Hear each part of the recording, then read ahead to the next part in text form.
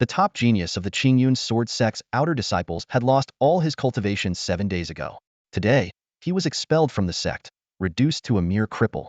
Mu Bei, dressed in a long robe, walked slowly out of the grand hall. The sect leader's expulsion decree still echoed in his ears. In the state of Qin, Northern County, Qingyun sword sect. Outer disciple Mu Bei, whose meridians are shattered and cultivation entirely lost, is now unfit for the path of martial arts and immortality.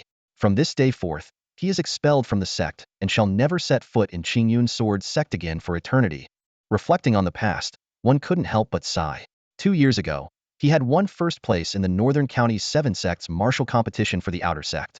A year ago, he led his fellow disciples in a bloody battle to seize a silver mine. 8 months ago, he uncovered a spy from a rival sect, saving the sect from significant losses. Yet despite these great achievements, he was cast out of the sect just 7 days after his meridians were destroyed. Not far away, other disciples of the sword sect whispered among themselves, casting sympathetic glances at the once brilliant genius. Mu Bei, however, paid no mind, a faint smile curving at the corner of his lips. Losing his cultivation was real, but being expelled from the sect was merely a facade part of an elaborate act. It all began 2 years ago when he defeated Mi Shaoqin of the Zhoushuan sword sect in the 7 sects competition, earning Mi's lasting grudge and repeated attempts at revenge. After his meridians were shattered 7 days ago, Mu Bei devised a plan. The sect would spread the word that if Mi Shaoqin offered 100,000 silver notes and 1,000 vitality pills, Mu Bei would be expelled from the sect. Mi Shaoqin fell for the bait, persuading his elder grandfather to fund the deal. Mu Bei had already received 50,000 silver notes and 500 vitality pills. At this moment, a man in a green robe with a short blade strapped to his leg approached Duku, his face full of mockery. Well, isn't this our former number 1 outer disciple, Brother Mu? Not long ago, you were so impressive, almost ready to join the inner sect. Now look at you, reduced to a stray dog after being expelled. Duku, the second-ranked disciple of the Qingyun sword sect's outer sect, had been suppressed by Mu Bei for the past 2 years and harbored deep resentment. Seeing Mu Bei in such a state, he wouldn't let the opportunity to humiliate him slip by. Duku's smugness only grew as he blocked Mu Bei's path, sneering, "Do you think you're still the same Mu Bei? You're not. Now you're nothing but a worthless cripple. A cripple, understand?" As Mu Bei tried to walk away, Duku spat on the toe of his shoe and taunted, "The wind's been strong today, and my shoes are dusty. If you want to leave peacefully, get down and lick them clean." The surrounding disciples murmured in shock, but their voices were silenced by Duku's fierce glare. Just as Duku was reveling in his dominance, Mu Bei suddenly slapped him hard, sending him flying over 10 feet away. The crowd was stunned. How could a cripple possess such strength? After all, Duku had already reached the peak of the body-refining stage. Enraged, Duku drew his short blade and lunged at Mu Bei, only to have the weapon effortlessly snatched from his grasp and pressed against his own neck. It turned out that 7 days ago, a 9-colored mystical sword had descended from the heavens.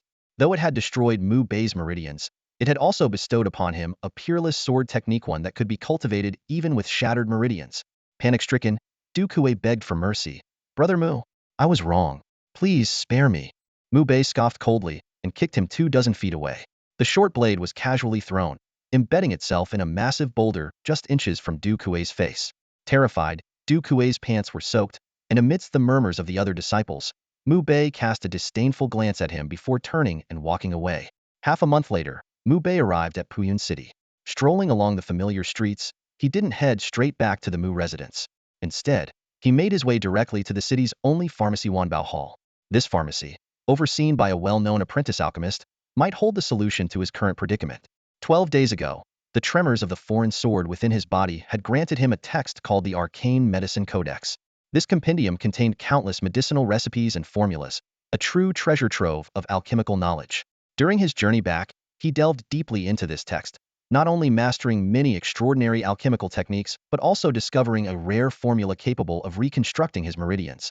Although the enigmatic sword allowed him to continue cultivating even with shattered meridians, this state sufficed only for the martial path. To break through to the higher Yuan Dao realm, intact meridians were an essential foundation. "Do you have Linglong Xianxin, Earth Core Essence, and Yinling Golden Centipede?" he asked the clerk at the counter, inquiring about the 3 key ingredients needed for reconstructing his meridians. "There happens to be 1 Linglong Xianxin in stock, but the other 2 are unavailable," the clerk replied. Mu Bei felt a surge of joy, but it quickly dissipated when he learned that the Linglong Xianxin was priced at an astronomical 100,000 taels. After splitting Mi Shaoqin's wealth with his sect, he had obtained 50,000 silver notes and 500 Puyan pills. While the pills had helped him rebuild his cultivation to the peak of the tempering stage, the remaining silver notes were far from enough to purchase the Linglong Xianxian. If I had known earlier, I should have demanded more silver from me Xiaoqin, he thought with a sigh. He then said, in that case, give me some Duanqu ointment, Qiang grass. He planned to prepare a medicinal bath formula. This was another recipe recorded in the Arcane Medicine Codex. While the 36 ingredients for the bath would cost a total of 3,000 taels, it would significantly enhance his martial cultivation speed. I need to find a way to make money, he muttered to himself.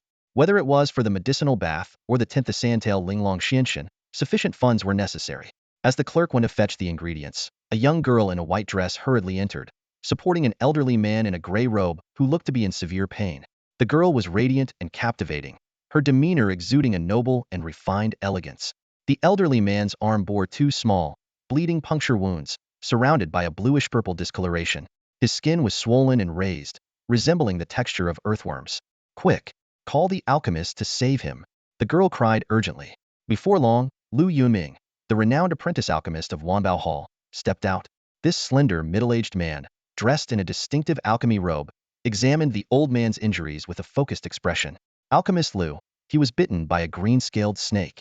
Please, save him quickly, the girl pleaded anxiously. A green-scaled snake's venom isn't very dangerous, Lu Yuming said, recognizing the girl's extraordinary background and addressing her warmly. Crush yuanyang grass and tianxin flower together and have him ingest it. The poison will be neutralized in no time. With that, he instructed the clerk to fetch the necessary herbs. At that moment, a clear voice suddenly rang out. If these two herbs are taken internally, the patient will die within less than an hour. Everyone turned to look in the direction of the voice, and it was Mu Bei who had spoken. Who are you to question my medical expertise? Lu Yuming turned to Mu Bei, his face filled with displeasure. Mu Bei glanced at Lu Yuming indifferently before addressing the young woman. I know the correct method to save this elder. All I ask for is a modest consultation fee. He saw that Lu Yunming's treatment was clearly unsuitable and, needing money himself, decided to seize the opportunity. Ha ha ha. Lu Yuming burst into laughter. I wondered who you might be, but it turns out you're just looking to scam some consultation fees. Mu Bei ignored his sarcasm entirely, keeping his gaze fixed on the young woman. After a moment of hesitation, the young woman asked, you just said that taking yuanyang grass and tian xian flower internally would be fatal within an hour. Why is that? Because the one who bit him isn't a Bai Lin snake, but a Jiwen python, Mu Bei explained. While yuanyang grass and tian xian flower can treat the venom of a Bai Lin snake, they will only worsen the condition when dealing with Jiwen python venom. Jiwen python? The young woman's face changed slightly. The Jiwen python is extremely rare, and its venom is dozens of times more potent than that of a Bai Lin snake. But I'm certain it was a Bai Lin snake that bit Ning Bio. I wouldn't mistake it.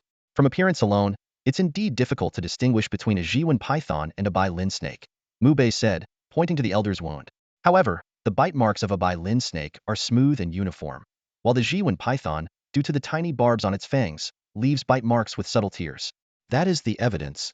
The young woman examined the wound carefully and indeed found faint tears that were almost imperceptible without close observation. Lu Yunming's expression darkened, and he scoffed. Such a minor detail hardly constitutes evidence. It could easily have been caused during the initial treatment. And besides, the Jiwen python is so rare. What are the chances? A true alchemist relies on observation, inquiry, and diagnosis, not on guesswork, Mu Bei countered.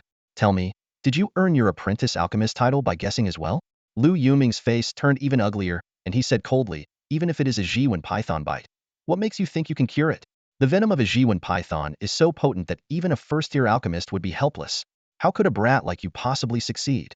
Mu Bei couldn't be bothered to argue further. He turned to the young woman and asked, would you like to give it a try? Convinced by Mu Bei's logical and detailed explanation, the young woman hesitated briefly before nodding. Then I'll trouble you, sir. Mu Bei instructed the attendant to fetch Jinqian grass, Qi Shui Rui, and silver needles. The attendant looked toward Lu Yunming, who said coldly, give it to him. If you can cure this venom, I'll slap myself in public and even offer my head for you to use as a ball. Once the materials were prepared, Mu Bei calmly measured out the appropriate amounts of Jinqian grass and Qi Shui Rui for the elder to ingest. He then inserted silver needles into the Baihui acupuncture point on the elder's head and lightly patted his abdomen. The elder's body trembled, and he spat out a mouthful of blackened blood. The swelling at the wound site quickly subsided, the bleeding stopped, and his complexion returned to normal. Ningbo, how do you feel? The young woman asked anxiously. The elder took a deep breath and replied, much better. The onlookers in the treasure hall were stunned. The elder, who had been on the brink of death moments ago, had recovered so swiftly.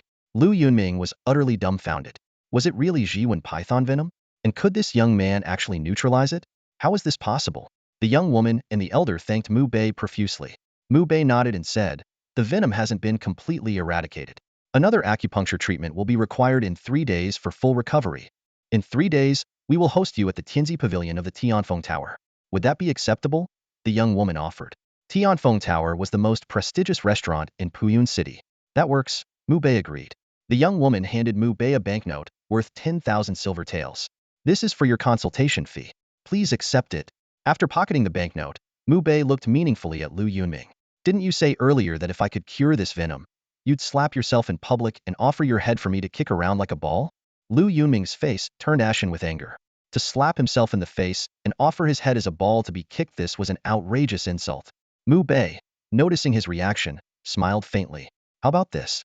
It's not easy for anyone when they're away from home, so I won't make things difficult for you. Just let me pick any one medicinal herb from Wanbao Hall for free, and we'll call it even. What do you say?" Lu Yunming was taken aback. "Really?" "Of course," Mu Bei replied with a nod. Lu Yunming let out a deep sigh of relief. He thought to himself that, although this young man was arrogant because of his talent, he seemed to be reasonable. Surely, this was just an excuse to give him a way out of this predicament. Gratitude welled up in his heart. All right, pick whatever you like." Mu Bei chuckled softly and walked straight to a counter. With a light leap, he reached for an exquisite sandalwood box. As the lid opened, a rich medicinal fragrance filled the air. Inside lay a radiant, plump white ginseng, none other than the Linglong profound ginseng. Earlier, when asking the shop assistant, he had already learned its precise location. Lu Yunming's face turned deathly pale. Put it down now. That's the treasure of Wanbao Hall. It's worth 10,000 taels, equivalent to 2 years of our net profit." "What's this? Is Master Lu going back on his word?" "Everyone here heard what you said loud and clear," Mu Bei retorted calmly. "You said it's not easy for anyone away from home." Lu Yunming argued desperately. "And is that not true?" Mu Bei asked, feigning innocence. "No. I mean, yes. But I thought you'd just pick something simple." Mu Bei interrupted. "Well then, thank you, Master Lu, for this generous gift." You. Lu Yunming pointed at Mu Bei, his hand trembling uncontrollably. He regretted ever thinking that Mu Bei was kind-hearted and would let him off the hook. It was all a meticulously planned trap.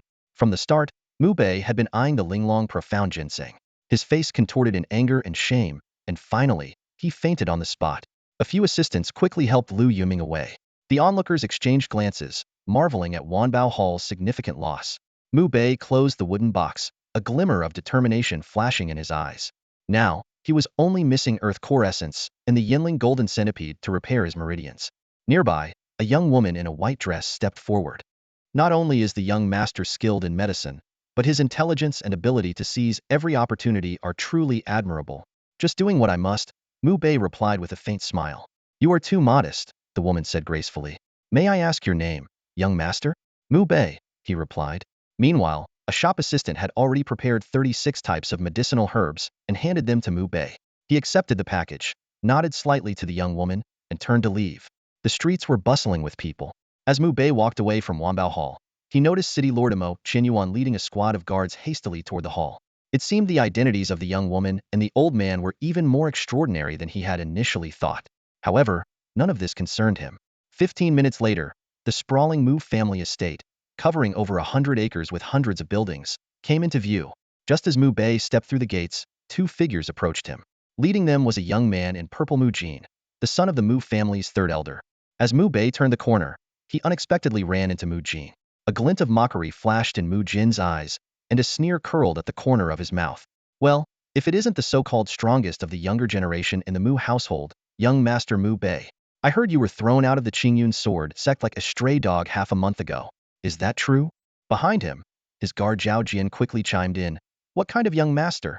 He's just an adopted son brought back by the former clan leader 17 years ago. Now that the old leader has passed, he should have left long ago. Staying here is just shameless." "Well said." Mu Jin clapped his hands and laughed. Encouraged by his master, Zhao Jian grew even bolder, pointing at Mu Bei as he continued to shout, "A worthless piece of trash like you. Get out of the way. Don't block young Master Mu Jin's path. Otherwise, ill." Before he could finish, a flash of orange streaked past like a gust of wind. A fierce flying kick landed squarely on Zhao Jian's face. With a loud thud, Zhao Jian was sent flying, landing heavily several meters away. How dare you speak to my brother like that? You wretched servant. Are you looking to die? A young girl in an orange dress stepped in front of Mu Bei. Her skin was fair, her features delicate, and her beauty was striking, though her eyes now burned with fury. Zhao Jian clutched his rapidly swelling face.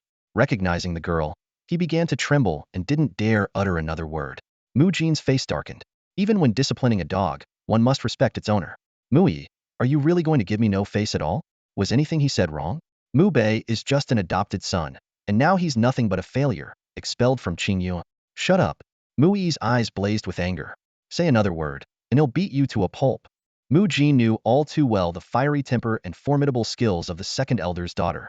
Realizing the situation was unfavorable, he turned and left without another word, with Zhao Jian slinking off behind him. Once they were out of sight, Mui huffed and turned back to Mu Bei, her expression instantly softening into a sweet smile. With a quick bound, she threw herself onto Mu Bei, clinging to him. Brother, I missed you so much. Mu Bei smiled helplessly. You may look like a fairy, but with how fierce you are, you'll scare off any potential husband. I don't want to get married. Mui giggled. And if I do, it'll only be to you, brother. Mu Bei looked at his sister, Mui, with a mix of amusement and exasperation. Stop fooling around. We're siblings. So what? We're not even blood related. Mui pouted. Besides, I wouldn't mind sharing you with someone else. Mu Bei shook his head helplessly at her playful demeanor. Suddenly, Mui's expression turned serious as she remembered the matter at hand. Oh, right, brother. Li Zian and her father are here for a visit. The clan leader and the elders are entertaining them in the ancestral hall. A maid said she saw you return to the city earlier. Everyone's waiting for you. Zian's back? Mu Bei's eyes lit up. Li Zian was his fiancée, and their engagement had been arranged since childhood. Her family, the Li family, was one of the four great families of Puyan City, alongside the Mu, Lu, and Wang families. As soon as your fiancé's mentioned, you forget all about your sister. Mui huffed in mock displeasure. Mu Bei chuckled and playfully pinched her nose before turning toward the ancestral hall. Inside the magnificent golden hall, the Mu family's patriarch, Mu Yuanshan, and several elders were engaged in friendly conversation with a middle-aged man in a luxurious robe. This man was none other than Li Pei, the patriarch of the Li family. Standing beside him was a young woman in a light green dress, her beauty delicate and striking, though her expression carried a touch of aloofness and pride. The moment Mu Bei stepped into the hall, all conversation abruptly ceased, and every gaze turned toward him. The previously relaxed atmosphere grew tense. You're here, Mu Yuanshan remarked, his tone dripping with disdain. Since the death of his adoptive parents, Mu Bei had grown accustomed to such treatment from the Mu family. If not for a vital matter related to his adoptive parents, he would have left the family long ago. Mu Bei approached Li Pei and bowed respectfully. Uncle Li. Then, turning to Li Zian, he spoke gently. Zian. During this time, before he could finish, Li Zian took a step back, her expression cold as she deliberately kept her distance. Mu Bei froze at her unexpected reaction. Mu Yuanshan's face twisted into a mocking smile as he addressed Li Pei. Brotherly, perhaps you should explain. Li Pei nodded and turned to Mu Bei. I heard that your meridians are shattered, your cultivation is gone, and you've been expelled from the Qingyun sword sect. Is this true? Mu Bei instantly understood how Mu Yuanshan had learned of his expulsion. It was Li Zian who had brought the news. As he looked at her emotionless face, a suspicion began to grow in his mind. Uncle Li, if you have something to say, please say it plainly. Very well. Li Pei's tone grew sterner, his confidence in the rumors now solidified.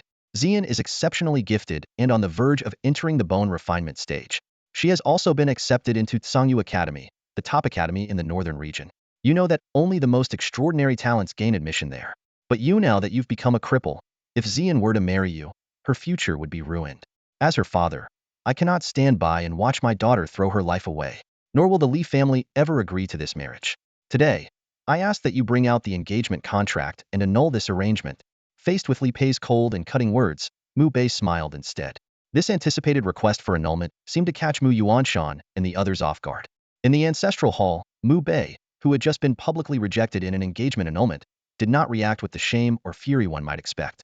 Instead, a faint smile played on his lips, and his demeanor remained calm. You want to annul the engagement? Mu Bei's composed response only served to enrage his younger sister, Mu Yi. Li Zian, what do you mean by this? Mu Yi glared angrily at the other party. We are no longer from the same world. Li Zian replied coldly. Mu Yi clenched her fists, her voice trembling with anger. Not from the same world. Have you forgotten what my brother has done for you all these years? 5 years ago, when you fell off that cliff, My brother risked his life to save you. 3 years ago, he fought 5 deadly assassins in the underground black market just to win the 100-blossom snow lotus as a birthday gift for you. 2 years ago, when you were bitten by a venomous sable, he sucked the poison out, nearly losing his own life. And now, you have the audacity to say you're not from the same world? Those were his choices. I never forced him, Li Zian responded, her face devoid of emotion. Shameless. Mu Yi was about to step forward, but she was stopped. Stand down. Mu Yuanshan reprimanded her harshly. The first elder, Mu Qingxian, spoke in a cold tone. Yunfeng, control your daughter. Li Zian and her father are our guests. Is this how she behaves? The third elder, Mu Zhiqi, nodded in agreement. Indeed, this is unacceptable. The second elder, Mu Yunfeng, glanced at Mu Bei and sighed helplessly. Step back. But father, they're going too far. There. Enough. Mu Yunfeng interrupted firmly. Du Qingyue quickly pulled Mu Yi aside. This has nothing to do with you. Keep quiet. Throughout the commotion, Li Pei kept his eyes fixed on Mu Bei. Despite the heated atmosphere, Mu Bei maintained his serene smile. After a moment, he spoke. Go to my room and bring the marriage contract. Brother, are you really? Enough. Go. Mu Bei interrupted her gently. Though reluctant, Mu Yi brought the marriage contract. At least you know your place, Li Pei said, extending his hand. Hand it over. No rush, Mu Bei said nonchalantly. Fetch me a brush. Moments later, Mu Yi returned with the brush and ink. Mu Bei unrolled the marriage contract, and with a single, decisive stroke, he wrote a bold divorced character on it. Here, he said, tossing the contract casually to Li Pei. Li Pei stared at the contract in stunned silence before his expression turned to rage. How dare you insult the Li family like this?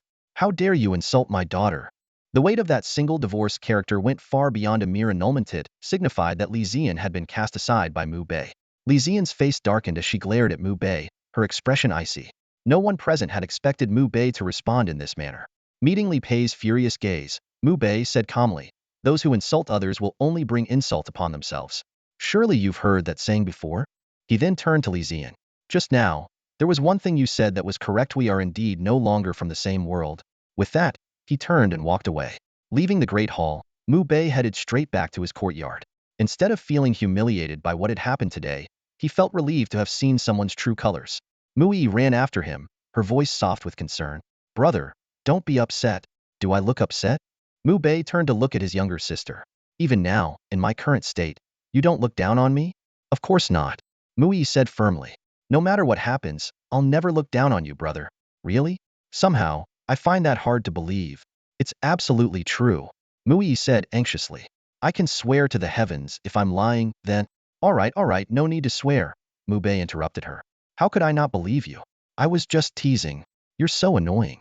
You always bully me. Mu Yi pouted, clinging to Mu Bei's arm like a gentle little lamb. Mu Bei lightly pinched her nose. With such an adorable sister, how can I resist teasing you? Mu Yi blinked her beautiful eyes. Then, when will you make me your little wife? Before she could finish her sentence, Du Qingyue caught up with them. Seeing Mu Yi's affectionate behavior toward Mu Bei, her eyes practically flared with anger. She grabbed Mu Yi and pulled her away, shooting Mu Bei a furious glare as she left. You beast! Mu Bei could only smile helplessly and turned to head back inside. As night fell, the moon hung bright and full in the sky, with only a few stars scattered around. Mu Bei sat in a wooden tub filled with a medicinal brew made from 36 different herbs. Closing his eyes, he focused on regulating his breathing, calm and rhythmic. This was the mysterious and profound breathing technique of a sword beyond the world. As his practice progressed, his blood surged and flowed like a roaring tide, as if invisible swords were coursing through his flesh and bones. Within his chest, it felt as though thunder and wind clashed in a ferocious storm. The most astounding aspect of this technique was its ability to completely retain the medicinal energy of the herbal bath within the body, without losing even the slightest trace. No matter how advanced other techniques were, they would inevitably lose some of the herbal energy through pores or breath. But a sword beyond the world could refine and absorb every last bit, an achievement that was nothing short of miraculous. 2 hours later, Mu Bei finished his training and exhaled a long breath of impure air. A thin layer of black, foul-smelling residue floated on the surface of the bathwater, the impurities expelled from his body. After a quick rinse, Mu Bei felt refreshed and invigorated. He stepped into the courtyard, paused for a moment, and flicked his finger at a single leaf. Snap! The leaf instantly crumbled into fine powder and scattered into the air. Strangely, it remained attached to the branch, with its veins completely intact. Mu Bei nodded to himself, satisfied with the result. In the early stages of martial cultivation, two factors were crucial: the strength of one's power and the precision of its control. A truly powerful martial artist not only possessed immense strength, but also unparalleled control over it. The fact that Mu Bei could shatter the body of the leaf without harming its veins demonstrated an exceptional mastery of power. Few could achieve such a level of control at this stage of cultivation. In the days that followed, Mu Bei adhered to a strict training regimen, refining his strength and control during the day and tempering his body with medicinal baths at night. Both his power and precision advanced steadily.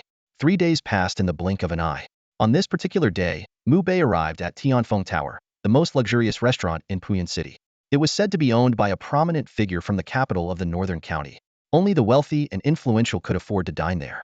Among its private rooms, the Heavenly Pavilion was the most prestigious of all. In Puyan City, reserving the Heavenly Pavilion required at least the status of a clan leader. Mu Bei had just stepped into Tianfeng Pavilion when he spotted a familiar figure. Mu Yi. She noticed him as well and quickly walked over. "Brother, what brings you here?" she asked. "Helping someone," Mu Bei replied with a smile. "And you?" Imo Xiaogong has returned from Tsangyu Academy and is hosting a gathering for talented youth in Tianfeng Pavilion to discuss martial arts, Mu Yi said, clearly annoyed. "I didn't want to come, but mother threatened to confine me for a month if I refused." Mu Bei was no stranger to Imo Xiaogong. As the eldest son of the city lord, Imo Qianyuan, his achievements in martial arts were well known throughout Puyan City. At that moment, a young woman stepped out from the Xian Hall. "Mu Yi, you're finally here. Senior brother Imo has already arrived. Why aren't you coming in?" She then noticed Mu Bei and gave a mischievous smile. "Isn't this your brother, Mu Bei? Why not bring him along to the banquet? Come on in." "My brother has other matters to attend to," Mu Yi said curtly. "Other matters?" The woman sneered. "I think you're just embarrassed to bring him in, afraid he'll disgrace you. You always act so pure and noble, but it turns out you are just pretentious and snobbish. How disappointing." Mu Bei recognized the woman as Lu Jingjing, who had always been at odds with Yi and seemed intent on embarrassing her. Now that she had heard about Mu Bai's loss of cultivation, she seized the opportunity to humiliate them. "What did you say?" Mu Yi snapped angrily. "I said you're ashamed of him and don't want to bring him into the Xian Hall," Lu Jingjing repeated, pointing at Mu Bei. "I am not." Mu Bei lightly patted Yi's shoulder and turned to Lu Jingjing. "How about we make a bet?" "A bet? On what?" "If she takes me inside, you'll owe me 100,000 taels." 100,000 taels? Lu Jingjing laughed hysterically. "You're insane. If she just takes you in, I'll owe you that much? Ridiculous." "Yes, insane. I just caught it from you," Mu Bei said calmly. Lu Jingjing's expression darkened, while Mu Yi couldn't hold back her laughter. "Lu Jingjing, so you've got a case of madness now? I'd better keep my distance." With that, she grabbed Mu Bai's arm and strode confidently into the Xian Hall.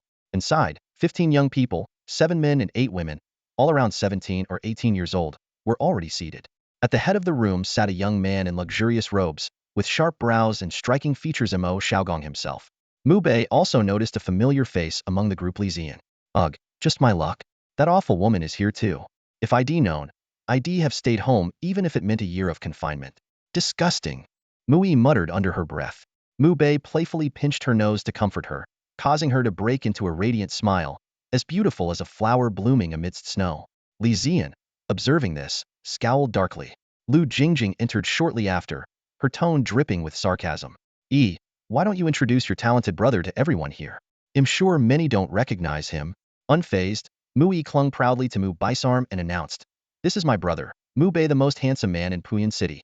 Her declaration stunned the crowd for a moment. Then, a young man sneered. "Oh, so it's him, the so-called waste who was expelled from the Qingyun sword sect." Mu Yi slammed her hand on the table. "Wang Huixing, you're the real waste. From head to toe, you're nothing but trash." "Mu Yi, watch your words. Isn't it true that Mu Bei lost all his cultivation and became a useless nobody? Did I say anything wrong? Your very existence is a mistake. Are you proud of being garbage? Just looking at you makes me sick." Mu Yi shot back, her retorts sharp and relentless, leaving Wang Huixing no room to respond. Mu Bei chuckled, a warm feeling rising in his chest. Ever since the passing of his adoptive parents, only Yi had remained steadfastly by his side, always loyal and unwavering. She was thoughtful and sweet, always defending him without hesitation. He watched his younger sister handle the situation with sharp wit, a trace of pride in his eyes. Imo Xiaogong, seated at the head of the table, noticed the tense atmosphere and spoke up to diffuse it. "All right, that's enough. It's just a small materno need to let it sour the mood." He turned to Mu Bei, gesturing to the empty seat beside him with a gentle smile. Yi, come sit by my side. As soon as the words left his mouth, envy flickered in the eyes of Lu Jingjing and the other women present. In Puyan City, no woman had ever been offered such an honor before. There's no need. They'll stay right here, Yi replied calmly. Imo Sheagong's smile faltered slightly, but he maintained his gentle demeanor. I saved this seat especially for you. The words, saved this seat especially, only deepened the envy in the other women's gazes. Imo Sheagong's gesture was clearly a display of favor toward Yi. They'll sit next to my brother, Yi responded without hesitation. She turned her attention back to Mu Bei, speaking to him in a soft, natural tone, their closeness evident. Imo Sheagong's expression darkened. He had never extended such an invitation to any woman before, and yet Yi had rejected him twice. Watching the siblings' intimate interaction, a flicker of jealousy stirred in his heart. Though he knew Mu Bei was merely an adopted son of the Mu family and not related to Yi by blood, her affectionate attitude toward him unsettled Imo Sheagong. His gaze occasionally swept over Mu Bei, now tinged with a cold glint. Sensing an opportunity, Wang Huixing sneered and chimed in, Mu Yi, senior brother Imo saved that seat for you. And yet you turned him down twice. Isn't that a little disrespectful? Do you think you're too good for him? Senior brother Imo has already reached the bone refinement stage and is among the top talents of Tsangyu Academy. Your attitude is far too arrogant, another voice added. Lu Jingjing and the others joined in. That's right, Yi. Aren't you being a bit too proud? Just because you're pretty doesn't mean you can look down on others. Do you think you're some kind of celestial phoenix? Yi's gaze swept coldly over them. Where I choose to sit is my own business. How is that arrogance? If you want to flatter someone, go ahead, but leave me out of it. She grabbed Mu Bei's arm. Brother, let's go. I've had enough of this so-called banquet of talents. Mu Bei readily agreed, having no interest in mingling with the group to begin with. As they turned to leave, Imo Sheagong's expression darkened further. He shot a glance at Wang Huixing. Catching the signal, Wang Huixing stepped forward to block their path. Hold it right there. You think you can come and go as you please? Do you think this is your house? His gaze turned icy as he stared at Yi. How dare you act so insolently in front of senior brother Imo? Do you really think you're someone special? You're nothing more than a pretty facey, a worthless tramp. Smack. A sharp slap cut him off mid-sentence. Mu Bei's hand moved like lightning, landing a heavy blow across Wang Huixing's face. The suddenness of it left everyone in stunned silence. After all, Wang Huixing was already at the midstage of the body-tempering realm, while Mu Bei was nothing more than a cripple with shattered meridians and no cultivation left. Wang Huixing froze for a moment, then his eyes burned with fury. Mu Bei, you worthless piece of trash. How dare you hit me? With that, he swung a powerful punch straight at Mu Bei. Mu Bei seized the opponent's wrist with lightning speed and delivered a precise kick to Wang Huixing's left knee. A sharp crack echoed through the air, followed by Wang Huixing's agonized scream as he collapsed to his knees. The Xuanzi Pavilion fell into a stunned silence, with every pair of eyes fixed in disbelief on the scene before them. The Mu Bei, rumored to have lost all his cultivation, had effortlessly subdued Wang Huixing.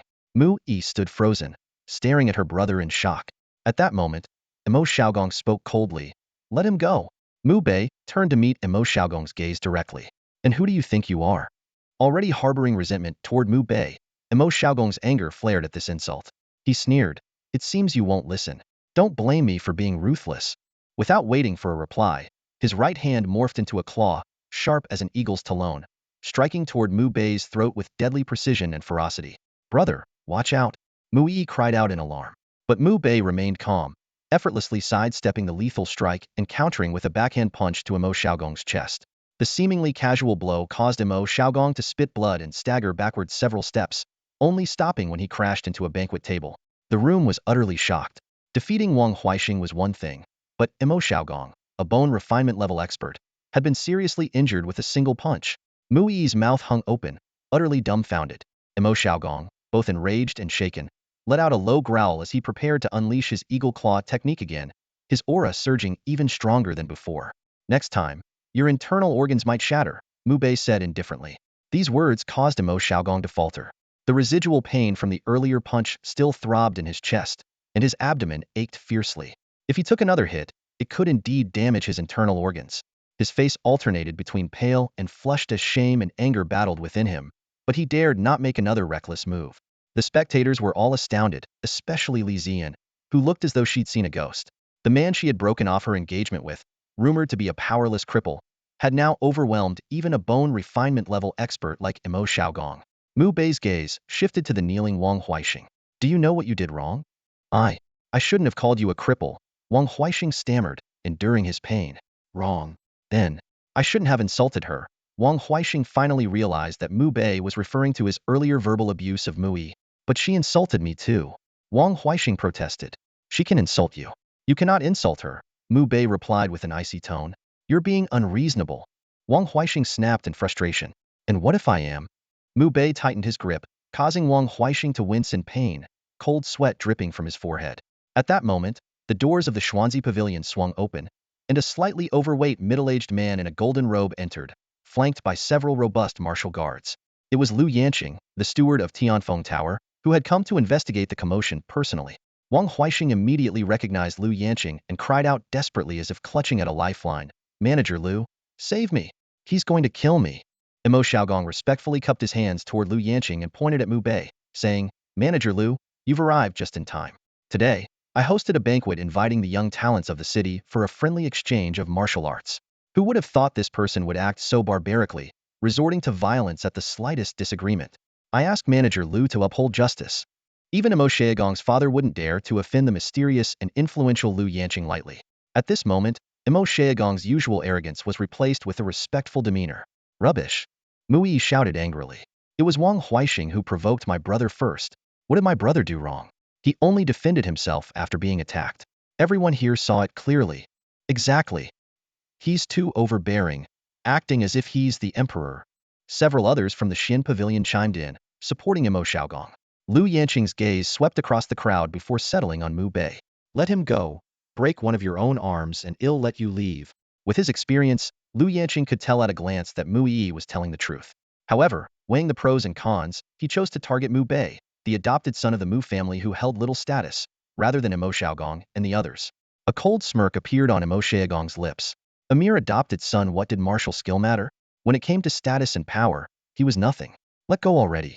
How dare you act like this in front of Manager Lu? Before Wang Huixing could finish his sentence, Mu Bei twisted his arm with a swift motion.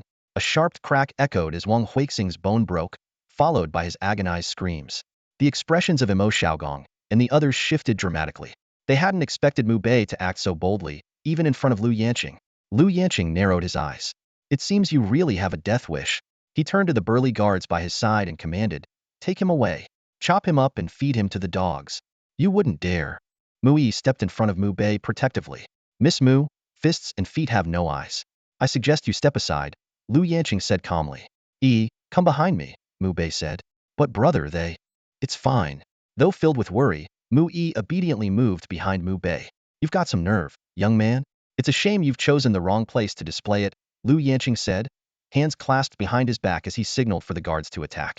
As the guards closed in, Mu Bei remained composed, meeting Lu Yanqing's gaze directly. If I were you, I wouldn't be so hasty to act. Instead, I'd go to the Tian Pavilion and inform the guest inside that Mu Bei is here. Imo Xiaogong and his companions couldn't help but sneer upon hearing those words.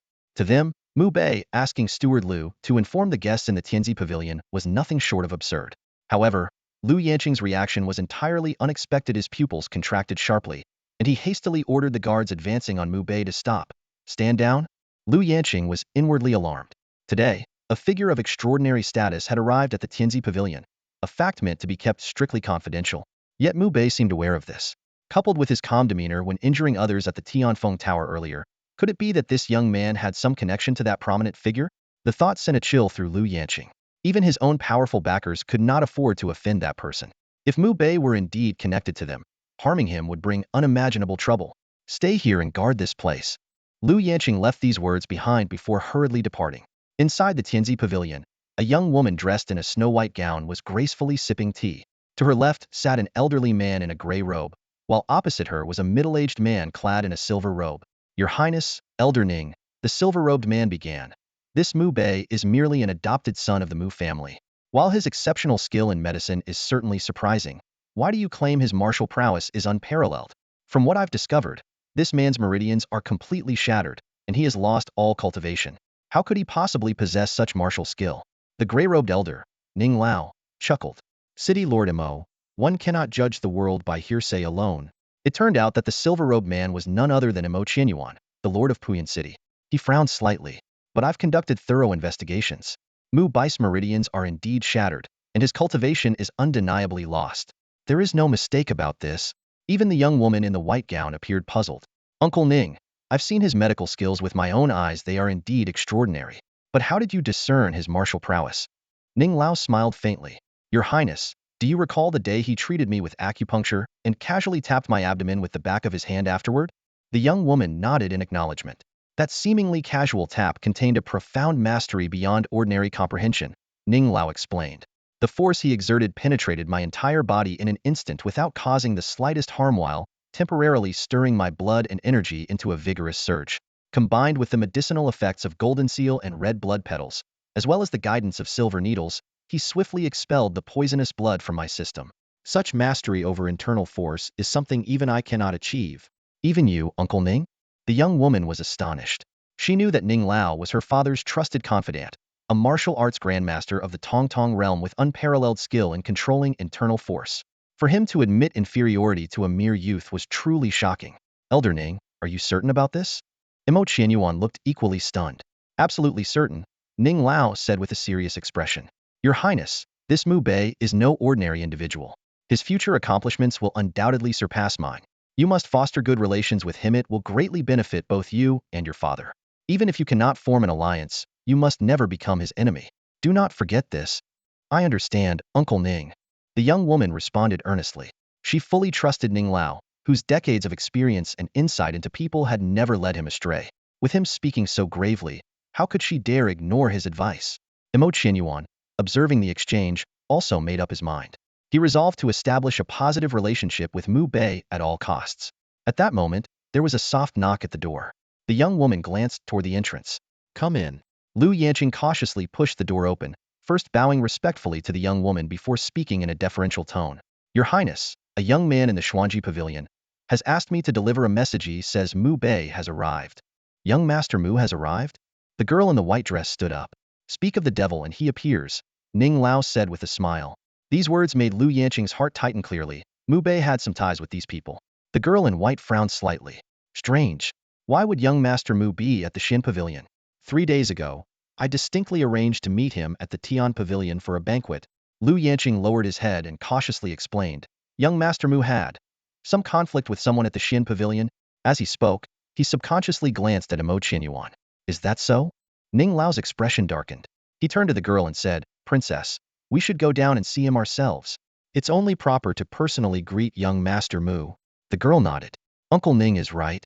Following Lu Yanqing's lead, the group quickly arrived at the Xin Pavilion. Inside, the noise was chaotic. Several burly guards from Tianfeng Tower surrounded Mu Bei in the center. The faces of both the girl in white and Ning Lao immediately turned grim. The two greeted Mu Bei first before turning to Lu Yanqing, their voices icy. What is going on here? These guards are from Tianfeng Tower. A misunderstanding. Just a misunderstanding. Lu Yanqing trembled all over and barked at the guards. Stand down at once. The guards, relieved as if granted amnesty, quickly retreated. This scene shocked Mo Xiaogong and the others. Lu Yanqing, a figure so powerful that even the heads of major families in Puyan City dared not offend him, now cowered before the girl in white and the gray-robed elder as if he were a mouse facing a cat. What exactly happened? Ning Lao questioned sternly. Young Master Mu is the princess's honored guest, personally invited, yet he is treated like this. Lu Yanqing was too frightened to speak, and it was Mu Yi who finally stepped forward to explain the situation briefly. Outrageous! Ning Lao's cold gaze swept across the crowd in the pavilion. Imo Qianyuan strode forward and gave Imo Xiaogong a heavy slap across the face. Apologize to young Master Mu. Imo Xiaogong stood frozen in shock. His father had never laid a hand on him before, but today he received a slap. Father! Before he could finish, another sharp slap landed on his face. Apologize! Imo Qianyuan roared, his fury uncontainable.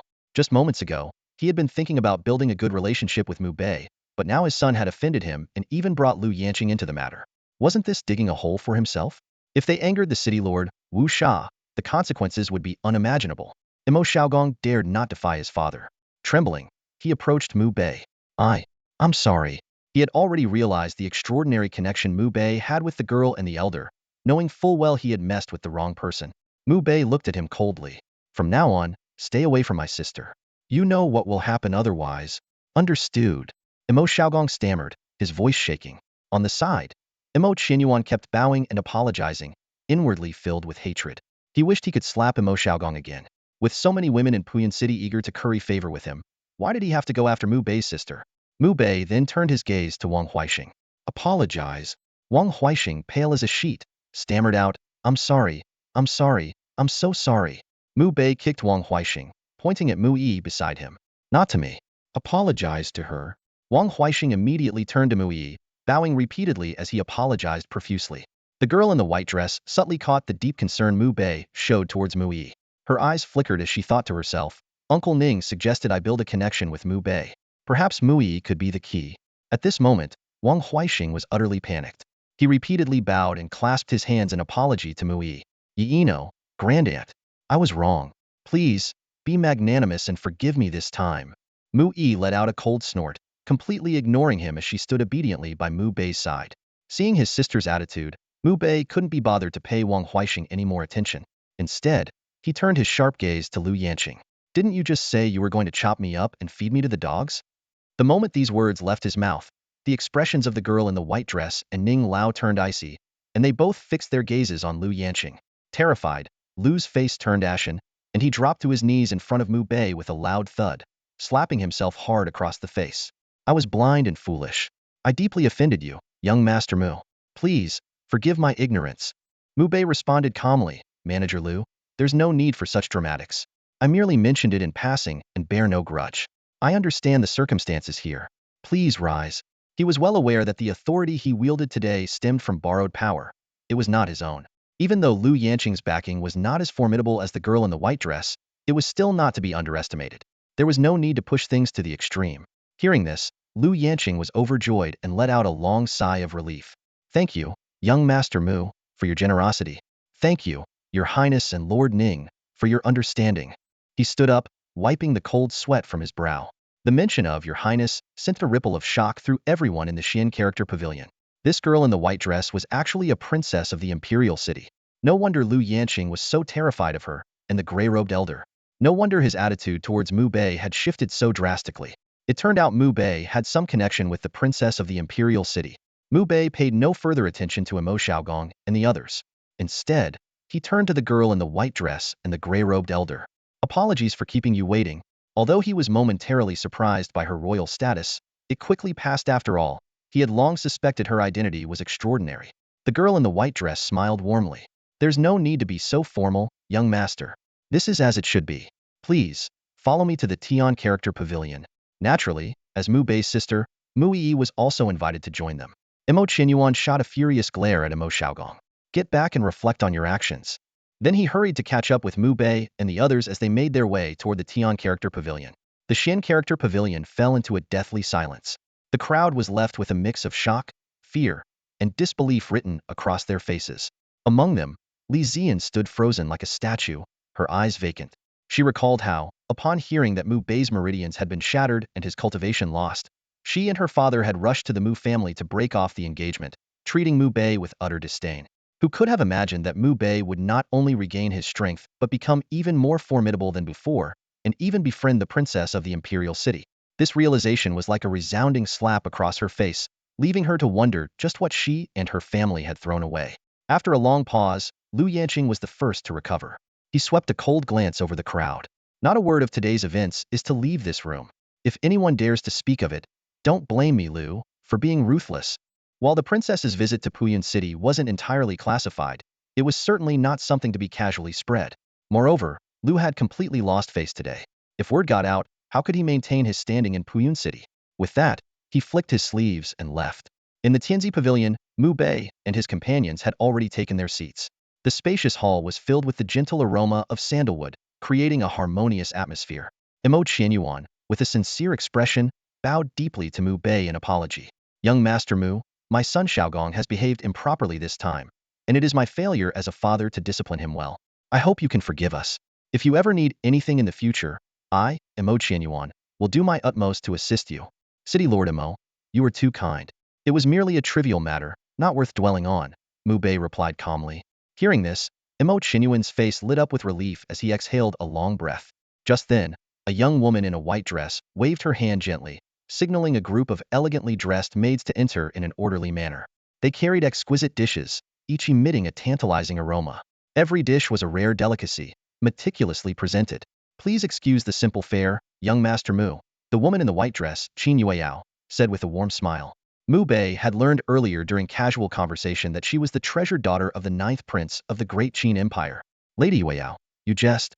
If this is simple fare, then what my sister Yi and I eat daily must be nothing more than scraps. Mu Bei responded gracefully. You are too modest, young master. Please, enjoy the meal, Qin Yueyao said warmly, inviting him to begin. Not just yet, Mu Bei said, turning his gaze toward the elderly man nearby. First, let me administer the acupuncture treatment for Elder Ning. With that, he took out 9 silver needles and skillfully inserted them into Elder Ning's vital acupuncture points. This method was one he had learned from the Xian Shi Medical Codex. Regulate your breathing, Mu Bei instructed softly. Following his guidance, Elder Ning closed his eyes and focused on his breathing.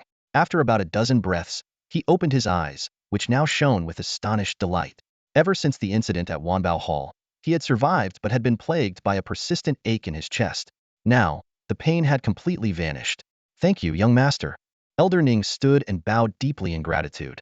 During the meal, Mu Bei remained composed, showing little interest in the rare delicacies before him.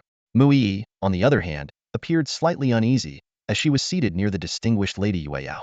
However, Qin Yueyao treated her with great kindness, frequently serving her dishes and quickly putting her at ease. An hour later, after several rounds of wine and an array of dishes, Mu Bei rose to take his leave, intending to return with his sister. Tomorrow, Elder Ning and I will also be returning to the Imperial City, Qin Yueyao said as she stood to see them off. Young master, if you ever come to the Imperial City, please let me know in advance so that I may properly host you. As she spoke, she stepped toward Mu Yi and removed a jade hairpin from her own hair. The hairpin was a translucent azure, with intricate carvings of a lifelike celestial phoenix along its shaft. Imo Qinyuan's eyelid twitched slightly at the sight and knew this hairpin was crafted by a renowned artisan in the Imperial City and was worth at least 50,000 taels of silver. Elder Ning, on the other hand, nodded subtly, impressed by Qin Yueyao's perceptiveness. Clearly, she had recognized how much Mu Yi meant to Mu Bei and was using this gesture to strengthen their connection. Yi, my dear sister, this is our first meeting, and I don't have anything more fitting to give you. This hairpin has been with me for years, so please accept it as a token of our acquaintance. When you visit the Imperial City in the future, I will make sure to prepare an even better gift for you. This I can't accept it. I really can't. Mu Yi quickly waved her hands in refusal, immediately recognizing the hairpin's extraordinary value and feeling unworthy of such a gift. Do you not like it? Qin Yueyao asked, feigning disappointment. You're right, it is rather ordinary. When I return to the city tomorrow, I will have someone select a better one and send it to you post-haste. Mu Yi hurriedly waved her hands to explain. No, that's not what I meant. This hairpin is truly beautiful, and I love it very much. It's just. She stopped mid-sentence, realizing something. Since I like it, I should accept it. If I like it but don't take it, wouldn't it seem like I'm rejecting it because it's been worn before? That would make my sister feel awkward. Despite her reasoning, Mu Yi still hesitated and instinctively glanced at Mu Bei for guidance. The princess has shown her kindness. If you like it, just accept it, Mu Bei said with a gentle smile. With her brother's approval, Mu Yi finally took the hairpin and sincerely thanked Qin Yueyao. Thank you, Your Highness. Calling me Your Highness feels too distant. If you don't mind, just call me sister, Qin Yueyao said warmly. Sister, Mu Yi softly responded. Good girl, Qin Yueyao said happily. Come, let me put it on for you myself. Carefully, she placed the Qingwan hairpin into Mu Yi's hair. Her jet black hair cascaded like a waterfall, and her delicate features resembled fine jade. The Qingwan hairpin added an extra touch of elegance to her already ethereal beauty, making her look like a celestial maiden descended from the heavens, breathtakingly enchanting. So beautiful. Qin Yueyao murmured in awe, unable to take her eyes off her. Mu Bei's gaze also flickered slightly, and a faint smile appeared on his lips. The old saying, clothes make the person, truly rang true. With the Qingwan hairpin, Yi seemed to exude an otherworldly charm. Brother, how do I look? Mu Yi asked expectantly, her hands nervously twisting together. Even more beautiful than a fairy, Mu Bei praised sincerely. This compliment made Mu Yi beam with joy. Mu Bei turned to Qin Yueyao and said with a light smile, Thank you, Your Highness, for the gift. If you ever need assistance in the future, I will do my utmost to help. He was well aware that Qin Yueyao was trying to use Yi as a means to get closer to him, and he didn't mind. Hearing this, Qin Yueyao's heart leaped with delight. Her strategy of approaching Mu Bei through Yi was indeed working. She smiled and replied, You're too kind, sir. After bidding farewell, Mu Bei left with his sister. The streets were quiet with few passers-by. Mu Yi clung to her brother's arm with one hand while occasionally reaching up to touch the Qingluan hairpin in her hair, clearly cherishing it. After a while, she suddenly recalled something from earlier and asked curiously, "Brother, do you know medicine?" "I know a little," Mu Bei replied with a nod. "Just a little?" Mu Yi looked at him skeptically. "You don't look like you're just a little good at it, more like you're really skilled." "Just the basics," Mu Bei said with a smile. "You're so annoying. Always being mysterious and keeping secrets." Mu Yi pouted playfully. She leaned closer to his shoulder and said with a sweet smile, "Brother, I'm so happy today." "Because of the hairpin?" "No, that's not it." "Then why?" "Because today, I saw the most beautiful double standard." Mu Yi thought back to Mu Bei's words to Wang Huixing in the Xin character pavilion. "She can insult you, but you cannot insult her," and her heart felt warm and sweet. When Mu Bei and Mu Yi returned to the Mu residence, the estate was already adorned with celebratory decorations, with the character for longevity prominently displayed everywhere in preparation for the old madam's 90th birthday celebration the next day. After parting ways, Mu Bei returned to his small courtyard and spent the entire night using a medicinal bath to aid his cultivation of the one sword to eternity technique, only stopping when the first light of dawn appeared.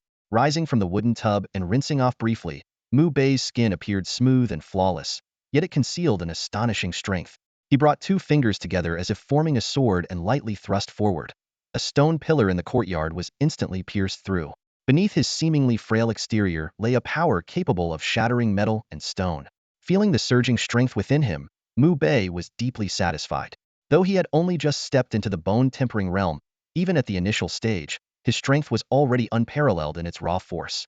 "Brother, I heard a second-grade alchemist is coming to the residence today," Mu Yi exclaimed as she bounced over to invite him to the banquet, her tone filled with excitement as she shared the news. It turned out that Mu Wu, due to his talent in alchemy, had gained the favor of this second-grade alchemist and been accepted as a disciple. The alchemist was coming to the residence to pay respects to the old madam on Mu Wu's behalf. Mu Bei remained silent. In the northern county, a second-grade alchemist was indeed considered highly esteemed. His thoughts drifted to the five brothers of the Mu family. His adoptive father, the eldest, had passed away unexpectedly years ago, leaving only four brothers in the family. Mu Yuanshan, the current patriarch, was Mu Bei's uncle, and Mu Wu was Mu Yuanshan's son. When they arrived at the main courtyard of the residence, dozens of lavish banquet tables had already been arranged. Many of the Mu family's collateral descendants stood around in the courtyard. They greeted Mu Yi warmly but acted as though Mu Bei was invisible. To them, a foster son who had lost all his cultivation was hardly worth acknowledging. "Mu Yi, why are you still hanging around with him? Don't you know his meridians are shattered and he's lost all his cultivation?" sneered Mu Rannan, the daughter of the family's great elder, as she approached and cast Mu Bei a disdainful glance. "Do you know why there's a black dog near the city gates that's lived for 53 years? Mu Yi responded calmly. "Why?" Mu Rannan asked, puzzled. "Because it never bites rats," Mu Yi replied with a sly smile. Mu Rannan froze for a moment before storming off in anger. "How dare she look down on my brother? I'll put anyone in their place for him," Mu Yi declared triumphantly, earning a warm smile from Mu Bei, who felt a wave of warmth in his heart. When Mu Yi suggested they head to the main table together, Mu Bei politely declined. He understood his current status meant there was no place for him at the main table. However, Mu Yi was insistent. "Wherever my brother sits, that's where he'll sit." Just then, a wave of exclamations spread through the courtyard. "Mu Wu is here."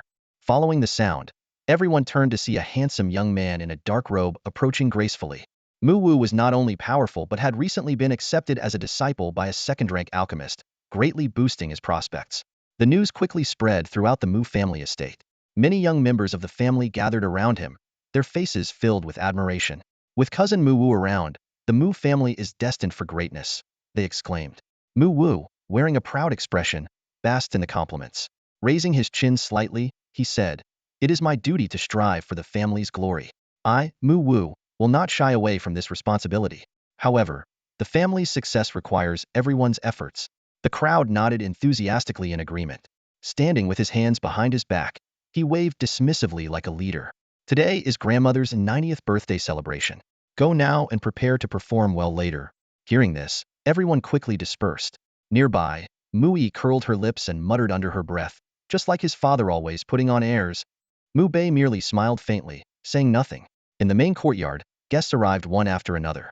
Before long, several senior members of the Mu family made their appearances. The matriarch, dressed in a ceremonial robe, exuded a kind and gentle demeanor. Supported by two young maids, she slowly made her way to the head seat at the main table. At that moment, A servant hurriedly approached Mu Yuanshan and whispered something in his ear.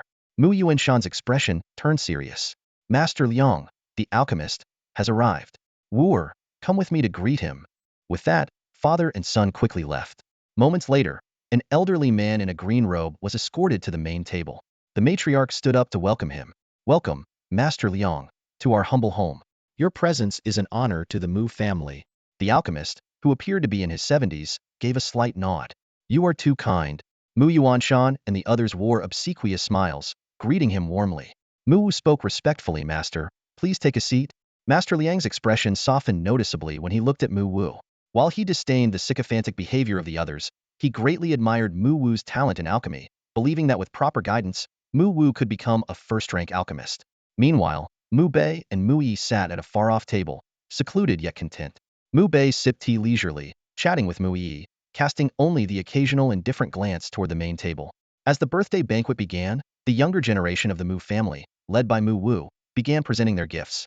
The steward announced loudly, Young Master Mu Wu presents a century-old sea cucumber, wishing the matriarch abundant blessings.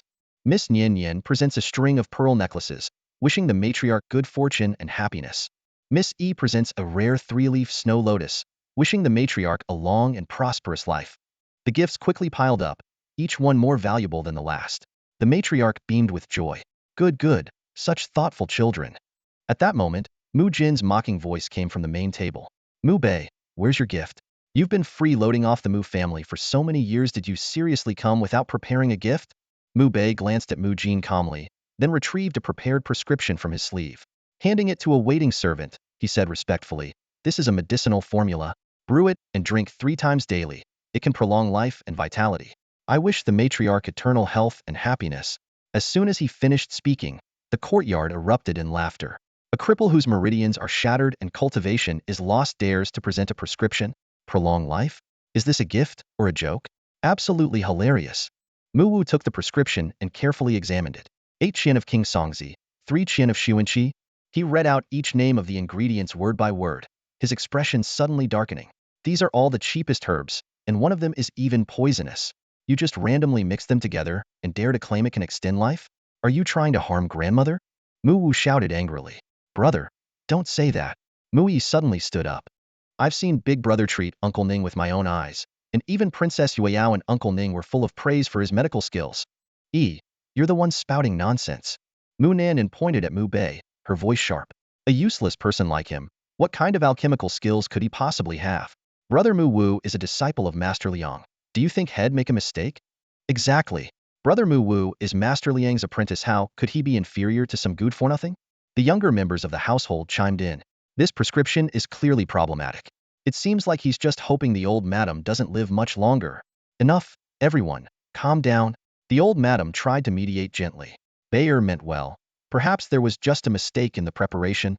Mu Yuanshan glared coldly at Mu Bei. The old madam is too kind-hearted.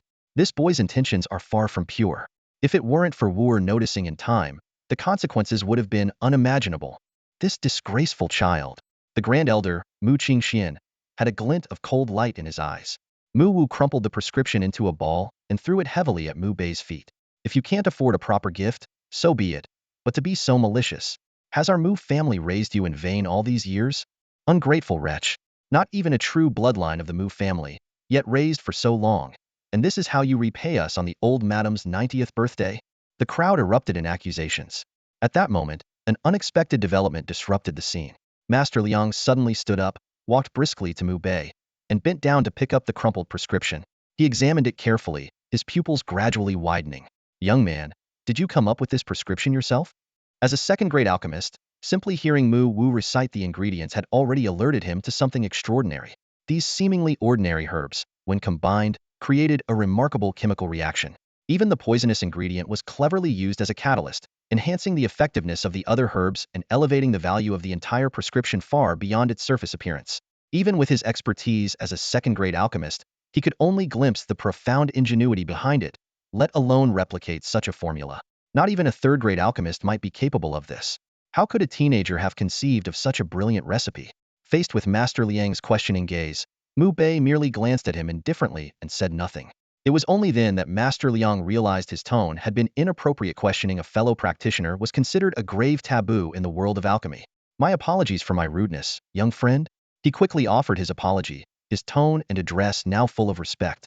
The scene left everyone present utterly stunned. A dignified second-tier alchemist not only apologized to Mu Bei, but even addressed him as young friend with utmost respect in his tone. The crowd exchanged bewildered glances, unable to comprehend the situation. Mu Bei remained indifferent to their astonished expressions and responded calmly, "It's nothing." Alchemist Liang fixed his gaze on Mu Bei and asked, "May I ask, young friend, what tier of alchemist are you currently?" None. Mu Bei uttered a single word. This answer left Alchemist Liang momentarily speechless. Someone capable of creating such an extraordinary formula, yet not even an apprentice alchemist? But after a moment's thought, he suddenly realized perhaps Mu Bei was one of those rare individuals with profound expertise in alchemy who simply disdained seeking certification from the Alchemist Guild. At that moment, Mu Yuanshan stepped forward to interrupt, saying, "Alchemist Liang, why bother conversing with this disgraceful good for nothing? It tarnishes your status." Mu Wu quickly chimed in, "Exactly, master.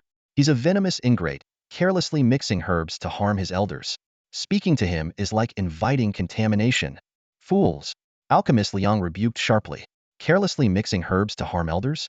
This formula is worth more than gold. If brewed and consumed consistently, the matriarch of the Mu family could live at least another 20 years. Compared to this formula, the things you brought don't even qualify as dung." These words left everyone in the Mu family utterly shocked. Even Mu Yi, who had always believed in Mu Bei, widened her eyes in disbelief. Who would have imagined that the gift Mu Bei brought was so priceless? Mu Wu, however, still harbored doubts. "Master, how could a useless person like him come up with such an astonishing formula? Could you have made a mistake?" "Mistake?" Alchemist Liang's gaze turned sharp. "I may not be the best, but I am still a certified second-tier alchemist of the Alchemist Guild. Do you think I would make a mistake? Are you questioning my judgment?" Mu Wu's face turned pale as he hastily explained, "I'm sorry, master. That's not what I meant. It's just Mu Bei is a nobody. How could he possible?" "Enough." Alchemist Liang interrupted coldly. "I thought you had potential in alchemy and were worth nurturing.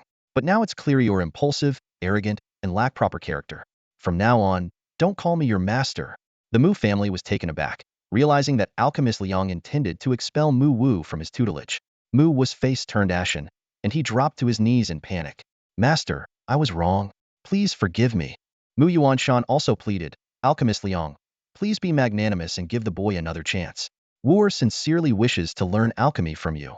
Alchemist Liang snorted dismissively and ignored their pleas. Instead, he turned to Mu Bei with a polite tone. "This isn't the right occasion, but may I invite you for a discussion on alchemy another day?" "Sure," Mu Bei replied with a nod. "Thank you, young friend. Until we meet again. I'll take my leave now." Alchemist Liang returned the formula to Mu Bei, clasped his hands respectfully, and departed. Mu Bei then handed the formula to the matriarch. "Please keep this safe, matriarch." "Good, good, good. What a fine child."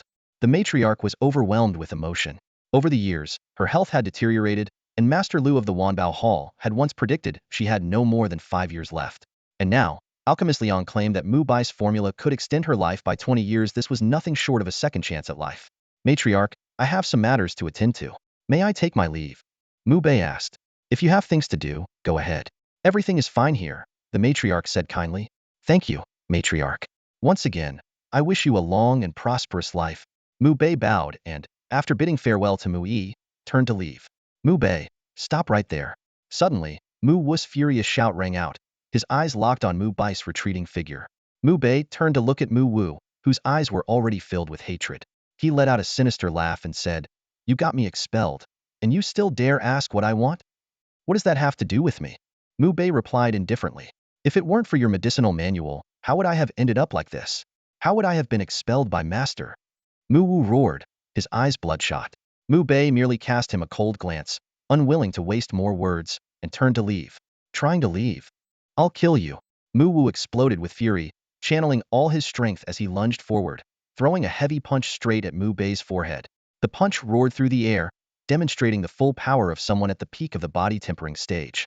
"Brother, watch out!" Mu Yi cried out in alarm. With a slight shift of his body, Mu Bei effortlessly dodged the ferocious punch. In the same motion, he delivered a swift kick to Mu Wu's chest. A dull thud echoed as Mu Wu was sent flying like a severed kite, landing heavily on the ground 2 meters away. Blood spilled from his mouth as he groaned in pain. Mu Yuanshan exclaimed in shock and rushed forward to check on his son. The surrounding crowd was stunned, whispering among themselves, wasn't he supposed to be crippled? How could he injure Mu Wu, who's at the peak of the body tempering stage, with just one move? Even the elders of the Mu family, who were at the blood refining stage, couldn't hide their astonishment. You beast! Mu Yuanshan roared, unleashing the terrifying aura of a blood refining stage cultivator as he approached Mu Bei with a menacing expression. However, Mu Bei remained composed, showing no sign of fear. Stop! The matriarch's stern voice rang out just in time. She fixed Mu Yuanshan with a sharp gaze and admonished, "Have you and your son not embarrassed yourselves enough today?" But, matriarch, Mu Wu was expelled because of him. Silence! The matriarch struck her phoenix-headed cane against the ground with a resounding thud, cutting him off sharply. Incompetence, baseless accusations, and bringing shame upon oneself by questioning Master Liang Hao, is that anyone else's fault? Today is my 90th birthday celebration. This matter ends here. If anyone dares to stir up trouble again, they will face family punishment. Mu Yuanshan's face turned ashen, and he dared not speak further. The matriarch had earned unparalleled respect for her contributions to the family in her youth. Even as the patriarch, he wouldn't dare defy her. Great Elder Mu Qingxian stepped forward and said, "Matriarch, Mu Wu being expelled from Master Liang's tutelage is not only a personal loss for him, but also a great loss for the Mu family. If he had continued under Master Liang's guidance, his future would have been boundless, and the Mu family would have benefited immensely. Now, all of that has been ruined because of Mu Bei. How can this matter be overlooked so easily? Twisting the truth and oblivious to reason, how ignorant can you be?" The matriarch sighed, looking at Mu Qingxian. "From today onward, you will reflect on your actions in the back mountain for 3 days. Matriarch. 5 days. Mu Qingxian immediately fell silent, knowing that any further argument would only worsen his punishment. Mu Yi quietly approached Mu Bei and muttered under her breath, "What a bunch of blockheads! My brother is someone even second-tier alchemists respect for his mastery of alchemy. With such an exceptional talent in the family, they still fret over the loss of a mere disgraced disciple and blame my brother for it. It's like throwing away gold to pick up dung. How utterly foolish." Mu Bei smiled faintly but said nothing more. After bidding her farewell, he returned to his small courtyard. After a brief rest, he began preparing a medicinal bath behind closed doors. Once everything was ready, he immersed himself in the bath. The recipe was an advanced formula from the mystical world medicinal compendium, ideal for tempering flesh, muscles, and bones. As he activated the one sword to eternity cultivation technique, his breathing grew deep and powerful. His blood surged like roaring thunder, exuding a fierce and domineering energy. His entire body emitted cracking sounds as his bones adjusted, and waves of intense pain coursed through him. This was the first stage of martial cultivation body tempering. Through enduring pain, one refines their flesh and lays the foundation for the martial path. In the second phase, known as the bone refining realm, Mu Bei began the arduous process of tempering his skeletal structure. Seated cross-legged in a wooden tub filled with medicinal liquid, he activated the unparalleled cultivation technique, one sword to transcend all, drawing the power of the herbal bath into his body. He guided his blood and energy like a relentless hammer, striking his bones repeatedly. The excruciating pain surged through his entire being, but his expression remained resolute. Amid the rising steam, beads of sweat as large as pearls formed on his forehead, while impurities seeped from his pores, floating on the surface of the bathwater and emitting a faint, unpleasant odor. It was only when night fell that Mu Bei paused his cultivation. Standing up from the tub, he stretched his limbs, and the sound of cracking bones echoed like faint thunder. He could distinctly sense the improvement in his strength. After rinsing off and changing into fresh clothes, he rested briefly before heading to the courtyard to practice martial techniques. Compared to cultivation techniques, martial arts required a higher level of mastery. At his current level, he was not yet capable of practicing the profound secret arts linked to the mysterious sword he had obtained. Attempting to do so would only harm his body. After some thought, he chose a martial technique most suitable for his current stage, Sword 72.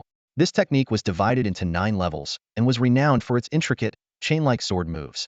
The seamless transitions between strikes and the rapid attack speed created dense sword shadows, making it nearly impossible for opponents to track the blade's trajectory. Retrieving a slightly rusted but still usable longsword, Mu Bei steadied his breathing and began his practice. He cycled through basic sword move slashes, thrusts, parries, sweeps, and presses over and over. His training continued until he was drenched in sweat, only stopping when the first light of dawn broke and the stars faded from the sky. For most practitioners in the early bone refining stage, training in Sword 72 for even half an hour would leave them utterly exhausted. Yet Mu Bei was able to persist through the entire night, only feeling a slight fatigue by the end. This was a testament to the astonishing effects of the one sword to transcend all technique combined with the medicinal bath. Though the cultivation process felt like lightning tearing through his body, the results were undeniably extraordinary. After a simple meal and some rest, Mu Bei returned to the medicinal bath to continue his cultivation. 2 hours later, he was back in the courtyard, practicing Sword 72 once again. When night fell, he stood before the old peach tree in the courtyard to test his progress. With a single punch to the tree's trunk, a flurry of leaves rained down. He swiftly swung his sword, the blade moving like lightning, creating 8 indistinguishable sword shadows. With a faint slicing sound, every falling leaf was cut cleanly in half, not a single one left intact. This achievement marked that he had mastered the first level of Sword 72 to perfection. For the next 3 days, Mu Bei maintained his disciplined routine, immersing himself in the medicinal bath to cultivate one sword to transcend all during the day and practicing Sword 72 at night. On the 3rd day, as he trained, a crisp snap echoed through the courtyard. The rusted sword in his hand had broken cleanly in two. He had achieved mastery of the 2nd level of Sword 72, and the sword could no longer withstand his power. Reflecting on this, he realized it was time to seek a more suitable blade. In the gentle morning sunlight, Mu Bei left the Mu residence and headed toward the weapon forging workshop. The weapon forging workshop was located on the busiest street in Puyan City, serving as the largest weapons trading hub in the city. The shop was filled with an array of weapons, all meticulously crafted and held to the highest standards of quality. Mu Bei stood before an antique counter and got straight to the point. "I'm looking for a sword that suits me well. Do you have any good recommendations?" "Of course, sir. Please wait a moment." The attendant behind the counter brightened up and quickly brought out 7 long swords, laying them on the counter and introducing them in detail. Mu Bei tested each sword one by one, but his brows gradually furrowed. Though the craftsmanship was indeed excellent and these swords would be considered top tier for ordinary warriors, none felt quite perfect to him. Either the blade was too light, or the grip felt awkward. "Is this all you have?"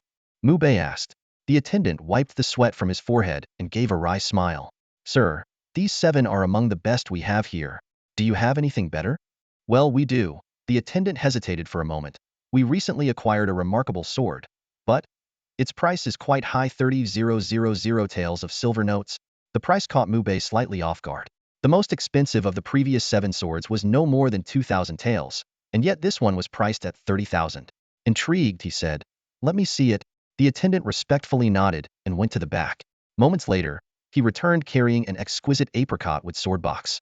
He carefully placed it on the counter, the weight causing a dull thud on the surface. Opening the box revealed a dark silver metallic rod adorned with intricate vermilion bird engravings. The rod was over 3 feet long, about an inch in diameter, and forged entirely from black iron. The attendant explained in detail, this sword was crafted by a renowned artisan from the imperial city. The connection between the scabbard and hilt is seamless. When sheathed, it can serve as a short staff, virtually indestructible. As he spoke, the attendant gently pulled the rod from the top, and a gleam of cold light burst forth.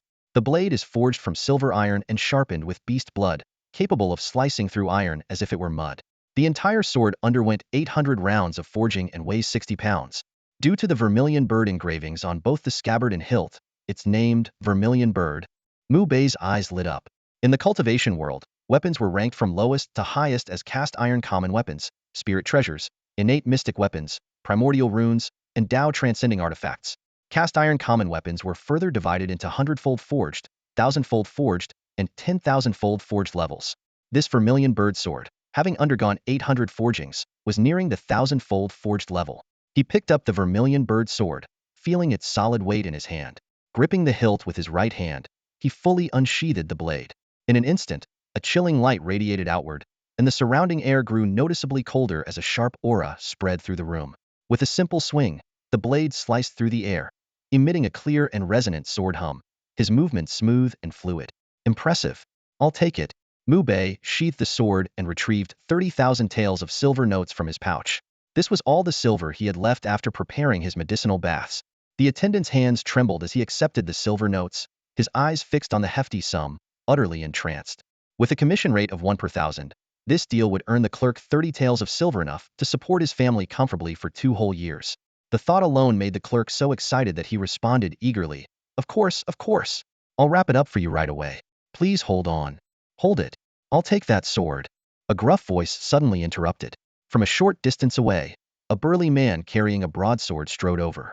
He appeared to be around 45 years old, with a vicious scar running across his cheek that made him particularly intimidating. Trailing behind him were 6 young men with thuggish expressions, exuding an air of menace. The clerk's face instantly paled upon seeing the scar-faced man. Fear etched across his features. He forced a smile and said, "Seventh Master, my apologies, but this sword has already been reserved by this gentleman. The payment has been made. If a better sword comes in the future, I will notify you immediately." Before the clerk could finish his explanation, one of the young men behind the 7th Master darted forward and slapped him hard across the face. "What future? Don't you understand what the 7th Master just said? The 7th Master wants this sword." The clerk clutched his stinging cheek, stammering but unable to say a word. The young man then turned his ferocious gaze to Mu Bei, his eyes gleaming with malice. "Kid, you'd better be sensible and hand over the sword. Otherwise." Mu Bei's eyes swept coldly over the group. He already knew the identity of the scar-faced man, one of the minor leaders of the Puyan gang operating outside Puyan City. The Puyan gang was a small mercenary faction made up of ruthless fighters who lived on the edge of their blades. This 7th Master was the 7th-ranked fighter in the gang and was known for his notoriety in Puyan City. Many feared him. But to Mu Bei, a warrior at the bone refinement pinnacle, was hardly worth mentioning. "I don't need the sword case. Do with it as you like," Mu Bei said indifferently to the clerk and turned to leave. The young man quickly stepped in front of Mu Bei, shouting, "Kid, how dare you defy the 7th Master? Do you have a death wish?" Slap. Before he could finish, Mu Bei's hand struck his face with a resounding slap. The young man flew backward like a kite with a broken string, landing heavily on the ground. Blood and teeth sprayed from his mouth as he let out a pitiful scream. The clerk's face turned ashen. Sumyon had actually dared to strike one of the 7th Master's men in public. The 7th Master's expression darkened instantly, his murderous intent radiating like a coiled serpent ready to strike. At that moment, a slightly overweight middle-aged man hurriedly emerged from the inner hall, drawn by the commotion. "What's going on here? What happened?" "Manager Qian." The clerk quickly explained the situation in a low voice. Upon recognizing the 7th Master's grim expression, Manager Qian immediately plastered on a smile and greeted him. "7th Master, what a surprise to see you here." He then briskly approached Mu Bei and handed him a banknote worth 30,000 taels. "Young man, since the 7th Master wants this sword, we can no longer sell it to you. Please leave the vermilion bird sword here." Manager Qian understood the 7th Master's ruthless nature. If the 7th Master didn't get his way today, not only would Mu Bei suffer, but the entire forge would be targeted for trouble in the future. And trouble with the 7th Master was not something anyone wanted. "There's a principle to everything," Mu Bei said calmly. "I was here first. I've paid for the sword, and it's mine. There's no reason to give it up to someone who came after." Manager Qian lowered his voice urgently. "But this is the 7th Master. So, why are you being so stubborn?" Even the young masters and ladies of the 4 great families wouldn't dare provoke the 7th Master. "Do you think you can afford to offend him? If you do, you won't even know how you die. That's none of your concern." Mu Bei turned to leave. Manager Qian, now visibly angry, blocked his way. "The sword belongs to our forge, and we have the right to decide who to sell it to. We're not selling it to you anymore, so that's enough." "Manager Qian, step aside," the 7th Master interrupted, his gaze icy as he stared at Mu Bei. "If you have the guts, try walking out of this forge with that sword." Manager Qian tried to intervene again. "7th Master, this young man is just being foolish. Let me talk some sense into him. I guarantee he'll hand over the sword to you." He could sense the 7th Master's intent to kill, and he knew that if blood were spilled in the forge, it would be disastrous for business. Did I not make myself clear? Do I need to repeat myself? The 7th Master shot Manager Qian a cold glance, silencing him instantly. "Go ahead, take the sword and step out. Let's see what happens," the 7th Master growled, his eyes fixed on Mu Bei. Mu Bei cast a disdainful look at him and walked straight toward the forge's exit, one foot already stepping over the threshold. "You are courting death," the 7th Master snarled. With a sinister grin, he unsheathed his broadsword, his figure darting forward like lightning as he brought the weapon down in a deadly arc. The blade howled through the air, brimming with lethal intent. Unfazed, Mu Bei calmly drew the vermilion bird sword in a flash of light. With a sharp crack, the broadsword snapped in two. A severed arm flew through the air, followed by a fountain of blood. The 7th Master staggered back, screaming in agony as he clutched his bleeding stump. "7th Master!" The young men behind him turned pale, rushing forward to support him. Manager Qian and the others stood frozen in terror. An expert at the bone refinement pinnacle, the infamous 7th Master, had just lost an arm in a single strike. "Kill him! All of you! Kill him now!" the 7th Master roared, his voice filled with fury and pain. The young men hesitated but ultimately drew their weapons and charged at Mu Bei. Stand down. A thunderous voice rang out as a middle-aged man in armor appeared, flanked by a squad of city guards. Mu Bei looked at the middle-aged man in armor and immediately recognized him, Su Yong, the commander of the city lord's mansion. Commander Su, you're here just in time. Seventh Master pointed at Mu Bei, his face twisted with rage. This bastard destroyed my broadsword and injured my arm. Arrest him and execute him immediately. Mu Bei responded in a calm but firm tone. I already purchased this sword. It was him who tried to seize it by force. I had no choice but to defend myself. Hearing this, Commander Su's sharp gaze swept towards Seventh Master. Outrageous. Such blatant robbery, do you have no regard for the city's laws and regulations? Seventh Master was momentarily stunned. Commander Su, you? What you? Violating city laws in broad daylight, how dare you act so recklessly? Commander Su snapped, his voice thunderous. Men, arrest him and his accomplices immediately. A group of well-trained city guards swiftly advanced, restraining Seventh Master and his men. In disbelief and anger, Seventh Master shouted, Xu Yong, we've known each other for 7 years. I've given you so many gifts, and this is how you repay me. Silence. Commander Su cut him off sharply. 7 years of acquaintance? I've never accepted a single thing from you, nor would I ever associate with someone like you, a common bandit. He waved to the guards. Take them to the city jail. If they resist, execute them on the spot. The guards hauled Seventh Master and his group away, leaving the blacksmith shop in stunned silence. No one had expected the infamous Seventh Master of the Qian gang to meet such a humiliating fate. Commander Su approached Mu Bei and respectfully cupped his hands. Young Master Mu, are you hurt? Mu Bei appeared slightly surprised. He couldn't harm me. But, Commander Su, do you know me? The city lord has spoken of your esteemed reputation. Commander Su replied with deference. Mu Bei immediately understood why Xu Yong had chosen to side with him so decisively. After exchanging a few polite words, he left the blacksmith shop and headed toward the alchemist guild in the heart of Puyan City. With no money to his name and his cultivation requiring significant resources, he had already devised a plan involving the guild to earn a substantial fortune. What can I help you with, sir? A sweet-voiced maid greeted him warmly. Please inform the person in charge of your guild that I wish to discuss a significant business deal, Mu Bei said. The maid nodded and left. Before long, she returned with a man in a black robe.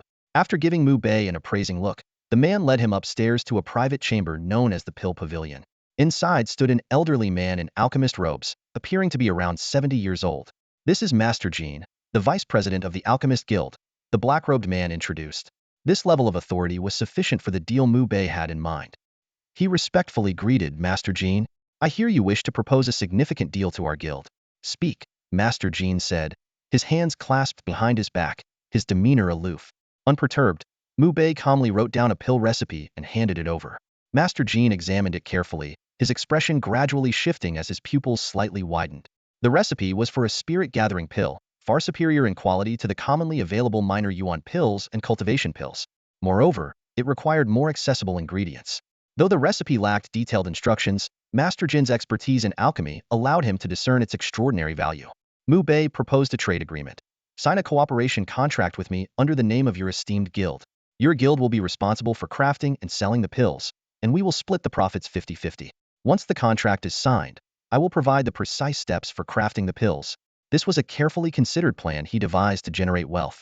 The quality of the Juling Dan far surpassed that of basic pills like Xiao Yuan Dan and Pei Yuan Dan. Once introduced to the market by the Alchemist Guild, it was bound to trigger a buying frenzy. Even with just a share of the profits from consistent sales, Mu Bei could ensure a life of comfort and security. Master Jin's eyes flickered with calculation before he abruptly tore the recipe in his hand to shreds. In a sharp tone, he barked, Juling Dan? Ridiculous. A boy of your age dares to scribble random pill names and parade them before the Alchemist Guild? Utter nonsense. Get out of here. As a first-rank alchemist, he had immediately recognized the extraordinary nature of the recipe. Its contents were already committed to his memory. If he could decipher the crafting steps, he could elevate himself to a third-rank alchemist and secure an endless stream of wealth. Mu Bei, seeing through the man's intentions, smirked knowingly. I advise you not to be too clever for your own good. The crafting process for Juling Dan is exceedingly intricate. Even with 100 years, someone of your ability wouldn't be able to figure it out. He had confidently revealed the recipe because, without the detailed crafting steps, not even a fifth-rank alchemist could unravel its secrets. Sign the cooperation contract under the name of the Alchemist Guild, and I'll provide the complete crafting process. This will greatly benefit your promotion within the guild. You know very well how much profit the Juling Dan could generate for the guild once it hits the market. With the guild's official seal on the contract, Mu Bei would have nothing to worry about. The Alchemist Guild, a colossal organization with branches across the 9 provinces, even commanded the respect of the Qin imperial court. They would never jeopardize their reputation over a single recipe. Anyone foolish enough to breach the contract would face severe consequences. Master Jin's eyes flickered with hesitation before he signaled to the man in the black robe nearby. At this moment, only the 3 of them were present in the pill chamber, and the black-robed man, who was Jin's trusted confidant, would never betray him. They planned to subdue Mu Bei first, then extract the crafting process by force later. The black-robed man understood the signal, his expression turning ruthless as he quickly approached Mu Bei. His right hand transformed into a claw-like grip, aiming directly for Mu Bei's throat. The surging energy of a bone refinement peak cultivator radiated from his body, and his strike was swift and vicious. Unfazed, Mu Bei calmly caught the man's wrist and, with a sharp twist, there was a sickening crack as the bones shattered. Before the man could even cry out, Mu Bei followed up with a powerful kick to his abdomen, sending him flying like a ragdoll. He crashed through the pill chamber's door, landing outside in a heap, blood streaming from his mouth and nose. Master Jin's face turned pale with shock. You? How is this possible? His trusted confidant, a peak bone refinement cultivator, had been defeated in an instant. At that moment, the commotion drew the attention of 3 elders. The leader, dressed in a green robe, demanded sternly, "What's going on here? What happened?" Master Jin quickly stepped forward to explain. Guild leader, this man brought a fake recipe, claiming to seek cooperation. When I exposed his lies, he became enraged and attacked my guard, even mocking our alchemist guild as a den of scoundrels. We cannot let him go unpunished. He pointed indignantly at Mu Bei, his voice filled with feigned outrage. The elderly man in the green robe instantly showed a furious expression, but the moment his gaze landed on Mu Bei, his face froze. "Mu Xiaoyu, it's you." "Master Liang, it's been a while," Mu Bei replied with a faint smile, though he was slightly surprised himself. He hadn't expected to encounter the man here, and certainly not as the president of the association. Master Jin, standing to the side, looked visibly stiff.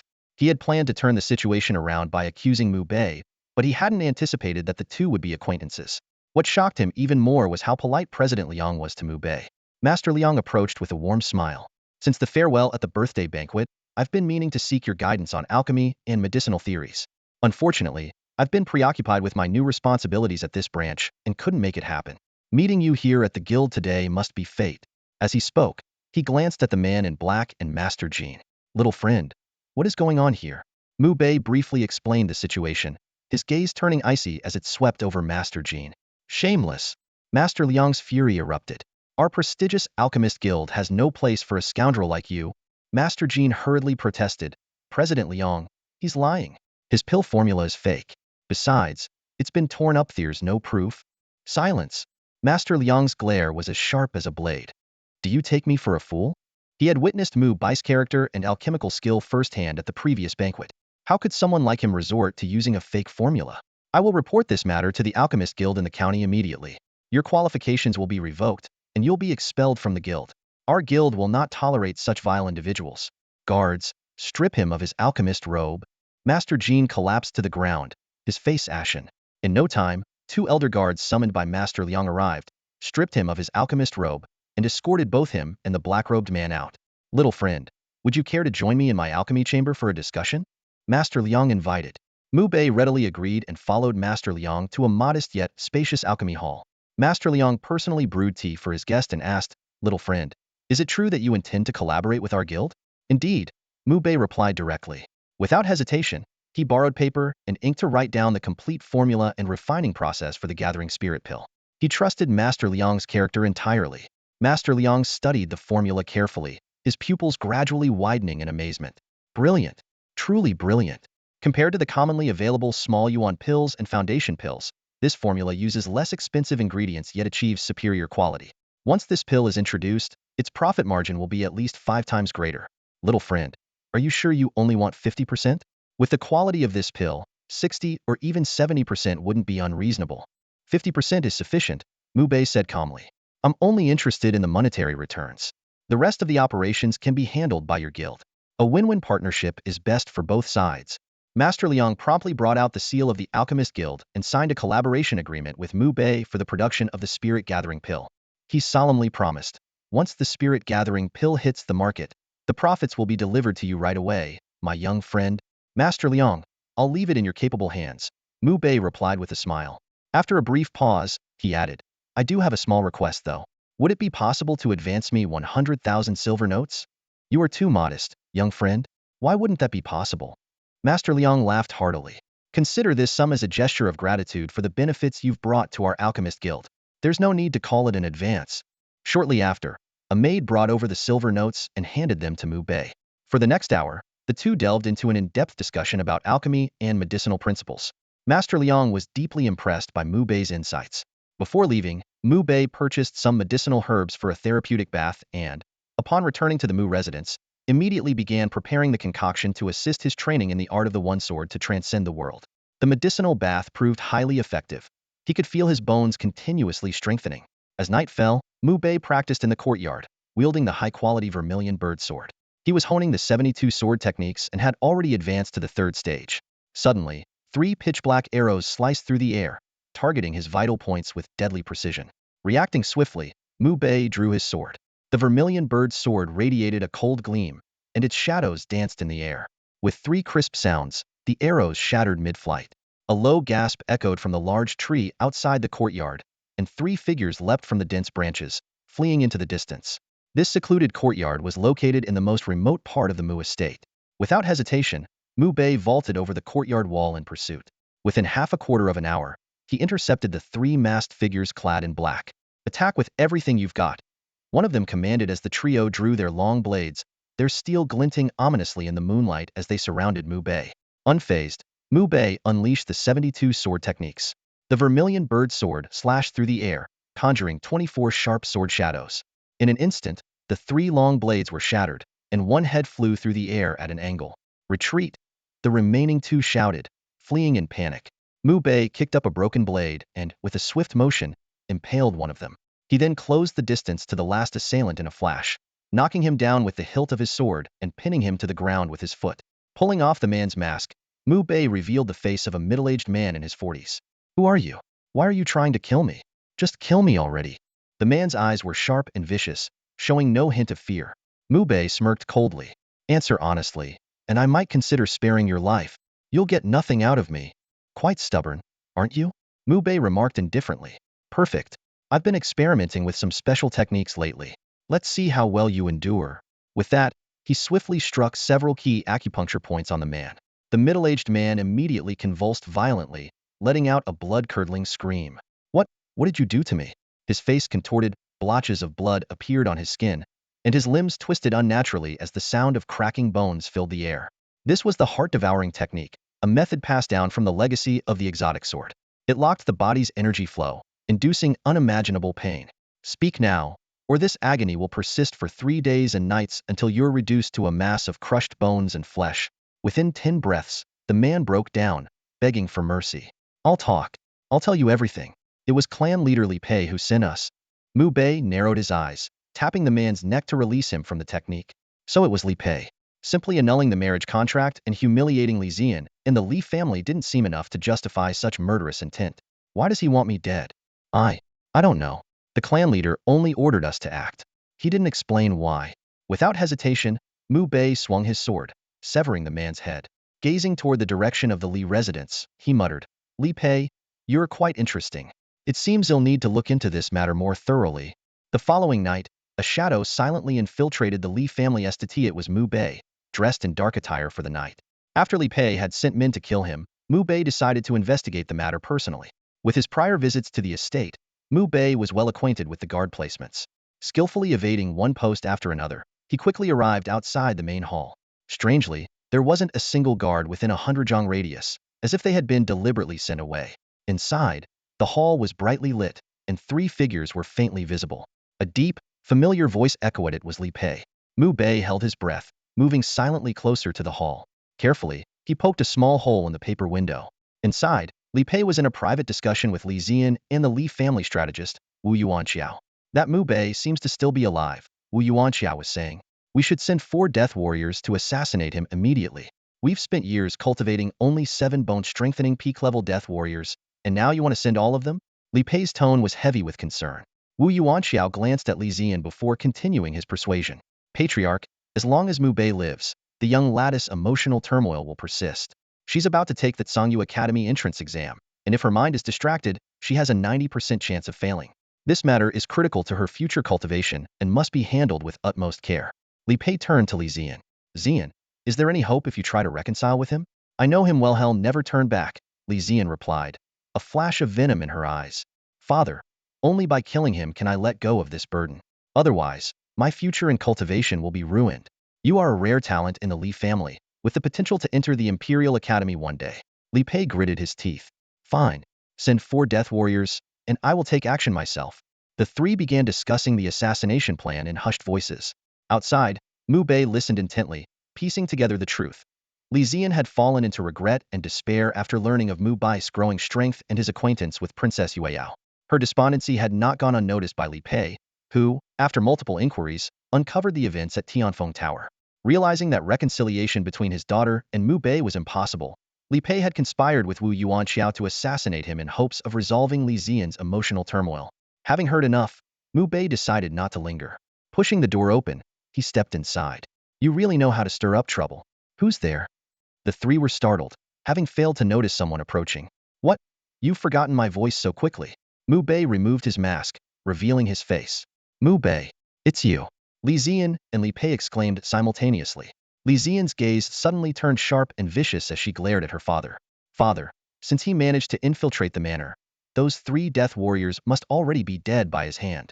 Now that he's here, it's the perfect chance for you to act personally and eliminate him right here. Mrs. Right. Wu Yuanxiao said in a deep voice, agreeing. He knows too much. Under no circumstances can we let him leave alive, or the consequences will be disastrous. Li Pei approached Mu Bei with a cold tone. You've walked into hell when heaven had a path for you. Mu Bei let out a scoff. Perhaps this is hell, but if so, it's yours, not mine. Defeating Imo Xiaogong has made you think you're invincible? You dare challenge someone at the blood refinement stage? Arrogant fool. Li Pei closed the distance between them in just a few steps. His powerful energy surged as he unleashed a palm strike, causing the air to tremble with a deafening hum. Mu Bei didn't retreat. Instead, he charged forward, meeting the attack head-on with a punch. His fist, enveloped in a silver-white aura, moved with lightning speed, seeming to pierce through the air itself. After countless bloody battles in the Qingyun sword sect and refining his body through the mysterious and domineering one sword to rule all, Mu Bai's physical strength was unparalleled, his energy overwhelming. He faced the blood refinement expert without the slightest fear. When fist collided with palm, a sharp crack echoed. Li Pei's 5 fingers snapped instantly, forcing him back 3 steps. He stared in disbelief at his mangled hand. How could you? Before he could finish, Mu Bei had already closed the gap like a phantom. Drawing the vermilion bird sword, he unleashed dozens of sword shadows, blurring the line between reality and illusion. Unable to evade in time, Li Pei suffered a deep gash across his chest, exposing his ribs and cutting into his lungs. Li Pei screamed in agony, staggering back as he swung a desperate punch. Simultaneously, Li Zian seized the opportunity and launched a venomous palm strike. Mu Bei countered with a swift backhand slap, sending Li Zian flying several meters. Without hesitation, the vermilion bird sword struck Li Pei's fist, cleanly severing his entire hand.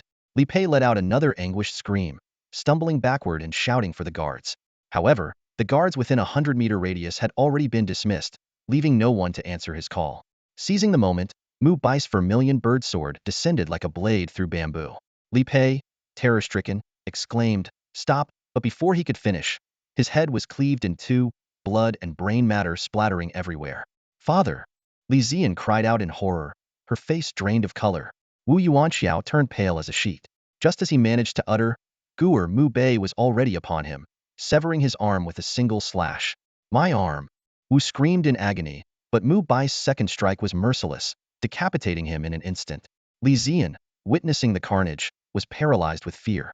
She turned to flee but was met with a whip-like kick to her face, sending her flying 3 meters. Blood spurted from her mouth as she struggled to stand, only for Mu Bei to close the distance with his sword raised. Dropping to her knees, she begged for mercy. Mu Bei, I was wrong. Please, for the sake of our past, spare my life. I swear I'll never. Mid-sentence, she suddenly lunged with a hidden dagger aimed at Mu Bai's throat. Die! Mu Bei easily caught her wrist and sneered coldly. You truly are rotten to the core. The vermilion bird sword flashed, severing her hand before swiftly decapitating her. Her head rolled several meters away. After collecting the valuables from the three bodies, Mu Bei disappeared into the shadows, leaving without a sound. The first rays of dawn poured into the room as Mu Bei had already risen, engrossed in comprehending the alchemy techniques, cultivation methods, and unique skills emanating from the nine-colored mystical sword. These treasures of knowledge were of immense significance to his future path in cultivation. 2 hours passed swiftly. Mu Yi hurried in, grabbing Mu Bei's arm with an excited expression. Brother, do you know? Li Pei and Li Zian are dead. This morning, the Li family found their bodies in the main hall, and even their strategist was killed along with them. Oh, is that so? Mu Bei feigned surprise and subtly redirected the conversation. The siblings chatted for a long while until Mu Yi brought up the upcoming Seven Cities competition. In just 2 days, our Puyan city will begin the preliminary selection. Are you going to participate, brother? I will, Mu Bei replied with a nod. The northern region governs 7 cities: Yuanxian City, Songchuan City, Dong'an City, Qinshui City, Nanjing City, Zhangfeng City, and Puyun City. The 7 cities competition, held once every 7 years, was set to take place in Puyun City this time. According to the rules, each city would select 10 young contenders under the age of 20 to engage in martial combat. The winners would not only receive generous rewards, but also secure a 7-year tax exemption for their city. Naturally, all 7 cities placed great importance on this event. The purpose behind the competition, established by the regional capital, was straightforward: to encourage the cities to nurture young martial talents and provide the Qin Kingdom with a stronger pool of capable individuals. Really? I thought you weren't interested in the competition, Mu Yi said in surprise. She knew her brother too well, had never been one to voluntarily participate in such events. This time is different, Mu Bei said with a faint smile, a trace of nostalgia flickering in his eyes. He recalled his origins. As an infant, he had been discovered by his adoptive parents in the mountains. Though his adoptive mother had lost the ability to bear children due to an injury, they had still brought him back to the Mu family estate to raise him. This decision had sparked controversy within the clan, as his adoptive father, being the clan leader, was breaking tradition by adopting an outsider. Yet, his adoptive parents never abandoned him and treated him as their own. When he was 8, amidst the doubts of the clan members, his adoptive father had once said, "Who's to say Bayer won't win first place in the 7 cities competition one day and bring glory to the Mu family?" Those words had stayed with Mu Bei ever since, driving him forward. This time, he was determined to participate in the competition as a member of the Mu family, with victory as his goal. It wasn't for glory, but to repay the kindness of his adoptive parents. Otherwise, given his current strength and the Mu family's attitude toward him, he would have left long ago. That's great. We'll compete together. After the preliminaries, you'll take first place, and I'll take second. Mu Yi cheered, pumping her fists in excitement. Good ambition, Mu Bei said with a smile. Half an hour later, Mu Yi bid him farewell, saying she needed to prepare for the preliminaries.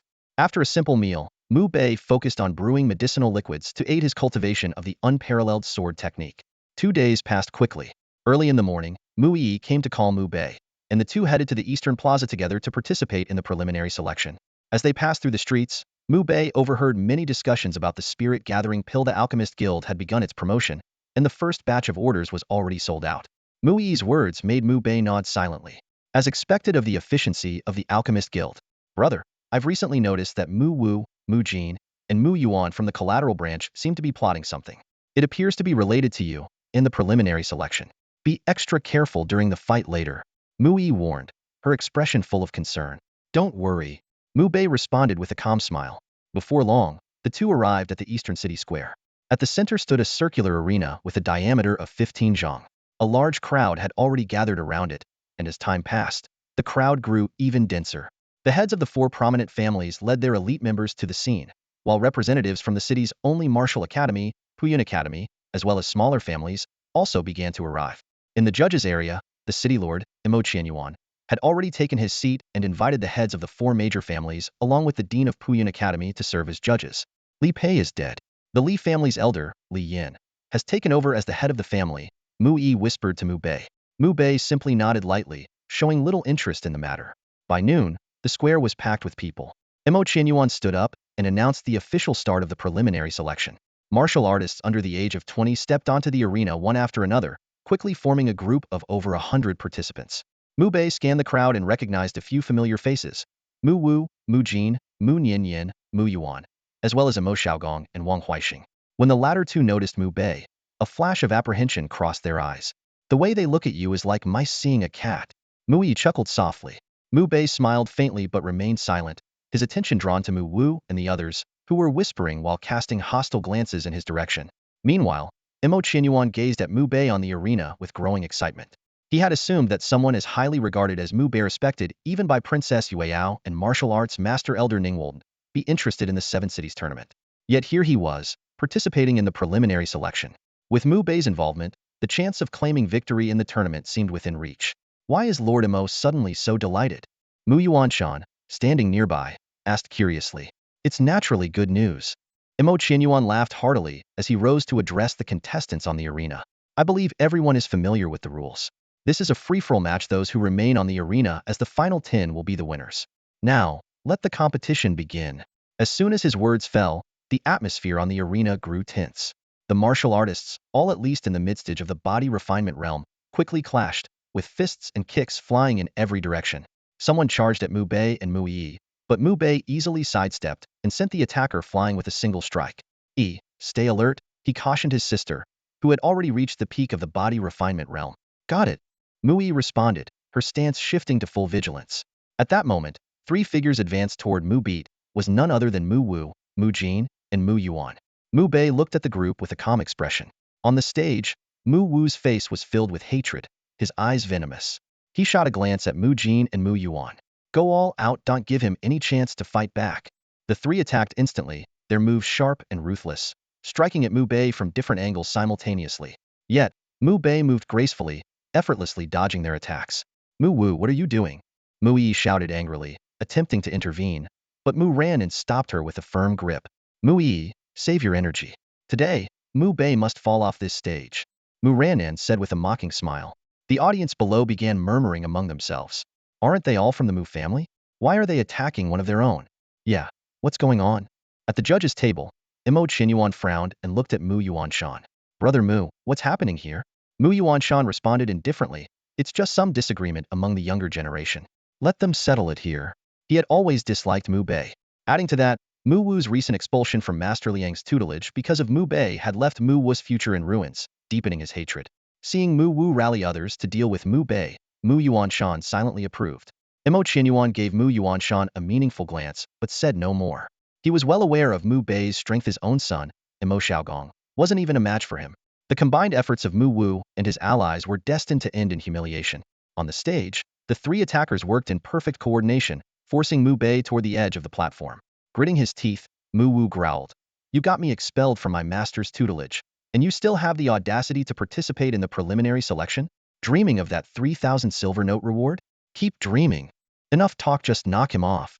Exactly. Mu Jin and Mu Yuan echoed. Their attacks grew fiercer. Claw-like strikes, punches, kicks, and sweeps came at Mu Bei like a ferocious beast fighting to the death. But Mu Bei deflected each move with ease, his voice calm as he warned, if you keep this up, don't blame me for being ruthless. Mu Jin sneered. Ruthless? We're all at the peak of the body tempering stage. The 3 of us together, how could you possibly be ruthless? Do you think you've reached the bone refining stage? Mu Bei said no more. Seizing Mu Jin's wrist, he flung him aside. Mu Jin rolled off the stage in a humiliating heap, momentarily stunned before erupting in anger. Without hesitation, Mu Bei used the same technique to send Mu Yuan flying off the platform. Then, in a flash, he appeared behind Mu Wu and kicked him off as well. In just a matter of moments, all 3 were defeated. Mu Yuanshan, sitting among the judges, was livid but restrained his anger given the setting. Mu Ranan's face turned pale. How is this possible? Mu Bei turned and walked toward Mu Ranan, who was still holding back Mu Yi. Are you going to step down yourself, or should I throw you off? What do you mean? Mu Ranan stammered, retreating in panic. I didn't even attack you. Looks like you're not willing to go down on your own.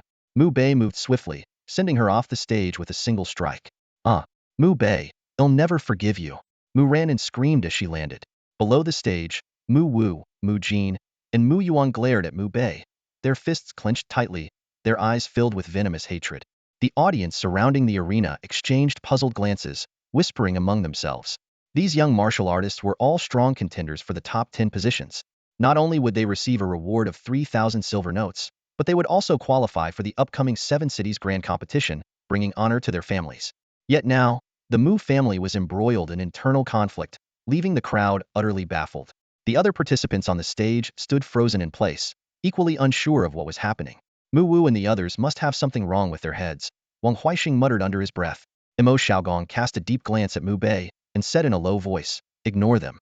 Let's just avoid them. Wang Huixing nodded in agreement. As Imo Xiaogong's follower, he was on the verge of breaking through to the bone refinement stage and was now teaming up with Imo Xiaogong to face the other competitors on the stage. They brought it upon themselves, Mu Yi remarked coldly, her gaze sweeping over Mu Wu and the others. Mu Bei turned to his sister with a smile. Now it's just the two of us left from the Mu family. Let's give it our best. They'll take first place and you can take second. Got it. Mu Yi cheered enthusiastically, playfully waving her small fists. The preliminary round lasted for half an hour, and in the end, only 10 contestants remained on the stage. Mu Bei, Mu Yi, Imo Xiaogong, Wang Huixing, Wang Kuei the son of the Wang family patriarch, Li Zheng the son of Li Yin from the Li family, Lu Qingping the son of the Lu family patriarch, Lu Changye the son of the Lu family's great elder, as well as Gong Yin and Di Xin from Puyan Academy. Imo Qianyuan laughed heartily as he presented the rewards to the finalists, each receiving 3,000 silver notes.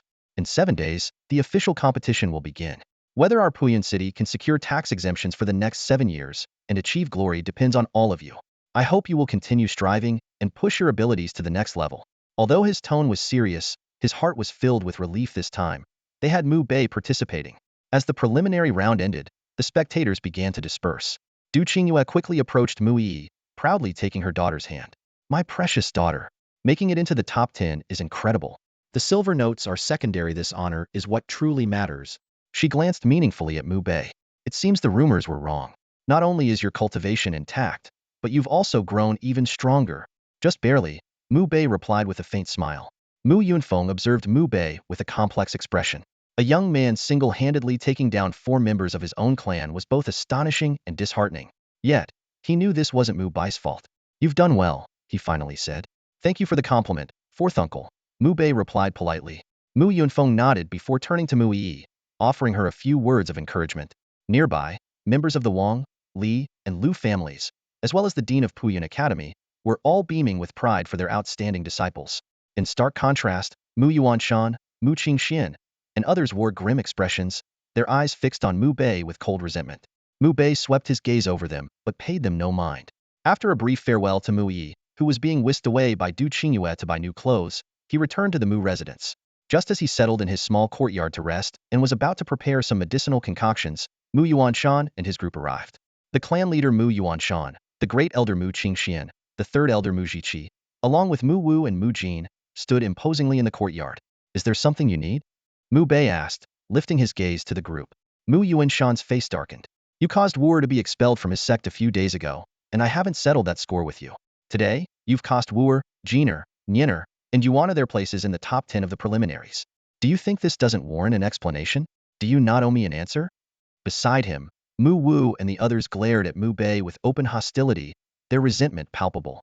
Mu Wu, in particular, looked as though he might burst into flames from sheer anger. Mu Bei sneered. Blame me? What kind of attitude is that? Mu Yuanshan roared, his fury erupting. How audacious! Utterly insolent! Mu Qingxian and Mu Jiqi roared in unison, their voices echoing throughout the courtyard. Mu Bei cast a cold glance at the group, his tone calm but laced with mockery. If you're so idle, why not read some ancient texts of wisdom and cultivate your character? It's far better than shouting aimlessly here. His words completely enraged those present. Mu Yuanshan and the others were consumed with fury, their gazes sharp as blades, fixed intently on Mu Bei. Father, there's no need to waste words with him. We must teach him a harsh lesson today. Mu Wu gritted his teeth as he spoke. Exactly. Second uncle, it's time to put him in his place. Mu Jin immediately echoed. He's far too arrogant, showing no respect for you elders whatsoever. Mu Nian and Mu Yuan also voiced their agreement one after another. Mu Yuanshan's eyes turned icy as he took a step closer to Mu Bei. Indeed, it's time someone disciplined you. Before his words had fully landed, the overwhelming energy of a blood refinement realm expert erupted. The force so fierce it stirred the air into a howling gust. Just as tension reached its peak, a thunderous voice suddenly rang out. Stop! 2 figures strode quickly into the courtyard. It was none other than City Lord Imo Qianyuan and Commander Xu Yang. Mu Yuanshan frowned as he turned to Imo Qianyuan. Brother Imo, what brings you here? Mu Qingxian and Mu Jiqi also wore expressions of confusion. But Imo Qianyuan ignored them entirely, walking straight to Mu Bei's side with concern in his voice. Young Master Mu, are you all right? That single young Master Mu left Mu Yuanshan and the others utterly stunned. Imo Qianyuan, the most powerful figure in Puyan City, was addressing Mu Bei with such respect. I'm fine, Mu Bei replied curtly. Only then did Imo Qianyuan smile. His gaze swept over Mu Wu and the other juniors before finally settling on Mu Yuanshan and the two elders. His expression darkened instantly. Mu Yuanshan, what is the meaning of this? Everyone here knows who provoked whom first in the arena. Now, as elders, you are bringing juniors to cause trouble? Do you have no shame? Is this the way the Mu family conducts itself? Mu Yuanshan and the others looked grim, but they didn't dare argue with the city lord. They could only mutter, Brother Imo, this matter isn't as simple as you think. It's really enough. I have no patience for your nonsense. Imo Qianyuan cut him off sharply. Mu Yuanshan, I am warning you as the city lords how respect to young Master Mu. Soon, he will represent Puyan City in the Seven Cities tournament, which will determine the city's prosperity for the next 7 years. If you dare to scheme against him again, don't blame me for turning against you. Mu Yuanshan's face darkened, but he had no strength to argue. Imo Qianyuan, with a cold tone, issued a dismissal. I've said what I needed to. Consider it carefully. If there's nothing else, please excuse yourself for now. I have matters to discuss with young Master Mu. With a grim expression, Mu Yuanshan clasped his fists in a gesture of respect and left the courtyard with Mu Qingxian and the others. The courtyard was soon left with only Mu Bei, Imo Qianyuan, and Commander Su. Mu Yuanshan and his group truly don't know their place. Imo Qianyuan shook his head and sighed. Mu Bei smiled and gestured for Imo Qianyuan to take a seat. What brings you here, City Lord Imo? I'll be straightforward with you, young Master Mu, Imo Qianyuan said, his expression turning serious. I just received news that among the 10 participants representing Yuanxian City this time, there's a formidable individual named He Yanfeng. He's only 18 but has already reached the peak of bone refinement. More importantly, he has been training in the military for years and has survived numerous bloody battles. Even early-stage blood refinement experts struggle against him, even killed opponents at that level. Imo Qianyuan's face grew visibly worried as he spoke. City Lord Imo, are you concerned that we won't win this time? Mu Bei asked, meeting his gaze directly. Imo Qianyuan hesitated, looking slightly embarrassed. To be honest, I originally had no expectations of winning the competition. After all, we've always been at the bottom in past years. But when I saw you participate, I couldn't help but hope for a victory.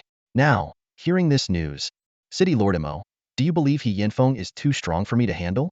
No. Imo Qianyuan quickly waved his hands, explaining, I would never doubt your abilities, young Master Mu. It's just that He Yanfeng is indeed extraordinary. I know very well that our chances of winning this competition rest entirely on you. That's why I came immediately to discuss how we can ensure success. He appeared slightly uneasy but continued, to be frank, I've been the city lord for many years, yet I don't have much to show for it. If you win this competition, it would be a tremendous joy for the entire city, and it would also benefit me greatly. I'm just afraid something unexpected might ruin things, so? There's no need to worry, City Lord Imo, Mu Bei replied with a smile. Your concerns are perfectly understandable. If I were in your position, I might feel the same way. Hearing this, Imo Qianyuan let out a sigh of relief. I'm glad you don't blame me for overthinking. Not at all. Then, young Master Mu, if there's anything you need, just let me know, and I'll do everything in my power to assist you. There's no need for that. Please, City Lord Imo, just rest assured. With your reassurance, even if the sky were to fall, I could sleep soundly. Imo Qianyuan laughed heartily. After a brief exchange, Imo Qianyuan stood and took his leave with Commander Su. Once the courtyard was quiet again, Mu Bei shut the gate and returned to his work, focusing on brewing medicinal liquids to aid his cultivation of the one sword to eternity technique. By evening, he shifted his focus to practicing Sword 72. 3 days passed in the blink of an eye. That day, Mu Yi came to visit, bringing news. Brother, 2 people claiming to be your old acquaintances have arrived at the manor. They're waiting for you in the main hall. Old acquaintances? Mu Bei raised an eyebrow, surprised. Mu Yi nodded, her brow slightly furrowed. But judging by their demeanor, they don't seem friendly. Moreover, one of them appears to have a significant status. Both the clan leader and the great elder are personally entertaining them. Mu Bei grew even more curious. Let's go take a look. When the 2 of them arrived at the clan's main hall, they saw Mu Yuanshan and the others eagerly engaging in conversation with a young man dressed in purple. Their attitudes were exceedingly respectful. The young man in purple had a handsome face and an imposing presence, with a young man in green standing quietly behind him. Mu Wu's expression turned cold the moment he saw Mu Bei. A young man in purple, Mi Shaoqin, strode up to Mu Bei with a mocking smile on his lips. Junior brother Mu, it's been a while. How have you been lately? He asked with feigned politeness. Thanks to the 10,000 silver notes and 1,000 essence cultivation pills you so generously provided, I've been doing quite well, Mu Bei replied with a faint, sardonic smile. Mi Shaoqin's face darkened instantly, a flicker of realization flashing through his eyes. You tricked me. You could say that, Mu Bei answered calmly. his tone as sharp as a blade slicing through Mi Shaoqin's ears. Mu Bei, mind your tone with young master me. Mu Yuanshan barked harshly. Mu Bei cast a cold glance at him. Didn't Lord Imo instruct you to show me some respect? Or have you forgotten? Mu Yuanshan's face turned an ugly shade of red, but before he could respond, Mi Shaoqin snorted coldly. It doesn't matter. With your shattered meridians, nothing will help you anyway. Meanwhile, I've already reached the bone refining stage. You're nothing but a cripple now, far beneath me. Before his words fully settled, Mi Shaoqin launched a fierce punch directly at Mu Bei's face, his fist cutting through the air with overwhelming force. However, Mu Bei moved even faster. He caught Mi Shaoqin's wrist mid-strike and twisted it effortlessly, causing Mi Shaoqin to grimace in pain. A young man in green, who had been standing behind Mi Shaoqin, drew a short blade in shock and rushed forward to intervene. Let him go. Without hesitation, Mu Bei kicked Mi Shaoqin toward the man, sending them both tumbling to the ground like a pair of ragdolls. Junior brother me, you're still too impulsive. Didn't anyone tell you that my cultivation has recovered quite well? Mi Shaoqin's face contorted with fury and humiliation. Just as he prepared to strike again, Mu Bei spoke in a detached tone. If you continue, your pride will suffer even more. Gritting his teeth, Mi Shaoqin stopped himself. The brief exchange had already made it clear Mu Bei wasn't just back to his former strength. He was even stronger than before. Clenching his fists tightly, Mi Shaoqin shot Mu Bei a venomous glare before storming off with the young man in green trailing behind him. Brother, that guy looks like the type to hold a grudge. He might try to retaliate, Mu Yi whispered cautiously. I know, Mu Bei replied thoughtfully. After parting ways with Yi, he headed to the city lord's residence to visit Imo Qianyuan, asking him to secretly investigate Mi Shaoqin's activities in the city. Later, he purchased some medicinal ingredients and returned to the Mu residence to begin refining a specific concoction. As night fell, Commander Su from the city lord's residence leapt gracefully into Mu Bai's courtyard from a nearby tree. Young Master Mu, Mi Shaoqin has checked into Tianfeng Tower. Earlier today, he was inquiring about you, he reported in a low voice. Thank you, Mu Bei said, nodding in gratitude. No need to thank me, young master. If you ever require assistance, just let me know. Commander Su replied with a respectful salute before departing. Mu Bei gazed up at the starry night sky, the constellations growing more brilliant by the moment. After a brief pause, he left his courtyard and made his way toward Tianfeng Tower. Inside one of Tianfeng Tower's luxurious guest rooms, Mi Shaoqin was seated, listening intently as one of his subordinates delivered a report. Young Master Mi, the investigation is complete. That bastard has no surviving family. His adoptive parents passed away years ago, and he doesn't get along with many people in the Mu family. The young man in blue stood before Mi Shaoqin, a sinister glint flickering in his eyes as he whispered, we can steal the spirit tablets and ashes of Mu Wu's foster parents, set a trap, and lure him here. By then, Mi Shaoqin nodded in satisfaction, his eyes flashing with a vicious gleam. Very good. I'll leave this matter to you. This time, I will grind him into dust. Before his words had fully settled, the door creaked open. Mu Bei stepped inside, his expression calm as he stood at the entrance. Mu Bei, Mi Shaoqin and the young man in blue exclaimed in unison. Mu Bei fixed them with a cold stare. For the past 2 years, you've been targeting me relentlessly, and I've played along patiently. But now, you dare to scheme against the spirit tablets and ashes of my late parents? What do you plan to do? Mi Shaoqin asked warily, his eyes locked on Mu Bei. What do you think? Mu Bei replied icily. Mi Shaoqin immediately shouted, Guards! An intruder! Guards! Don't waste your breath. Mu Bai's tone was indifferent. I've already spoken with Lu Yanqing, the steward of Tianfeng Tower. Even if chaos breaks out here, no one will come. Sensing danger, Mi Shaoqin turned to flee, but Mu Bei moved like lightning, pinning him in place. A handful of powder was forcibly poured into his mouth. What did you make me take? Mi Shaoqin demanded furiously, his body quickly heating up as panic and anger surged. Drunken spring powder, Mu Bei said calmly. It will let you unleash yourself fully. However, it will drain your vital essence until death. When he noticed the young man in blue trying to escape, Mu Bei kicked him back into the room and forced the same powder down his throat. You two enjoy yourselves, Mu Bei said, stepping back to the door as Mi Shaoqin's face turned beet red. Mu Bei, my grandfather will never let you go. Mi Shaoqin stammered, struggling to issue a threat. You two violating the natural order, indulging in endless debauchery until your vital essence is depleted. What does that have to do with me? On what grounds would anyone blame me? Before Mi Shaoqin could respond, the drug's effects overtook the young man in blue, whose bloodshot eyes turned toward Mi Shaoqin. In moments, torn clothing scattered across the room. For hours later, the room finally fell silent. Mi Shaoqin and the young man in blue lay lifelessly entwined, their vitality completely drained. Mu Bei turned and left, meeting Lu Yanqing, who had been waiting in the distance. Thank you for your assistance, Steward Lu, Mu Bei said with a faint smile. You're too kind, young Master Mu, Lu Yanqing replied with a respectful bow. I only ask that you put in a good word for me with the county princess in the future. To Lu Yanqing, Mi Shaoqin's status was notable, but it paled in comparison to the power behind Mu Bei. Even the entire Jishuan sword sect was insignificant next to the influence of Yueyao, the county princess, whom even those above Lu Yanqing feared. Not to mention, Lu Yanqing owed his life to Mu Bei's mercy during a previous incident. Of course, Mu Bei nodded before taking his leave. By the time dawn broke, Mu Bei returned to the Mu residence. After a brief rest, he resumed his routine of delving into the intricacies of alchemy and cultivating the essence of martial practice.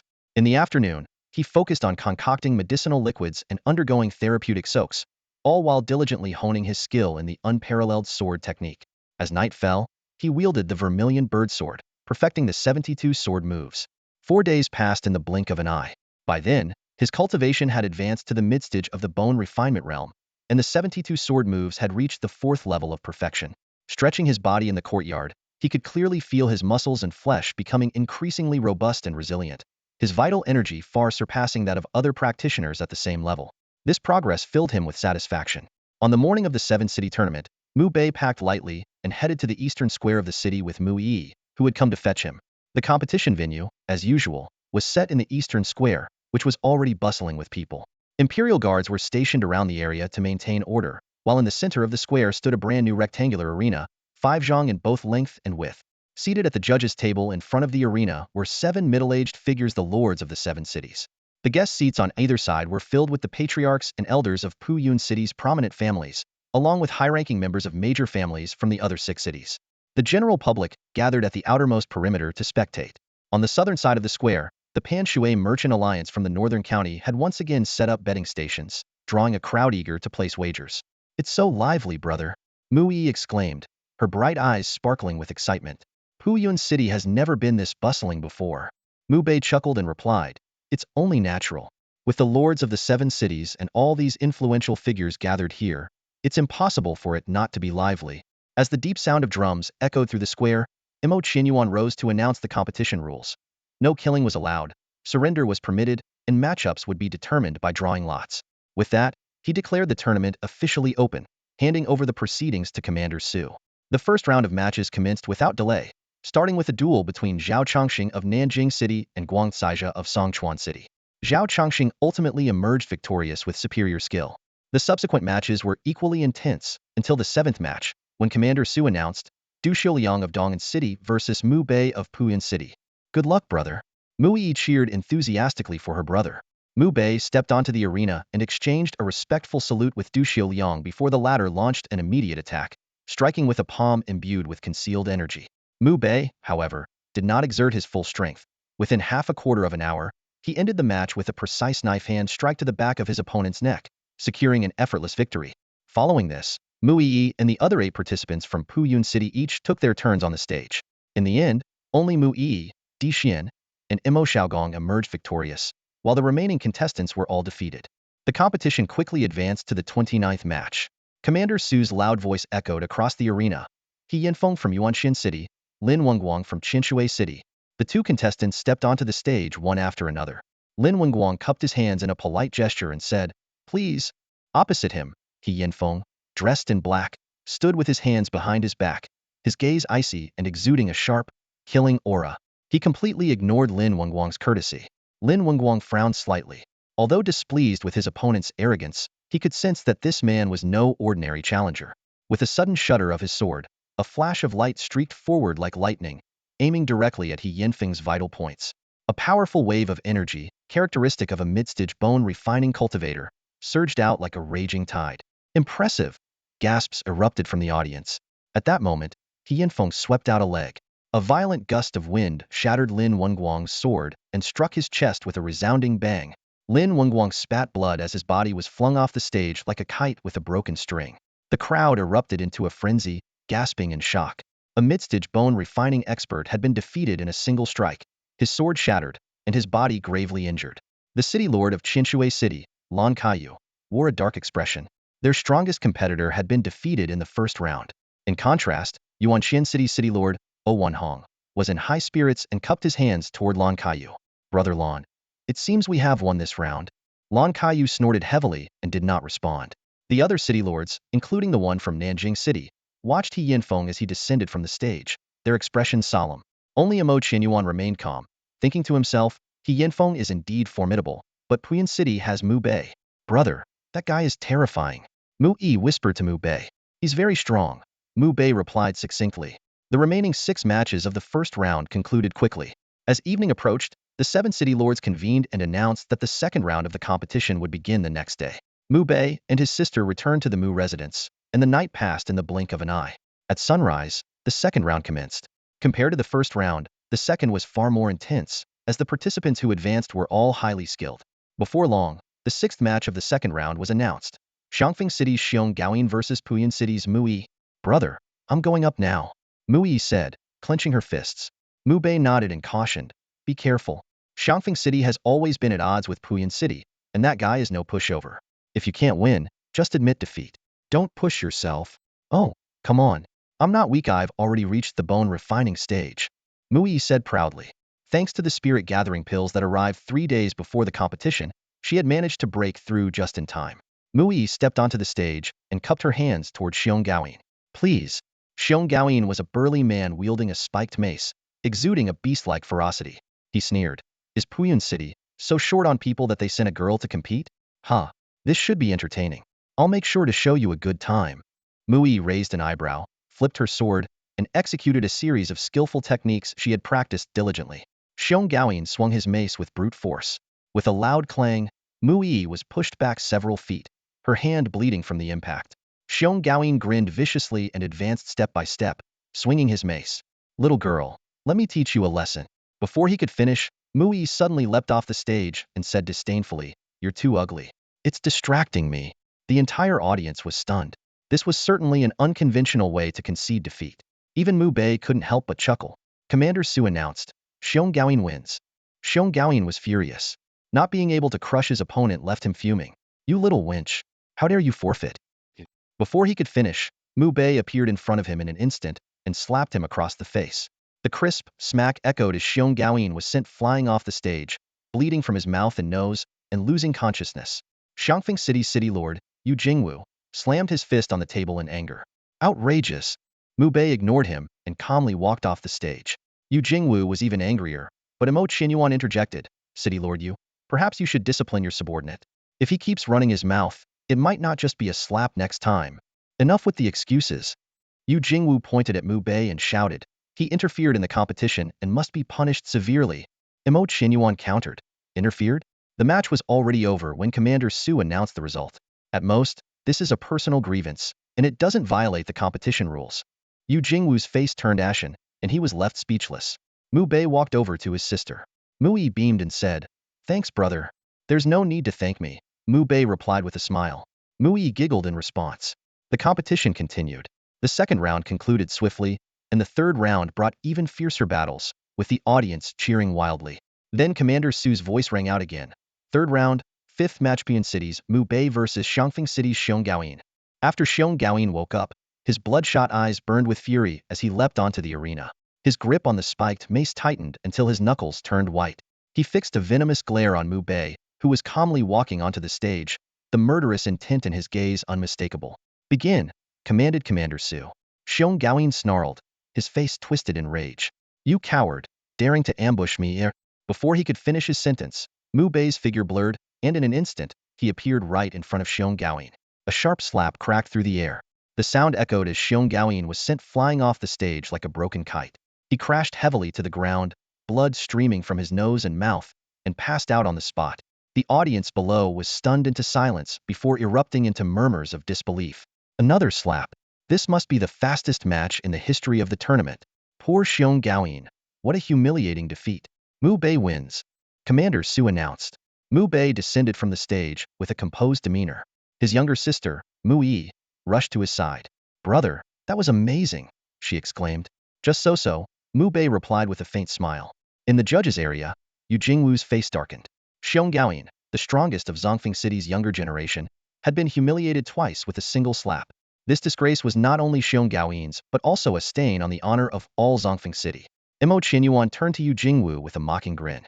City Lord Yu, it seems your city's bare. Shut your mouth. Yu Jingwu interrupted with a furious shout. Imo Qianyuan chuckled and shook his head. Fine, fine. I'm in a good mood today.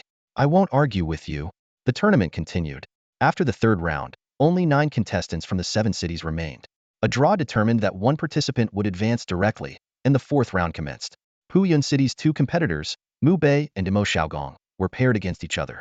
I forfeit, Imo Xiaogong said after a brief pause, conceding immediately. His words caused an uproar among the spectators. Imo Xiaogong, who had swept through the first 3 rounds with ease, had chosen to surrender voluntarily.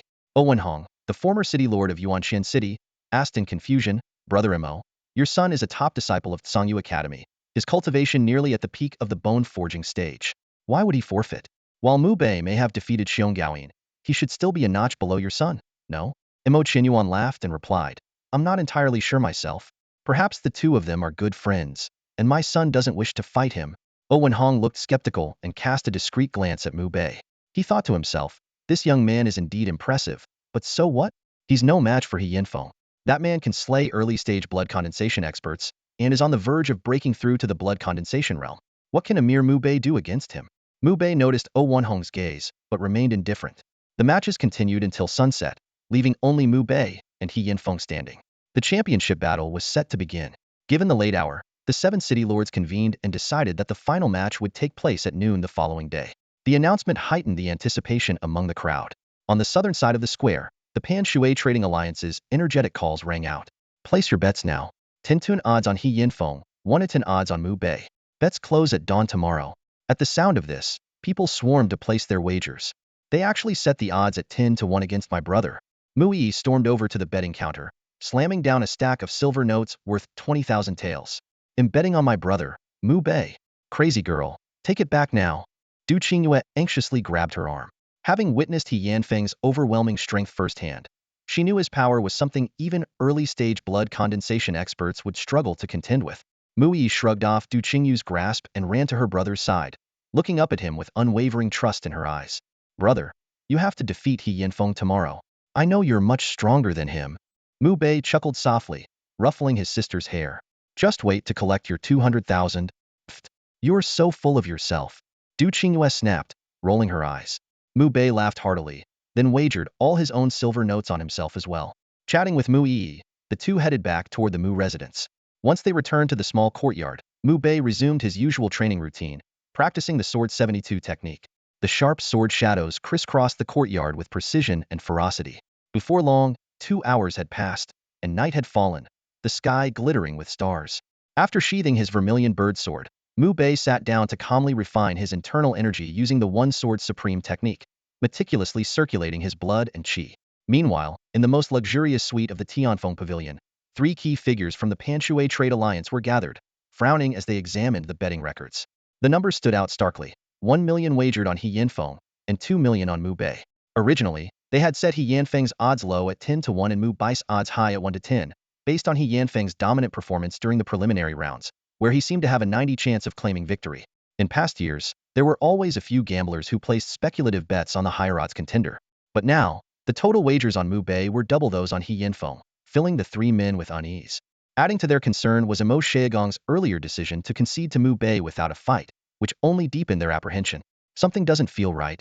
One of them murmured under his breath. After a brief silence, another man's eyes gleamed coldly. To be safe, we should eliminate Mu Bei before the final match.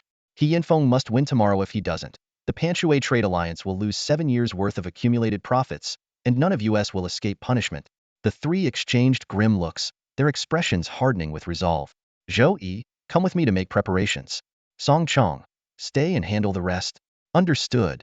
In the adjacent room, Lu Yanqing, who had been secretly eavesdropping, narrowed his eyes. Without wasting a moment, he left the Tianfeng Pavilion and headed straight for Mu Bei's courtyard. Upon arrival, he relayed the conversation he had overheard. Thank you, Manager Lu, for coming to inform me personally, Mu Bei said sincerely. You're too kind, young Master Mu. It's the least I could do, Lu Yanqing replied, his tone tinged with guilt. To be honest, I bear some responsibility for this. Of the 2 million wagered on you, 1.5 million came from my master. Additionally, City Lord Imo seems to have secretly placed a bet of 300,000. Mu Bei smiled faintly, his expression calm. It's no trouble at all. Lu Yanqing chuckled but quickly turned serious. Young Master Mu, the two members of the Panshui Merchant Alliance are already making their preparations. Both of them are at the mid-stage of blood refinement, and their strength shouldn't be underestimated. Do you have a plan to deal with them? Would you need my assistance? No need. I can handle it myself, Mu Bei replied calmly. Hearing this, Lu Yanqing smiled. Very well then. After a brief exchange of pleasantries, he took his leave. The deep darkness of the night enveloped Puyan city. Standing in his courtyard, Mu Bei gazed at the starry sky for a while before turning and heading out of the city. He knew his small residence wasn't suitable for a confrontation. Not only did he want to avoid a commotion, but he also wished to keep bloodshed away from his doorstep. The city streets bustled with activity, even as it approached midnight, due to the ongoing Seven Cities competition. Mu Bei walked along familiar paths, leaving the city gates after a quarter hour and continuing several hundred feet further. Under the soft, veil-like moonlight, the desolate outskirts stretched before him. Suddenly, Mu Bei halted and turned, his voice calm as he said, "Come out." The silence lingered for 3 breaths before 2 masked figures in black emerged from behind large trees. You led us here on purpose? One of them asked coldly. Does it matter? Mu Bei replied with an even tone. It doesn't. As long as you die. The man's voice was ice cold. Before the words had fully left his mouth, the 2 figures attacked simultaneously, one with a powerful punch and the other with an overwhelming palm strike. Their combined force roared toward Mu Bei. Unfazed, Mu Bei drew his vermilion bird sword and unleashed a single slash. The sword's brilliance split into 32 sharp arcs, enveloping the 2 attackers in an intricate web. The moment fists and palms collided with the sword technique, 2 severed arms flew into the air, and blood splattered violently. The black-clad men screamed in agony, sent flying backward by the force. Struggling to their feet, their eyes were filled with terror. They couldn't believe that Mu Bei, merely at the bone-forging stage, had managed to severely injure them, both mid-stage blood refinement practitioners, with a single move. As Mu Bei advanced with his sword, the 2 instinctively retreated. Fall back, one of them shouted, turning to flee. In an instant, Mu Bei caught up, unleashing his sword 72. The sword's shadows formed an impenetrable net, cutting off all escape routes. Forced to fight, the 2 men found themselves utterly outmatched. Moments later, one of them had his throat slashed. He collapsed to the ground, convulsed twice, and died. The other, terrified out of his wits, trembled as he begged for mercy. Please, spare me, he stammered, pulling out a gray pouch. There are 2 grade 1 spirit stones in here. They're yours if you let me go. Mu Bei swung his sword, decapitating the man without hesitation. Picking up the gray pouch, he said indifferently, killing you makes them mine anyway. The moonlight was hazy, and the sky was strewn with countless stars. After swiftly dealing with the 2 corpses, Mu Bei returned to the small courtyard and retrieved a gray pouch from his robe. Inside were 2 pigeon-excised mid-grade tier 1 spirit stones, glowing faintly under the moonlight. These spirit stones, formed from the condensation of natural spiritual energy, were essential for cultivators. The cultivation world had strict classifications for spirit stones, ranging from tier 1 to tier 9, with each tier divided into lower, middle, and upper grades. While mid-grade tier 1 spirit stones were sufficient to support a cultivator's journey from the body tempering stage to the blood nourishment stage, such treasures were exceedingly rare. Even the 4 great families of Puyan City had no more than 20 tier 1 spirit stones each, and those were mostly of lower grade. This should be enough to help me reach the bone refinement peak, Mu Bei murmured as he sat cross-legged. Holding a spirit stone in each hand, he activated the One Sword to Eternity cultivation technique to absorb and refine the energy. A surge of pure and powerful spiritual energy flowed into his body like a spring, directly tempering his bones. Intense pain followed as his bones emitted metallic grinding sounds, akin to heavenly thunder roaring within. Mu Bei could clearly feel his bones rapidly transforming, the effects far surpassing any medicinal baths. Simultaneously, his blood and energy surged, and his flesh seemed to endure a divine hammer strike, becoming increasingly resilient. An hour later, the 2 spirit stones were completely refined, and his cultivation level successfully advanced to the bone refinement peak. What an unexpected gift, Mu Bei chuckled lightly. The Panshui Trading Alliance sent assassins after me, only to deliver 2 spirit stones that helped me break through. How ironic. He stood up, stretched his muscles, and extinguished the light before resting for the night. Morning came in the blink of an eye, and as the sun rose, its warmth grew steadily intense. Near midday, Mu Bei set off for the eastern part of the city. When he arrived at the eastern square, the lords of the 7 cities were already seated in the main seats of honor, while the guest seats were packed to capacity. The outer edges of the square were teeming with people, and if not for the imperial guards maintaining order, it would have been nearly impossible for him to make his way to the center of the venue. He's here. Mu Yi and Du Qingyue, seated in the guest area, brightened upon seeing Mu Bei arrive. Why are you so excited? We just wasted 20,000 silver notes. Have you lost your mind?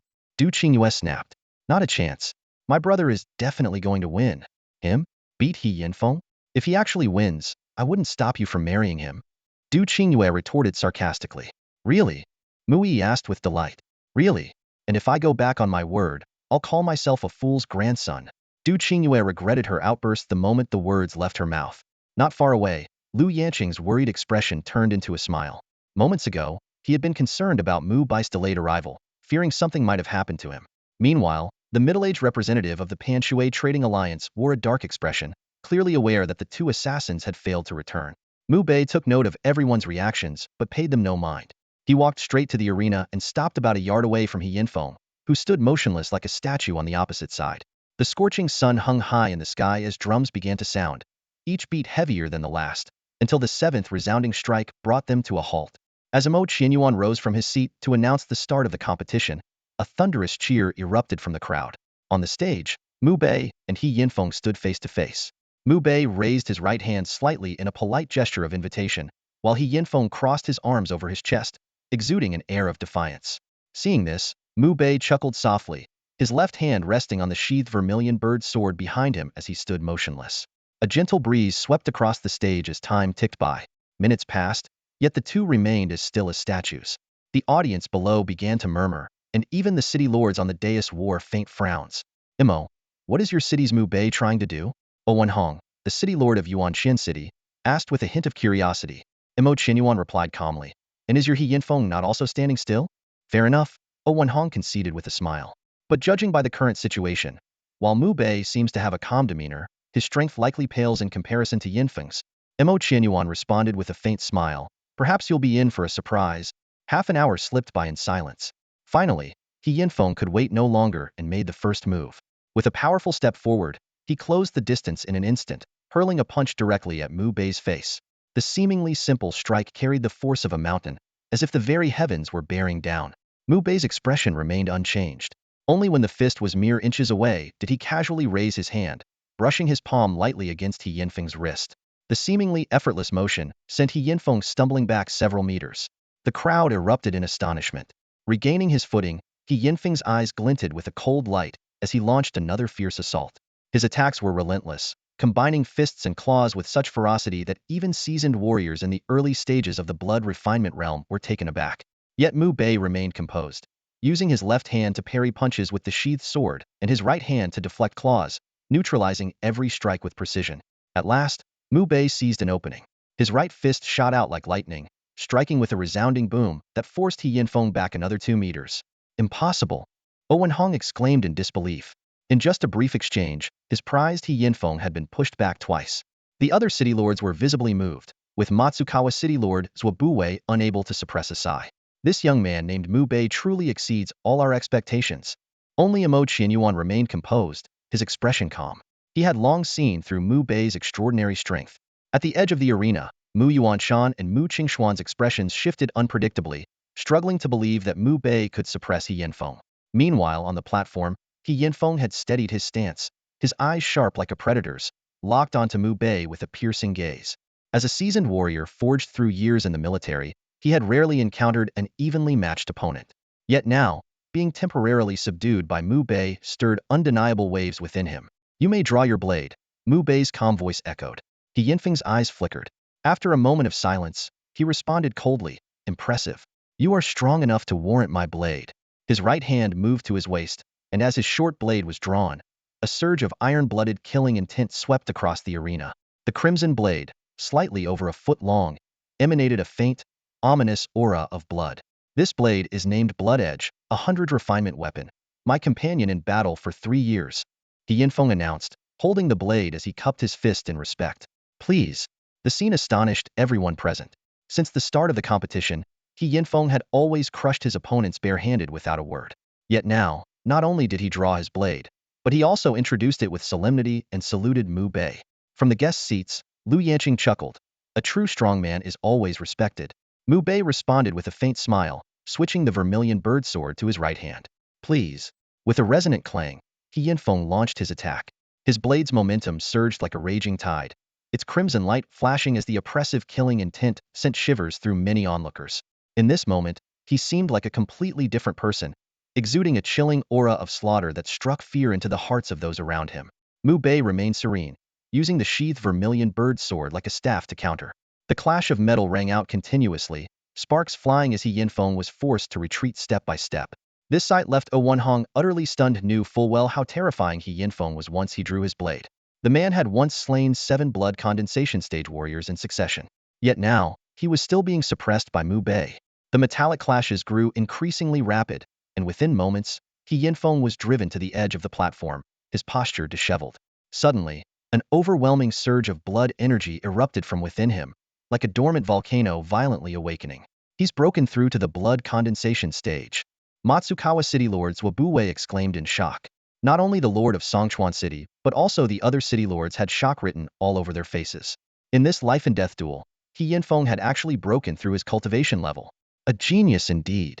Zhangfeng City Lord Yu Jingwu remarked with amazement, then sneered at Imo Qianyuan. Some people still dream of taking first place. Ridiculous. Imo Qianyuan let out a cold snort. The winner is yet to be decided. Stubborn to the end. Yu Jingwu scoffed disdainfully, turning toward Yuanxian City Lord O Wanhong. Congratulations, Brother O. Looks like first place is yours again this time. You flatter me, Brother Yu. O Wanhong replied with a hearty laugh. Now that He Yinfeng has stepped into the blood-tempering realm, what suspense could possibly remain in this battle? His victory is assured. Hearing this, Mu Yuanshan, Mu Qingxian, and others finally revealed relieved smiles. Meanwhile, the middle-aged leader of the Panshui Trade Alliance let out a long breath, as if a massive weight had been lifted off his shoulders. On the sidelines, Lu Yanqing's forehead was drenched in sweat, his expression tense. Du Qingyue, seething with anger, scolded, "You foolish girl. Look at this. 2,000 silver notes down the drain. What am I supposed to say to you?" Although Mu Yi appeared worried, she clenched her fists with determination. My brother won't lose. At the edge of the arena, He Yinfeng's energy surged around him, his aura now 3 times stronger than before. He closed his eyes briefly, savoring the newfound power of the blood-tempering realm. After 3 breaths, he opened his eyes again. Thank you. If not for Mu Bei's pressure, I wouldn't have broken through so quickly. You're welcome, Mu Bei replied calmly, a faint smile on his lips. I suppose it's time for me to unsheath my sword. The vermilion bird sword emerged slowly, its cold gleam dazzling, its sharpness intimidating. The crowd stared in disbelief. It wasn't a staff, but an extraordinary sword. Even He Yinfeng was slightly taken aback. So, you're a swordsman. The sword is named Vermilion Bird, forged to the 100 refinements level. It has been with me for half a month, Mu Bei replied with a nod. A fine sword indeed. He Yinfeng raised his blade to shoulder height, his expression solemn. As a gesture of gratitude and respect, I will now attack with the strongest blade technique I can muster. Very well. In an instant, He Yinfeng struck. A murderous aura erupted, and man and blade became one as he leaped toward Mu Bei. The blade's radiance was blinding, as if it could split the very air. Mu Bei remained motionless, only acting when the blade was nearly upon him. The vermilion bird's sword let out a soft hum, spinning and slashing as it created an intricate web of sword shadows that countered the incoming strike. Clang! The sound of metal clashing rang out as He Yanfeng's short blade was sent flying off the stage. The tip of the vermilion bird sword stopped mere inches from He Yanfeng's throat. The arena fell into a dead silence. He Yanfeng froze, his eyes vacant. I lost. Thank you for the match, Mu Bei said, sheathing his sword. Whoa! The audience erupted in astonishment. The tournament had concluded, and He Yinfeng, who had just broken into the blood-tempering realm, was defeated. Mu Bei claimed first place. Imo Qianyuan laughed wildly, slamming the table in excitement. Mu Yi, overwhelmed with joy, embraced the stunned Du Qingyue. We won. My brother won. No wonder even the martial arts masters admire him. Lu Yanqing burst into laughter, had bet 15 million silver notes on behalf of his benefactor, and now with Mu Bei's victory, they would collect 150 million. The middle-aged leader of the Panshui Trade Alliance spat out a mouthful of blood in despair before collapsing unconscious. Mu Yuanshan, Mu Qingxian, and Mu Zhiqi slumped in their seats. Utterly defeated, they had staked everything on He Yinfeng last night and now had lost it all. How could this happen? How could this happen? O Wanhong muttered to himself, as if his soul had left his body. The 5 lords, including the ruler of Songchuan Castle, stood beneath the stage, their faces etched with disbelief. None of them had anticipated that even He Yinfeng, who had broken through to the blood-refining realm, would fail to match Mu Bei. Among them, Yu Jingwu's expression was particularly grim. As the lord of Zhangfeng City, which had long been at odds with Puyan City, watching his rival claim the title of the Seven Cities champion left him with a mix of emotions. The eastern city square was alive with noise and excitement, the crowd reacting in a variety of ways. Some were struck speechless with shock, others beamed with joy, a few burned with anger, while some stood frozen like statues. Mu Bei, however, paid no attention to the commotion and walked calmly off the stage. Brother, you're amazing. That was incredible. Mu Yi ran up to him, throwing herself into his arms. Mu Bei let out a hearty laugh. It was nothing. Brother, do you know? Mu Yi said excitedly. Mother said that even if I wanted to marry you in the future, she wouldn't stop me. Not far away. Du Qingyue overheard this and grew flustered. She opened her mouth to speak but quickly remembered Mu Yi's earlier warning. If you go back on your word, you're a coward, and had no choice but to swallow her words, stomping her feet in frustration. Watching this, Mu Bei couldn't help but laugh wryly, unsure of how to respond. Come on, brother. Let's go collect the winnings. Mu Yi tugged on his hand, leading him eagerly toward the Panshui Merchant Alliance. When she received the 200,000 silver notes from their bet, she was as delighted as a child. Du Qingyue, standing nearby, stared in disbelief. 2,000 turned into 200,000? That's outrageous. You sly fox, with strength like yours, why didn't you tell me earlier? I would have placed a bet too. At that moment, Lu Yanqing approached, cupping his hands respectfully toward Mu Bei. Young Master Mu, on behalf of my lord, I thank you. Truly, many thanks. It was clear that he and his benefactor had made a fortune from this competition. No need to thank me, Mu Bei replied with a faint smile, fully aware of why Lu Yanqing expressed his gratitude. Meanwhile, the Panshui Merchant Alliance was quickly surrounded by a crowd of people demanding their payouts. The alliance members wore pained expressions. The staggering sum of 150 million in payouts left them gasping for air. They could only promise to settle the debts in full once they returned to the capital of the northern prefecture. Just then, Immortal Chronicles approached, holding a wooden box in his hands. Young Master Mu, this is the prize for securing first place in the competition, bestowed by the Prefectural Lorda 9-Fruit Spirit Lotus, a top-tier grade 1 spiritual medicine containing immensely pure spiritual energy. He also handed over a newly crafted silver plaque, engraved with the words, Mu Bei of the Mu clan, champion of the 7 cities. Mu Bei accepted the plaque, his gaze deep and contemplative. This medal represented the fulfillment of his greatest aspiration after years of effort, not for himself, not for the Mu clan, but to repay the debt of those who had nurtured him. Citizens of Puyan City. Imo Qinyuan's voice echoed across the square. In this year's 7 Cities competition, young Master Mu Bei of the Mu clan has claimed first place for our Puyan City. For the next 7 years, all residents of Puyan City will be exempt from paying any taxes. This is young Master Mu Bei's glory, the glory of the Mu clan, and the glory of all of Puyan City. With that, Imo Qinyuan bowed deeply to Mu Bei. Thank you, young Master Mu. In the square, the people of Puyan City bowed deeply to Mu Bei. Imo Qinyuan took the lead and said, Thank you, young Master Mu. 7 years of tax exemption is a tremendous blessing for everyone in Puyan City. Rich or poor, this victory saved every family a considerable amount of wealth. Please rise, Lord Imo, Mu Bei said, helping Imo Qinyuan to his feet. His gaze swept across the crowd. Everyone, please stand. The square buzzed with mixed emotions, a blend of joy and relief. After a brief conversation with Imo Qinyuan, Mu Yi eagerly pulled Mu Bei away, heading back to the Mu residence. Upon returning to the residence, Mu Bei went straight to the ancestral hall. Kneeling before the memorial tablets of Mu Chongqing of the Mu family and Xin Qingyi of the Mu family, he said solemnly, Father, Mother, your son has won first place among the 7 cities. With that, he respectfully bowed his head to the ground. As night fell, Mu Yi dragged Mu Bei to celebrate at the Tianfeng Pavilion, accompanied by their father, Mu Yunfeng, and mother, Du Qingyue. Upon hearing the news, Lu Yanqing immediately upgraded their seating from the Xin level room to the prestigious Tian level room and waived all charges. Thank you, Manager Lu, Mu Bei said. Young Master Mu, you're too kind. It's an honor for Tianfeng Pavilion. Lu Yanqing replied with a smile before stepping out and instructing the attendants to expedite the service. Inside the Tian level room, fine wine and exquisite dishes were served continuously. Du Qingyue glanced at the lavish decor, her expression dazed. To be seated in a room reserved exclusively for the heads of the 4 great families was entirely thanks to Mu Bei's accomplishments. Mu Yunfeng, too, was filled with emotion. The boy his elder brother had adopted all those years ago had achieved such greatness. Brother, hair to you. Mu Yi raised her glass, noticeably more at ease compared to the last time they celebrated. Before long, the wine got to her, and she clung to Mu Bei's neck, pouting playfully. Brother, marry me. I'm super well behaved. Mu Yunfeng spat out his wine, his eyes wide with fury as he glared at Mu Bei. You beast. The drunken Du Qingyue slumped over the table, pointing at Mu Bei and mumbling the same accusation. Mu Bei was left both amused and exasperated. The banquet finally wrapped up around midnight. Mu Bei supported the inebriated Mu Yi, while Mu Yunfeng helped Du Qingyue, and the group slowly made their way back to the Mu residence. Returning to the Mu residence, the night passed swiftly. At dawn, Mu Bei took out the 9-fruit spirit lotus and carefully examined the 9 lotus seeds, each the size of a peanut. He calculated that to achieve the blood refinement realm, it would be most prudent to refine these seeds over 9 sessions.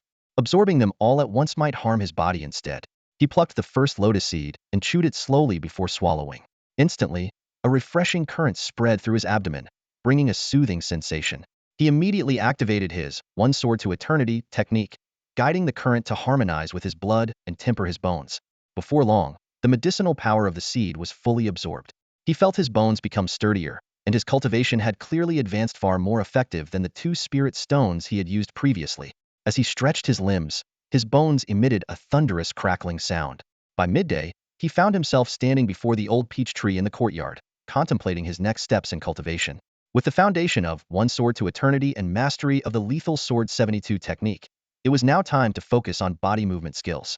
Among the various movement techniques provided by the 9-colored sword, he chose one called Wind Step 9 Turns. This technique was as elusive as the wind when performed, making it nearly impossible for opponents to predict his movements, whether in evasion or attack. More importantly, when combined with Sword 72, it could unleash devastating power. Meanwhile, contrasting atmospheres permeated the Mu residence. The younger disciples and servants were brimming with joy, proudly basking in Mu Bei's victory in the 7 Cities tournament, earning respect wherever they went. However, the senior figures of the family wore grim expressions, particularly Grand Elder Mu Qingxian and Mu Yuanshan, who were in discussion within a pavilion. That bastard hid his abilities so well. Mu Qingxian growled through gritted teeth. They had staked everything on He Yinfeng, only to lose it all. With exceptional alchemy and terrifying combat power, this little brat's growth is beyond anything we anticipated. Mu Yuanshan's eyes gleamed with murderous intent. He must be eliminated soon. If he ever uncovers the truth about what happened back then, the consequences will be catastrophic. Agreed. Mu Qingshuan's eyes flashed coldly. Take 30,000 taels from the family treasury and send a letter to the leader of the Crimson Flame Gang. Have him take action. Unaware of the brewing conspiracy, Mu Bei remained fully immersed in mastering Wind Step 9 Turns. 3 days later, he returned to the old peach tree to test his progress. With a single punch to the tree's trunk, clusters of peach leaves fell in a flurry. As the leaves descended, he executed Wind Step 9 Turns, his movements light and swift as if stepping on spatial nodes. By the time all the leaves reached the ground, not a single one had touched him. In the days that followed, Mu Bei devised a rigorous training regimen. Mornings were spent delving into alchemy and martial arts principles, afternoons refining one sword to eternity with the aid of the 9-fruit spirit lotus, and evenings alternating between Wind Step 9 Turns and Sword 72. In the blink of an eye, another 2 days had passed. Early that morning, Liang Danshi arrived at Mu Bei's residence, his footsteps brushing against the dew. He held a gold card from the Ziwei Bank in both hands, a gratified smile on his face. The first phase of the Gathering Spirit Pill sales has concluded, and the results are excellent, Liang Danshi began directly. We've made a total profit of 16 million silver notes, with 8 million already deposited onto this gold card. I am about to distribute the pill formula to the various branches, and subsequent sales are sure to skyrocket. Each branch's share will be deposited into Ziwei Bank according to the card number. You can check it any time. Mu Bei accepted the gold card and expressed his sincere gratitude. Thank you, Liang Danshi, for your efforts. Ziwei Bank was under the control of the Ziwei Pavilion, an organization so powerful that even the Lianqin Kingdom's royal family tread carefully around it.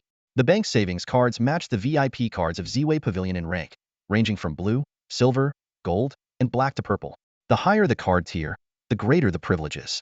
Ziwei Pavilion's business spanned numerous industries, including banking, auctions, and transportation, with branches across the world.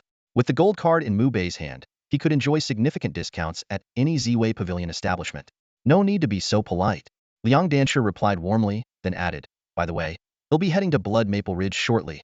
A nest of black centipedes has been discovered there. Once the guards capture them, they'll personally oversee their preparation into medicinal ingredients. This will take about 3 days. If you need me, you can find me at the guild after that. A black centipede nest? Mu Bei's eyes lit up. Liang Danshi, may I accompany you? It turned out that Mu Bei needed 3 key ingredients to rebuild his meridians: exquisite mystic ginseng, earth core essence, and Yinling golden centipede. The Yinling golden centipede was a mutated form of the black centipede, and the nest might very well contain what he urgently needed. Why not? Liang Dancher laughed heartily. If you'd like to join me, we can discuss alchemy along the way. The two set off for Blood Maple Ridge, located 30 miles outside Puyan City. Around the black centipede nest, a large number of members from the Alchemist Guild had already gathered. A guard steward named Zhong Tian quickly approached and greeted Liang Dancher. With a grave expression, he reported, "President, this black centipede nest is far more dangerous than we anticipated. The central area, in particular, is teeming with black centipedes, including many mutated ones. My team of 12 and I only dared to operate on the outskirts. We didn't dare approach the center. It's too perilous. Even bone refinement level comrades wouldn't survive for long, let alone those at the blood nurturing level." Liang Dancher nodded in understanding. Safety comes first. If the central area is that dangerous, there's no need to take unnecessary risks. Hearing this, Zhong Tian breathed a sigh of relief. While they were all talents cultivated by the guild, they would have had no choice but to risk their lives if Liang Dancher insisted. "Could you point out the exact location of the central area? I'd like to take a look," Mu Bei interjected. Zhong Tian frowned. "Young Master Mu, I know you're incredibly skilled, but that area is truly too dangerous. This is no joke." Since the Seven Cities tournament, Mu Bei had become well known in Puyan City, so Zhong Tian naturally recognized him. Liang Dancher also tried to dissuade him. "Mu Bei, given how dangerous it is, perhaps it's best not to take the risk." "Don't worry, I'll be careful," Mu Bei replied with a calm smile. Seeing Mu Bei's determination, Zhong Tian, despite repeated warnings, could only relent in the end. Mu Bei and Zhong Tian led 12 bone-refining martial guards into the black centipede nest. The entrance was a cave about a yard wide and tall, with winding and twisting paths inside. The air was thick with a nauseating stench, and the earthen walls were covered with centipedes of varying sizes, some a foot long, others as large as 3 feet. "Move in," Zhong Tian commanded, and the 12 martial guards sprang into action. In the cultivation world, demonic beasts are ranked into 9 tiers by strength. These black centipedes were merely second-tier low-level beasts, posing little threat to the guards unless encountered in overwhelming numbers or as mutated variants. The guards quickly began capturing the centipedes along the edges of the nest, transporting their catches outside for Liang Dancher and other guild alchemists to process into medicines. Mu Bei assisted them as well. "Young Master Mu, there's no need for you to help. We can handle this," Zhong Tian said hesitantly. "Forgive my boldness, but are you truly planning to head to the central area?" Mu Bei nodded firmly. Realizing persuasion was futile, Zhong Tian instructed the other guards to continue their work and personally offered to guide Mu Bei. Though Mu Bei insisted he only needed directions, Zhong Tian explained, "The path to the central area is intricate. It took us dozens of explorations to map it out. Simply giving directions won't suffice." "Then it'll trouble you," Mu Bei replied, cupping his fists in gratitude. "Young Master Mu, no need to be so polite. You brought glory to Puyan City by securing first place and exempting us from taxes for 7 years. Leading the way for you is my honor." Zhong Tian responded heartily. The two delved deeper into the cave, soon reaching the edge of the central area. It was an oval-shaped space, 10 yards high and 8 yards wide, teeming with centipedes packed so densely they resembled the hairs on a cowhide. Most were black, but a few displayed unusual colors: blue, brown, gray, and even blood-red, indicating mutated variants. Even more astonishing, some centipedes had grown wings and hovered in the air. The sight was so overwhelming that even Mu Bei felt a chill run down his spine. Zhong Tian's face showed regret. "Young Master Mu, I have a family to care for. I dare not venture further. This is as far as I can accompany you. You've already done more than enough." "I'm deeply grateful," Mu Bei replied earnestly. He carefully scanned the central area, searching for the Yinling golden centipede. According to his knowledge, it should be golden in color, but he saw no such hue among the variants. The centipedes ahead writhed in layers, moving like a mass of earthworms or snakes, making it impossible to discern what lay beneath. Taking a deep breath, Mu Bei stepped forward decisively. In an instant, swarms of centipedes surged toward him like a plague of locusts, their aggression unmistakable. "Be careful, young Master Mu," Zhong Tian shouted in alarm. Mu Bei activated his Windstride ninefold technique, his movements as light and fluid as the wind. He weaved effortlessly through the dense swarm, evading every attack with precision. His extraordinary footwork and astonishing speed left Zhong Tian in awe. A hiss echoed through the air, like snakes flicking their tongues, as even more centipedes lunged toward Mu Bei. Mu Bei moved with the grace of Windstride 9 turns, his steps light and swift as he wielded the vermilion bird sword with precision. The blade swept through the writhing masses of centipedes, clearing a path through the horde. As the sword's edge slashed through the center, his eyes lit up there. At the very bottom lay a golden, 3-inch-long centipede shimmering with brilliance. It was none other than the Yinling golden centipede he had been tirelessly searching for. Startled, the Yinling golden centipede transformed into a streak of golden lightning, darting toward the depths of the cavern. But Mu Bei was faster. Employing the full speed of wind stride 9 turns, he closed the distance in an instant, pressing the sword's sheath down with precision. A sharp clang echoed as the sheath struck the centipede's tough exoskeleton. Mu Bei's brows furrowed slightly, hadn't expected such resilience from the tiny creature. Without hesitation, he increased his strength, combining it with his footwork, and delivered another precise strike. This time, the Yinling golden centipede was knocked unconscious. Quickly securing the prize in a prepared pouch, Mu Bei felt a surge of satisfaction. 2 of the 3 ingredients for the meridian sculpting elixir were now in his possession. Only the earth core essence remained. At that moment, the surrounding centipede swarm seemed to lose their leader. They let out shrill, piercing screeches and lunged at Mu Bei with reckless abandon. Some even spewed clouds of toxic black and bloody mist, filling the air with deadly poison. Clang! The vermilion bird sword was unsheathed in a flash, and Mu Bei unleashed the 70-second sword technique in perfect tandem with wind stride 9 turns. The sword's light wove a deadly tapestry, slicing through the onslaught. The air was filled with the wet sounds of flesh being torn, as centipede limbs flew and blood splattered in all directions. Mu Bei's movements were nothing short of masterful, evading every attack with elegance while ensuring that no foe survived the path of his blade. Half a quarter of an hour later, the ground was littered with the corpses of centipedes. The remaining swarm, realizing their hopeless situation, scattered in all directions. Nearby, Zhong Tian watched in stunned silence, his mouth agape. Even 10 peak blood refinement warriors working together would struggle against such an onslaught. Yet Mu Bei had handled it with ease. It was terrifying to behold. Young Master Mu, you are truly extraordinary, like a being from the heavens. Zhong Tian exclaimed in awe, bowing deeply. You flatter me, Steward Zhong, Mu Bei replied with a modest smile. The remains of these black centipedes may still have medicinal value. Perhaps your men could collect them? After leaving the nest, Zhong Tian promptly organized a team of 12 bone-tempering guards to gather the spoils. When alchemist Liang heard of the battle, he could scarcely believe it.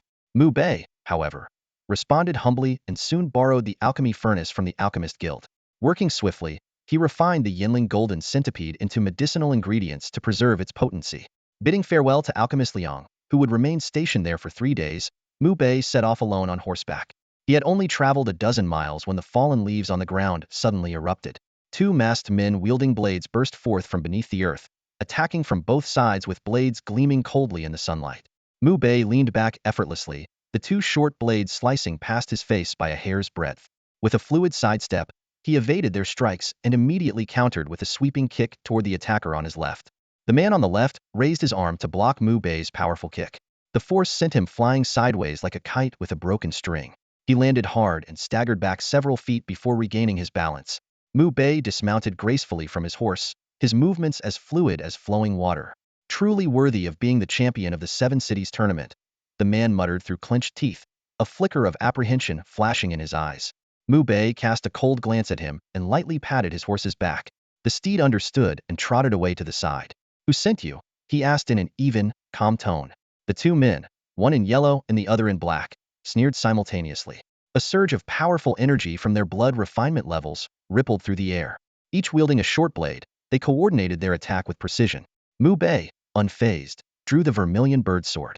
In an instant, the Sword of 72 Shadows technique unfolded, filling the surroundings with dense, overlapping sword images. A sharp crack echoed as both men's short blades shattered, and they were sent hurtling backward by the force of the sword's momentum. Such strength! They exclaimed, their faces pale with shock. Both were experts nearing the peak of the blood refinement level, yet they had been defeated in a single move. No wonder you claimed the championship, the man in black scoffed, though his voice carried a trace of unease. But we came prepared. He raised his hand, and suddenly, 13 archers emerged from the dense canopy above, their bows drawn taut.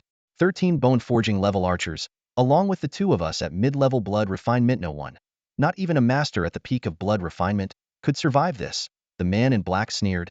Before his words had fully settled, 13 arrows tore through the air, leaving Mu Bei no room to retreat. The 2 men seized the opportunity, launching a coordinated assault alongside the barrage of arrows. Yet Mu Bei remained composed. Employing the wind stride 9 transformations, his movements became elusive and ghost-like. To the astonishment of all, he evaded every arrow with ease. The vermilion bird's sword let out a clear, resonant hum as it cut through the air, accompanied by 32 intertwining sword shadows. In a flash, the man in black's head was severed cleanly from his body. The man in yellow froze in terror and stumbled backward, shouting in panic, "Fire the arrows!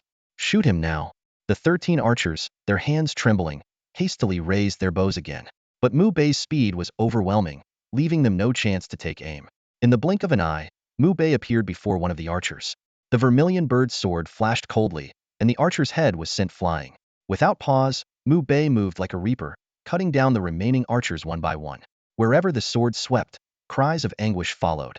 In mere moments, all 13 archers lay dead. The man in yellow, realizing the dire situation, turned to flee. But Mu Bei was upon him in an instant. With a swift strike, the vermilion bird's sword severed his arm, and a spinning kick sent him sprawling to the ground. Mu Bei tore away the man's face veil, revealing the weathered features of a middle-aged man, likely in his late 40s. "I'm the second-in-command of the Scarlet Flame Gang. Please, spare me. I'll tell you anything you want to know," the man pleaded desperately. Mu Bei's expression remained icy. "Who ordered this ambush?" The man hesitated briefly before stammering. It was the boss. "I don't know the specifics. He only ordered us to lay in wait and take your life." Mu Bei's gaze sharpened, and the vermilion bird's sword glinted as it angled downward. The man screamed in terror. "Wait, I know a secret. It's about your parents' death." Mu Bei's pupils contracted sharply. The sword halted mere inches from the man's throat. "What do you know?" I'll tell you, but you have to promise not to kill me," the man begged. "Fine. Speak," Mu Bei demanded. The man swallowed hard. "That night, I was passing by the boss's quarters and overheard him conspiring with someone to murder your parents. Not long after, they died in what was called an accident." Mu Bei's eyes burned with a ferocious, unrestrained fury. "Who was the other person?" I don't know. Only the boss knows who it was." Before he could finish, the vermilion bird's sword flashed once more, slicing off half of his head. Without hesitation, Mu Bei strode to his horse, mounted it in one smooth motion, and rode off toward the Scarlet Flame Gang's stronghold. About half an hour later, Mu Bei arrived at the entrance of the Puyan gang and rode his horse straight in. "Who goes there?" Alarms blared within the Puyan gang's stronghold as dozens of gang members rushed out, their faces twisted with ferocity, wielding swords and blades as they surrounded him. One of them recognized Mu Bei and shouted, "It's Mu Bei, the one who won first place in the Seven Cities tournament a few days ago." "So what if it's him?" Another gang member sneered. "There are so many of us. Do you think we're afraid of one man? He dares to break into the Qian Gongha, won't leave here alive." Mu Bei leapt off his horse, and in one swift motion, his Zhuke sword was unsheathed. The cold gleam of the blade flashed, and 3 gang members fell, their throats slit. Blood sprayed through the air as their heads hit the ground. A one-eyed brute charged at him with a massive blade, but with a deft twist of his sword, Mu Bei not only shattered the weapon but also cleaved off half the man's skull in the same motion. Shadow-like, Mu Bei's sword danced through the air, and 7 more gang members collapsed in pools of blood, each struck down with a single, precise blow. The remaining gang members froze in terror, their faces pale, none daring to advance. "What's all this commotion?" A thunderous voice boomed from the great hall, and a burly middle-aged man clad in fur strode out with commanding presence. "Boss." The gang members, regaining some courage, pointed at Mu Bei and shouted, "This man barged into our headquarters and has already killed many of our brothers." The gang leader's pupils contracted as he got a good look at Mu Bei. He had previously sent his second and third in command to eliminate this man, yet here Mu Bei stood, very much alive. Before the leader could gather his thoughts, Mu Bei lunged forward like a streak of lightning, his Zhuke sword crashing down with the force of thunder. The leader hastily drew a black blade from his waist to block the strike. Clang! The metallic clash reverberated loudly. Despite being at the peak of the blood chi stage, the gang leader was forced back 7 steps. The gang members stood dumbfounded. Their pride in their leader shattered, had been overpowered in a single exchange. The battle quickly escalated into a fierce clash, with the sound of blades colliding filling the air. Within moments, the black blades snapped under the relentless onslaught. Mu Bei seized the opportunity, delivering a diagonal slash that tore through the leader's abdomen, followed by a sweeping kick that struck him square in the face. The gang leader crashed heavily to the ground. Mu Bei planted a foot firmly on his chest, the tip of the Zhuke sword pressing against his throat. "Who conspired with you to murder my parents? Speak." "I don't know what you're talking about. Your parents' deaths have nothing to do with me." Before he could finish, Mu Bei's sword flashed, severing his right hand. "What are you all standing around for? Attack him together." The gang leader roared desperately at his subordinates, but none of them dared to move. Mu Bei stomped down hard, the sound of cracking ribs echoing. "Speak," he demanded. his voice cold and sharp. I really don't know, the gang leader gasped, blood spilling from his mouth as he continued to deny any involvement. Without hesitation, Mu Bei leaned down and swiftly struck several vital points on the man's body, unleashing the heart-devouring technique. In an instant, the leader's body convulsed violently, black and red blotches spreading across his face. His legs twisted unnaturally, and the sickening sound of bones breaking was accompanied by his blood-curdling screams. Speak, or this excruciating pain will last for 3 days and nights until your body twists into a mangled ball of flesh and bone. Mu Bei struck again, his fingertips precisely targeting a few key acupoints on his opponent, instantly amplifying the pain fivefold. The gang leader let out a blood-curdling scream, his body convulsing violently as cold sweat poured down like rain. After several agonizing breaths, he finally broke down. I'll talk. I'll talk. It was Mu Yuanshan. He wants to become the patriarch of the Mu clan. He gave me 80,000 silver notes to help him kill your parents. Mu Qingxian was involved too. As he spoke, his trembling hands pulled out a few letters from his robes and handed them to Mu Bei. Mu Bei took the letters, his eyes scanning the words that detailed the conspiracy to murder his parents. His entire body began to tremble uncontrollably, and his eyes turned bloodshot in an instant. His parents' deaths had been officially ruled as an attack by demonic beasts, their bodies left unrecognizable after being devoured in the deep mountains. But now, the truth was clear, their killers were none other than his father's own brothers. Mu Yuanshan had schemed for the patriarch's position, and Mu Qingxian had conspired for the position of the Grand Elder. Together, they hired the leader of the Qiyin gang to murder his parents, then let wild beasts devour the corpses to stage it as a demonic beast attack. Ah! Mu Bei roared towards the heavens, his fury bordering on madness. Those two murderers were his father's own blood brothers. Spare me. Please, I beg you. The gang leader howled in agony, his body already contorted and covered in grotesque black and red blotches.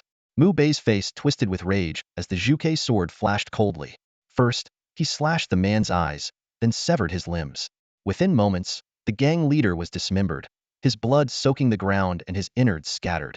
Clutching the letters tightly, Mu Bei turned and strode back toward the Mu clan estate, his sword in hand. The members of the Qiyin gang froze in terror, parting silently to make way.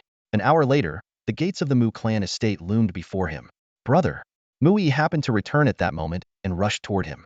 But when her eyes landed on the blood-stained Zhuke sword, her expression changed. What happened? Mu Bei said nothing, his expression grim as he marched straight into the main hall. Inside, Mu Yuanshan and Mu Qingxian were speaking respectfully with Mu Yanting, an elder with chestnut-colored hair, second elder Mu Yunfeng, third elder Mu Zhiqi, and others, including Mu Wu and Mu Nana, were also present. Mu Bei entered with his sword drawn, its blade like a raging dragon, pointed directly at Mu Yuanshan and Mu Qingxian. The two men scrambled to dodge. Are you insane? Mu Yuanshan shouted angrily. Insane? Mu Bei sneered, his face twisted with fury. You beasts, how could you lay hands on your own brother? Mu Yuanshan and Mu Qingxuan's faces turned pale. Mu Wu snapped, Mu Bei, has your brain been eaten by dogs? What nonsense are you spouting here? The patriarch, Mu Yanting, frowned and asked sternly. Mu Yuanshan immediately retorted, our elder brother and sister-in-law were killed by demonic beasts, everyone knows that. And now you're accusing us? Ridiculous. If anything, it seems more like they were cursed to death by you. Mu Qingxian chimed in. Exactly. Back then, a wandering Taoist even said you, Mu Bei, were inauspicious and would bring calamity to your parents. Enraged, Mu Bei laughed bitterly and threw the letters at their feet. Their pupils constricted as they clearly recognized the documents. Mu Yanting summoned the letters with a gust of energy, and after scanning them, his face darkened in fury. You vile scoundrels! Mu Yunfeng, Mu Zhiqi, and Mu Yi, after reading the letters, were equally outraged. Mu Yi shouted, you monsters! Killing your own brother for power. Faced with irrefutable evidence, Mu Yuanshan and Mu Qingxian dropped to their knees, begging for mercy. Patriarch, please forgive us. We were blinded by greed. We've lived in guilt and torment all these years.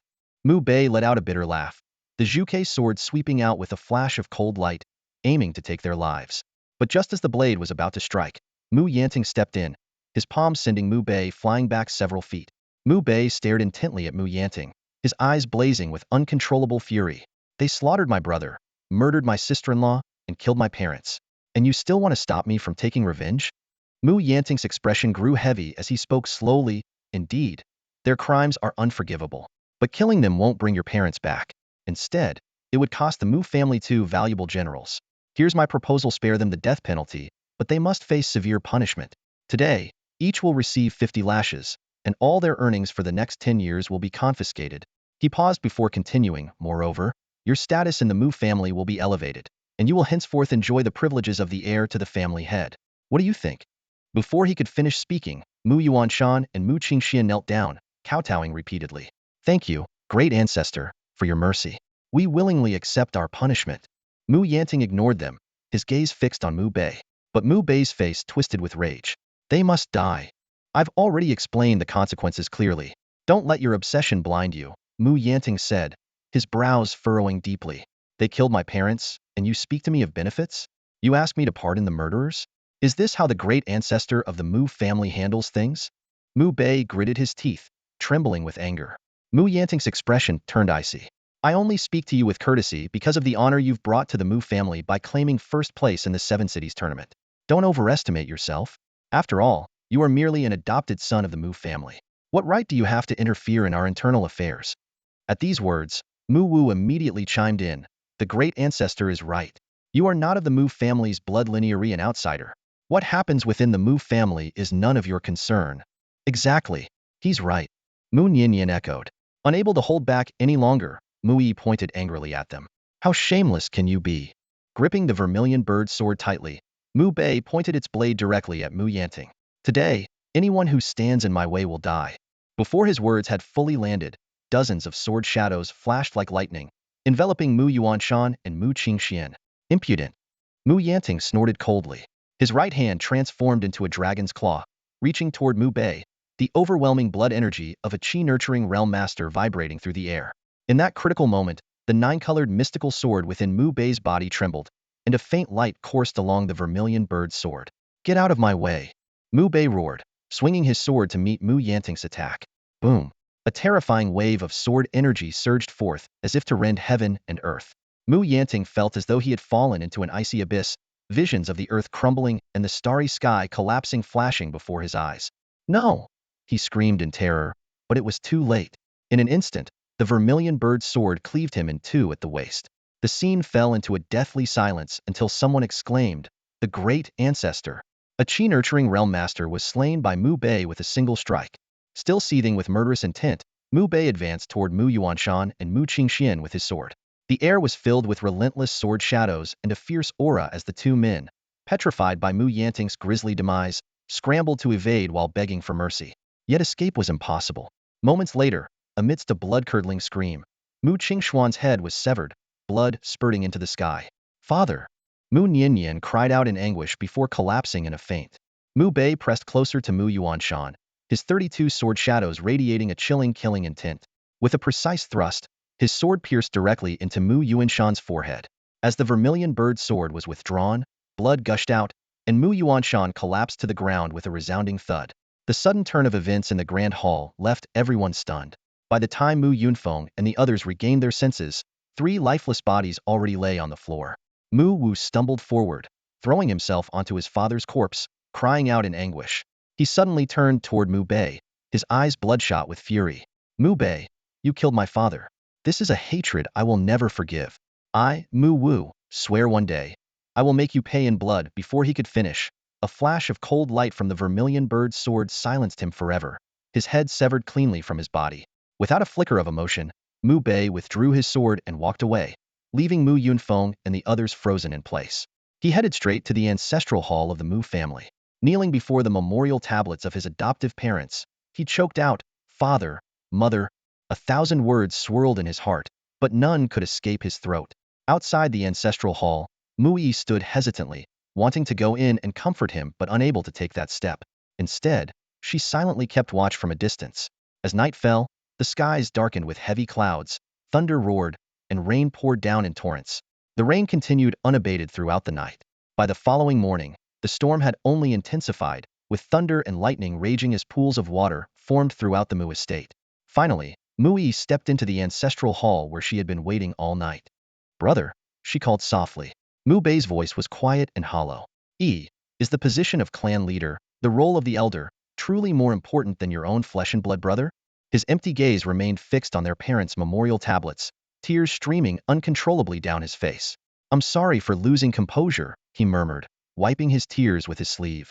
Mu Bei knelt beside him and embraced him tightly. Brother, I know you're hurting. Cry if you need to. I'm here with you. Memories surged in Mu Bei's mind, his father's broad shoulders during his childhood, his mother's soft reassurances on stormy nights, and every precious moment they managed to spend with him despite their busy lives.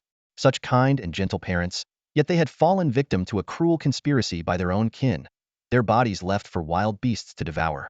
The rain continued to pour relentlessly for an entire day before finally ceasing. When the storm passed, the skies were bright and clear. Mu Bei rose to his feet, casting a long, lingering look at his parents' memorial tablets before leaving the hall with Mu Bei. After a simple meal, he returned to his courtyard, shutting himself away to ponder the many matters weighing on his mind. 3 days later, a middle-aged man at the blood condensation realm arrived with a letter from the imperial city. It was a reply from Princess Yueyao, who had previously promised to help Mu Bei gather information on the Yinling Golden Centipede and the Earth Core Essence. The letter revealed that the Qin Emperor would host a military merit competition in 6 months to reward the 3 armies guarding the borders. The first place prize would be a single drop of Earth Core Essence. Even someone as esteemed as Princess Yueyao could not bypass imperial decree to transfer the reward directly to Mu Bei. Currently, there was only one way to obtain the geocentric spirit essence. Mu Bei had to join the army at the border, earn military merits, and prove his combat prowess to claim first place in the competition 6 months from now. At the end of her letter, Qin Yueyao expressed her confidence in Mu Bei's abilities, believing he would easily secure the top spot. She also enclosed a jade token, explaining it was the official entry pass to join the border forces. Mu Bei carefully put away the jade token and looked up at the sky. It was time to leave the Mu family estate. That afternoon, Mu Bei came to visit him, and he shared his decision to leave. Upon hearing this, her eyes immediately welled up with tears. She clung to his sleeve, her voice choked with emotion. Brother, don't pay attention to those jerks' words. The Mu family still has me. Please don't go, okay? Or let me go with you. Mu Bei gently ruffled her hair. Silly girl, your parents are still here, and besides, I'm only leaving temporarily. Once I find what I'm looking for, they'll come back to see you. Seeing that she was about to protest, Mu Bei smiled and led her into the house. Come, let me write something for you. He took out a brush and ink, quickly writing down an ancient cultivation method titled the Sutra of Pure Frost and Jade Essence. This is the most suitable cultivation technique for women. Stop practicing your current one and switch to this. However, you mustn't let anyone know about this technique, not even your parents. This method, which he had obtained from the 9-colored mystic sword, was incredibly powerful and would undoubtedly attract disaster if its existence were revealed. Mu Bei studied the technique carefully, her eyes widening in amazement. She could sense its extraordinary nature. It was far superior to her family's traditional methods, almost like comparing heaven and earth. She immediately understood her brother's warning. A technique of such magnitude, if exposed, would surely bring calamity. Without questioning its origins, she quickly memorized the contents and burned the paper on the spot. In a soft voice, she said, "Thank you, brother." "There's no need to thank me," Mu Bei replied with a smile. He then wrote down a secret recipe for a body-tempering medicinal bath. The silver notes you earned from the 7 cities competition should be enough to afford this bath for long-term cultivation. If you ever need pills, go find President Liang. He'll help you. That evening, the siblings talked late into the night. It wasn't until midnight that Mu Bei reluctantly left. Mu Bei packed his essentials, and the night passed quickly. The next morning at dawn, he knelt before his parents' memorial tablets to pay his respects before departing from the Mu estate. At the front gate, Mu Bei was already waiting for him. As soon as she saw him, she rushed forward to meet him. Mu Yunfeng and Du Qingyue were also present, their expressions complicated as they watched him. Mu Bei smiled and gently stroked his sister's hair. At that moment, Mu Bei handed him a small bell tied with a red string. "Why are you giving me this bell?" Mu Bei asked curiously. Mu Bei blinked and replied, "One chime for each step, one thought for each chime." Mu Bei froze for a moment, then understood the deeper meaning behind her words. Mu Bei gently patted Yi's head and said softly, "I will come back for you. Yi will work hard to cultivate, and when you return, I'll go explore the world with you." Mu Yi replied obediently, holding back her tears. Mu Bei smiled faintly, nodded toward Mu Yunfeng and Du Qingyue, and strode out of the Mu family residence. His figure quickly disappeared into the morning light, leaving the 3 of them staring blankly in the direction he had gone. At that moment, Mu Yi could no longer hold back her tears. "Father, mother, do you know that when I was 5, and I pulled brother to the mines to look for you, we encountered 3 ferocious wolves?" She choked out. "Brother was only 7, yet he shielded me without hesitation. Even when the flesh on his leg was torn by their bites, he never took a step back. After driving the wolves away, he was afraid I would be punished, so he endured the excruciating pain and carried me back to the residence, limping all the way. To this day, the scar from the wolf's bite still remains on his leg. How can those people say brother is not part of the Mu family? Mu Yi cried into Du Qingyu's arms, her voice breaking. Brother has brought so much honor to the Mu family, making the entire Puyan city respect us. And those people? They commit atrocities killing their brothers and betraying their kin. How dare they say such things? Du Qingyue and Mu Yunfeng were deeply moved by her words. They had never known their daughter had endured such an ordeal in her childhood. The two of them instinctively looked again in the direction where Mu Bei had disappeared, but there was nothing left but emptiness. The sun dipped below the horizon, and the twilight deepened. Stars began to twinkle in the night sky. In a room on the east side of the Mu family residence, Mu Nanan's face twisted with malice as she clenched her fists tightly. Mu Bei, you bastard. I will have my revenge. Even if I have to sacrifice my dignity and suffer humiliation, I will make sure you die. And that wretched girl Mui, she must die too. You two vile creatures deserve to rot in hell. The moment her venomous words fell, a pitch-black arrow shot through the window, piercing her throat with deadly precision. She didn't even have time to utter a scream. Perched on a tree outside the eastern wing of the Mu family residence, Mu Bei dropped the longbow in his hand and vanished into the dense embrace of the night. In the blink of an eye, 5 days had passed. Mu Bei had already left Puyan City far behind. That evening, he stopped to rest in an abandoned temple nestled in a remote mountain range. After 5 days of arduous travel, he was not far from the capital city of Beijun County. His destination was the border, where he planned to enlist in the military. To get there, he needed to board a large ship in Beijun's capital and cross the vast waters. Taking out some dry rations and clean water, he leaned against the weathered temple wall for a simple meal. As he ate, his thoughts drifted back to the moment he killed Mu Yanting. With his current bone-tempering stage strength, he shouldn't have been a match for Mu Yanting, who was at the early nourishing chi stage. That strike, however, had been fueled by overwhelming rage, unexpectedly drawing forth a sliver of power from the divine sword within him. Reflecting on it now, that power was so immense that even a martial master at the penetrating stage might not have been able to withstand it. And that was just the tip of the iceberg when it came to the sword's potential. If he could fully control it, he might wield the power to cleave mountains and overturn seas with a single strike. With this thought, he immediately employed an introspective technique, attempting to actively summon the divine sword's power within him. An hour passed, but the sword remained as unyielding as a stubborn rock, completely unresponsive. This left him feeling rather disappointed. Clearly, taking control of the divine sword was impossible for now. Just as he was packing up to resume his journey, hurried footsteps echoed nearby. A young man dressed in blood-stained silver robes and an elderly man in a blue robe rushed into the dilapidated temple. Hot on their heels were 7 middle-aged men armed with sharp blades. Seeing this, Mu Bei instinctively stepped back, unwilling to get involved in their conflict.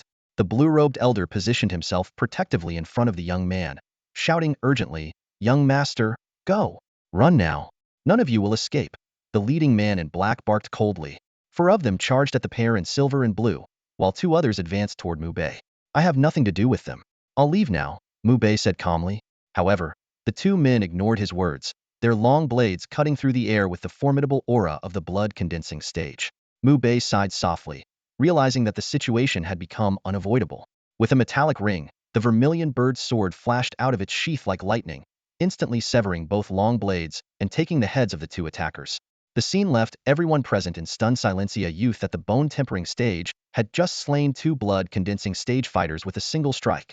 "You've got some nerve, killing our men," the black-clad man sneered menacingly. Mu Bei cast a cold glance at him. "Are you stupid, or just brainless? If you hadn't let them attack me, would I have fought back?" The silver-robed youth and the blue-robed elder couldn't hold back their laughter, but the black-clad man's face darkened completely. With a flick of his blade, shadows of the sword surged forth like a dragon, lunging straight at Mu Bei. "Be careful, brother. This man has reached the peak of the blood refinement stage, and his blade skills are extraordinary." The warning from the silver-robed young man had barely left his lips when the black-clad middle-aged man's long blade flashed like lightning, aiming straight for Mu Bei's throat. Mu Bei remained calm and composed. With a light swing of his vermilion bird sword, he unleashed the perfected 4th level of Sword 72. The sword's radiance shimmered with mysterious intricacy, colliding with the black-clad man's blade. The clash of metal echoed ceaselessly, sending vibrations through the air. After dozens of exchanges, Mu Bei seized an opening and thrust his sword into his opponent's abdomen. The black-clad man staggered backward, blood seeping from his wound. The silver-robed young man's pupils constricted in shock. How could a bone-tempering cultivator injure a peak blood refinement expert? Before the black-clad man could regain his footing, Mu Bei launched another assault. With his wind stride ninefold steps, his movements were fluid and unrelenting, maximizing the power of Sword 72. The black-clad man was forced into retreat, and soon, his arm was severed, blood splattering through the air. "Stop! Spare me!" the black-clad man cried out in panic, but Mu Bei paid no heed. His sword strikes grew fiercer, and within moments, the opponent suffered several more wounds, his injuries worsening. "Do you truly intend to kill me without mercy?" the man roared in fury. Mu Bei remained silent, his sword's brilliance intensifying. He knew all too well that leaving an enemy alive would only invite future trouble. Dozens of sword shadows encircled the black-clad man, their reality indistinguishable from illusion, and soon, his other arm was severed. "Please, don't kill me. I was wrong. I swear I want to seek revenge," the man pleaded, his voice trembling with terror. Yet, 3 breaths later, the vermilion bird's sword pierced his throat. The silver-robed young man and the blue-robed elder drew sharp breaths, watching in disbelief as the peak blood refinement expert fell lifelessly. Meanwhile, the other 4 middle-aged men attempted to flee, but Mu Bei, propelled by his wind stride ninefold, intercepted them in an instant. In a flash of swordlight, all 4 met their end. The ancient temple fell silent once more, the ground littered with 7 lifeless bodies. The silver-robed young man snapped out of his daze and quickly bowed to Mu Bei. "Thank you, brother, for coming to our aid." "I was merely defending myself," Mu Bei replied indifferently. "Regardless, without your help, the 2 of us would surely have perished. We owe you a great debt." The silver-robed youth bowed deeply, and the blue-robed elder followed suit. Mu Bei glanced at the corpses on the ground. "If anyone asks, tell them you were the ones who killed these 7. Can you do that?" The 2 immediately understood. The silver-robed young man nodded earnestly. "Of course." He then introduced himself. "I am Jinsang. May I ask for your name, brother?" "It's just a brief encounter. There's no need for names. Farewell." With that, Mu Bei turned and left, disappearing into the distance. The blue-robed elder watched Mu Bei's retreating figure inside. "This man is extraordinarily cautious, unwilling to invite even the slightest trouble." "That is indeed a wise habit," Jing Wenkang agreed, then added, "For someone at the bone-tempering stage to possess such strength is unimaginable. I once prided myself on being able to challenge those at the peak of the blood refinement stage, but now I see how naive I was. There's no need for such humility, young master. Geniuses like him are exceedingly rare. Even among the prodigies in the imperial city, few at the same stage could match him," the blue-robed elder assured. Jing Wenkang's expression turned serious. "Uncle Yuan, do you have any idea who sent these men? If you were to die, who would most likely become the clan's heir?" the elder countered. Jing Wenkang's gaze grew cold. "My incompetent younger brother is an obvious possibility, but the most likely suspect is my second uncle's son." The stars began to fade, and the moon sank lower in the sky. After leaving the ancient temple, Mu Bei traveled tirelessly. About a day later, he arrived at the gates of a towering, majestic city.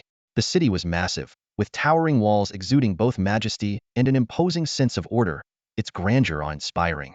This was Beijun County City. Compared to Puyan City, Beijun County City was like an ancient beast lying across the land, its aura far surpassing the former. Mu Bei stepped into the city and was greeted by a bustling scene. Streets crisscrossing in all directions, shops lining both sides, and crowds of people coming and going. His first stop was Ziwei Transport to book a ship ticket, only to learn that the last vessel heading to the border had departed just half a day ago, and the next one wouldn't leave for another half a month. Though slightly disappointed, he didn't dwell on it. After securing his ticket, Mu Bei found a small courtyard on the northern side of the city to rent.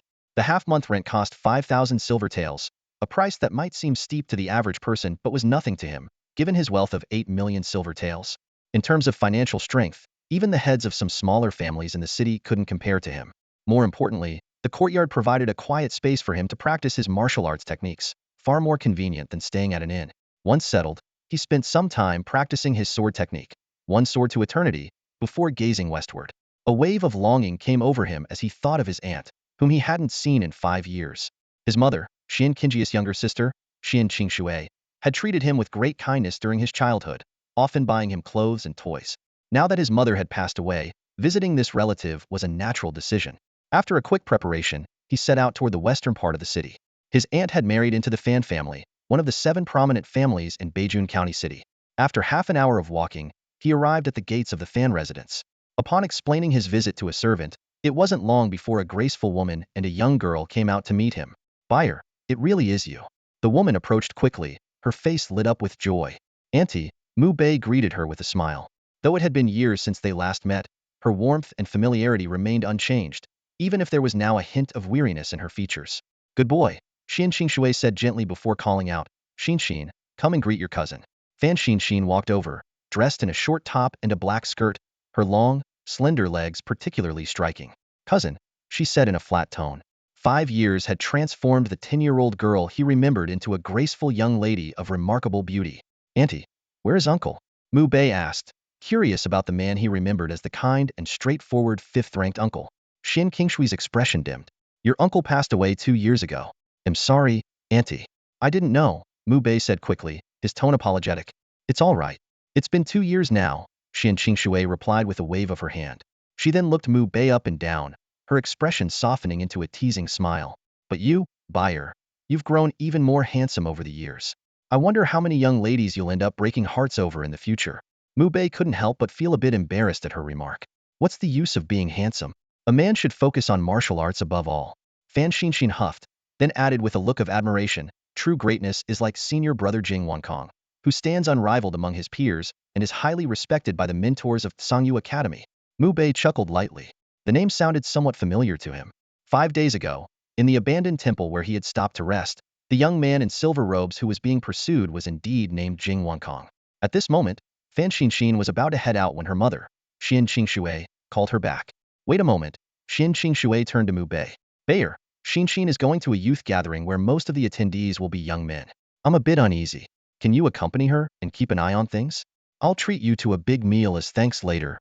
Mother, why bring an outsider along? Fan Xin frowned in displeasure.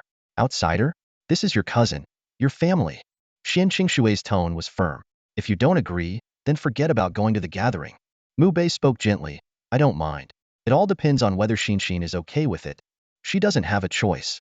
Xian Qingshui said decisively. Although Fan Xin was clearly resistant, she had no choice but to agree. The gathering was organized by the younger brother of her idol, Jing Wankong, and she was determined to attend. Perhaps she could hear some news about him. Leaving the Fan residence, the pair headed toward Shuiyun Tower. Along the way, Fan Xin, wearing a cold expression, warned him, most of the people there are outstanding young heirs from the prominent families in the county. Say as little as possible and don't embarrass me. Mu Bei responded with a faint smile. His cousin, born into one of the 7 great families of the county, obviously looked down on him, a relative from Puyan City. But he didn't mind. If not for his aunt's request, he wouldn't have wanted to attend this kind of gathering either. Inside a private room at Shuiyun Tower, 7 people were already seated, 6 young men dressed in luxurious attire, and a heavily made-up young woman. As Fan Xin entered, all eyes turned toward her, especially those of the young men, whose gazes lingered on her fair and elegant legs. Xin, we've been waiting for you, the heavily made-up girl said, then glanced at Mu Bei. And this is? Fan Xin introduced him casually, my cousin, from Puyan City. My mother asked him to come and broaden his horizons. The group responded with perfunctory acknowledgments before promptly ignoring Mu Bei. Jing Wenyuan, can you tell us about senior brother Jing Wenkong? Fan Xin eagerly asked the young man in purple robes. Jing Wenyuan's eyes greedily scanned Fan Xin's flawless legs as he retrieved a jar of wine. This is peach blossom brew, brought back from the imperial city.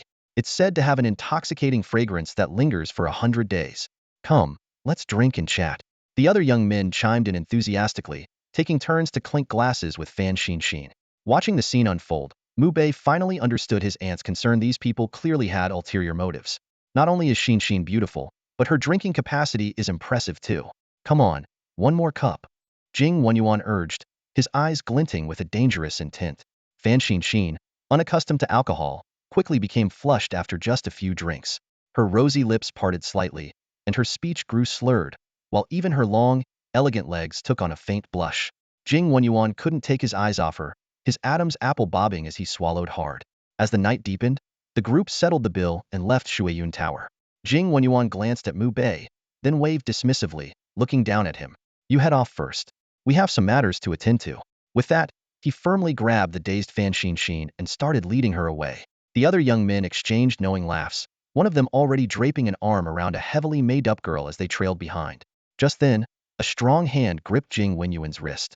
Sorry, but she's leaving with me, Mu Bei said, his voice calm and steady. I said, we have matters to attend to. Jing Wenyuan's tone turned icy. And I said, she's leaving with me. Mu Bei tightened his grip, causing Jing Wenyuan's expression to shift as he involuntarily released Fan Xin. She stumbled back behind Mu Bei, clutching his shirt instinctively. Mu Bei glanced at her, noting that despite her intoxicated state, she had clearly recognized Jing Wenyuan's ill intentions. Hey, country bumpkin, are you deaf? Don't you understand what young Master Yuan just said? One of the young men barked, stepping forward aggressively. But before he could do more, Mu Bei sent him flying a dozen feet with a single kick. Grasping Fan Xingxin's hand, Mu Bei turned to leave, only to find Jing Wenyuan and his group blocking their path. Put her down. Break one of your arms yourself and get lost. Jing Wenyuan snarled, his eyes blazing with fury. This plan had been in the works for a long time, and just as success seemed within reach, this country bumpkin from Puyan City had ruined everything and even injured his men. His anger was palpable. Stand steady, Mu Bei murmured to Fan Xinxin, releasing her hand as he strode forward. His movements were swift and precise. With just a few punches, his opponents collapsed one after another, their cries of pain echoing as their noses shattered under his blows. In moments, only Jing Wenyuan remained standing, struggling to hold his ground. Enraged, he channeled all his strength into a single breaking rock fist, the force of it tearing through the air as though capable of shattering stone and metal alike. Yet Mu Bei casually countered with a slap, sending the so-called peak bone refinement master sprawling, teeth scattered across the ground. The scene left everyone frozen in shock. The heavily made-up girl trembled uncontrollably, and even the drunken Fan Xinxin widened her eyes in disbelief at what had just transpired. These men, all at least mid-level bone refinement cultivators, were utterly powerless against Mu Bei. Let's go, Mu Bei said, taking Fan Xingxin's hand and leading her away without a backward glance. After escorting Fan Xinxin home, Mu Bei exchanged a few words with his aunt before returning to his rented courtyard. Morning came swiftly, and the dawn painted the sky in hues of red. Mu Bei rose early, practicing his unparalleled sword technique in the courtyard under the morning light. It wasn't until an hour later that he finally stopped. Just as he was about to have some breakfast and delve into the study of alchemy and cultivation principles, a soft knock came from the courtyard's gate. Opening the door, he found a beautiful young woman standing outside. It was none other than Fan Xinxin. How did you know I was here? Mu Bei asked, somewhat surprised. My mother told me, Fan Xinxin replied softly. Thinking of her dismissive attitude toward Mu Bei the previous day and how he had saved her, she couldn't help but feel a twinge of guilt. Holding a delicate wooden box in both hands, she said, thank you for yesterday. I bought these pastries from Su Xianfang for you. Mu Bei smiled lightly and accepted the pastries. Though his cousin could be prideful at times, she wasn't too bad since she knew how to admit her mistakes. Come in. The courtyard, though not large, was well furnished. A yellow stone table and apricot wood chairs stood in the center, surrounded by fragrant flowers and greenery. Fan Xinxin glanced around, clearly impressed. Wow, cousin, you must be pretty well off to rent a place like this. This courtyard can't be cheap. Just barely, Mu Bei replied casually as he began eating the pastries. He hadn't had breakfast yet, so the timing was perfect. Fan Xinxin rolled her eyes. I didn't expect someone from a small place like Puyan City to be as strong as you are. Noticing Mu Bei's subtle reaction, she quickly added, I mean no offense, cousin. It's just rare to see someone so talented from a smaller city. Rare doesn't mean impossible, Mu Bei said calmly. Fan Xinxin stuck out her tongue playfully, then added with a huff, fine. I admit you're impressive. But you're still a long way from being as strong as senior brother Jing Wenkong. He's the top talent of our generation in the prefecture city. With his early blood refinement cultivation, he can already hold his own against peak blood refinement experts. Even the instructors at Sangyu Academy say he's destined to become a martial arts grandmaster someday. Sounds impressive, Mu Bei responded with a faint nod. Hey, don't feel discouraged, cousin, Fan Xinxin said, trying to cheer him up. You might not be as strong as senior brother Jing, but you're still pretty good. And honestly, you've got such a good-looking face it's practically an asset. I bet plenty of girls would flock to you if you wanted. Just as Mu Bei was about to reply, a loud bang echoed through the courtyard as the gate was forcefully kicked open. Two young men stormed in wearing purple, the other in silver robes. Big brother. It's him. The man in purple pointed at Mu Bei, a menacing glint in his eyes. Fan Xinxin stared at the silver-clad young man who had suddenly appeared before her and immediately recognized him as Jing Wenyuan's older brother, Jing Wenkong. She quickly realized that Jing Wenyuan had brought his brother to seek revenge on Mu Bei and hurriedly explained, Senior brother Wenkong, it was Jing Wenyuan who tried to harm me yesterday. My cousin was only forced to act in self-defense. Shut your filthy mouth, you wretch. Jing Wenyuan snapped harshly, his face twisted with malice. The fact that I even took a liking to you is your blessing. Do you and your mother even know your place in the Fan family? How dare you act all innocent in front of me? Who are you trying to fool? He then turned to Mu Bei, sneering coldly. Do you think you can escape retaliation after hitting me in Beijun City? Finding out where you live is child's play for someone like me. As he pointed at Mu Bei, he began to address Jing Wenkong, brother. Take care of, slap. A resounding slap cut him off mid-sentence. Jing Wenkong had struck him across the face without hesitation. Jing Wenyuan froze in shock. Brother, why did you? Slap. Another slap landed before he could finish his words. Under the stunned gaze of both Jing Wenyuan and Fan Xinxin, Jing Wenkong strode briskly toward Mu Bei. He cupped his hands respectfully and said, Brother, my sincerest apologies. My younger brother is unruly and poorly disciplined. When he came to me this morning, just from the description of your appearance, I suspected it was you. I followed him here to confirm, and indeed, it is you. You know him? Jing Wenyuan stammered, still dazed. Kneel. Jing Wenkong commanded sharply. Jing Wenyuan trembled and, not daring to disobey, immediately dropped to his knees before Mu Bei. Apologize. I'm sorry. Jing Wenyuan stuttered. Louder. Jing Wenkong barked. I'm sorry. Jing Wenyuan raised his voice, shaking uncontrollably. Only then did Jing Wenkong turn to Fan Xinxin. Miss Xinxin, I must also apologize to you. As a fellow student at Sangyu Academy, he naturally recognized one of the most renowned beauties of Beijun City. However, he hadn't expected her to be the cousin of his benefactor. Fan Xinxin was overwhelmed with shock. She knew that Jing Wenkong's deference was entirely due to Mu Bei. Mu Bei's cold gaze swept over Jing Wenkong before settling on Jing Wenyuan. Didn't you just call my cousin a wretch? Jing Wenyuan shivered and immediately began slapping himself. I'm sorry. I was wrong. It was my filthy mouth on the wretch. I'm sorry. Though arrogant, he wasn't foolish. He understood that anyone who could command such respect from his elder brother was not someone to be trifled with. Remember, stay away from my cousin from now on, Mu Bei said indifferently. Yes, of course. Jing Wenyuan nodded repeatedly. Seeing that Mu Bei wasn't pursuing the matter further, Jing Wenkong let out a sigh of relief and made a solemn promise. Rest assured, brother, if he dares to bother Miss Xinxin again, I'll break all 3 of his legs. Mu Bei gave a slight nod in acknowledgement. Jing Wenkong then turned to his brother. Get back home and reflect on your actions. You are not to step foot outside the Jing residence for a month. Jing Wenyuan nodded hastily, apologized to Mu Bei once more, and carefully made his way out of the courtyard. That disgraceful fool, Jing Wenkong muttered, glaring at his brother's retreating figure with a look of utter disappointment. After a brief silence, Jing Wenkong looked at Mu Bei with a serious expression and said, The investigation into the last assassination attempt is complete. It was orchestrated in secret by my second uncle. The clan has already imprisoned him, and the underground forces he colluded with have been eradicated overnight. You don't need to worry about further trouble. Mu Bei nodded slightly. That's good to hear. Jing Wenkong clasped his hands together in a gesture of gratitude and sincerely thanked him again. Thank you for saving my life. If not for your righteous intervention that day, I would have surely perished. There's no need to thank me. Let's just call it fate, Mu Bei replied calmly. Standing nearby, Fan Xinxin overheard the gist of the conversation and looked at Mu Bei in astonishment. Cousin, you're stronger than senior brother Wenkong? Mu Bei didn't respond, but Jing Wenkong chuckled bitterly and clarified, even if there were 10 of me, we wouldn't be a match for your cousin. This statement left Fan Xinxin utterly stunned. Jing Wenkong, known as the most talented of his generation in the county, openly admitted that even 10 of him couldn't rival Mu Bei. Jing Wenkong turned to Mu Bei again. May I ask your name, brother, so I can remember my savior? Mu Bei. Thank you, brother Mu. Jing Wenkong clasped his hands once more. Would you have time to join me at the Jing residence for a banquet as a token of my gratitude? Mu Bei shook his head and politely declined. A banquet isn't necessary. I appreciate the thought. Very well. As a fellow martial artist, Jing Wenkong didn't insist. Instead, he offered a word of caution. The power dynamics in the county are complex, and there are many reckless young lords here. If you ever need assistance, don't hesitate to ask. I will do my utmost to help. After Jing Wenkong took his leave, Fan Xinxin couldn't take her eyes off Mu Bei. Cousin, you're not only so handsome but also incredibly powerful. Even senior brother Wenkong is no match for you. That's amazing. Just barely, Mu Bei replied indifferently. Barely? Then what are the rest of us supposed to do? Fan Xinxin pouted before grabbing Mu Bei's arm. I've decided. From now on, you're my idol. Mu Bei had no response to that. A moment later, Fan Xinxin remembered something. Oh, cousin, my mother asked me to invite you to our house for dinner. All right, Mu Bei agreed.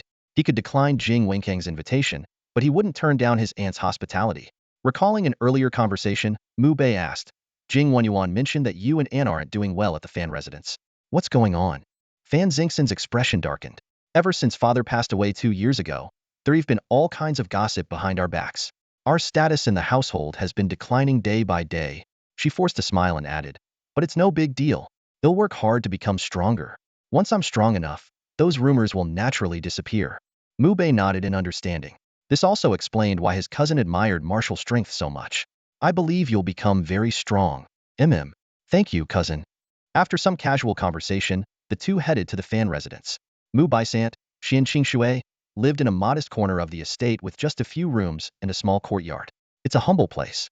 I hope you don't mind, buyer, Xianqing Shui said warmly as she welcomed him. Aunt, you're too kind, Mu Bei replied politely. Xianqing Shui had prepared all the dishes Mu Bei used to love.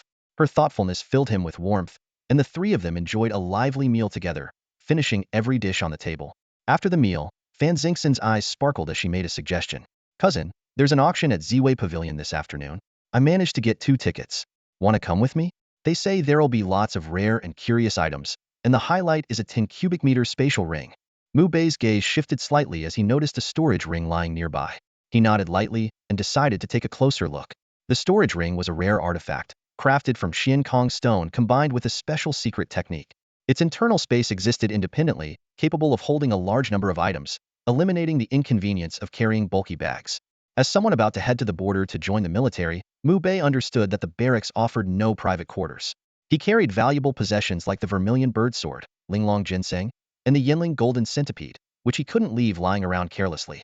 A storage ring with a capacity of 10 cubic meters would be just enough to store all his belongings securely.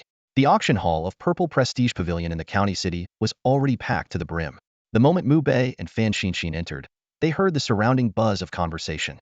I heard there's a storage ring up for auction today. That's right. Storage rings are incredibly rare in the county city, only those big shots own one. Suddenly, a young man in a yellow robe seated in the front row turned around and swept the room with a cold, piercing gaze. He declared loudly, "This storage ring is mine. Anyone who dares to compete with me should think twice." The entire auction hall fell silent at his words. Fan Xinxin leaned closer to Mu Bei and whispered, "There are 2 major troublemakers in the county city, Wei Geng from the Wei family, and this Xiang Zimao. He's the son of the patriarch of the Xiang family, one of the 7 great clans. Relying on his father's protection, he behaves arrogantly and recklessly. Even peak blood condensation realm experts avoid provoking him." Mu Bei merely nodded indifferently, showing no concern. The auction officially began, and a woman in a striking red dress, her figure alluring, stepped onto the stage as the host. The first item up for bidding was a martial technique scroll name, Scorching Flame Blade Technique, which immediately sparked fierce competition. Fan Xinxin analyzed in a low voice. This technique is known for its scorching blade strikes and domineering moves. It's considered top tier among 3rd-grade martial techniques, and will likely fetch around 100,000 silver notes. Mu Bei silently contemplated the grading of martial techniques. In the cultivation world, martial techniques were divided into 9 grades, with each grade further split into lower, middle, and upper tiers. The techniques he practiced, Sword of 72 and Windwalk 9 Revolutions, were both upper-tier 9th-grade techniques, ranking among the pinnacle during the martial stage.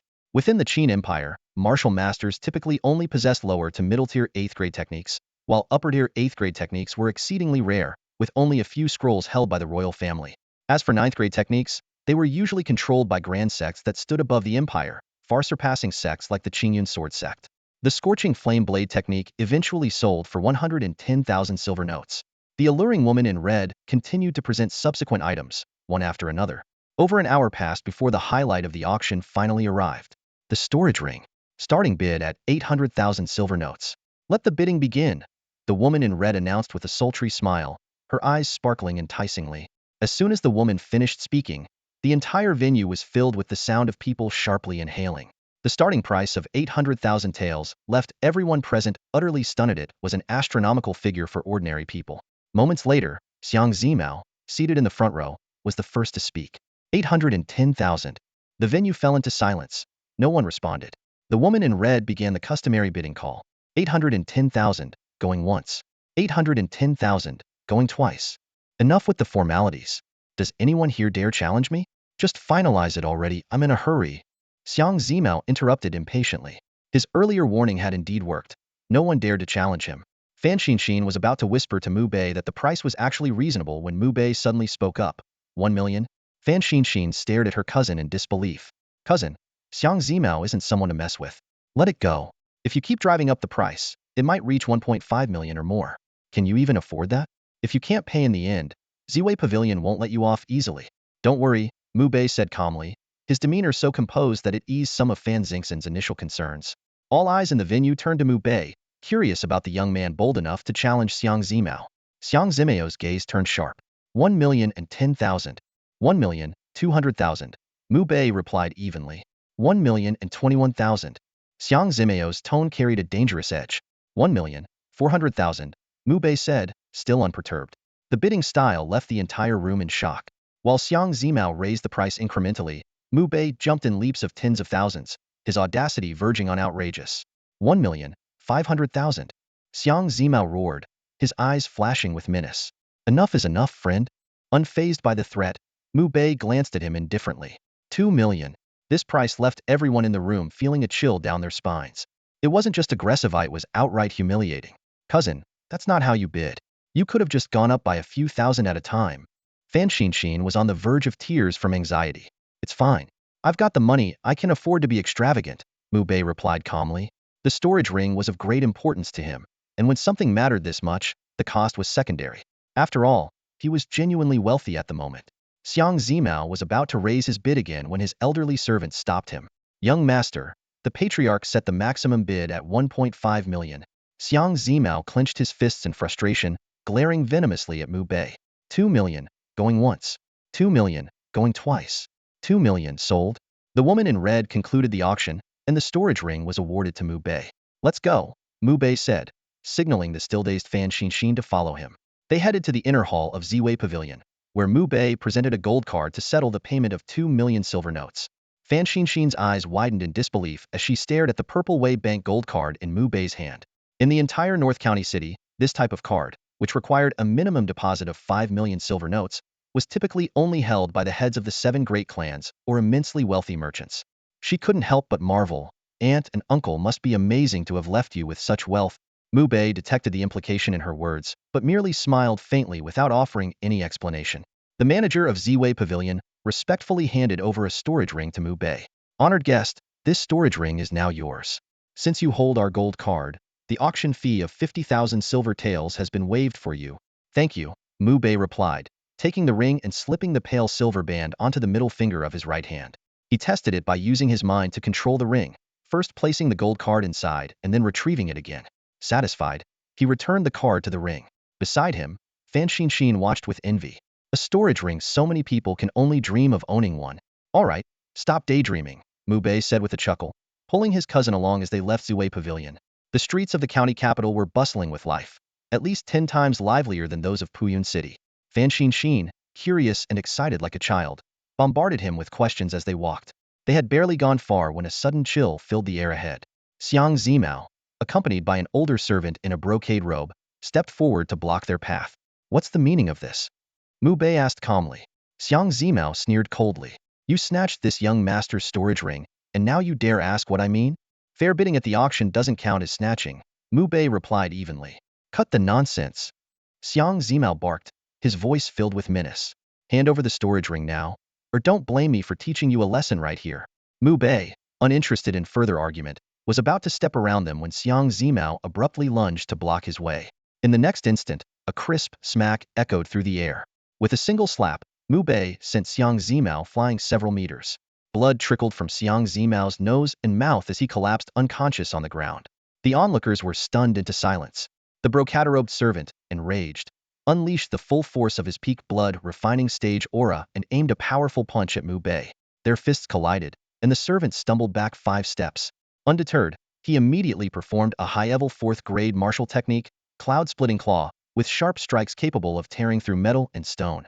Fan Xinxin cried out in alarm, "Be careful, cousin." But Mu Bei remained composed, effortlessly evading the attacks with his 9-turn wind movement technique.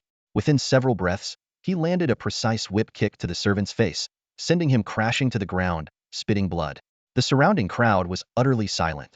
Fan Xinxin gaped in shock, unable to believe that a peak blood refining stage expert had been so easily defeated.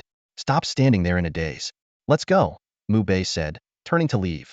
Fan Xinxin quickly followed, her voice filled with concern. Cousin, Xiang Zimao's father is notoriously protective. This is going to be a big problem. My mother and I don't have much influence at home and can't help you.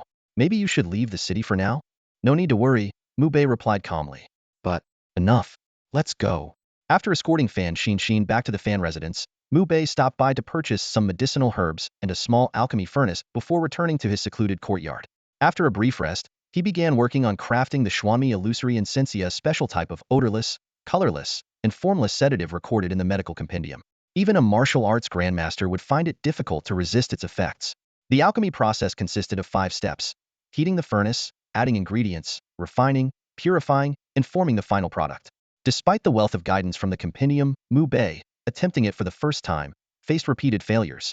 It wasn't until his 10th attempt that he barely succeeded.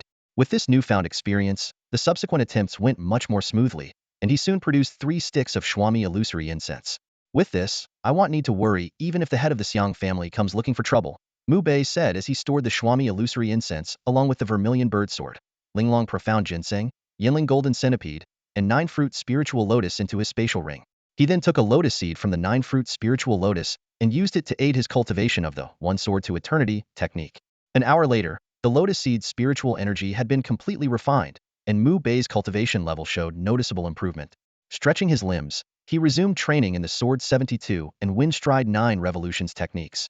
As night fell, he paused his martial arts practice and, after a simple dinner, immersed himself in studying alchemy and the principles of cultivation. Meanwhile, in the study room of the Xiang family estate, Xiang Tianao, the family patriarch, was listening to his son Xiang Zimao's complaints. "Father, I've never been humiliated like this before. You have to stand up for me." Xiang Zimao fumed, his fists clenched tightly as he recounted the events of the day. Dressed in a gold-thread silk robe, Xiang Tianao set down the ancient book in his hand and looked at his son with disappointment. "When will you grow up? Over the years, the family has invested a fortune in you, providing you with countless pills and resources, yet you are still stuck at the peak of the bone-tempering stage and haven't broken through to the blood-nourishing stage. How many messes have I had to clean up for you? Do you intend to waste your life away like this?" Xiang Zimao's face turned red with shame. After a moment of silence, he gritted his teeth and said, "Father, just this once. Help me avenge this humiliation, and I'll follow your wishes and head to the frontier to train with the 3 armies." "Are you serious? If I go back on my word, may the heavens strike me down." "Very well, I'll do as you ask." Xiang Tianao stood up. After Xiang Zimao left the room, he turned to the shadows in the corner of the study and ordered, "Investigate that young man's background." As a cautious man, Xiang Tianao knew that a 17-year-old capable of defeating a peak blood-nourishing stage expert and injuring his son in broad daylight was no ordinary individual. He wouldn't act rashly without a thorough understanding of the situation. "Understood," came a voice from the shadows, before the room fell silent once more. Time passed, and the night gave way to dawn. The next morning, Mu Bei rose early as usual and practiced one sword to eternity amidst the morning glow. After a session of cultivation, he felt refreshed and invigorated, his body brimming with power. Following breakfast, he resumed training in Sword 72 and Wind Stride 9 revolutions, only pausing in the afternoon to focus on studying alchemy and the principles of cultivation. Thus, his days became a cycle of refining his sword techniques, mastering his movement skills, and delving deeper into the mysteries of alchemy and cultivation. During this period, Mu Bei devoted himself to practicing a top-tier 9th-grade martial arts technique. His life became monotonous yet disciplined, as he spent his days either training or meditating to comprehend the essence of the technique. Though tedious, he understood that the path of cultivation was inherently sadhos who sought pleasure and shunned monotony would ultimately fail to achieve greatness. In his spare time, he would visit his aunt at the fan residence, occasionally accompanying her for dinner. In the blink of an eye, 3 days passed. On this particular day, after dining with his aunt and leaving the fan residence, Mu Bei had not gone far when several imposing martial guards blocked his path. The leader of the guards, with a stern expression, said, "Young Master Mu, our clan leader has arranged a banquet at Shuiyun Tower. He invites you to join him for a discussion." "Which clan leader?" Mu Bei asked. "The Xiang clan," the guard leader replied curtly. Mu Bei instantly understood Xiang Zimao had called in his father to seek revenge. Yet, he felt no fear. With a calm demeanor, he replied, "Lead the way." Saying this, he strode toward Shuiyun Tower without hesitation. Since the Xiang clan had begun their retaliation, avoiding it was futile. He might as well confront it head-on and settle matters decisively. The guards were clearly surprised by Mu Bei's cooperation. The leader immediately whispered to the others, "Keep a close watch on him. Don't let him slip away." Soon, the group arrived at a luxurious private room in Shuiyun Tower. The exquisite decor made it evident that such a room was not easily obtainable by ordinary people. As Mu Bei entered, his gaze was immediately met by Xiang Zimao's hateful glare, as if he were staring at a dead man. After a quick glance at the middle-aged man in a golden robe seated at the head of the table, Mu Bei turned his attention to Xiang Zimao and said, "You think bringing your father here will give you the upper hand today?" With that, he casually chose a seat and sat down. Though he typically avoided unnecessary conflict, trouble had come knocking, and there was no point in feigning humility any longer. If low-profile behavior was ineffective, he might as well confront the situation boldly. Arrogant brat. A thin man in a black robe, standing beside the golden-robed figure, barked coldly. His sinister eyes gleamed like sharp blades in the dark as he prepared to strike, but the golden-robed man raised a hand to stop him. The man in the golden robe, Xiang Tianao, scrutinized Mu Bei and said, "Mu Bei, adopted son of the Mu family in Puyan City. Half a month ago, you won first place in the Seven Cities competition and killed a Mu family elder who had just reached the early stage of the Qi-nourishing realm. A few days ago, you arrived in the county city and seemed to have some connection with Jing Wankong of the Jing family. You certainly have reasons to be proud." Hearing this, Xiang Zimao's pupils shrank sharply. Mu Bei had killed a Qi-nourishing realm expert? How was that possible? "You've done your homework," Mu Bei replied calmly. "Know your enemy and know yourself, and you'll never lose a battle." "I never fight without confidence," Xiang Tianao responded evenly. "So, you believe that in today's confrontation, you're guaranteed to win?" With his left hand supporting his chin and his right index finger tapping rhythmically on the table, Xiang Tianao said, "You might think killing a Mu family elder at the early stage of the Qi-nourishing realm is impressive. Admittedly, to ordinary people, it is. But in my eyes, it's nothing.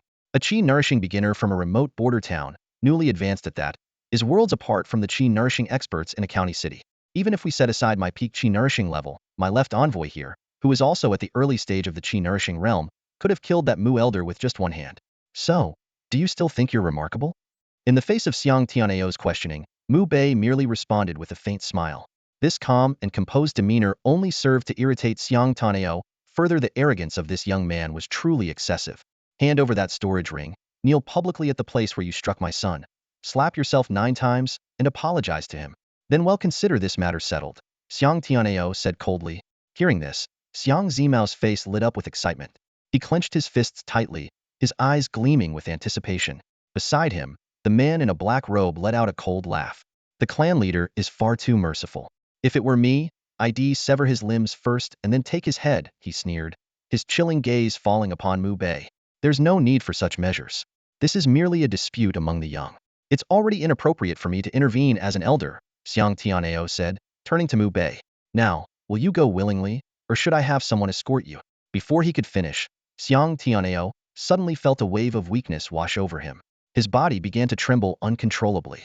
The man in the black robe staggered back a few steps, while Xiang Zimao collapsed to the ground, unable to utter a single word.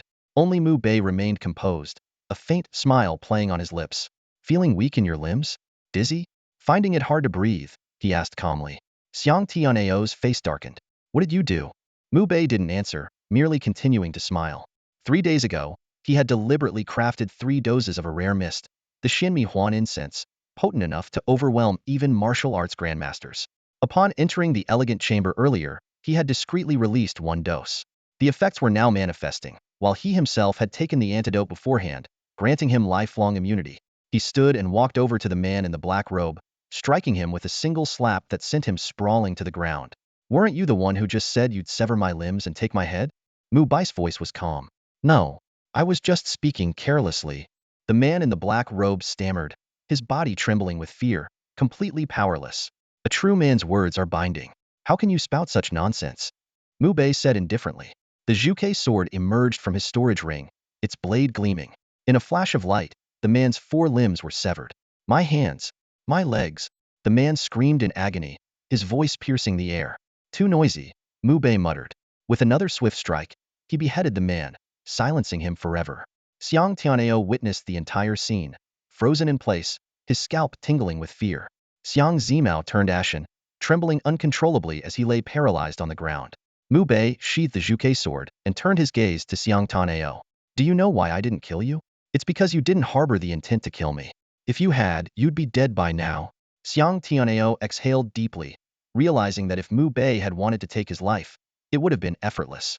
This young man was terrifying, wielding methods that rendered even a peak-level Yangqi realm expert like himself utterly defenseless. "Thank you," he managed to say with difficulty. "No need for thanks, it's meaningless," Mu Bei replied nonchalantly. "You're a smart man.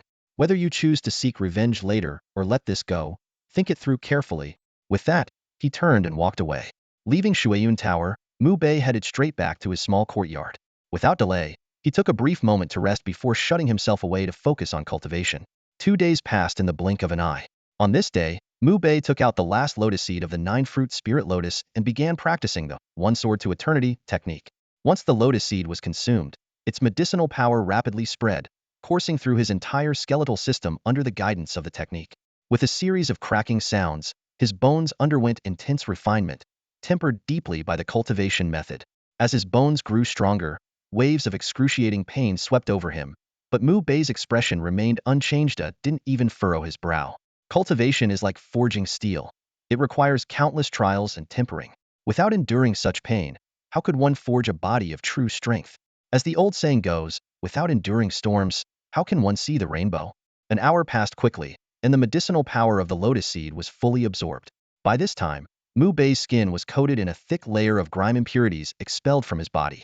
As he had anticipated, with the complete refinement of the 9 lotus seeds, he had finally stepped into the blood-nurturing realm. After a quick wash and a change into fresh clothes, Mu Bei began contemplating his next steps. I need to find some blood-enhancing spiritual herbs, he thought. Among the 6 realms of martial cultivation, the blood-nurturing realm and the qi-nurturing realm are the most critical, collectively referred to as the nurturing blood and qi stages. Blood and qi are the foundation of a martial artist's strength, directly tied to their power. To reach the pinnacle of the blood-nurturing realm, high-quality blood-enhancing spiritual herbs are indispensable. As he pondered, a knock at the courtyard gate interrupted his thoughts. Upon opening the door, he was greeted by a young man in yellow robe. Xiang Zimao. What are you doing here? Looking for revenge? Mu Bei asked coldly, his gaze sharp. No, no, no. I wouldn't dare. Xiang Zimao shook his head frantically, holding out a yellow pearwood box with both hands. I came to apologize. My father sent me to deliver this as a token of our sincerity. Please, Brother Bei, accept it. There's no need. You can leave now, Mu Bei said, moving to close the door. Wait, Brother Bei. Xiang Zimao's eyes reddened with urgency. This is a gesture from both my father and me. If you don't accept it, they'll be in big trouble when I return. Fine, fine. A grown man shouldn't cry over such trivial matters. Leave it and go, Mu Bei said with a sigh of resignation. Overjoyed, Xiang Zimao carefully placed the box on the stone table in the courtyard and gently closed the gate behind him as he left. When Mu Bei opened the box, a rich fragrance wafted out. Inside were 3 blood-red Ganoderma mushrooms, each with intricate, vibrant patterns, clearly cultivated for over a century. Mu Bei's eyes flickered with recognition. These were Crimson Fire Dragon Ganoderma, mid-tier 2nd-grade spiritual herbs. At this stage of his martial journey, they were among the best blood-enhancing herbs he could hope to find. Mu Bei gazed at the 3 Crimson Fire Dragon Ganodermas in his hands, a flicker of astonishment in his eyes. Such rare spiritual herbs were worth a fortune, with a market price of no less than 50,000 silver notes. What made them even more precious was that these cultivation resources were often snapped up by major families as soon as they appeared, used to nurture the strong within their clans. Xiang Tianao really went all out this time. Mu Bei chuckled softly, fully understanding the situation. The other's apprehension had inadvertently solved his urgent need for blood-nourishing spiritual herbs. These 3-century-old Crimson Fire Dragon Ganodermas were more than enough to support his cultivation at the blood nourishment stage. Without hesitation, Mu Bei broke off a piece of the Ganoderma and consumed it.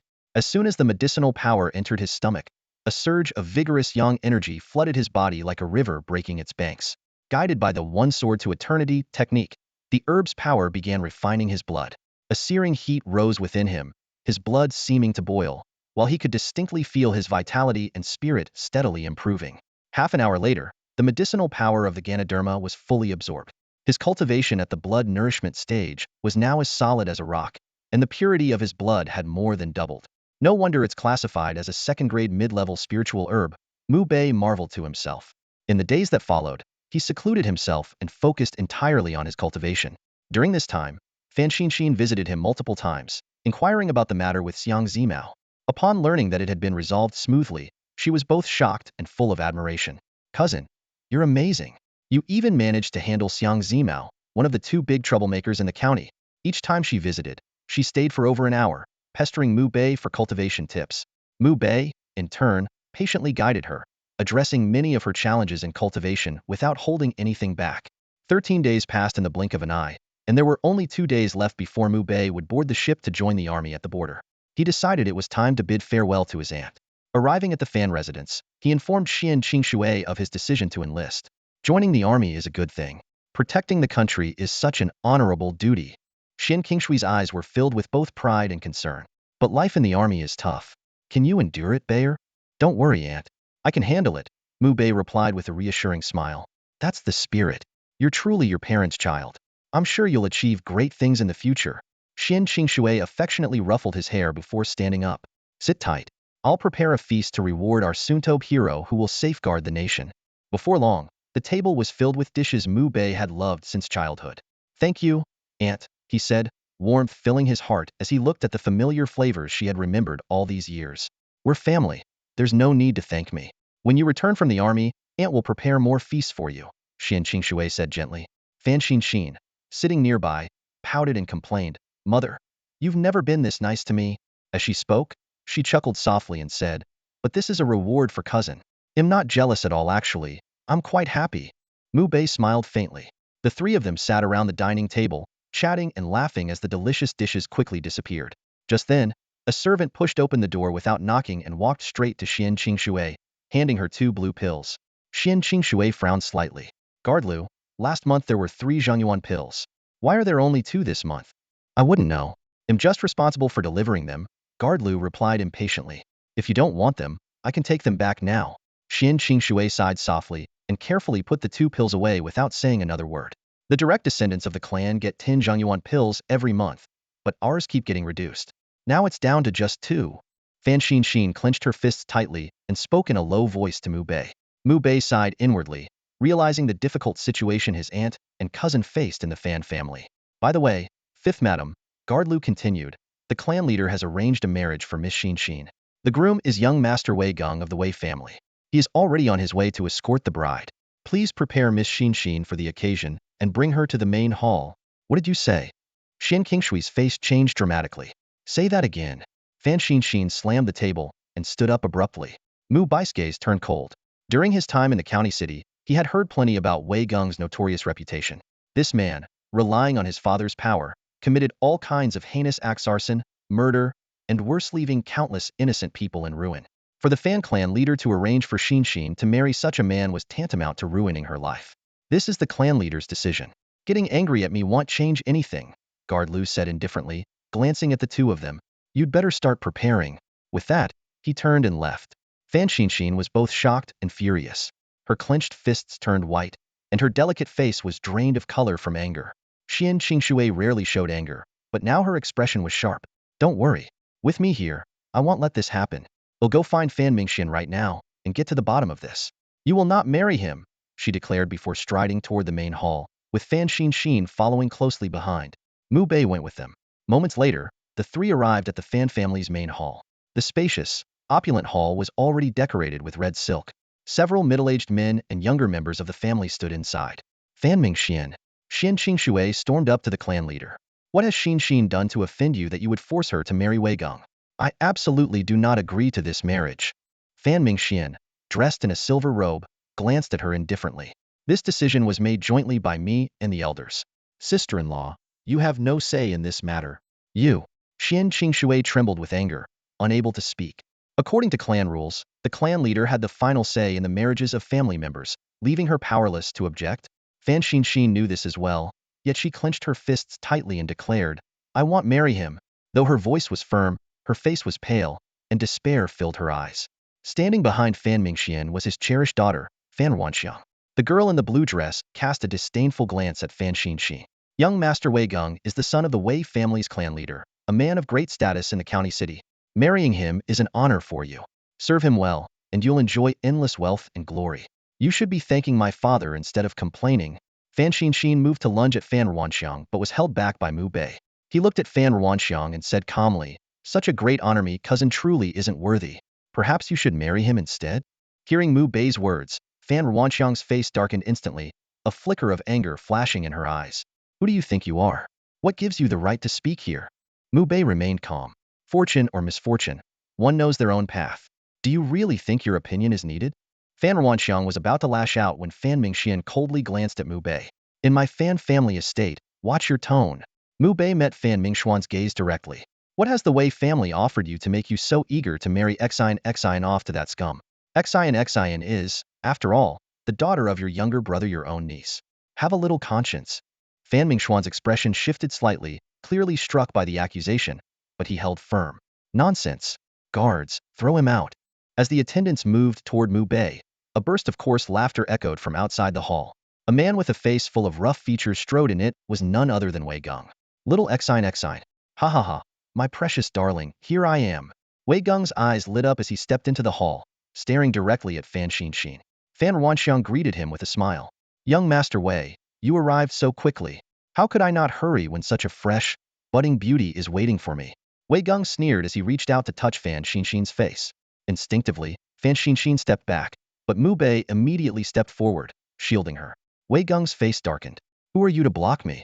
Fan Wanxiang sneered from the side. Young Master Wei, you might not know this is Xian Zin's cousin, here to object to the marriage. Cousin? Wei Geng scoffed coldly.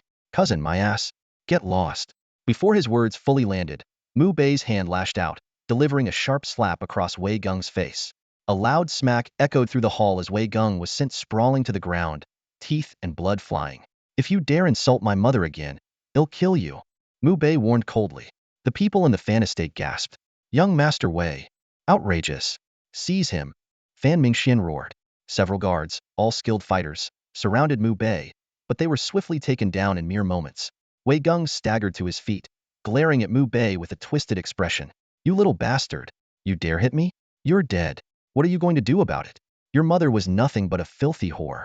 From now on, I'll insult her every day. What can you do? Kill me? A glint of icy determination flashed in Mu Bei's eyes. With a flicker of light, the Zhuke sword appeared in his hand. He took a single step forward, and in one swift motion, the blade sliced through the air. Wei Geng's head fell to the ground, his eyes still wide in disbelief, as though he never imagined Mu Bei would truly kill him. The hall fell into dead silence. Fan Mingxian, enraged, lunged at Mu Bei, but in the next instant, his body trembled violently, and he collapsed to the ground. Soon after, everyone in the hall, except for Mu Bei, began shaking and fell one by one. What's happening? Panic spread among the people of the Fan estate. Mu Bei calmly sheathed the Zhuke sword and approached Qian Qingshui and Fan Xinxin. He took out 2 pills and handed them to the 2 women. After taking the pills, they quickly regained their strength. It turned out Mu Bei had secretly released a mystical incense, incapacitating everyone in the hall. Bayer, you. Qian Qingshui stared at Mu Bei, shocked at the transformation in him. Fan Xinxin, too, looked utterly stunned. Aunt, I'm taking you both away, Mu Bei said softly. Mu Bei led Qian Qingshui and Fan Xinxin out of the Fan residence and quickly returned to the rented courtyard. The courtyard was spacious, with 5 rooms, more than enough to accommodate his aunt and cousin. The 2 women looked flustered. Qian Qingshui's face was filled with guilt. I'm sorry, Bayer. I've caused you so much trouble. If it weren't for Xinxin, you wouldn't have had to kill Wei Geng. Fan Xinxin's eyes were red. Her voice choked with emotion. Cousin, I'm so sorry. The matter was grave. Mu Bei had killed Wei Geng for her. Mu Bei gently patted her head. Don't cry. This has nothing to do with you. That scum dared to insult the mother who raised him. How could I tolerate it? Bayer, the Wei family won't let this go. You should leave the city and hide. Qian Qingshui urged anxiously. Don't worry, Aunt. I won't leave. You and Xinxin stay here. I'll handle everything, Mu Bei reassured them. By now, the entire city was in an uproar. The news of the Wei family patriarch's son being killed had spread, shaking the city to its core. When Wei Kuan received the news from the Fan residence, it was as if he had been struck by lightning. His eyes turned bloodshot, and with a furious roar, he stormed out of the Wei family estate, heading straight for Mu Bei's courtyard. At the Xiang residence, Xiang Zimao rushed into his father Xiang Tianao's study, quickly explaining the situation. Father, the Fan and Wei family's experts have surrounded Brother Bei's courtyard. We need to take people there to help immediately. Help Mu Bei? Xiang Tianao's expression turned peculiar. We've already sent gifts to apologize. Why should we get involved in this mess and offend 2 powerful families? Besides, if he dies, it might not be a bad thing for us. Xiang Zimao responded. But I think Brother Bei is extraordinary, with limitless potential. If we help him now and build a good relationship, when he achieves greatness in the future, our family will surely benefit. He humiliated you in public, made you lose face. Can you truly let that go? Xiang Tianao questioned.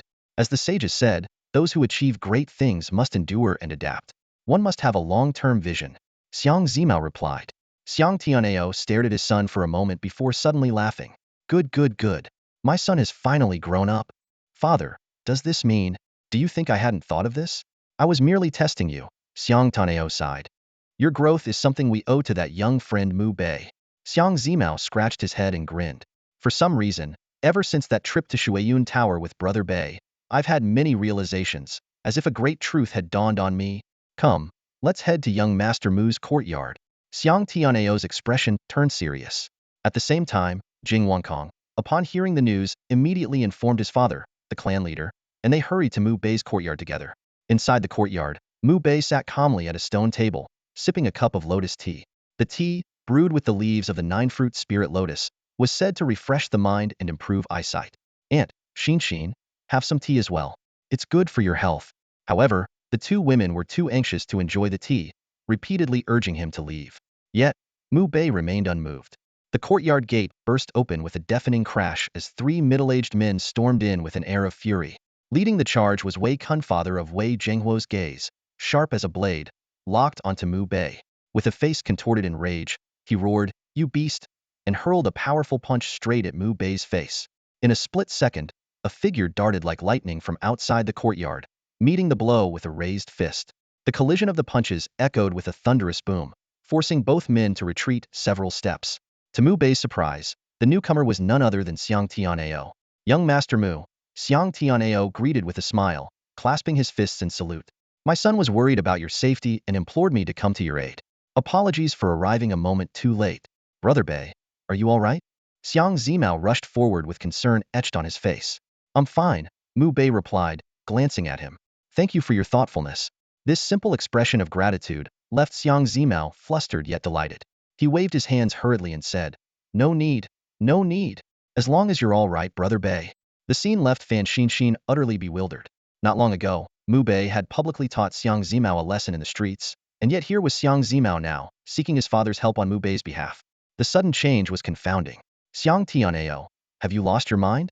Fan Mingxian barked angrily. "No, Fan Mingxian, it's you who have lost your mind." Xiang Tianao retorted with a cold sneer. "A dignified clan leader, selling out your own niece for a mere 5-second-tier spirit stone shameless doesn't even begin to describe you." Fan Mingxuan's face darkened. "I have no idea what you're talking about. Still playing dumb?" Xiang Tianao scoffed. "My Xiang family may lack power, but our intelligence network in the county is second to none. Who do you think you're fooling?" Fan Mingxuan's expression turned ashen, unable to respond. Xian Qingshui glared at him with fury. Though she had long been disillusioned with the Fan family, she had not expected such despicable actions from its leader. Beside her, Fan Xin clenched her fists tightly, her gaze filled with resentment as her cousin's earlier suspicions in the Fan family's great hall were confirmed. "Xiang Tianao, get out of my way!" Wei Kuan roared with rage. "Not a chance." Xiang Tianao's voice was resolute. "Fine, then I'll kill you too." Wei Kuan erupted with killing intent and lunged at Xiang Tianao. The two instantly locked in fierce combat. Meanwhile, Fan Mingxian turned his focus to Mu Bei. The surge of qi and blood from his peak nurturing energy realm cultivation caused the air to tremble violently. He had no choice but to suppress Mu Bei, or risk losing face with Wei Kuan, which could potentially lead to a complete fallout between the two families. "Aunt, Xin, step back," Mu Bei instructed calmly. Just as he spoke, a small blade sliced through the air, intercepting Fan Mingxuan's attack with precision. Jing Wankong and his father, Jing Anyue, had arrived just in time. "Brother Mu, apologies for the delay," Jing Wankong said, his tone apologetic. "Thank you," Mu Bei replied with a nod of acknowledgement. "Jing Anyue, what is the meaning of this?" Fan Mingxian demanded furiously. First Xiang Tianao, and now even Jing Anyue had come to aid Mu Bei. "This young man saved my son's life. What do you think I'm here for?" Jing Anyue countered calmly. Fan Mingxuan's face grew even darker as he turned to the blue-robed strategist at his side. "Wei Kuan will hold off Xiang Tianao. I'll deal with Jing Anyue, and you take down that boy." "Understood." The blue-robed man responded without hesitation and charged straight at Mu Bei. Jing Anyue moved to intercept him, but was quickly engaged by Fan Mingxian. At that moment, a commanding voice rang out, "Enough!" A middle-aged man in a brocade robe strode into the courtyard, followed closely by an armored man in the nurturing energy realm. Everyone, except Mu Bei, froze in shock at the sight of the newcomer, their expressions shifting dramatically as they halted their actions. "Master Chong, what brings you here?"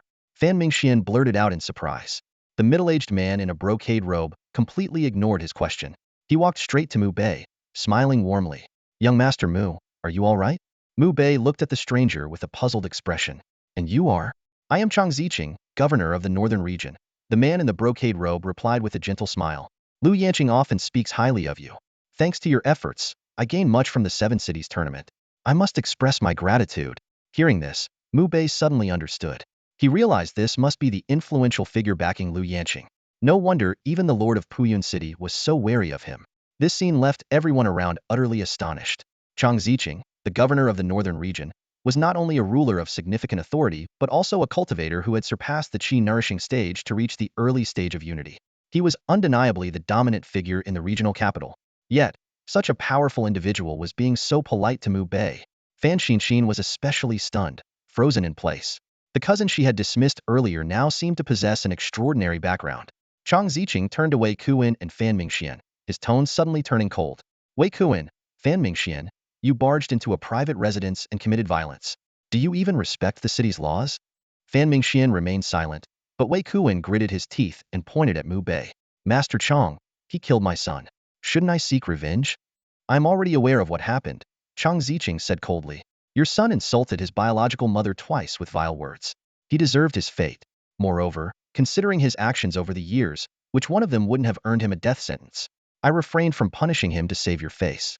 Now that young Master Mu has dealt with him, he has done the city a favor by eliminating a scourge. How dare you complain?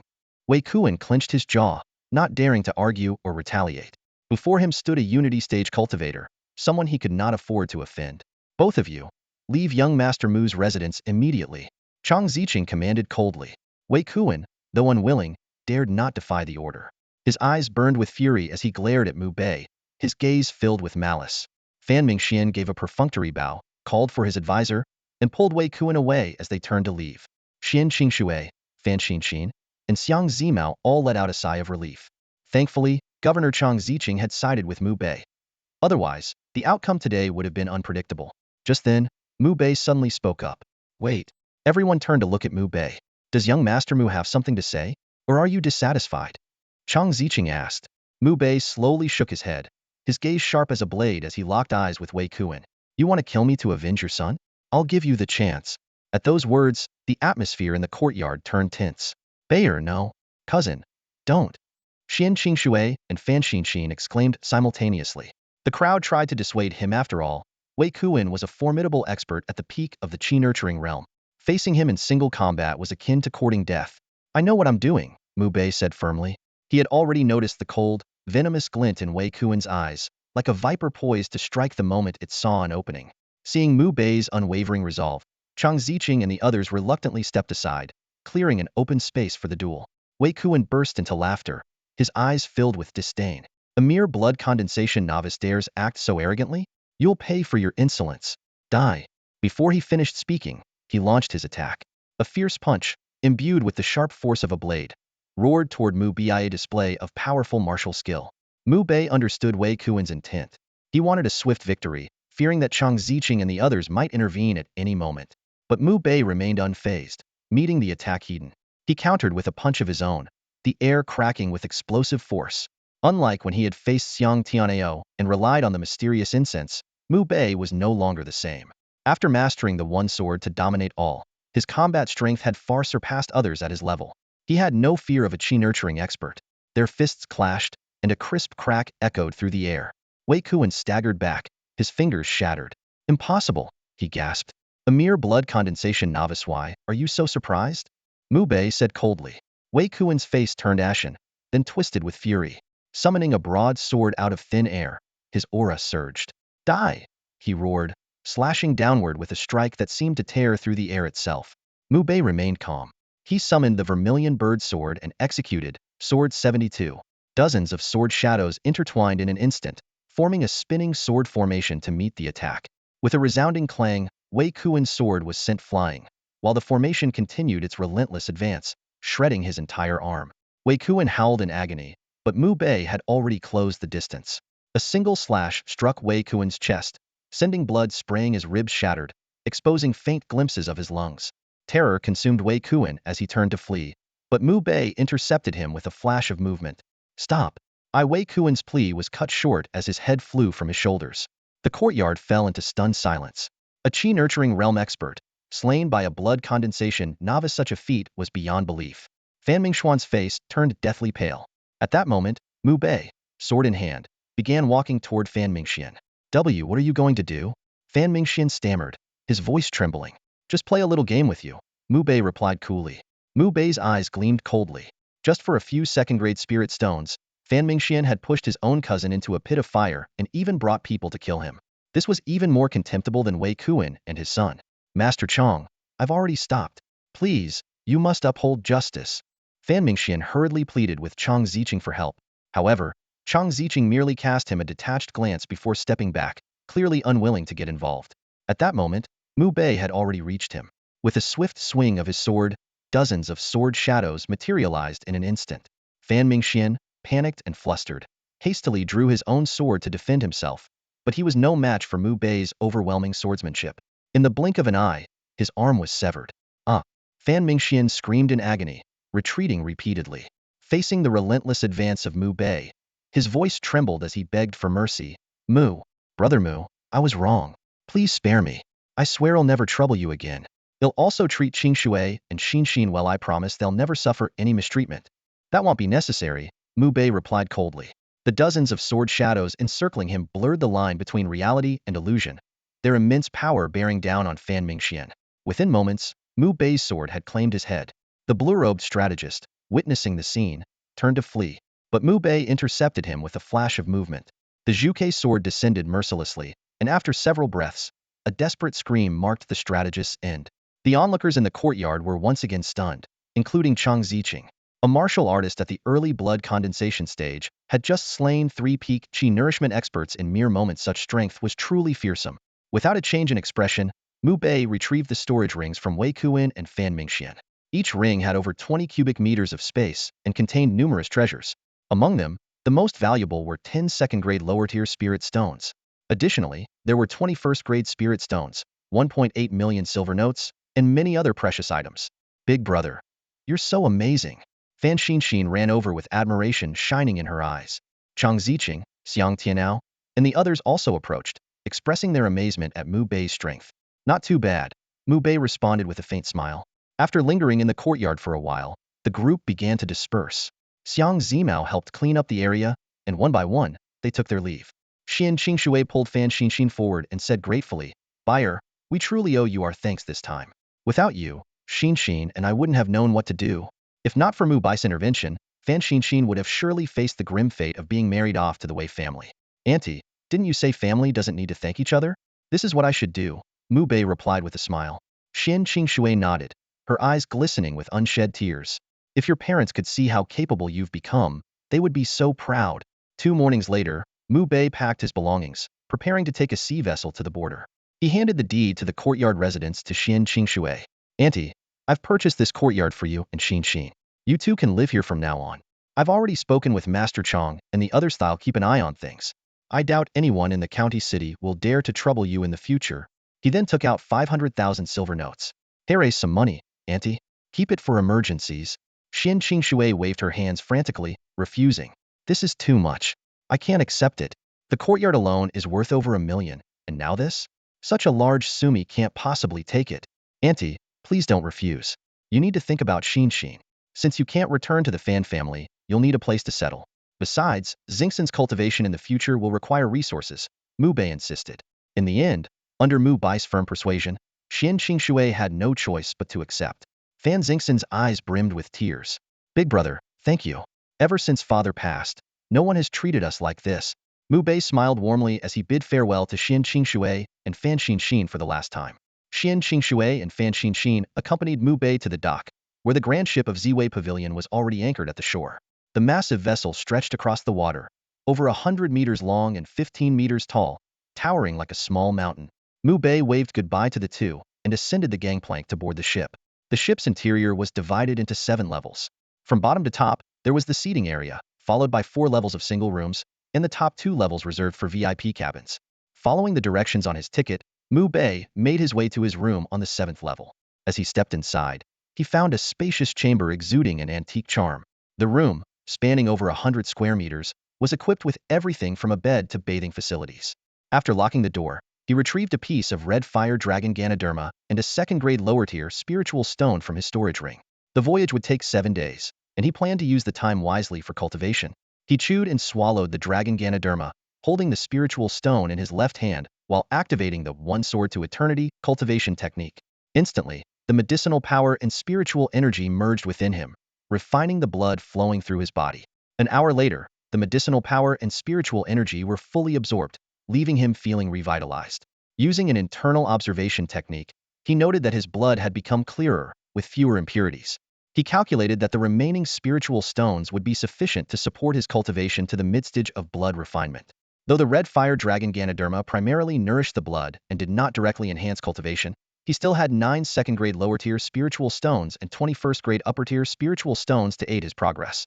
The ship had long since set sail, its body gently swaying with the waves. After organizing his energy flow, Mu Bei stepped out of his room and onto the deck. The spacious deck was already bustling with passengers, most leaning against the railings to enjoy the view. The majority of the travelers were not heading to the border but merely passing through. Only a few were truly bound for the frontier. The vast blue sea stretched out like silk, occasionally erupting into roaring waves, as if a ferocious tiger were growling. Standing at the edge of the deck, facing the humid sea breeze, Mu Bei felt the vastness of the ocean up close for the first time, finding it deeply refreshing.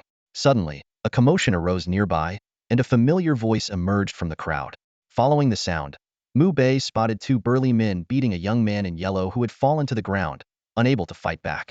Upon closer inspection, he realized it was none other than Xiang Zimao. Just as one of the men was about to land a punch on Xiang Zimao's nose, Mu Bei intervened, catching the man's fist with lightning speed. The burly man sneered, "Kid, are you looking for trouble?" Mu Bei ignored him and effortlessly sent him stumbling backward. Xiang Zimao stared in shock, exclaiming, Beige. He clearly hadn't expected to encounter Mu Bei here. Helping him to his feet, Mu Bei asked what had happened. Xiang Zimao angrily glanced at the 2 men and explained, "I was just chatting with a young lady on the ship, admiring the sea, when these 2 started harassing her. I spoke up to stop them, and they attacked me. I couldn't fight them off." By the end of his words, his face was filled with shame, and his voice was as faint as a whisper. "Is that how it is?" Mu Bei turned to look at the 2 burly men. The one whose fist Mu Bei had held earlier stepped forward, exuding a chilling aura of killing intent, his gaze fierce as he stared down Mu Bei. "And what if it is?" the man retorted aggressively. Without a word, Mu Bei lashed out with a swift and forceful kick. The burly man was sent flying over 10 feet away like a kite with a broken string, landing heavily on the deck. He clutched his stomach, groaning in pain, blood seeping from the corner of his mouth. "You dare attack?" the other man bellowed in rage, launching a punch at Mu Bei. Mu Bei sidestepped with a flash of movement, countering with a resounding slap across the man's face. The sharp crack echoed as the man was also sent sprawling over 10 feet away, a vivid imprint of 5 fingers marking his cheek. "Such strength!" gasped the crowd around them. These 2 men were peak bone refinement martial artists, their blood energy formidable, yet they had been subdued by Mu Bei in mere moments. Xiang Zimao's heart surged with excitement, as if he had personally taken down the 2 men. "Thank you, Brother Bei," he said gratefully, though his expression soon turned to one of shame. "To think, my cultivation level is the same as their speak bone refinement, but I can't hold my own against even one of them. It's truly..." "That's normal," Mu Bei interrupted. "Although you are also at the peak of bone refinement, you lack real combat experience. These 2 are cloaked in a murderous aura, clearly having survived dozens of life-and-death battles. Their combat experience and the refinement of their cultivation far surpass yours. Remember, cultivation isn't just about advancing your level. Actual combat experience is just as crucial. If you only pursue higher realms while neglecting real battle, you'll end up being nothing more than a fancy but useless ornament.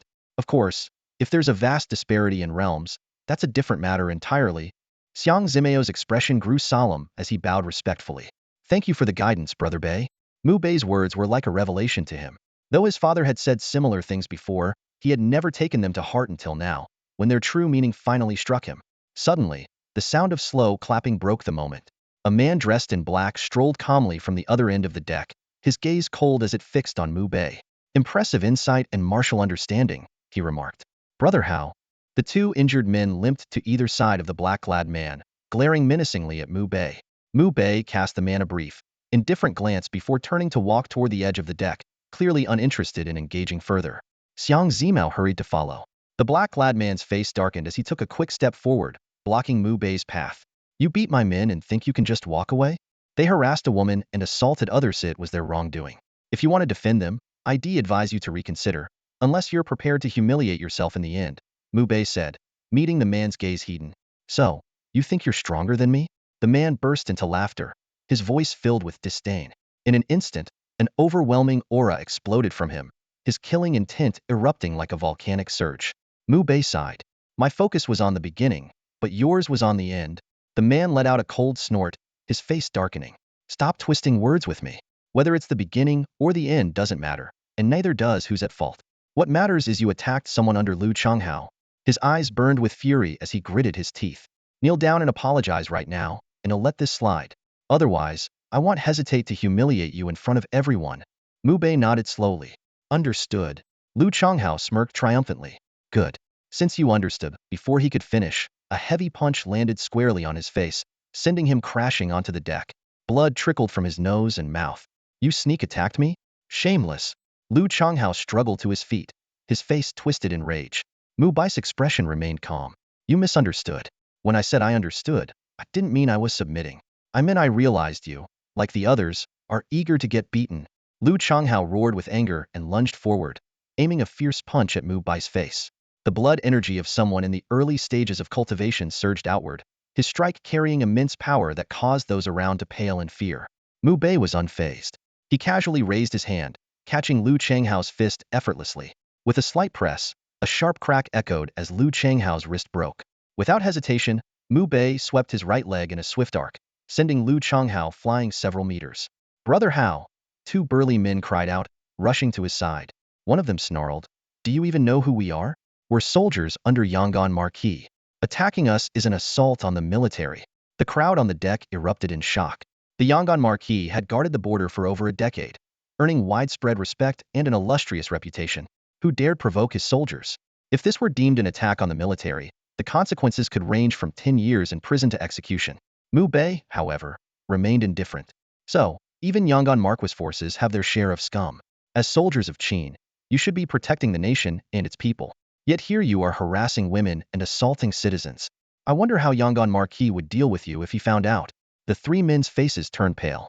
One of them barked angrily, Stop spouting nonsense and slandering us. Just a moment ago, you were bold enough to admit it. Now you're scared. Mu Bei sneered. As the tension escalated, a middle-aged man dressed in the distinct attire of a Ziwei Pavilion steward approached with several guards in tow. Gentlemen, let's keep the peace. Could we all back down, please? I have no objections, Mu Bei replied calmly. Lu Changhao shot Mu Bei a venomous glare before saying, Fine. They'll give Ziwei Pavilion some face. As a powerful entity even the Qin royal family respected, Ziwei Pavilion's authority couldn't be ignored. Moreover, Lu Changhao had realized he wasn't a match for Mu Bei, and continuing the conflict would only bring further humiliation. With that, he left with his two men, their departure marked by a sense of defeat. Xiang Zimao walked up to Mu Bei, expressing his gratitude once more. During their conversation, he inquired about Mu Bai's plans. The border. Enlisting in the army, Mu Bei said plainly. Xiang Zimao's eyes lit up with excitement. I'm also heading to the border to join the army. The thought of traveling alone had weighed on him, but meeting Mu Bei lifted his spirits. Mu Bei raised an eyebrow in surprise. That's quite a change for you. Aren't you usually all about indulgence and pleasure?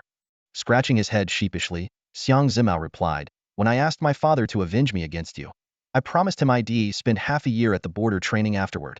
So here I am. You're surprisingly straightforward, Mu Bei chuckled. I'm really sorry, Brother Bei. I was such a fool before. It's nothing. It's all in the past. Don't dwell on it. Mu Bei patted his shoulder reassuringly. As the sea breeze swept over them, the two chatted for a while longer before Mu Bei returned to his cabin to continue his cultivation. Over the next few days, Xiang Zimao, who stayed on the 6th deck, brought Mu Bei roasted chicken, grilled goose, and fine wine daily. 7 days passed in the blink of an eye, and at last, the border came into view. Mu Bei and Xiang Zimao stepped off the sea vessel and arrived at the border city of the Qin Empire.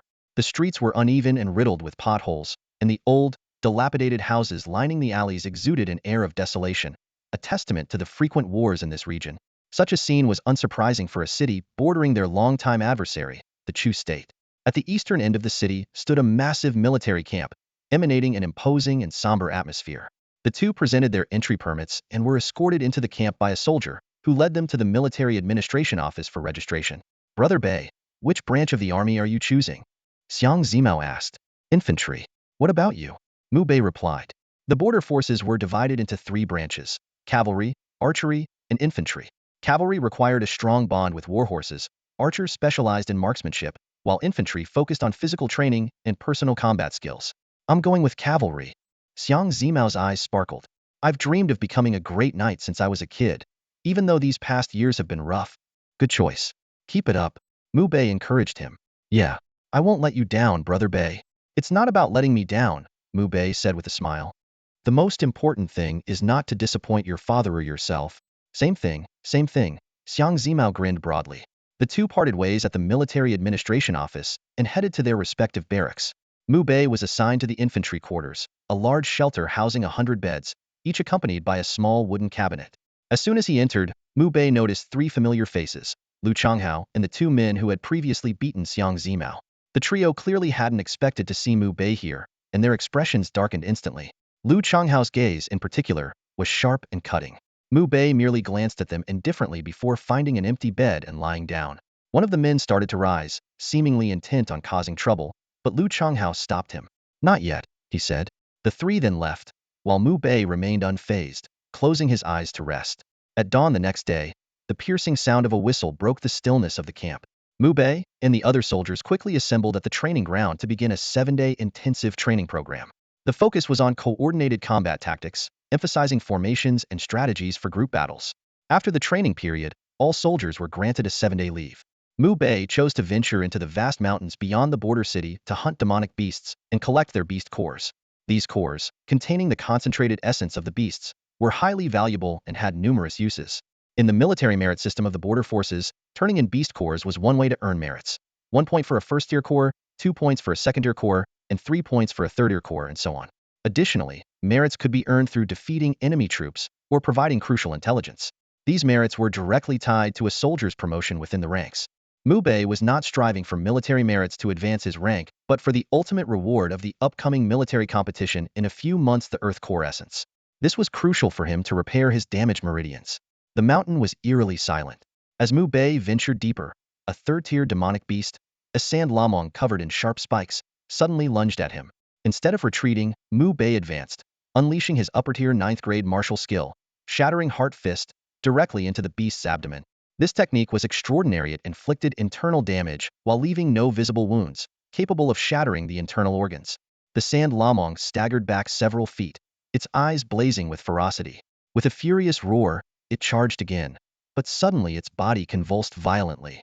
Blood oozed from its mouth and nose before it collapsed lifelessly to the ground.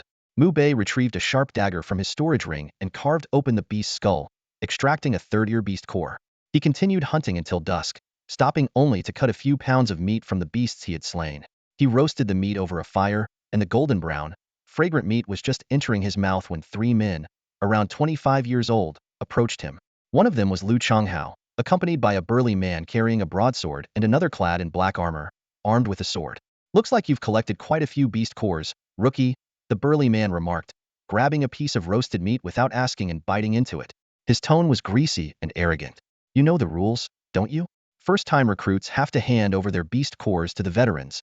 Without a word, Mu Bei swung the piece of meat in his hand like a whip, striking the burly man squarely across the face. With a loud thud, the man was sent flying, losing 2 teeth in the process. Lu Changhao's face darkened, and the black-armored man's eyes turned sharp. Mu Bei flung the remaining meat at the latter, hitting him squarely in the nose, which immediately started bleeding. If you want to fight, just say so. Spare me the nonsense, Mu Bei said coldly. It was clear these two were here to help Lu Changhao reclaim his dignity. Attack him together. Lu Changhao barked, drawing his short sword as the three launched a coordinated assault. Mu Bei remained calm, swiftly twisting the black-armored man's wrist to disarm him. Summoning his vermilion bird sword, he parried the other attacks with ease. With a single sweeping strike, he shattered the weapons of the burly man and Lu Changhao, leaving deep gashes across their chests and sending them flying several feet backward. The man in black armor was kicked squarely in the chest, the sickening crack of breaking ribs clearly audible. He crashed heavily to the ground, blood continuously spilling from the corners of his mouth, unable to muster the strength to get back up. How is this possible? Lu Changhao exclaimed, a mix of shock and fury twisting his face as he stared at the scene. These two comrades from the military were handpicked by him to assist in taking down Mu Bei. He had been confident that the three of them together would easily subdue him and reclaim their dignity. Yet reality had delivered a brutal slap to his face against Mu Bei. Their combined efforts were as feeble as paper tigers, utterly powerless. Mu Bei's cold gaze swept over the three of them, and he began to walk away. But before he could leave, multiple blood-red figures emerged from the forest. 15 monstrous wolves, their bodies covered in crimson fur and each the size of a young bull, slowly encircled them. Blood wolves, Mu Bei murmured, naming the third-ear beasts. These ferocious creatures were not only pack hunters, but also unervingly sensitive to the scent of blood, capable of detecting it from 100 paces away. Lu Changhao and his two companions turned pale as death. They were all too aware of the blood wolf's savagery. Even at their peak, each of them could barely handle 2 of these creatures. Now, injured and weakened, facing 15 of them was nothing short of a death sentence. A piercing howl shattered the tense silence, and the pack of blood wolves launched their attack simultaneously. In the blink of an eye, one wolf lunged at the man in black armor, its gaping jaws aiming straight for his throat. Despair filled his eyes, but before the beast could strike, Mu Bei appeared like a bolt of lightning.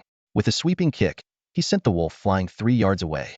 The beast twitched twice before going still, lifeless. "Protect your necks," Mu Bei said tersely, leaving them with this brief instruction before unleashing his wind-step 9-fold technique. His movements became a blur, swift as a gale. The vermilion bird's sword in his hand gleamed coldly as it severed the heads of the wolves, lunging at Lu Changhao and the burly soldier. The remaining wolves howled in fury, their feral eyes locking onto Mu Bei as they charged at him in unison. Mu Bei responded with the 72 paths sword technique, his intricate footwork perfectly synchronized with his lethal strikes. He moved like a deity of the sword descending upon the battlefield. Splat, splat, splat. Blood sprayed through the air as wolf heads fell one after another. In mere moments, all 15 blood wolves lay dead, each dispatched with a single, decisive blow.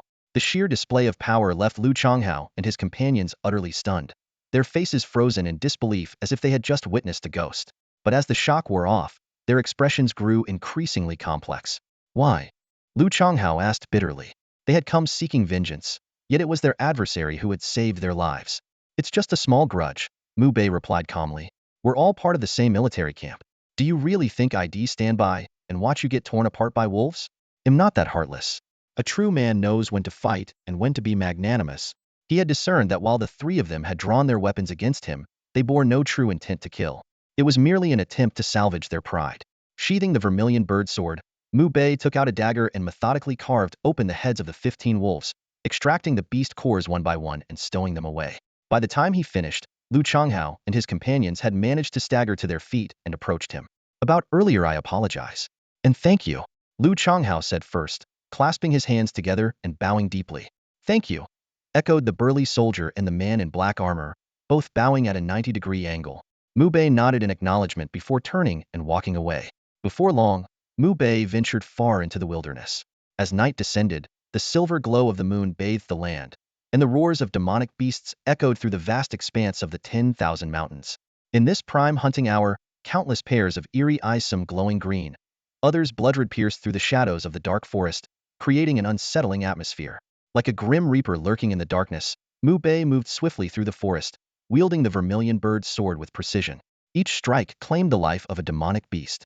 For several days, he maintained this relentless pace, finding concealed spots to rest when fatigued, roasting beast meat to stave off hunger, and seizing moments of respite to hone his unparalleled sword technique. He also consumed the crimson fire dragon Ganoderma to stabilize his cultivation level. When the 7-day mark arrived, Mu Bei took stock of his spoils. Over 200 beast cores, equivalent to roughly 400 military merit points. He frowned deeply. This pace was far too slow. To claim victory in the military competition 5 months away, he needed at least 30,000 merit points. At this rate, it was simply unattainable. He realized he would need to find another way. After a moment of thought, he returned to the military camp to hand in all the beast cores and then went back to his quarters.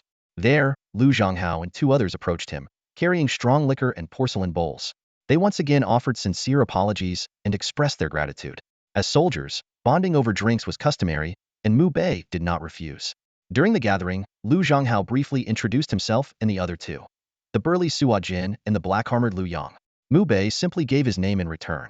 The 3 men solemnly cupped their fists and said, "Thank you, Brother Mu, for your magnanimity and righteousness. Should you ever need our help in the future, we will face any danger, no matter how great." The next day came swiftly. At the break of dawn, the camp's signal horn blared, marking the start of a 7-day training session. Each day consisted of 6 grueling hours of formation and coordinated attack drills, with rest only allowed when exhaustion set in. On the final day of training, just as Mu Bei was preparing to head back to the 10,000 mountains, A commanding figure in a black robe strode into the camp. Lord Gu, what brings you here? Please, have a seat. A man in a brown uniform greeted him obsequiously as the other soldiers gathered around. The black-robed man stood tall and proud, basking in the attention. After clearing his throat, he spoke warmly. I have a request to discuss with you all. My armory is running low on supplies, and we need to forge a large quantity of weapons. We're short on manpower, so I hope you can lend a hand. Lord Gu, what are you saying? It would be our honor to serve you. There's no need for discussion. The brown-clad man quickly chimed in, earning an approving nod from Lord Gu, which made him beam with pride. The other soldiers, however, looked visibly uneasy. At that moment, Lu Zhonghao leaned in close to Mu Bei and whispered, that black-robed man is Gyunkue, a 100-man commander in charge of our quarters. He runs an armory in the border city and often forces us to work for him without pay, not even a meal. He treats us like free labor. The brown-clad man is Zhao Tuo, a shameless sycophant who never misses a chance to curry favor with Gu. Mu Bei nodded silently, understanding the situation. In the Qin army, the ranks were organized hierarchically from lowest to highest. Squad leader, centurion, commander of 1,000, captain, marquis, and general. Gu Yuankue, as a centurion, commanded 100 soldiers and held a mid-level leadership position within the army. The buyer is pressing us for weapons. Everyone, get ready and follow me, Gu Yuankue said with a smile. Understood. Zhao Tuo was the first to respond, his voice loud and energetic. Everyone, pack up quickly and follow Lord Gu without delay. Upon hearing the order, the soldiers immediately began preparing their belongings. Though some wore reluctant expressions, none dared to defy the centurion's command. Lord Gu, I have other pressing matters and won't be able to assist. My apologies. Mu Bei suddenly spoke up. With only 5 months left before the army's grand competition, he needed to seize every moment to accumulate military merit. His words surprised everyone, drawing their attention toward him. Gu Yuanqi's expression darkened slightly, but before he could respond, Zhao Tuo sneered and mocked Mu Bei. You're new here, and yet, you dare to claim you're busy when Lord Gu urgently needs help? What's the meaning of this? Don't you understand the rules? I'm speaking to Lord Gu. What does this have to do with you? Mu Bei retorted coldly, his gaze sharp. Zhao Tuo's voice turned sinister. A newcomer like you dares to act so insolently? It seems I'll have to teach you some manners. With that, he strode forward, raising his hand to strike Mu Bei across the face. But Mu Bei moved faster. A swift and powerful kick landed squarely on Zhao Tuo's abdomen, sending the blood energy stage novice flying like a ragdoll. I conduct myself well, Mu Bei said indifferently, but you're not very good at playing the dog. The crowd was stunned. As the soldiers stood in shock, Gu Yuanqi's expression grew even darker. He stepped toward Mu Bei, his gaze menacing. Disobedience, arrogance, and audacity. Impressive. Very impressive. Lu Zhonghao, sensing the tense atmosphere, quickly stepped forward to mediate. Lord Gu, please forgive him. My brother acted impulsively. I ask for your understanding. Step aside. Gu Yuankue barked, shoving Lu Zhonghao aside. He raised his leg to kick Mu Bei. Mu Bei easily evaded the attack and calmly warned, Lord Gu, control yourself. Gu Yuanqi's eyes narrowed dangerously. His right hand clawed toward Mu Bei's throat like a dragon's talon, accompanied by a surge of mid-stage blood energy force that swept forward like a raging tide. Mu Bei, no longer holding back, countered with a punch. When fist and claw collided, the sound of bones cracking was unmistakable. Gu Yuankue staggered back 5 steps, his clawing hand swollen and bruised. How is this possible? Gasped the onlookers. Gu Yuankue stared at Mu Bei, realizing the newcomer's strength far surpassed his own. Defying a superior is a grave offense in the army. Gu Yuankue growled through clenched teeth. I was merely defending myself. If Lord Gu believes I've committed a crime, you're welcome to report today's incident to the Military Supervisory Office, Mu Bei responded calmly. The Qin border army was divided into 3 camps and 2 offices, the cavalry, archery, and infantry camps, and the Military Affairs Office and the Military Supervisory Office. The former managed soldier records, while the latter oversaw rewards and punishments. Gu Yuanqi's face darkened further. He knew that reporting the incident would leave him without a legitimate case. Without another word, Mu Bei turned and left the barracks, heading straight toward the 10,000 mountains.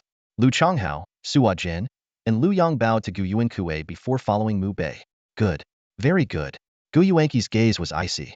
Is there anyone else? Silence filled the barracks. Move out. Gu Yuankue barked, leading Zhao Tuo and the others toward his weapon forge. The 10,000 mountains. You really didn't have to come with me, Mu Bei said, glancing at Lu Zhonghao, Suo Jin, and Lu Yang. A helpless, wry smile appeared on his face. Don't overthink it, Brother Mu. We didn't come because of you. That Gu guy has been an eyesore for a long time.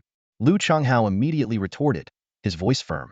Suo Jin and Lu Yang quickly chimed in, eager to dispel any doubts Mu Bei might have. Seeing the sincerity in their eyes, Mu Bei felt a warmth in his heart. He raised his thumb in approval. You guys are loyal. The four exchanged glances and burst into hearty laughter. In the days that followed, the four of them trained side by side in the 10,000 mountains, hunting beasts and collecting beast cores. During their downtime, Mu Bei learned many secrets about the mountain range from the others. Contrary to its name, the 10,000 mountains didn't actually consist of 10,000 peaks. It was simply a customary title for the vast region that lay between the Qin and Chu nations, belonging to neither. This area was rich in mineral resources and served as a habitat for numerous beasts. The mountain range was divided into 8 zones, with the northwest being the most perilous. This area was considered a forbidden zone by military personnel, not only because of the fierce beasts that roamed there but also because of a treacherous place known as the Misty Valley. It was said that 5th and 6th tier beasts frequently appeared there, and rumors spoke of 7th tier beasts with power rivaling that of experts in the harmonization realm. Meanwhile, in a secret chamber of the Gu family's blacksmith shop in the border city, Gu Yuanqi's face was dark, his eyes glinting with malice. My lord, that brat is way too arrogant. He doesn't even respect you. We must teach him a lesson, Zhao Tuo said indignantly. A lesson? Gu Yuanqi's expression twisted into a sinister snarl. I want him dead. A mere low-ranking soldier dared to humiliate me in public. This disgrace won't be erased until he's gone. He turned to Zhao Tuo. You're always full of ideas. Got any good plans? After a moment of thought, a cruel glint flashed in Zhao Tuo's eyes. He leaned in and whispered something into Gu Yuanqi's ear. Gu Yuanqi nodded, then added, include Lu Changhao and the other 2 as well. My lord, targeting all of them at once might be too risky. Perhaps we should deal with Mu Bei first and handle the others later. Zhao Tuo suggested cautiously. Fine. One at a time, then. Gu Yuanqi growled through clenched teeth. 7 days flew by, and the 4 returned to the military camp. Just as they arrived, Zhao Tuo approached with a sly grin. Mu Bei, you're excused from training tomorrow. Lord Gu has ordered you to guard the iron or mine. It's a direct military command, so you have no right to refuse. With that, he turned and walked away without waiting for a response. Damn it!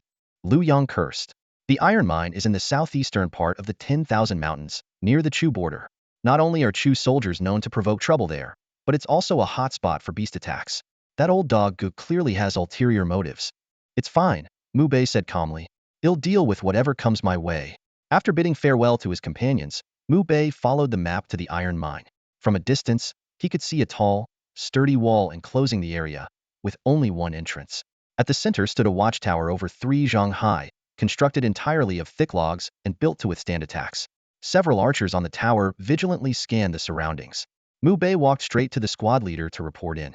He was met with a terse order. You'll be stationed below with Zhua Li. The local squad leader, Zhao Gong, was a pot-bellied middle-aged man. After giving Mu Bei some instructions, he pointed to a man wearing a black blade at his waist and then left. Mu Bei surveyed the area. The iron mine was modest in scale, with a few civilian miners moving back and forth, transporting ore. Including him, there were 8 soldiers stationed here.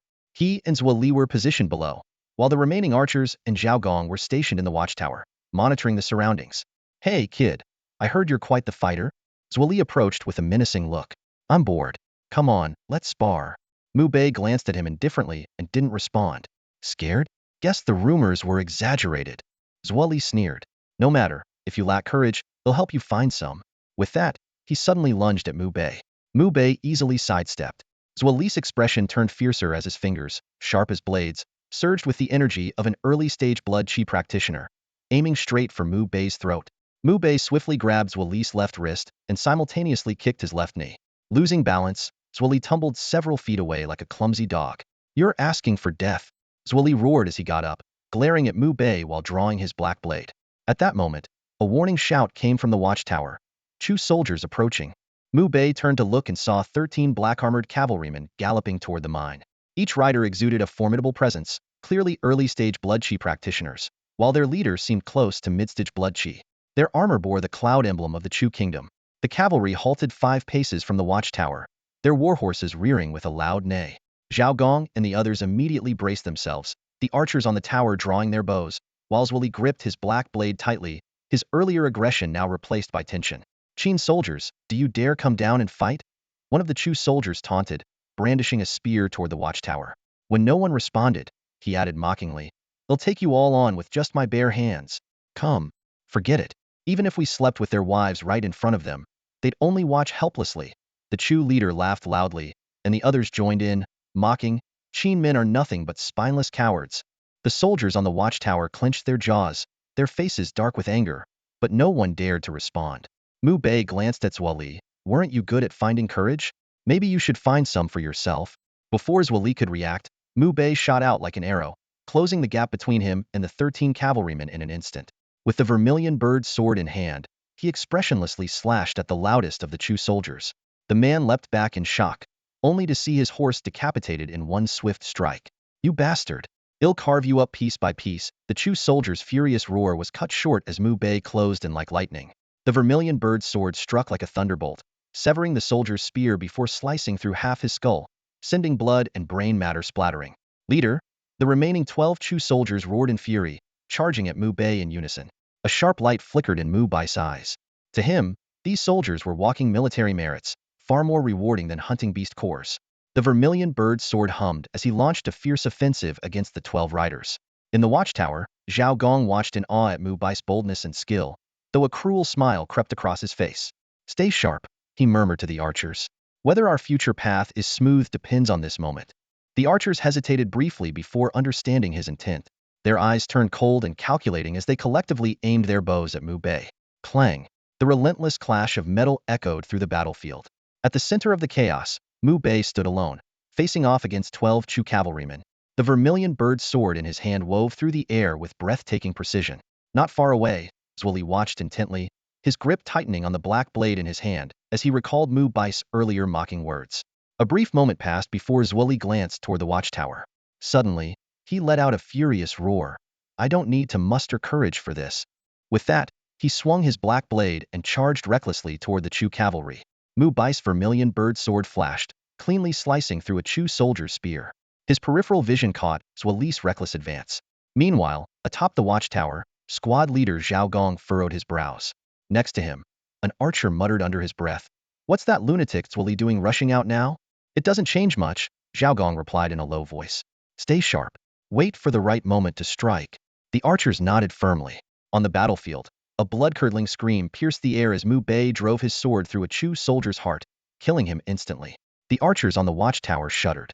In mere moments, Mu Bei had already slain 2 elite Chu soldiers. "Zhao Tu, I wasn't exaggerating, this kid is something else," Zhao Gong murmured to himself. The battle grew fiercer. Enraged by their comrades' deaths, the remaining 11 Chu soldiers split their forces. 3 moved to keep Zuali occupied, while the other 8 charged at Mu Bei with murderous intent. Yet Mu Bei remained unfazed. Executing the sword's 72 technique, he unleashed a flurry of sword shadows that wove into a dazzling web, blinding his attackers. In an instant, 3 more Chu soldiers fell, their heads severed. As the remaining 5 attackers pressed in with increasing ferocity, a heavy thud sounded from Zuali's direction. He was sent flying by a powerful kick, a sharp spear hurtling toward his throat. At the critical moment, Mu Bei moved like lightning, snatching the spear midair and hurling it back. The weapon struck true, piercing the Chu soldier's throat with deadly precision. Zuali stood frozen, clearly stunned that Mu Bei had saved him. "Don't stand there dazed on the battlefield," Mu Bei said coolly. The vermilion bird sword whirled once more, its shadows enveloping the remaining 7 Chu soldiers. Agonized screams rang out one after another. In mere moments, 5 more Chu soldiers lay dead. Just as Mu Bei turned his focus to the final 2, 5 arrows shot from the direction of the Qin watchtower. The arrows closed in from multiple angles, forming a deadly cage with no apparent escape. To everyone's shock, these arrows, launched from the Qin watchtower, were aimed not at the Chu soldiers but at Mu Bei himself. The arrows came with blinding speed, forcing Mu Bei to sheath his sword and execute the wind-stepping 9 turns technique. His movements were swift and fluid, narrowly evading the lethal projectiles. "Impossible!" Zhao Gong exclaimed in disbelief from the watchtower. Mu Bai's piercing gaze locked onto the watchtower. Seizing the opportunity, the last 2 Chu soldiers fled on horseback, disappearing from sight within moments. Mu Bei's expression was icy as he leapt onto the watchtower, gripping the vermilion bird sword. His figure appeared like a ghost before Zhao Gong and his men. Without giving Zhao Gong the chance to explain, Mu Bei's fist smashed into his face. Blood spurted from Zhao Gong's nose, staining the front of his clothes. Mu Bei's eyes were as sharp as blades. In an instant, he had taken down the other 5 men, leaving them sprawled on the ground. "I'm fighting on the front lines, and you're shooting arrows at me from behind?" he growled, grabbing Zhao Gong by the collar, his voice filled with rare fury. "Brother Mu Bei, we didn't mean to. How could we possibly aim at you?" Zhao Gong stammered, trembling under Mu Bei's piercing gaze. Before he could finish speaking, another heavy punch landed, breaking his nose. Speak. Who ordered you to do this? Mu Bei demanded coldly. Trained archers of the army making such a mistake? Do you take me for a fool? Zhao Gong's face was covered in blood, and several of his teeth had already fallen out. Still, he tried to deny it. It was an accident, I swear. Mu Bei wasted no more words. He pressed several pressure points on Zhao Gong's body, using the heart-devouring technique for the third time to extract the truth. Amid Zhao Gong's agonized screams, the truth finally spilled out. It was Bai Hu Ge. He promised the seven of us that under the cover of Chu soldiers or beasts, would find a chance to kill you. If we succeeded, he'd guarantee us bright futures in the army. Below the watchtower, Zuli cast a complicated look at Mu Bei. The remaining 5 archers trembled in fear, their faces pale with terror. Mu Bei delivered a harsh kick to Zhao Gong, releasing the heart-devouring technique, and then lit the wolf smoke signal to alert the camp. Before long, dozens of Qin soldiers arrived. After Mu Bei's brief explanation, Zhao Gong and his 6 accomplices were taken to the military tribunal. Guyuan Kue and Zhao Tuo were also summoned. Guyuan Kue, is what Zhao Gong said true? The supervising officer questioned. Guyuan Kue clasped his hands in salute. Sir, it is absolutely untrue, he declared, casting a cold glance at Mu Bei. I've heard he used some kind of inhumane torture on Zhao Gong. These claims are nothing but lies to escape the pain. A silver-armored officer stepped forward to defend Gu Yuan Kue, asserting that while Gu was strict, he would never stoop to such despicable acts. Zhao Tuo also knelt, crying out his innocence and accusing Mu Bei of arrogance and framing others due to past disputes. Following Gu Yuan Kue's subtle cue, Zhao Gong quickly recanted his statement, tearfully accusing Mu Bei of using torture to force a false confession and framing them to claim military merit for himself. The other 5 archers echoed his words, collectively denouncing Mu Bei. Guyuan Kue's lips curled into a faint smirk, his satisfaction evident. As it seemed that the tide of accusations against Mu Bei would seal his fate, Zhua Li, who had been silent until now, suddenly spoke up. I can testify what he said is true. Mu Bei's gaze shifted slightly, looking at Zhua Li with some surprise. The atmosphere in the supervisory office instantly grew heavy. Zhua Li, what nonsense are you spouting? Zhao Gong rebuked sharply, his face filled with anger. Guyuan Kue, Zhao Tuo, and the others also turned pale with shock. Perhaps I was mad before, but now, I'm very clear-headed, Zhua Li said calmly, his eyes resolute. He then recounted in full detail how Guyuan Kue had passed a message to Zhao Gong, conspiring to kill Mu Bei, leaving out no specifics. He also confirmed that the 11 Chu soldiers were indeed slain by Mu Bei alone. The commander of the supervisory office, upon hearing this, was furious. Slamming his hand on the table, he roared, even after committing such crimes, you dare to deceive me? How bold. Guards, take them all into custody. At the command, Guyuan Kue's face turned ashen, and his legs gave way, causing him to collapse to the ground. Zhao Tuo, Zhao Gong, and the others were equally terrified, begging for mercy repeatedly.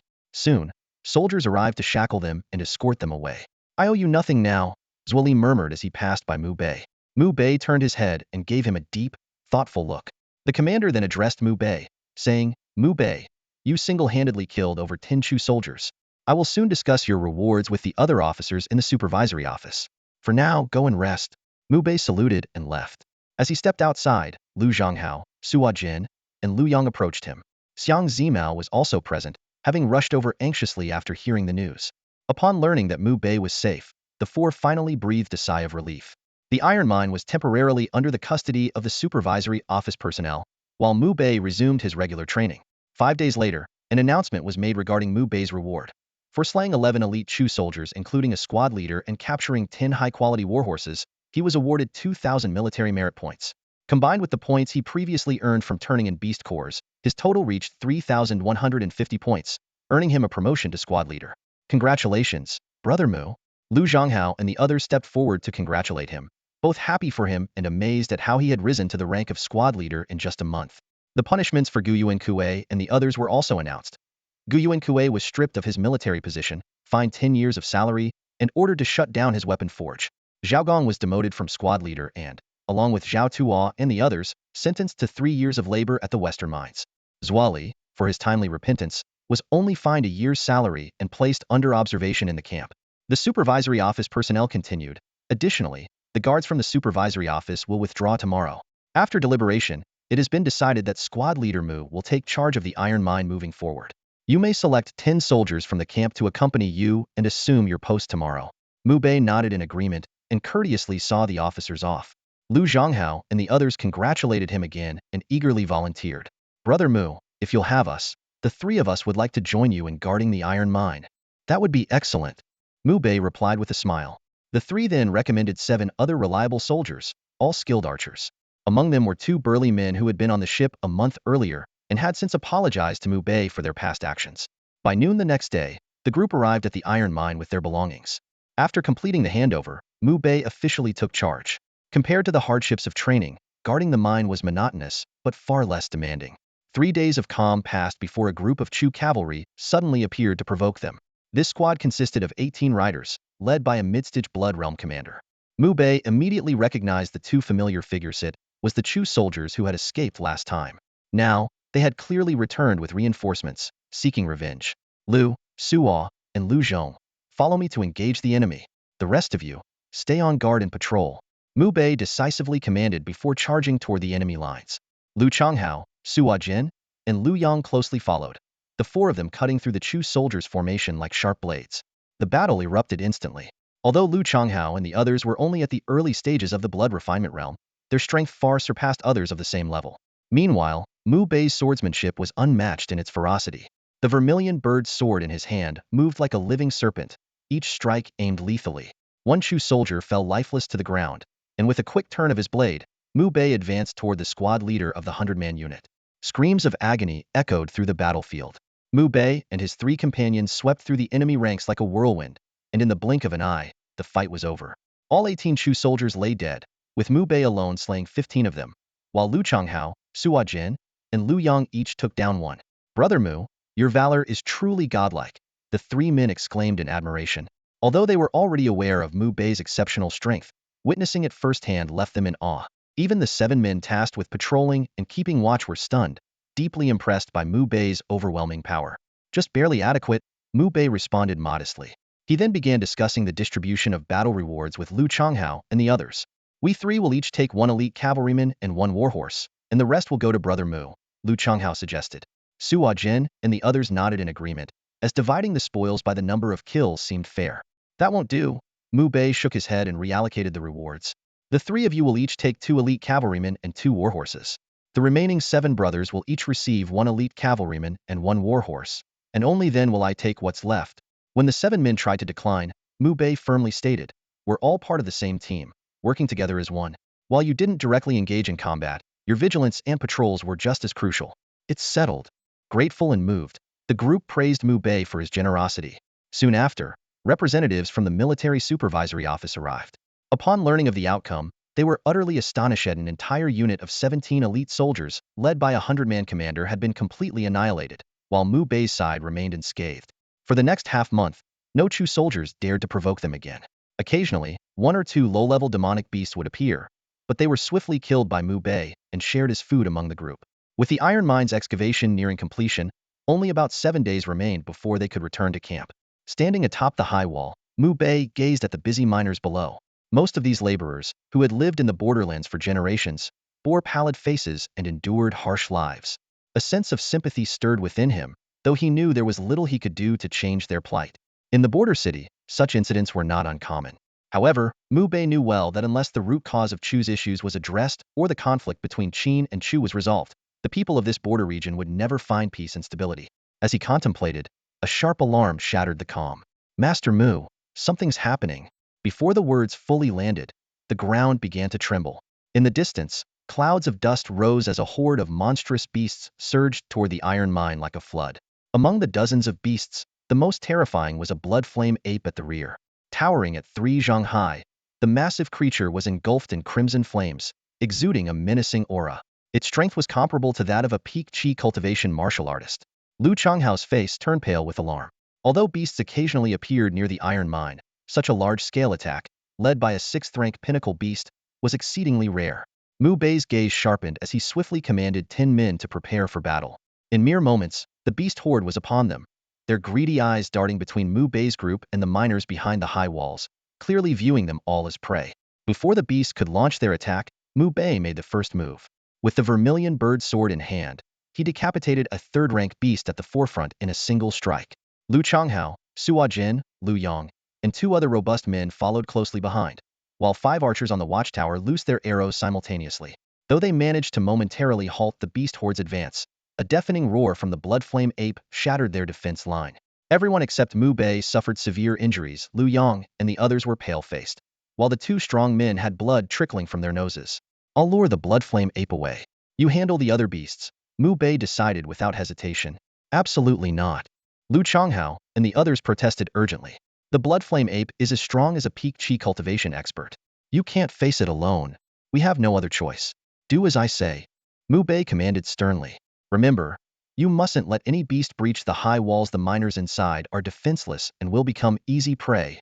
Before his words fully settled, Mu Bei leapt into the air using the wind stride technique, his vermilion bird sword slashing toward the blood flame ape. The blade's light grazed its body, cutting off only a strand of flaming fur. Stupid ape, fight me, Mu Bei taunted, kicking a massive boulder that struck the blood flame ape with a loud crash.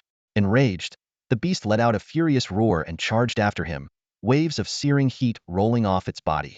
Once he had lured the blood flame ape far from the iron mine, the true battle began. The beast's speed suddenly surged, and the ground fractured wherever it passed, leaving trails of crimson flames in its wake. It struck at Mu Bei with a massive claw, which he met hidden with his sword. Clang! Their weapons collided, forcing both to retreat 3 steps. Mu Bei's right hand throbbed painfully, while the ape's claw bore a shallow wound. Such thick skin, Mu Bei muttered in shock. His vermilion birdsword, known for cutting down foes with a single strike, had only managed to leave a faint mark on the blood flame ape. The beast lunged again, but this time, Mu Bei advanced instead of retreating. Clang! Clang! Clang! The relentless clash of sword and claw echoed through the air as the battle grew increasingly fierce. The strength of the blood flame ape far surpassed that of a peak chi-nurturing cultivator. Mu Bei fought it fiercely for half an hour before finally slaying it with his sword. The battle was so brutal that his body was covered in wounds, and blood continuously seeped from his injuries. Exhausted, he collapsed to the ground, barely able to move after the intense fight. At that moment, a slow, deliberate clapping sound echoed from nearby. From behind a large tree, Gu Yuankue emerged, a malicious and hateful smile on his face. You even managed to kill the blood flame ape. Impressive. Truly impressive. Mu Bei forced himself to stand, leaning on his sword for support. His voice was cold as he said, "So, it was you who lured those demonic beasts here." "That's right." Gu Yuankue's eyes gleamed with spite. "My military rank was stripped. My armory was confiscated. 10 years of pay, all gone. Thanks to you, I was pushed to the brink of rage and broke through to the peak of the blood refinement stage. Now, guess how I plan to thank you?" "A simple bow of 3 kowtows will do," Mu Bei replied indifferently. Sharp-tongued to the end, Gu Yuankue's face twisted with anger. "But I must admit, risking everything to lure that blood flame ape here was worth it. Otherwise, even at the peak of the blood refinement stage, I wouldn't stand a chance against you. But now, look at you barely able to stand, leaning on your sword for support." "And then?" Mu Bei asked calmly, his gaze fixed on Gu Yuankue. "And then?" Gu Yuankue sneered as he drew a silver blade from his waist and swung it fiercely at Mu Bei's head. "And then, you die." In the blink of an eye, as the blade approached, Mu Bei suddenly sprang up like an arrow leaving the bowstring. With his vermilion bird sword, he unleashed a horizontal slash, swift as a lightning strike. The moment the sword clashed with the silver blade, there was a sharp crack, and the silver blade shattered. Gu Yuankue's head flew off at an angle, his eyes wide open in disbelief, his death filled with unresolved hatred. "Leaning on my sword was just to adjust my stance, making it easier to execute the instant void slash." "You overthought it," Mu Bei said calmly. The instant void slash was a secret killing technique from the Sword 72, characterized by an explosive combination of speed and power. It was the most powerful move he had mastered, and today marked its first use. He quickly searched Gu Yuankue's belongings, but found only a few tens of thousands of silver notes and no storage ring. The flames on the blood flame ape's corpse still burned fiercely, so he kicked Gu Yuankue's body onto the ape's corpse. In moments, it was reduced to a pile of charred remains. Retrieving the beast core from the blood flame ape, Mu Bei sheathed his sword and immediately began making his way back toward the iron mine. Mu Bei walked 1,000 feet away when he encountered a little girl carrying a straw basket on her back. She appeared to be around 8 years old, her small frame wrapped in patched-up clothes, her face pale and sallow. The moment she saw Mu Bei, fear flickered in her eyes. "Don't be afraid. I'm not," Mu Bei began.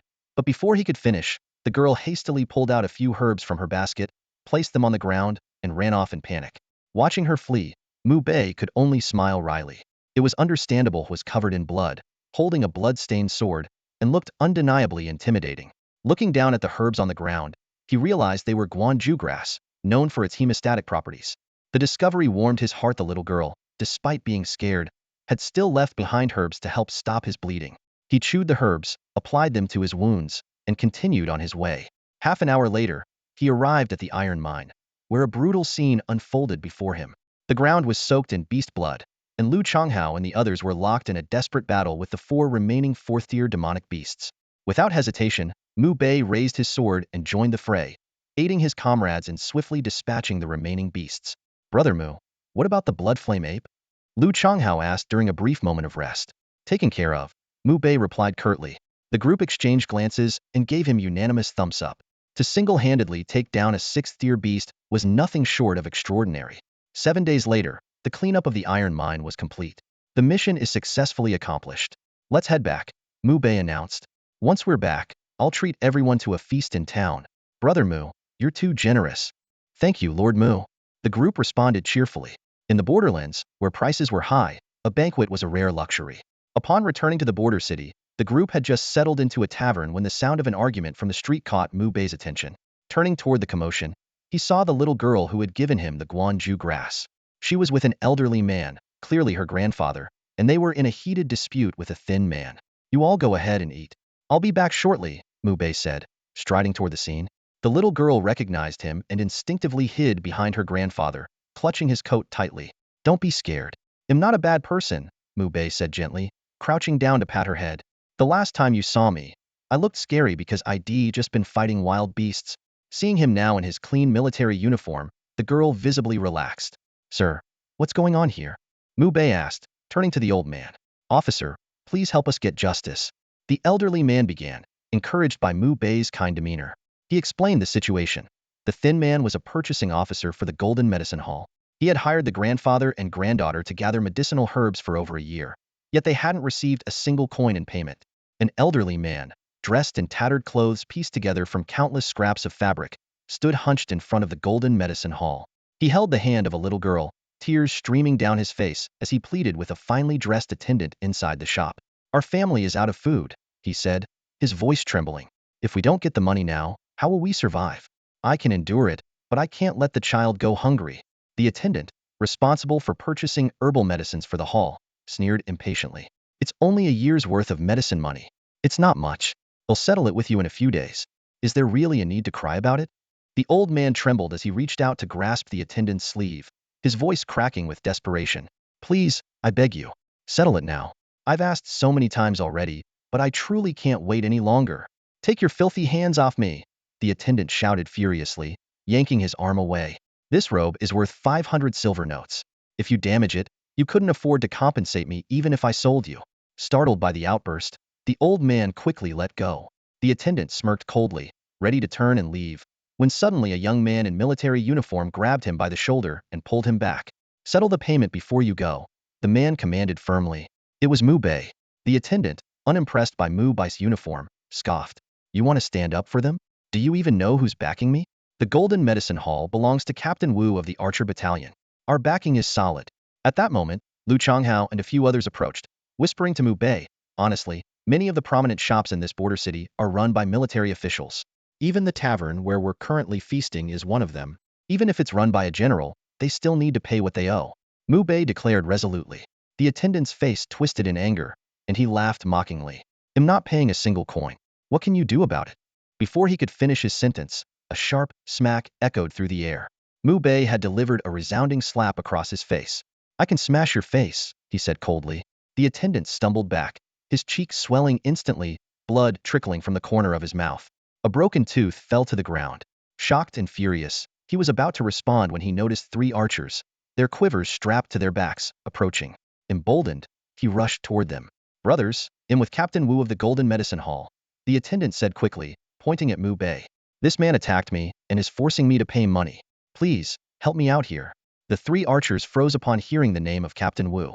Their leader, a squad commander at the Qi and Blood Realm, glanced briefly at the old man before addressing Mu Bei. Brother, you've heard it yourself. This man is under Captain Wu's protection. It'd be wise to step back and leave this matter alone, all right? No, Mu Bei replied decisively. Without hesitation, He kicked the squad commander with such force that the man was sent flying over 2 meters away. He landed heavily on the ground, blood trickling from his nose and mouth, and passed out on the spot. The sight left the remaining 2 archers too terrified to act. "Pay up," Mu Bei demanded, turning back to the attendant. Fear overtook the attendant's indignation, and he begrudgingly handed over the money owed. The elderly man, his hands trembling, carefully accepted the silver coins. Tears welled up in his eyes as he bowed deeply to Mu Bei. "Thank you, sir. If it weren't for you, I'd never have gotten this money back." The little girl, clutching the old man's hand tightly, looked up timidly and said, "Thank you, big brother." Just then, an older man in a crimson robe walked by, pausing to glance at the scene. "Lu Bu," he called out to the attendant. "What's holding you up here? Didn't I tell you to gather medicinal herbs?" Lu Changhao leaned closer to Mu Bei and whispered, "That's Jia Ronghai, the manager of the Golden Medicine Hall and a third-grade alchemist. He often ventures into the 10,000 mountains to gather herbs himself." The moment Lu Bu saw Jia Ronghai, he rushed forward, tears streaming down his face, complaining bitterly about how, despite his promise to settle the medicine debt within a few days, he had been threatened and beaten by men hired by the elderly creditor. However, to Lu Bu's surprise, Jia Ronghai did not side with him. Instead, he exploded with anger. "You scoundrel! Didn't I already give you the money from the procurement? How could you let this debt drag on for an entire year?" Lu Bu turned pale and stammered, unable to come up with a response. "Enough!" Jia Ronghai roared. "How many more people are you still indebted to? Go and clear all the debts immediately. If you don't, I'll break your legs myself." Terrified, Lu Bu repeatedly agreed and fled in a panic. Jia Ronghai then turned to the old man, pulling out a 100-tael silver note from his pocket. "My apologies, sir. Please accept this as a token of regret from Jin Yao Tang." The elderly man waved his hands, declining profusely, but Jia Ronghai insisted, forcing the silver note into his hand before taking his leave. "That manager Jia is truly a good man," Suwa Jin remarked sincerely. Lu Changhao and Lu Yang nodded in agreement. Mu Bei, however, seemed deep in thought. The tinsel debt owed by Lu Bu had already been repaid. Yet manager Jia had given an additional 100 taels to express his apologies. Such a gesture seemed deliberate, as if he were trying to cover something up. Still, Mu Bei chose not to dwell on it. After all, the old man not only recovered his debt, but also gained a windfall, undeniably a good outcome. Later, Mu Bei discreetly handed the old man silver notes worth 30,000 taels. "I really like your granddaughter. She's a kind and lovely child. Find a chance to take her away from the border. Life outside will be far better." The old man was stunned by the enormous sum, an amount he had never seen in his life, and he repeatedly refused. But after Mu Bei emphasized the little girl's future several times, the old man finally accepted the money, overcome with gratitude as he knelt to the ground in tears. Mu Bei quickly helped him up, exchanged a few more words, and personally escorted them home before returning to the military camp with Lu Changhao and the others. Upon their return, they learned that their contributions in guarding the iron mine had been approved by the military overseer. Mu Bei had accumulated 5,000 merit points, while Lu Changhao, Suwa Jin, and Lu Yang were promoted to squad leaders due to their prior achievements and recent contributions. The other 7 members of their group also received significant rewards. "Congratulations to the 3 of you," Mu Bei said sincerely. "It's all thanks to you, Brother Mu," Suwa Jin said with a hearty laugh. "Otherwise, we might have had to endure another year of hardship." Lu Changhao and Lu Yang nodded in agreement. After a day of rest, Mu Bei resumed his usual training in the camp. Once the training sessions concluded, he and the trio ventured back into the 10,000 mountains to hunt demonic beasts. In just 3 days, they collected over 300 beast cores, most of which were 4th tier. Remarkably, Mu Bei alone had slain 200 of the beasts, leaving his companions awestruck. "Brother Mu, your combat skills are downright terrifying," Lu Yang exclaimed with genuine admiration. Mu Bei smiled modestly. "Just barely passable." Before he could finish his sentence, a sudden scream echoed from ahead, followed by the unmistakable sounds of a fierce battle. Mu Bei and his 3 companions showed a slight change in expression as Lu Changhao agilely leaped onto a tall tree to observe the battlefield. In the distance, 3 Qin soldiers were locked in a fierce battle against 5 Chu soldiers, clearly in a precarious situation. "Let's go help them," Mu Bei immediately ordered. The 4 of them quickly rushed to the battleground. Not far away, a military carriage stood still, faint sobbing sounds coming from inside. 2 Chu cavalrymen stood guard, fully alert. Without hesitation, Mu Bei unsheathed his vermilion bird sword. In a flash of its blade, 1 Chu soldier fell, his head severed. Both sides were stunned. Among the Qin soldiers, a middle-aged man in silver armor looked visibly surprised. Mu Bei recognized him as Hong Jingxian, the centurion who had spoken on behalf of Gu Yuan Kue at the supervisory office. There was no time for pleasantries. Mu Bei swung his sword again, targeting the other Chu soldiers. Lu Changhao, Suo Jin, and Lu Yang quickly joined the fray. Despite the presence of 2 centurions among the Chu forces, they began to retreat under the relentless assault of Mu Bei and his companions. In a matter of moments, Mu Bei's sword pierced the heart of one of the Chu centurions. The 2 cavalrymen near the carriage rushed to provide reinforcements, but were ultimately of no help. Under Mu Bei's ferocious attacks, 3 more Chu soldiers fell. The remaining 4, consumed by fear, kept retreating. Sir, the Qin forces have sent a formidable fighter. We've already lost 3 Minwei, can't hold them off. One Chu soldier called out toward the carriage for help. Useless trash, came a cold snort from inside the carriage. The curtain was flung aside, and out stepped a burly middle-aged man with one arm bare, his muscles rippling like chiseled rock. The 4 Chu soldiers quickly retreated behind him. Rong Gao. Hong Zhengxian's face turned pale. Lu Yang whispered to Mu Bei, "That's Rong Gao, a Chu commander known as the Human Beast. He's terrifyingly strong. This brute often raids the Qin border to abduct our herbalist women. Dozens have fallen victim to him." Rong Gao, with his broad shoulders and imposing figure, sneered disdainfully. "Apart from Chen Bo, the Marquis of Yong'an, the Qin border is filled with nothing but ants. Who dares to challenge me?" Before he could finish his sentence, Mu Bei shot forward like an arrow loosed from a bow. Rong Gao let out a thunderous roar and threw a punch, unleashing a wave of energy as powerful as a raging tide. Mu Bei, unfazed, met the attack head-on. Bang! The sound of bones cracking echoed as Rong Gao was forced to stagger back several steps. "Sir!" The Chu soldiers cried out in alarm. The Qin soldiers, including Hong Zhengxian, were equally stunned. Before Rong Gao could recover, Mu Bei closed the distance, delivering a whip-like kick to his face. Rong Gao fell to the ground in a disheveled heap. Before he could react, Mu Bei followed up with a heavy punch, the sound of breaking ribs accompanying the blow. Rong Gao coughed up blood. Everyone present was dumbfounded by the overwhelming display of power, except for Lu Changhao and the others, who already knew Mu Bei had once slain a 6th-tier monster.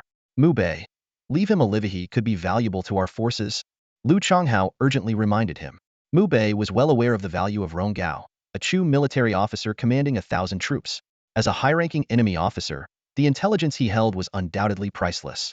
Just as Mu Bei moved forward to bind him, a furious shout shattered the silence. "Stop!" A Chu officer commanding 100 troops stormed toward a nearby cart, roughly dragging out 3 Qin women shackled at the ankles.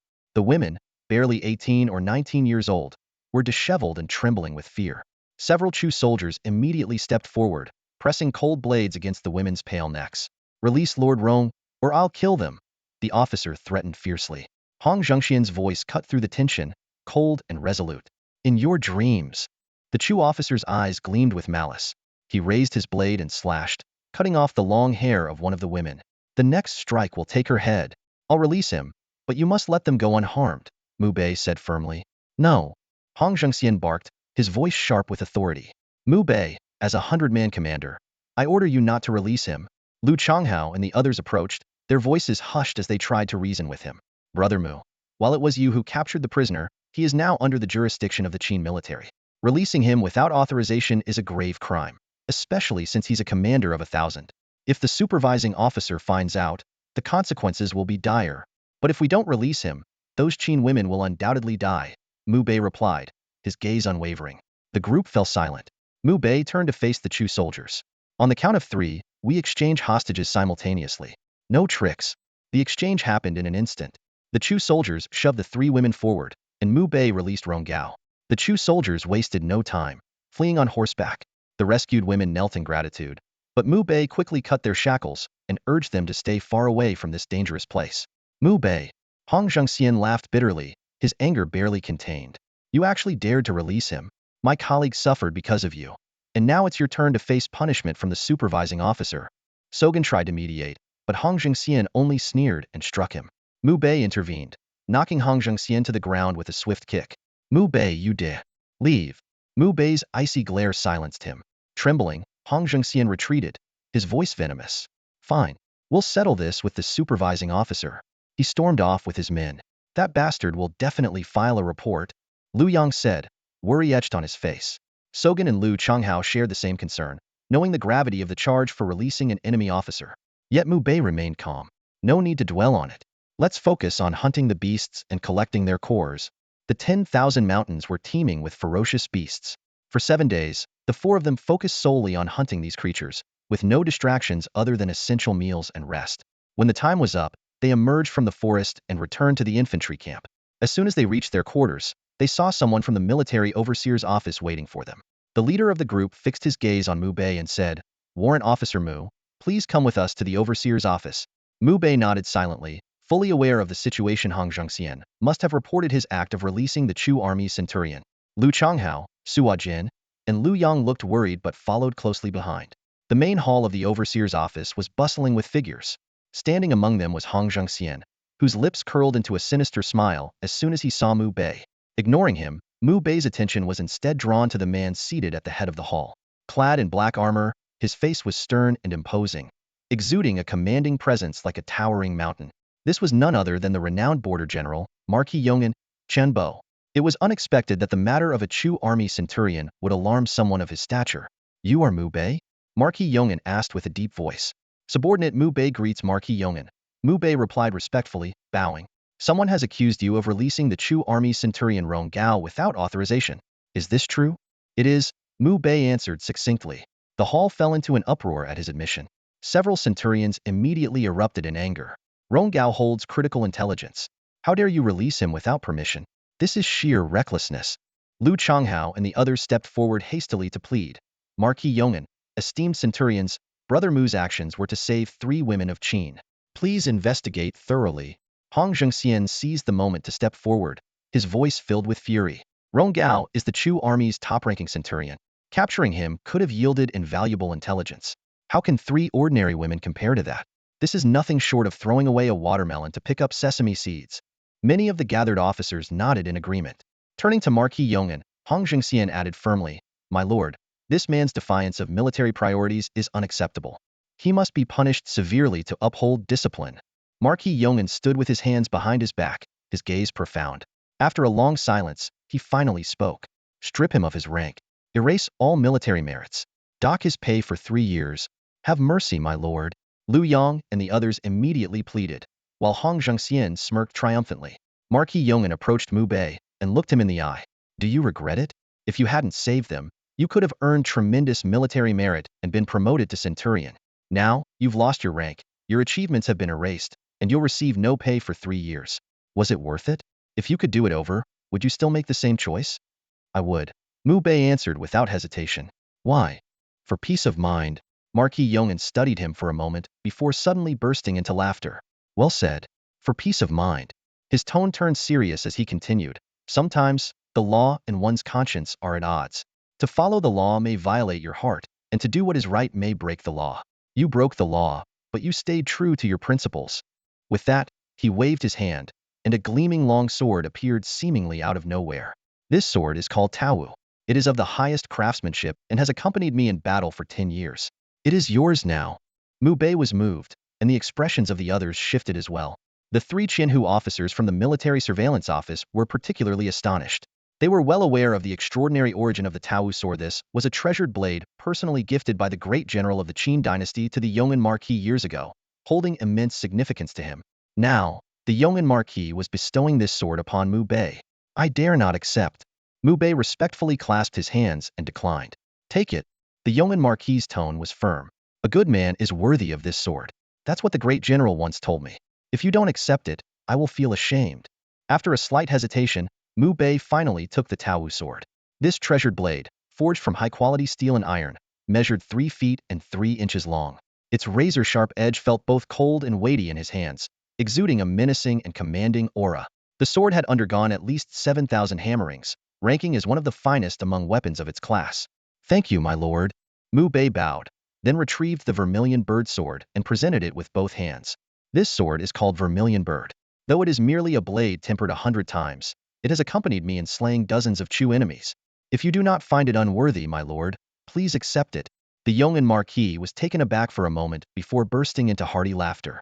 Exchanging swords between gentlemen, a meeting of like minds. "Very well." After taking the Vermilion Bird sword, he turned to Mu Bei and said, "From now on, if there is any urgent military matter, you may report directly to me." "Understood." Mu Bei clasped his hands in acknowledgement. The Yong'an Marquis smiled, patted Mu Bei on the shoulder, and left the military surveillance office. The other officers remained silent. Although Mu Bei had been heavily punished, it was clear he had emerged as the ultimate winner. On the side, Hong Zhengxian's face was ashen, his expression vacant. Back at their quarters, Su Ajin scratched his head awkwardly and said, I don't know whether to console Brother Mu or to congratulate him. Of course, we should congratulate him. Lu Changhao said firmly. Being valued by the Yong'an Marquis himself far outweighs any loss of military rank, merits, or pay. Lu Yang nodded repeatedly. As expected from the Yong'an Marquis, a true hero, recognizing another hero, the three of them enthusiastically congratulated Mu Bei. After all, in the three armies stationed on the border, Mu Bei was the first to be held in such high regard by the Yong'an Marquis. Mu Bei smiled and thanked them, though he felt slightly troubled. He cared little about military rank or pay, but the loss of 5,000 military merit points, which were crucial for obtaining the Earth Essence, was indeed painful. He silently resolved to work twice as hard in the coming months to earn back those merits. The next day, regular military training resumed. 7 days flew by, and the training period came to an end. I heard that more soldiers died during the archery battalion's military exercise again. Lu Changhao suddenly mentioned in the quarters. Military exercise? Mu Bei asked curiously. Lu Changhao explained, a military exercise involves marching deep into the 10,000 mountains to engage in simulated warfare against demonic beasts, practicing formations and coordinated attacks. The army holds 3 exercises each year, one for each of the 3 major battalions. There must be many ferocious demonic beasts in the 10,000 mountains, Mu Bei remarked. They didn't die from the beasts. Lu Changhao lowered his voice. They were ambushed by Chu soldiers in targeted attacks. The same thing happened during the previous 2 exercises. The higher-ups suspect there may be a traitor within the army. If that's the case, why not suspend the exercises? The dates for the exercises are set well in advance. Canceling them would severely impact morale and fighting spirit, and the Imperial City's Ministry of War would never approve. Mu Bei nodded in agreement indeed. For a nation's military, morale and fighting spirit were of utmost importance. Without dwelling on it further, he noticed that Lu Changhao and the others had been called away on urgent military duties. Left alone, Mu Bei decided to venture into the 10,000 mountains himself to harvest beast cores. For 6 days, Mu Bei tirelessly traversed the vast expanse of the 100,000 mountains, his efforts yielding substantial results. He had collected over 300 beast cores, most of them at the 3rd tier. On this particular day, as he combed the mountains in search of more beasts, a familiar figure suddenly caught his eye. Was none other than Jia Ronghai, the steward of the Golden Medicine Hall. Mu Bei watched as Jia Ronghai headed toward the northwestern region, a sight that immediately raised his suspicions. The northwest was notoriously perilous, a forbidden zone even for the soldiers stationed at the military camp. What could Jia Ronghai's purpose be for venturing there? If it was to gather medicinal herbs, it seemed even more dubious given his extensive knowledge of pharmacology. Jia Ronghai would certainly know that the perpetually damp and misty area was unsuitable for plant growth. As a third-rank alchemist, he could not possibly be unaware of this. After a moment of contemplation, Mu Bei decided to follow him discreetly. Jia Ronghai carried a basket on his back, occasionally bending down to pick herbs, all the while moving forward with an air of nonchalance. 2 hours later, the surrounding mist had thickened to the point where sunlight could barely penetrate. It was clear they had entered the northwestern region. Jia Ronghai paused briefly in front of a valley before stepping inside. Mu Bei followed closely. The mist within the valley was even denser, reducing visibility to a mere 5 meters. The air reverberated with deafening beastly roars, and the overwhelming presence of demonic energy was enough to unsettle anyone. In the distance, Mu Bei could barely make out a massive serpent, 10 meters in length, coiled atop a boulder as it devoured a 6th-tier demonic beast. The terrifying sight sent a chill down his spine. This was undoubtedly the Misty Abyss Valley, a place Commander Lu Changhao had once described as the ultimate forbidden zone of the Northwest. Jia Ronghai continued his erratic pace, stopping every few steps to scatter a handful of foul-smelling powder. Mu Bei's eyes narrowed as he recognized the substance. It was the pollen of the withered vine flower, a rare plant whose uniquely pungent scent repelled most demonic beasts. The fact that Jia Ronghai had such an ample supply of this scarce material only deepened Mu Bei's doubts.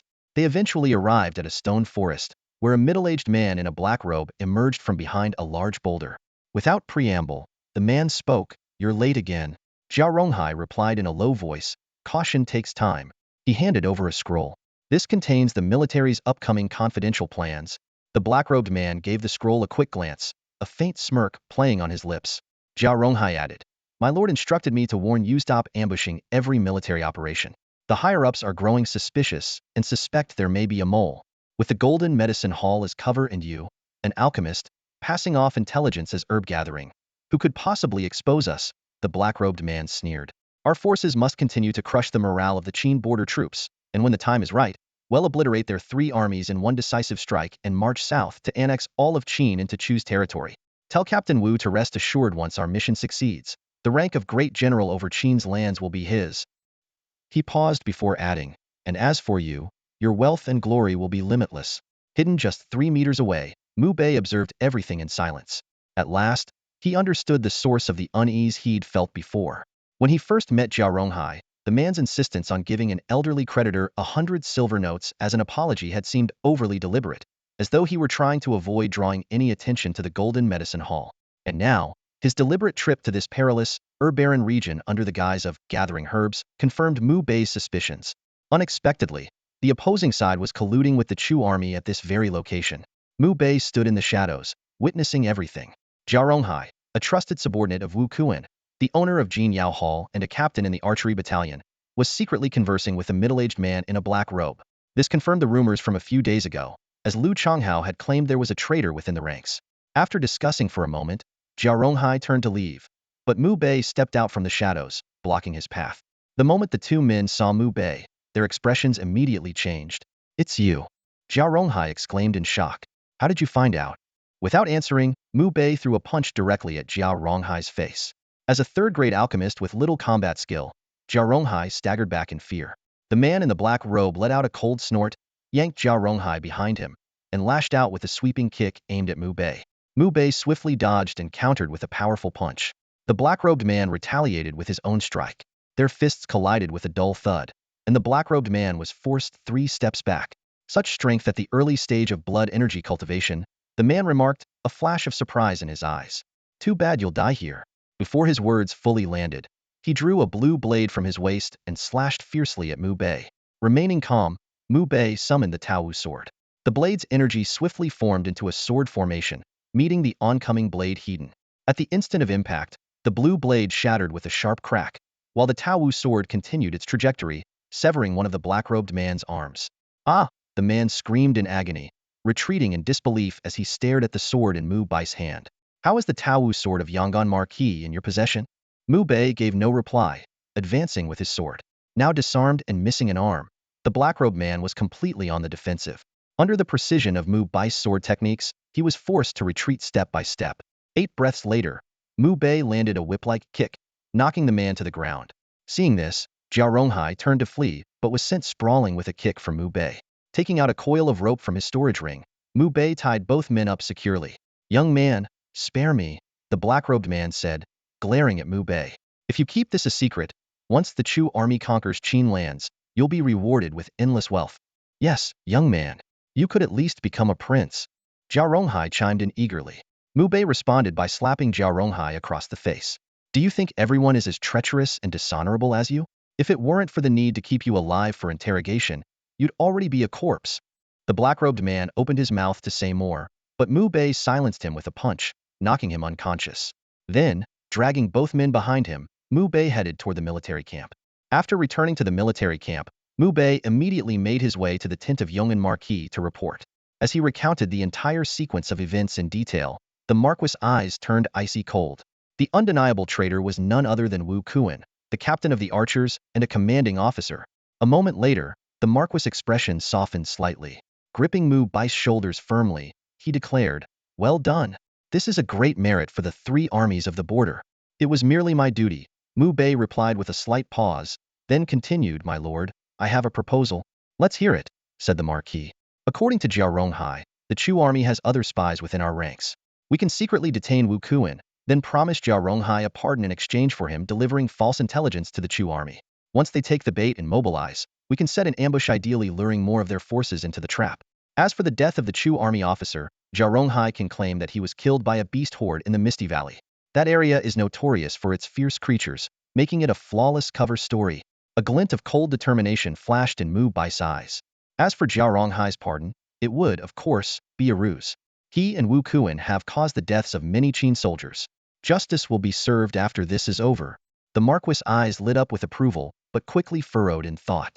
What if that treacherous Jia flees or betrays us again during the operation? "We can use a poison pill to control him," Mu Bei explained. "I have some knowledge of medicinal arts and can craft a special poison pill. Once ingested, the person must take an antidote periodically, or they will die from bleeding through all 7 orifices.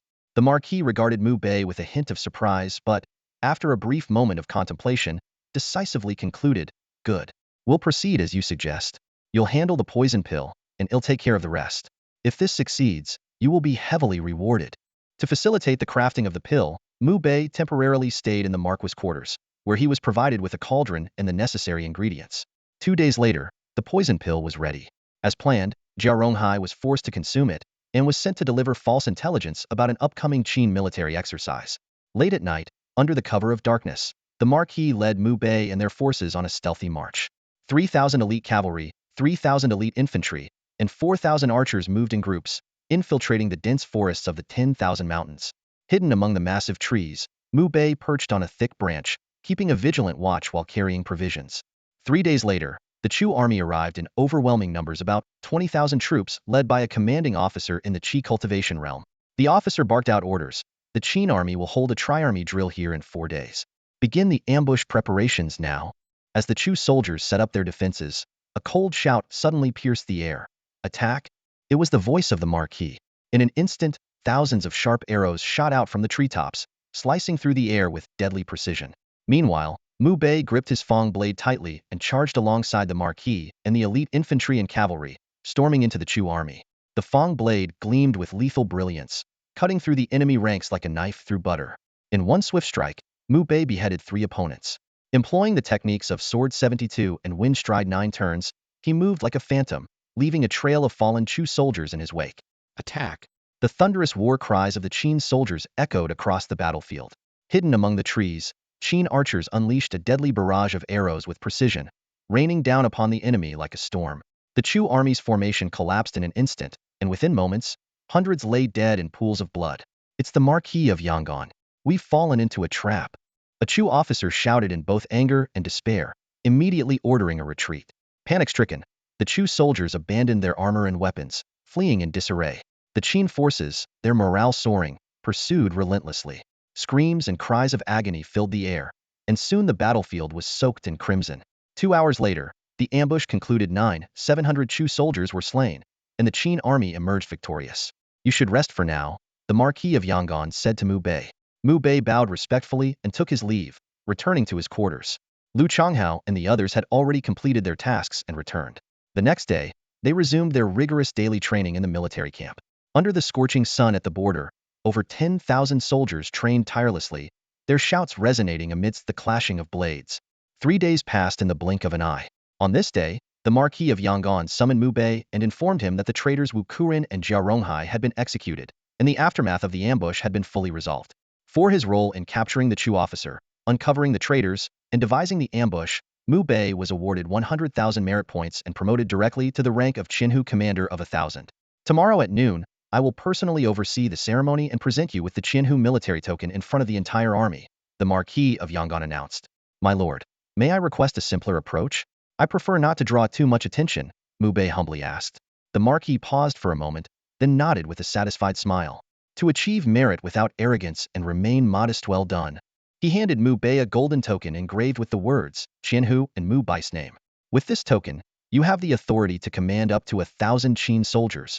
Despite being the most distinguished war hero of Qin, the Marquis treated Mu Bei with no airs of superiority. The two chatted casually for another hour before parting ways. When Mu Bei returned to his quarters, the day's training had just concluded. Lu Changhao rushed over to him. "Brother Mu, something's happened. Mao was bullied." "What happened?" "I'm not sure about the details, but it seems he offended a squad leader." Without hesitation, Mu Bei set out with Lu Changhao, Sua Jin, and Lu Yong, heading straight for the cavalry camp. In the stables, they found Xiang Zimao. His eye was bruised, his cheek swollen, and he walked with a slight limp. He was clumsily feeding the horses with a basket in hand. "Who did this?" Mu Bei's expression darkened.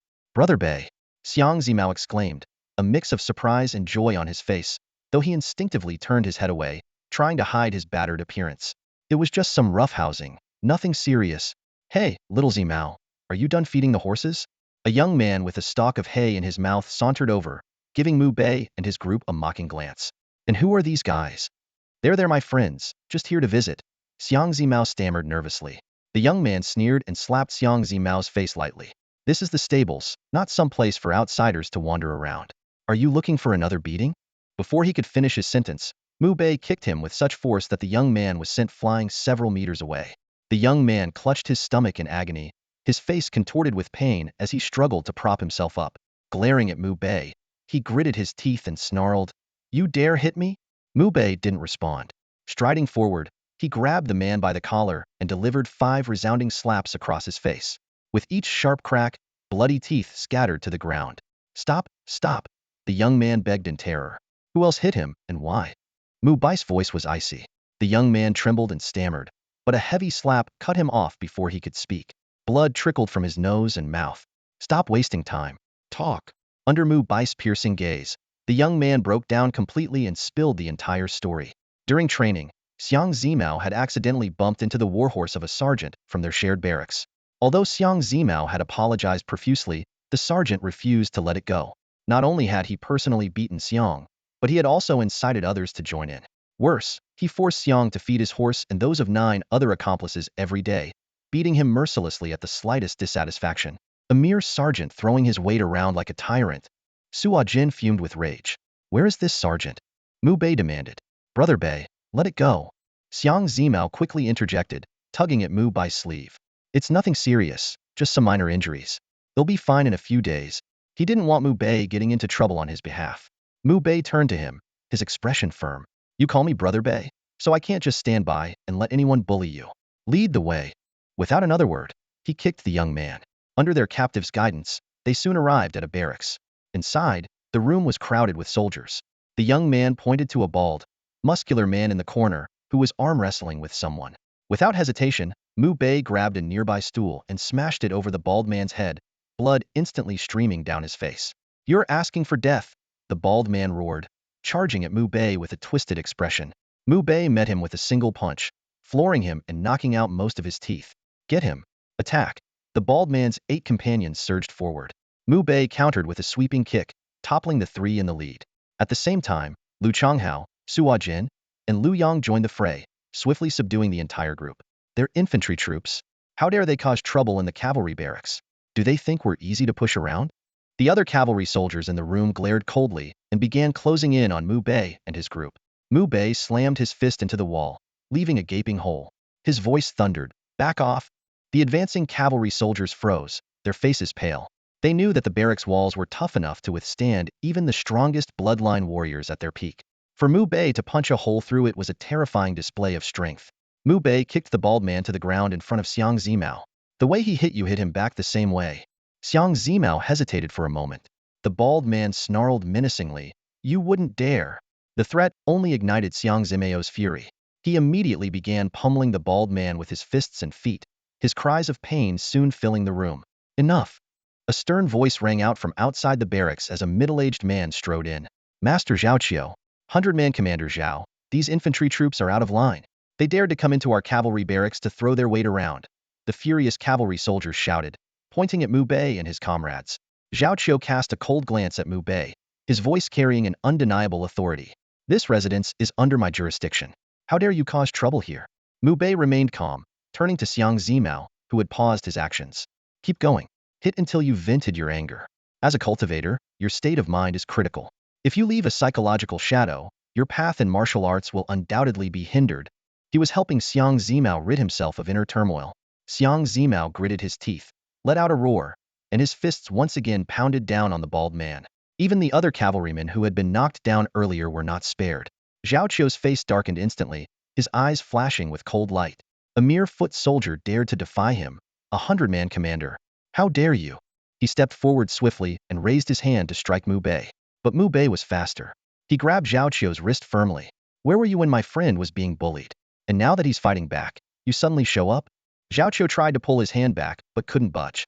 Furious and embarrassed, he snarled, "How dare you defy your superior?" "Defy my superior?" Mu Bei sneered and flung Zhaoqiu aside with ease. Enraged, Zhaoqiu grabbed a nearby wooden staff and charged at Mu Bei. The staff was 5 feet long, about an inch thick, and as solid as iron. But before he could land a blow, Mu Bei kicked out, breaking the staff in half and sending Zhaoqiu flying several meters. "Master Zhao!" The other cavalryman hurried to help Zhaoqiu up. Zhaoqiu, both shocked and humiliated, was furious. A 100-man commander like him had been publicly bested by a mere foot soldier. His dignity was in shambles. "Attack him, all of you!" Attack together. They'll take full responsibility for the consequences. Zhao Qiu roared hysterically. At that moment, a group of over 10 soldiers from the military inspectorate entered the scene. Leading them was a middle-aged man in a brown uniform. "What's all this commotion?" he demanded. The moment they saw him, all the cavalrymen, including Zhao Qiu, immediately saluted. The man in brown was a 1,000-man commander from the military inspectorate. "Master Lu, you've arrived just in time." Zhao Qiu pointed at Mu Bei and accused him. "This man is abusing his power, showing no respect for his superiors, and has even assaulted me. Please punish him severely." Lu Chengqian glanced at Mu Bei indifferently, then froze for a moment. His expression shifted as he turned to Zhao Qiu with a peculiar look. "You're accusing him of defying his superior?" "Yes. Everyone here can attest to it," Zhao Qiu declared confidently. Lu Chengqian pointed at Mu Bei. "Do you know who this is? He's the youngest 1,000-man commander in the history of the Qin Empire. Do you think your rank as a 100-man commander outranks his?" Zhao Qiu was stunned. "What? Master Lu, you must be mistaken. Isn't he just a low-ranking soldier from the infantry camp?" The others around them were equally dumbfounded. Lu Chengqian's tone grew serious. "I serve directly under the Marquis of Yangon and oversee military rewards and punishments. Do you think I would lie about such a thing?" He then turned to Mu Bei with respect. "Master Mu, if you wouldn't mind, could you show us your military badge?" Mu Bei nodded and retrieved the badge from his belongings. Zhao Qiu's face turned pale as the realization struck, and the others were equally astonished. This is impossible," someone exclaimed. The young man before them, who appeared no older than 17, was already a 1,000-man commander. Such a feat was unprecedented in the history of Qin or any neighboring nations. Lu Chengqian turned to Zhao Qiu. "Now, tell me, Yuho's defying their superior?" Zhao Qiu trembled all over and collapsed to his knees in front of Mu Bei. "Master Mu, please forgive me. I was blind to your status and deeply offended you. I beg for your mercy." He kowtowed repeatedly, pleading for forgiveness. Mu Bei merely cast a cold glance at him, too disinterested to respond further. Mu Bei put away the military badge and turned his gaze to Xiang Zimao, who stood before him in a daze. "Have you vented all your anger?" Xiang Zimao stared blankly into the void, his voice drifting. "Yes, it's all gone. It's all gone. Though it goes against your dream of knighthood, I imagine you wouldn't want to stay here any longer." Mu Bei nodded slightly. "I can apply to Lord Yong'an to have you transferred to the infantry camp." Xiang Zimao nodded vigorously, his eyes brimming with tears, his voice choked. "Thank you, Brother Bei." A man of 7 feet tall, shedding tears over something so trivial? "Hold them back." Mu Bei's tone was stern but carried a hint of concern. Xiang Zimao quickly wiped the corners of his eyes with his sleeve. Mu Bei patted him on the shoulder. "Pack your things and follow me." As Xiang Zimao began to gather his belongings, Lu Chengqian stepped forward and said, "Sir Mu, if you don't mind, I am willing to handle the transfer arrangements. I'll leave it in your capable hands, Lord Lu." Mu Bei replied straightforwardly. Lu Chengqian cupped his fists with a smile and soon departed with his men from the quarters. Moments later, Xiang Zimao finished packing, and Mu Bei led him, along with Lu Changhao and the other two, back to the infantry camp. On the way, the three couldn't contain their curiosity any longer. They widened their eyes and asked, "Brother Mu, since when did you become a Qinhu commander of 1,000? Their faces were still filled with astonishment. "Just got promoted," Mu Bei answered simply, skillfully avoiding any details he needed to conceal. "You're incredible, Brother Bei." Xiang Zimao had already calmed down significantly, his eyes full of admiration. In just 3 months, Mu Bei had risen to the rank of Qianhu, a feat that was undeniably impressive. The group soon returned to their quarters.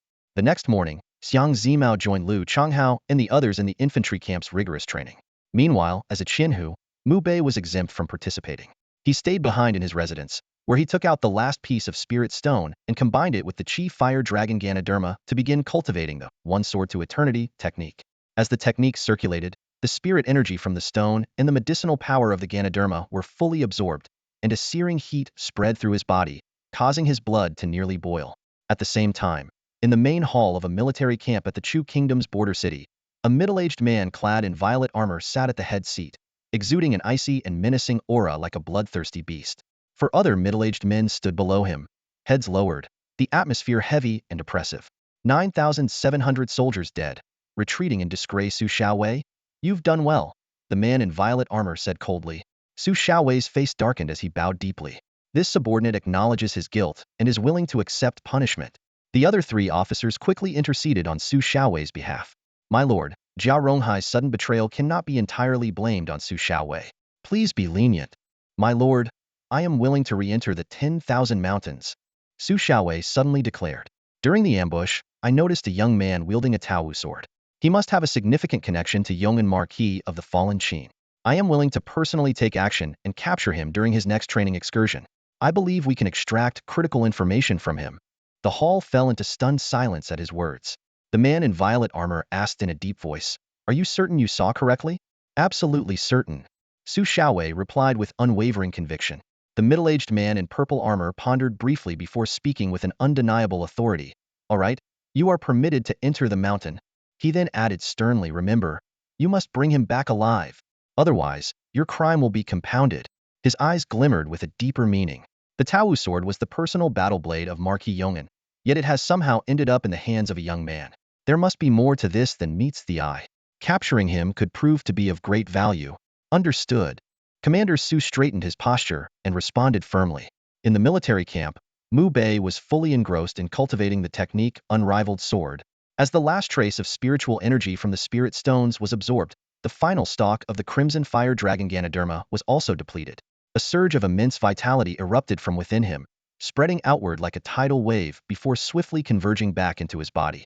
He could feel the robust energy coursing through him, had reached the midstage of the blood-infused realm, just as he had anticipated. Mu Bei continued practicing unrivaled sword for another half an hour to stabilize his newfound level. Rising to his feet, he stretched his limbs casually, and the crisp sound of his joints cracking resonated in the air. He could distinctly sense his flesh becoming denser and his bones as solid as iron. With the morning still young, Mu Bei sat down in quiet meditation, delving into the formations that emanated from the divine sword within him, the Heavenly One Formation Codex. This ancient text, which contained the profound essence of formation techniques, quickly captivated his entire focus. So absorbed was he that he even forgot to eat. "Marvelous," he murmured to himself in awe. The intricate designs and profound principles of the Heavenly One Formation Codex left him utterly astonished. The core formations described in its pages were nothing short of extraordinary, shaking him to his core. By comparison, the military's combat formations seemed crude and simplistic. Taking a deep breath, he continued his study with unwavering concentration. It wasn't until nightfall, after the day's training had concluded, that Xiang Zimao and Sua Jin returned with the others. "Brother Mu, you're still staying here?" Lu Changhao asked. "As a Qianhu officer, you're entitled to a private residence with far better accommodations. I'm too lazy to move. Staying here with you all suits me just fine," Mu Bei replied with a faint smile. The training soon came to an end, and the soldiers were granted 7 days of free time. On one of these days, Mu Bei, along with Xiang Zimao and 3 others, set out together toward the vast expanse of the 10,000 mountains. The 10,000 mountains stretched vast and wide, and Mu Bei, along with Xiang Zimao and the others, had already spent 5 days navigating its depths. Throughout this time, Mu Bei maintained a strict routine, training his combat skills during the day by battling fierce beasts and honing his formation techniques in quiet contemplation at night. On this particular day, just as the group sat down to rest, a pitch-black arrow cut through the air, aimed directly at Mu Bei's vital point. With a swift movement, Mu Bei dodged effortlessly, retreating several feet as the arrow narrowly missed his leg and pierced through a massive boulder behind him. Impressive. To have earned the Yong'an Marquis' gift of the Tao sword, your reflexes and instincts are indeed remarkable. A talent worth noting. A cold voice echoed from a distance. 6 middle-aged men emerged from the shadows, walking forward in measured steps. The leader, clad in silver armor, bore an icy gaze. Mu Bei immediately recognized him as the Chu army officer from the ambush not long ago. What caught his attention even more was a familiar face among the group: Rongao, the first Qianhu of the Chu army. "Lord Su, once we extract every bit of useful information from him, may I have the honor of slaying him myself?" Ronggao's eyes burned with hatred as he glared at Mu Bei. Clearly, the shame of nearly being captured by Mu Bei earlier still festered in his heart. "We'll discuss that later. For now, capture him," Su Chuan commanded coldly as he drew the curved blade from his waist and launched the first strike. Ronggao and the other 4 followed closely behind, their combined assault exuding a menacing aura. Lu Changhao and the others turned pale at the sight. "Step back and protect yourselves," Mu Bei said calmly, summoning the Tao sword. With a powerful push off the ground, he shot forward like an arrow, his sword glinting with lightning-like speed. Secret sword art. Instant void slash. A flash of blood accompanied the shattering of Su Chuan's blade, and his head flew cleanly from his shoulders. The sudden and brutal scene stunned everyone present, even Xiang Zimao and the others, who were well aware of Mu Bei's strength. A peak cultivation realm expert, slain in a single strike. Unfazed, Mu Bei pressed on, his sword sweeping forth in a flurry of 72 forms that envelop Rong Gao and the remaining 4. With their leader dead, the Chu soldiers' morale crumbled, and their formation fell into chaos. In moments, another man's throat was pierced. Blood sprayed as Mu Bei flicked the liquid from his blade, blinding another opponent and seizing the opportunity to end his life. Run! Run! The last 3 soldiers broke down in terror, turning to flee. Mu Bei cut off their escape, his sword flashing as 2 more heads fell to the ground. With his final strike, a powerful kick landed squarely on Rong Gao's face, sending him sprawling. Stop! Don't kill me!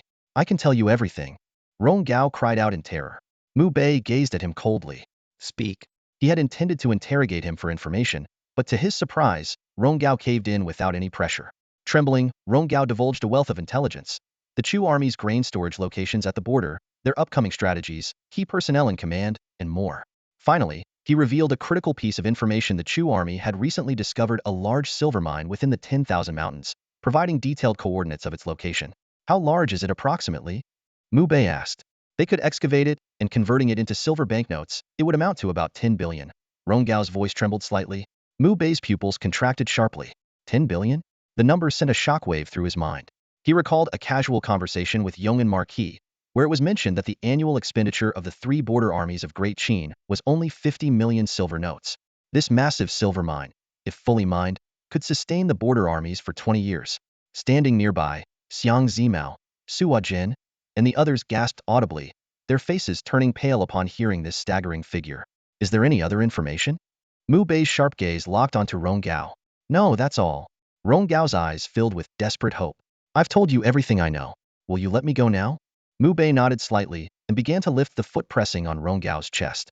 Just as the tension in Rong Gao's face eased, Mu Bei's foot suddenly shifted direction and stomped down viciously onto his groin. A sickening squelch followed, and blood gushed from Rong Gao's lower body. A blood-curdling scream tore through the night. Without hesitation, Mu Bei raised his sword and brought it down, severing Rong Gao's head. Good riddance. That bastard has ruined countless young Qin women during his time at the border. Lu Yang spat angrily. Mu Bei gathered the heads of Rong Gao and his men, planning to exchange them for military merits. He then convened with Xiang Zimao and the other 3 to discuss a strategy to seize the silver mine. Just the 5 of us? We're not reporting back to the camp? Suo Jin asked hesitantly. Brother Bei, that dog Rong Gao said there are hundreds of Chu soldiers there. How could the 5 of us possibly take them on? Lu Yang, now addressing Mu Bei as Brother Bei like the others, voiced his concern. That's why we need to devise the best strategy, Mu Bei said firmly. If we can take the silver mine on our own, the military merits we gain will far exceed what we'd earn by simply reporting it to the camp. Each of us could earn at least tens of thousands of merit points. Hearing this, the 4 men's eyes lit up. Brother Bei, tell us your plan. We'll follow your lead. Xiang Zimao declared, with Lu Yang, Suo Jin, and Lu Changhao nodding in agreement. Mu Bei began his analysis. According to Rong Gao, the mine's perimeter is guarded by 90 elite archers hidden among the trees. On the ground, there are 30 commanders stationed every 10 zhang. Near the core of the mine, there's a Qi refining level officer, along with 300 Chu miners, some of whom are squad leaders. With such defenses, even a Unity Realm expert would struggle to break through. He paused before continuing, however. I happen to be proficient in formations and possess a vial of sleeping incense. We can quietly set up a formation around the perimeter and use the incense to gain an overwhelming advantage. You know formations? The 4 exclaimed in astonishment. In Great Qin, formation masters were exceedingly rare and often recruited directly by the imperial family. I know a little, Mu Bei replied humbly. He then taught the 4 a formation called the Invisible Array, explaining its diagram in detail. This was a formation he had recently comprehended from the Heavenly One formation manual. Once activated, it would generate thick fog accompanied by swirling winds. By placing the sleeping incense within any part of the array, the wind would disperse the incense's effects throughout the area. Although the diluted incense wouldn't render everyone unconscious, it would weaken the enemies to the level of ordinary people. Combined with the fog that obscured vision, while the array's creators remained unaffected, it would become a one-sided slaughter. I'll control the array's core. Each of you will handle a section of the perimeter. Remember, the formation's diagram must be drawn flawlessly. Mu Bei instructed sternly. The 4 nodded solemnly and immediately began memorizing the formation's layout. They only needed to learn how to draw the diagrams, without needing to grasp the formation's deeper principles. Meanwhile, Mu Bei prepared 10 formation flags, 5 for setting up the array and 5 for the team to carry, ensuring they wouldn't be affected by the formation. 3 hours later, Xiang Zimao and the others had memorized the diagram, and Mu Bei had completed crafting the flags, distributing 2 to each person. "We move tonight," Mu Bei announced, sweeping his gaze over the group. "We'll set up the array under the cover of darkness.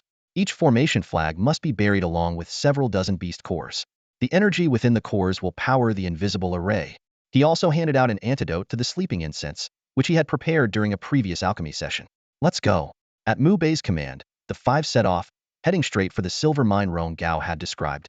Mu Bei and Xiang Zimao, along with their group, arrived at the silver mine region. In the distance, Chu army patrols moved back and forth under the moonlight. As the night deepened, the vast 10,000 mountains were shrouded in thick darkness, with faint starlight struggling to pierce through the heavy clouds. Leading his team, Mu Bei silently maneuvered to the outskirts of the area and began setting up the Wuzong formation. After 5 painstaking hours of preparation, the first light of dawn had just begun to appear on the horizon when the formation was finally complete. Thick mist rose from the formation, accompanied by the howling of swirling winds. From afar, the faint sound of puzzled discussions among the Chu soldiers could be heard. Mu Bei retrieved the final stick of Shuami incense and cast it into the formation. As time passed, the voices of the Chu soldiers within the formation gradually faded, replaced by the sound of bodies collapsing one after another. "It's almost time," Mu Bei muttered, a cold glint flashing in his eyes. Without hesitation, he stepped into the formation. Within the dense mist, he moved effortlessly, guided by the formation flag in his hand. Soon, he spotted a disoriented archer, who had fallen from a tree under the effects of the Shuami incense, his arms scraped and bleeding. Without a moment's hesitation, Mu Bei ended him with a swift stroke to the throat. Almost simultaneously, cries of agony erupted from different parts of the formation clearly. Xiang Zimao and the others had begun their assault. Advancing swiftly under the cover of the mist, Mu Bei left a trail of lifeless Chu soldiers in his wake. Reaching the central area of the silver mine, Mu Bei entered a makeshift command tent, where he encountered a middle-aged commander wielding a spear. The commander's eyes widened in shock at the sight of the Yawu sword in Mu Bei's hand. "The Yawu sword!" Before he could finish his sentence, his head was severed cleanly from his body. "Commander!" gasped the Chu soldiers in the tent. With an expressionless face, Mu Bei unleashed the 72 linked sword technique, enveloping the entire group in a deadly flurry. Blood splattered everywhere, leaving no survivors. After regrouping with Xiang Zimao and the others, they continued their operation, advancing through the other areas. Within half an hour, hundreds of Chu soldiers had been wiped out. "We actually did it!" Suo Jin exclaimed in disbelief. "All thanks to Brother Bei," Xiang Zimao said with admiration. "This was a team effort," Mu Bei replied with a faint smile, instructing Xiang Zimao to report the success to the Marquis of Yangon. 3 hours later, the Marquis of Yangon arrived with his elite forces. By then, the effects of the Shuami incense had dissipated, revealing the battlefield littered with the bodies of Chu soldiers. The sight left the Marquis and his men utterly stunned. "My lord, this victory is entirely due to Mu Qianhe's strategic formation and planning. We merely assisted," Lu Changhao stated respectfully, bowing. Xiang Zimao and the others nodded in agreement. The Qin soldiers were in a wee 17-year-old youth possessing such remarkable abilities was beyond belief. "Good. Excellent. Outstanding," the Marquis of Yangon exclaimed, laughing heartily as he clapped Mu Bei on the shoulder. "With you and our great Qin, it is truly the fortune of the nation and its people." "You flatter me, my lord," Mu Bei replied modestly. The Marquis shook his head, a look of deep approval on his face. The kingdom of Chu's ambitions toward Qin had never waned, leading to frequent skirmishes along the border that plunged the nation into instability and left its people in unrest. At this critical juncture, Mu Bei uncovered a traitor within the army and orchestrated an ambush, successfully seizing a silver mine and delivering a significant blow to the Chu forces. Yangon Marquis fixed his gaze on Mu Bei, his tone solemn. "These 2 decisive victories will surely force the Chu army to quiet down for a while, giving the border citizens a brief respite. More importantly, the silver mine, once operational, will enhance the equipment of our troops, greatly increasing their survival chances in future battles. The contributions you've made are truly acts of immense benefit to the nation and its people." Hearing this, Mu Bei was momentarily stunned, then bowed respectfully to Yangon Marquis. Though he harbored patriotic sentiments, they paled in comparison to the tireless dedication of the border warlord standing before him.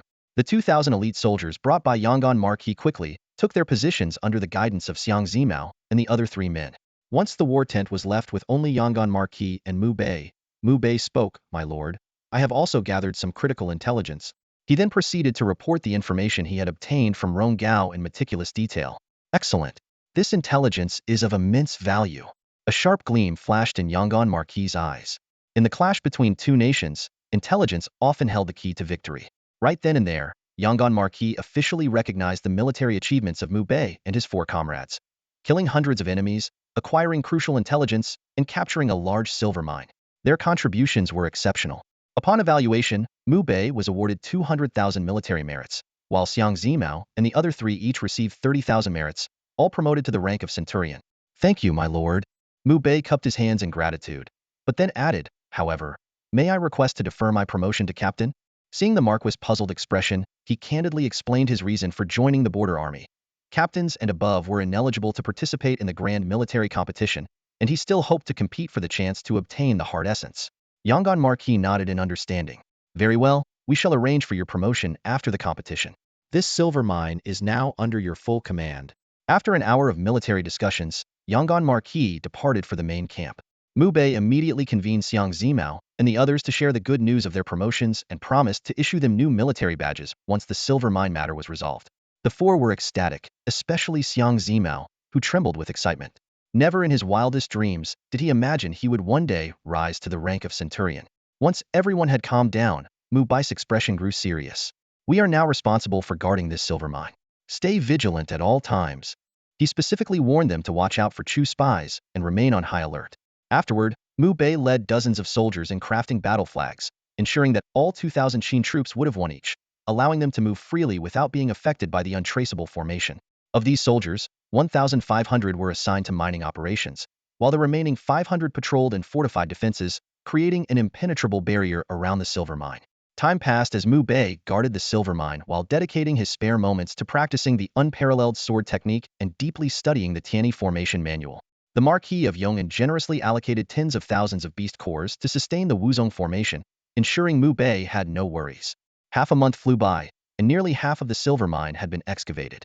As Mu Bei predicted, a team of 15 Chu army scouts arrived to investigate, led by a commander of 1,000 households. However, as soon as the team stepped into the range of the Wuzong formation, they were ambushed by 200 elite archers lying in wait, riddled with arrows. With Brother Bei overseeing everything, combined with the Wuzong formation and the defense of 500 soldiers, even a martial arts grandmaster would find it hard to escape alive. Xiang Zimao exclaimed in admiration. In the following days, the Chu army sent 3 more waves of troops, some personally led by captains of considerable strength, clearly determined to seize the silver mine. Yet, without exception, they all perished within the Wuzong formation. Even a Chu army captain at the peak of the Qi nourishing realm could only last a few moments before being killed, utterly powerless to resist. Such formidable power earned Mu Bei even greater reverence from the troops. Another month passed. With 1,500 elite Qin soldiers working tirelessly day and night, the silver mine was finally depleted. Mu Bei led 2,000 elite soldiers back to the camp to report to the Marquis of Yong'an. You've worked hard, the Marquis said with satisfaction. Recognizing Mu Bei's exemplary performance in defending the mine and eliminating numerous Chu invaders, including high-ranking captains, the Marquis personally awarded him 50,000 military merit points. Xiang Zimao and the other 3 received 5,000 each, while the 2,000 elite soldiers were each granted 3,000. Thank you, my lord. Mu Bei replied respectfully, bowing. The Marquis patted him on the shoulder and said, the grand military competition is set for half a month from now. Rest and prepare well. Mu Bei nodded in agreement, reflecting on how quickly time had passed. Had already been at the border for 5 months. Xiang Zimao and the other 3 had now received their 100 household military plaques. Together with Mu Bei, they returned to their quarters to begin preparing for the upcoming competition. The next day, Mu Bei ventured alone into the 10,000 mountains, heading straight for Misty Valley. Shrouded in thick fog year-round, the valley was filled with deafening roars of beasts and an overwhelming aura of demonic energy. As one of the most dangerous places in the 10,000 mountains, it was home to countless 5th-tier beasts, numerous 6th-tier beasts, and even rumored 7th-tier ones. His purpose was Cleardo seek out powerful beasts to fight and hone his combat strength. He understood that a true cultivator must constantly adapt to battle, for only through relentless combat could one reach the pinnacle. In Misty Valley, Mu Bei engaged in fierce battles with ferocious beasts, refining his mastery of the Sword 72, crushing Heart Fist, and Wind Stride 9 turns techniques, while also furthering his cultivation of the unparalleled sword technique. Half a month passed in the blink of an eye. On this day, Mu Bei unleashed a Void Slash, instantly decapitating a 6th-tier beast even more formidable than a blood ape. Immediately after, he used Wind Stride 9 turns to evade the claws of a peak 6th-tier ferocious bird, then delivered a reverse punch that shattered its internal organs. In an instant, he had slain 2 6th-tier beasts, each as powerful as a Qi nourishing realm grandmaster at their peak. Not bad. After half a month of grueling training, Mu Bei had advanced the Sword 72 to the 6th level, capable of manifesting 48 sword shadows with increasingly sharp and intricate techniques. Both the Crushing Heart Fist and Wind Stride 9 turns had reached the minor mastery stage. His cultivation had also made significant progress, now just a step away from the peak of the blood-nourishing realm. This period of training had yielded tremendous results. That very day, Mu Bei stepped out of Misty Valley and began his journey back to the military camp. When Mu Bei returned to the military camp, the entire place was already buzzing with excitement. Tomorrow marked the grand tri-army competition, and the soldiers were eager, their spirits high as they prepared for the event. The next morning arrived swiftly. Mu Bei, along with Xiang Zimao and 2 others, reached the tri-army training grounds early. By then, the area was already teeming with people.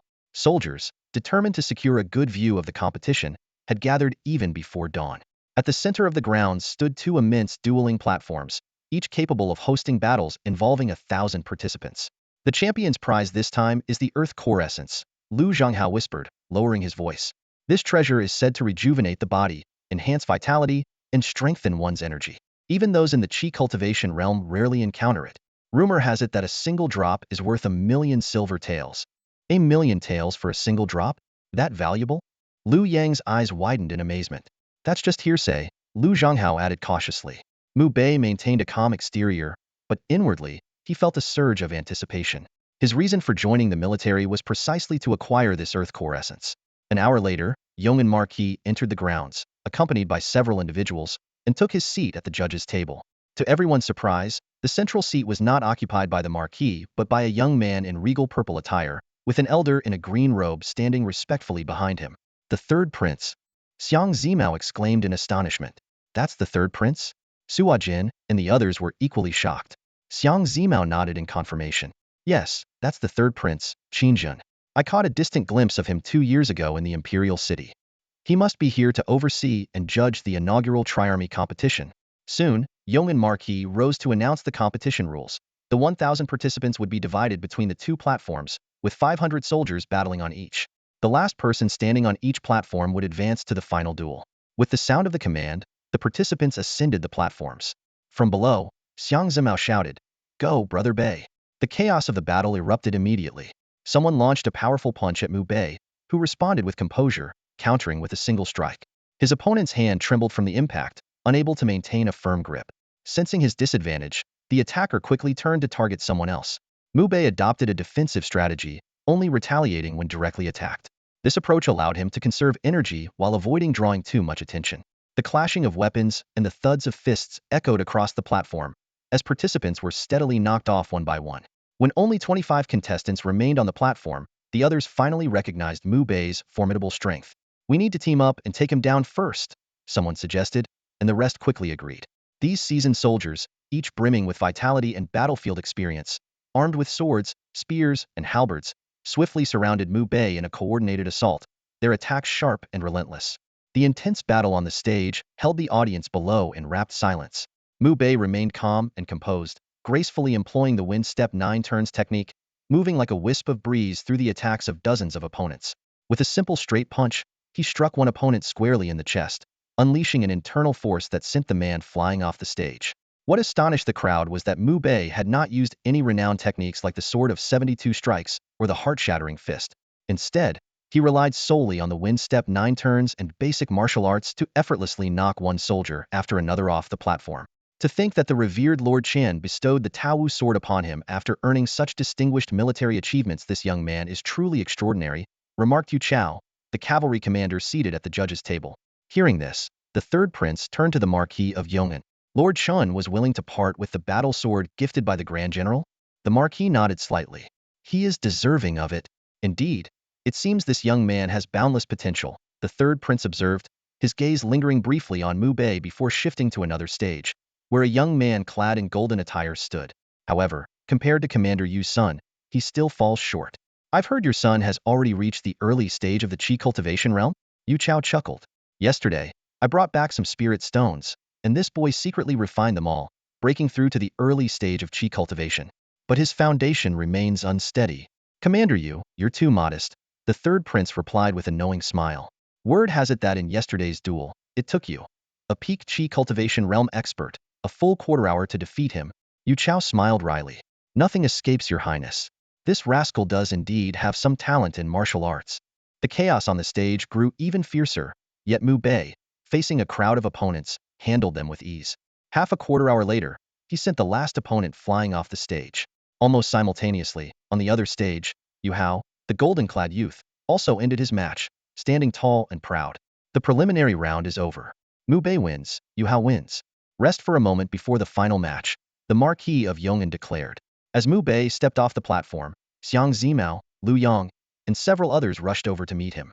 Brother Bei, you must be cautious in the final match. That Yu Hao has reached the early stage of qi cultivation and is even stronger than most mid-stage cultivators, Lu Changhao reminded him. Mu Bei nodded in acknowledgement. After a short break, the final match began. Mu Bei and Yu Hao faced each other. Yu Hao gripped a long halberd forged by the master craftsman Zhong Qian, his aura imposing, like a god of war descending to earth. With a sudden motion, he planted the halberd into the stage, clasped his left hand behind his back, and said coldly, "Come." As expected of Commander Yu's somewhat a commanding presence, someone in the cavalry camp exclaimed. The third prince rose to preside over the match. Begin. Just as everyone anticipated a fierce and drawn-out battle, Mu Bei made his move. With a light push off his toes, he darted forward like lightning, landing a single punch squarely on Yu Hao's chest. A loud thud echoed as Yu Hao was sent flying off the stage. Thank you for the match, Mu Bei said calmly. The entire martial arena fell into a stunned silence, so quiet that one could hear a pin drop. 3 breaths later, the tension around the arena became palpable. Xiang Zimao and the other 3 were the first to react, shouting excitedly, Brother Bei is unstoppable. Yu Chao's face darkened like iron. Seeing his son being sent flying out of the ring with a single punch, his fury was barely contained. The third prince's expression was one of astonishment. It was clear he had not anticipated such an outcome. Yu Hao, who had fallen out of the ring, stood dazed for a moment before erupting in rage. I refuse to accept this. It was just luck. In a proper fight, he's no match for me. His words had barely left his mouth when voices of agreement echoed from the cavalry camp, demanding a rematch. Smack! The Marquis of Yong'an slammed his palm heavily on the table, his sharp gaze sweeping over the unruly soldiers. The cavalrymen immediately fell silent, lowering their heads. The Marquis turned to the third prince and bowed. Your Highness, the result of the match can now be announced. Yu Hao, desperate to defend himself, began to speak. My lord. Silence. Yu Chao interrupted harshly. You arrogant fool. The third prince will make his decision. The third prince cast a deep glance at Mu Bei, who stood on the arena, then shifted his gaze to Yu Hao. With a faint smile, he declared, I announce the champion. Yu Hao? The announcement left everyone present stunned, including Yu Hao himself, whose face showed a flicker of surprise. Mu Bei frowned and fixed his gaze on the third prince. Your Highness, this decision is unjust. In terms of military merit and combat ability, I surpass Yu Hao. Why is he declared the champion? The third prince maintained his faint smile. I've reviewed your records. Your military achievements are indeed greater, and you did win this match. However, you've only been in the army for half a year, while Yu Hao has 7 years of service. That is my reasoning. What do you mean by this, Your Highness? Mu Bei pressed. Are you saying the champion is determined by length of service rather than skill or merit? Precisely, the third prince replied calmly. Throughout history, has anyone ever become a general immediately after joining the army? The same applies here. If someone with only 6 months of service surpasses veterans with years of experience, it would demoralize the seasoned soldiers. Mu Bei stood his ground. Your Highness, that's absurd. By your logic, as long as someone serves long enough, even if they achieve nothing, they can become a general. The third prince's expression darkened slightly, and Yu Chao immediately barked, Mu Bei, watch your tone. Apologize to the third prince at once. Mu Bei's gaze turned cold as he looked at Yu Chao. What's wrong? Worried that your weakling of a son won't win the title? Weakling? Yu Chao's eyes flashed with anger. My son was merely careless. In a true contest, you would stand no chance. Is that so? Mu Bei's tone was icy. Then I'll give him the chance. Let's fight again. This time, we'll settle the championship for real. He'll only use 1 strike if I need a second. He'll admit defeat. Arrogant. Yu Chao roared in fury. At that moment, Yu Hao stepped forward quickly and knelt on one knee before the third prince. Your Highness, it's true that I was careless earlier. Please allow me a rematch. This time, I'll crush him beneath my halberd and show him that he's nothing more than a paper tiger before me. The third prince studied Yu Hao for a moment before nodding. Very well, as you request. I trust you will triumph this time. Thank you, Your Highness. Yu Hao cupped his fists in salute, then leaped onto the arena, pulling out the halberd embedded in the platform. Pointing it directly at Mu Bei, He snarled through gritted teeth. Come fight. Defeating you will be as easy as slaughtering a dog. In an instant, Yu Hao's energy surged to its peak, his blood essence boiling like a raging sea. The overwhelming aura was so intense that it sent shivers through the soldiers around the arena. His strength had already surpassed that of a mid-stage cultivator in the nourishing Qi realm. At that moment, Mu Bei moved. His figure flashed like lightning, closing the distance between them in an instant. His sword shot forward like a dragon emerging from the depths, aiming directly for the vital point. Crack! A sharp sound shattered the tense atmosphere of the arena as Yu Hao's spear broke cleanly into two. A deep sword wound instantly appeared across his chest, blood gushing out in torrents. His body flew through the air like a kite with its string cut, landing outside the platform. Upon hitting the ground, he coughed up a mouthful of blood and fell unconscious. The crowd gasped in unison. Mu Bei had claimed he would use only one strike, and he had delivered on his word with a single blow. What was even more shocking was that he had clearly held back otherwise. Yu Hao would not have survived. However, Yu Chao's face turned pale as he dashed to his son's side. Seeing the deep sword wound on Yu Hao's chest, which exposed his lungs, his eyes reddened with fury. You beast, he roared. His face twisted in rage as he leapt onto the platform and threw a powerful punch straight at Mu Bei. Mu Bei did not retreat. Instead, he advanced, meeting Yu Chao's punch Hedon with his own. Crack! The sound of breaking bones echoed as Yu Chao's 5 fingers shattered instantly. His body was hurled off the platform like a broken kite. Trash! Mu Bei spat coldly. The soldiers watching were filled with dread. To defeat Yu Hao, a master at the Qi cultivation stage, with one sword strike, and to send Captain Yu Chao flying with a single punch, such prowess was beyond terrifying. Brazen scoundrel! Such ruthless attacks! The third prince slammed his hand on the table and shouted angrily, "Seize him!" Before his words had fully echoed, the green-robed elder who had been standing motionless behind him stepped onto the platform. With a claw-like hand, he struck toward Mu Bei, his powerful energy at the Unity realm causing the very air to hum. At this critical moment, a figure suddenly appeared in front of Mu Bei like a flash of lightning. It was the Yong'an Marquis, arriving just in time. He threw a punch of his own. Boom! The green-robed elder staggered back 5 steps before barely steadying himself. His face was filled with shock. A half-step grandmaster. What? The third prince's face was etched with surprise. Mu Bei, too, was slightly taken aback. A half-step grandmaster meant someone who had 1 foot in the transparency realm, a level of mastery, so rare that only a few in all of Qin could claim it. The entire imperial city believed you were merely at the mid-stage of the Unity realm. Who would have thought you had reached this level? Lord Shun, you've hidden your strength well. The third prince's voice was cold. I simply prefer to keep a low profile, Your Highness. There's no question of hiding anything, the Yong'an Marquis replied calmly. As he spoke, he tossed a wooden box, the grand prize for the military competition, to Mu Bei. Thank you, my lord. Mu Bei caught the box and bowed respectfully. Chunbo. The third prince clenched his fists, his gaze icy as he glared at the Yong'an Marquis. He had intended to award the championship to Yu Hao regardless of Mu Bei's victory, but now that opportunity had been snatched away by the Marquis. Mu Bei has won both matches. The championship rightfully belongs to him. Surely, Your Highness would not go back on your word, as that would tarnish the reputation of the Qin royal familia family that would never stoop to such dishonor, the Yong'an Marquis said, effectively cutting off any avenue for the third prince to refute. Very well. Chunbo, you are quite something. The third prince suppressed his fury and sat back down, rhythmically tapping the table with his right hand. I've heard that a new silver mine was recently discovered near the border. The state treasury happens to be running low, so I trust that you, Lord Qin, will present all the mine's silver tomorrow at noon to replenish it. Not a single coin less. The Yong'an Marquis glanced at Yu Chao, whose fingers were shattered, and then bowed slightly to the third prince. Your Highness, I had intended to use the silver to improve the equipment of our soldiers. Many of their armors and weapons are old and worn. Besides, to my knowledge, the state treasury has always been well stocked. Is Lord Chun making excuses to withhold the silver? Or could it be that you've planted spies in the treasury and know its condition better than I do? The third prince sneered. I wouldn't dare. The Yong'an Marquis replied quickly. You'd better not. By noon tomorrow, I expect to see every ounce of silver delivered. The third prince stormed off, his green-robed elder following closely behind with Yu Chao and his unconscious son in tow. My lord, does this mean the silver is lost?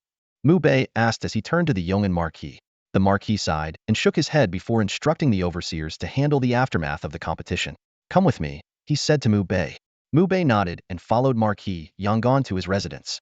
The two sat across from each other in the hall, the faint aroma of tea lingering in the air. Do you know why the third prince favors Yu Hao? Marquis Yang'an asked directly. Mu Bei shook his head. The Marquis sighed. his expression heavy. The current emperor is frail and plagued by illness. At most, he can hold on for a few more years. The princes have already begun scheming in secret, gathering allies to prepare for the fight for the throne. The Yu family, being one of the most prominent clans in the imperial city, has pledged allegiance to the third prince. Mu Bei suddenly understood, though he seemed indifferent to the power struggles. Marquis Yangon observed the young commander before him and allowed a rare warm smile to surface. I'm nearly 30 years your senior. If you don't mind, may I call you Xiao Bei? It would be my honor. Mu Bei replied sincerely. This borderland war marquis was indeed someone he deeply respected. Good, good, Marquis Yangon said cheerfully. And no need for formalities between us. Let's consider ourselves friends, despite the age difference.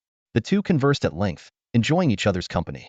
Marquis Yangon brought out his treasured peach blossom brew, and the two drank together.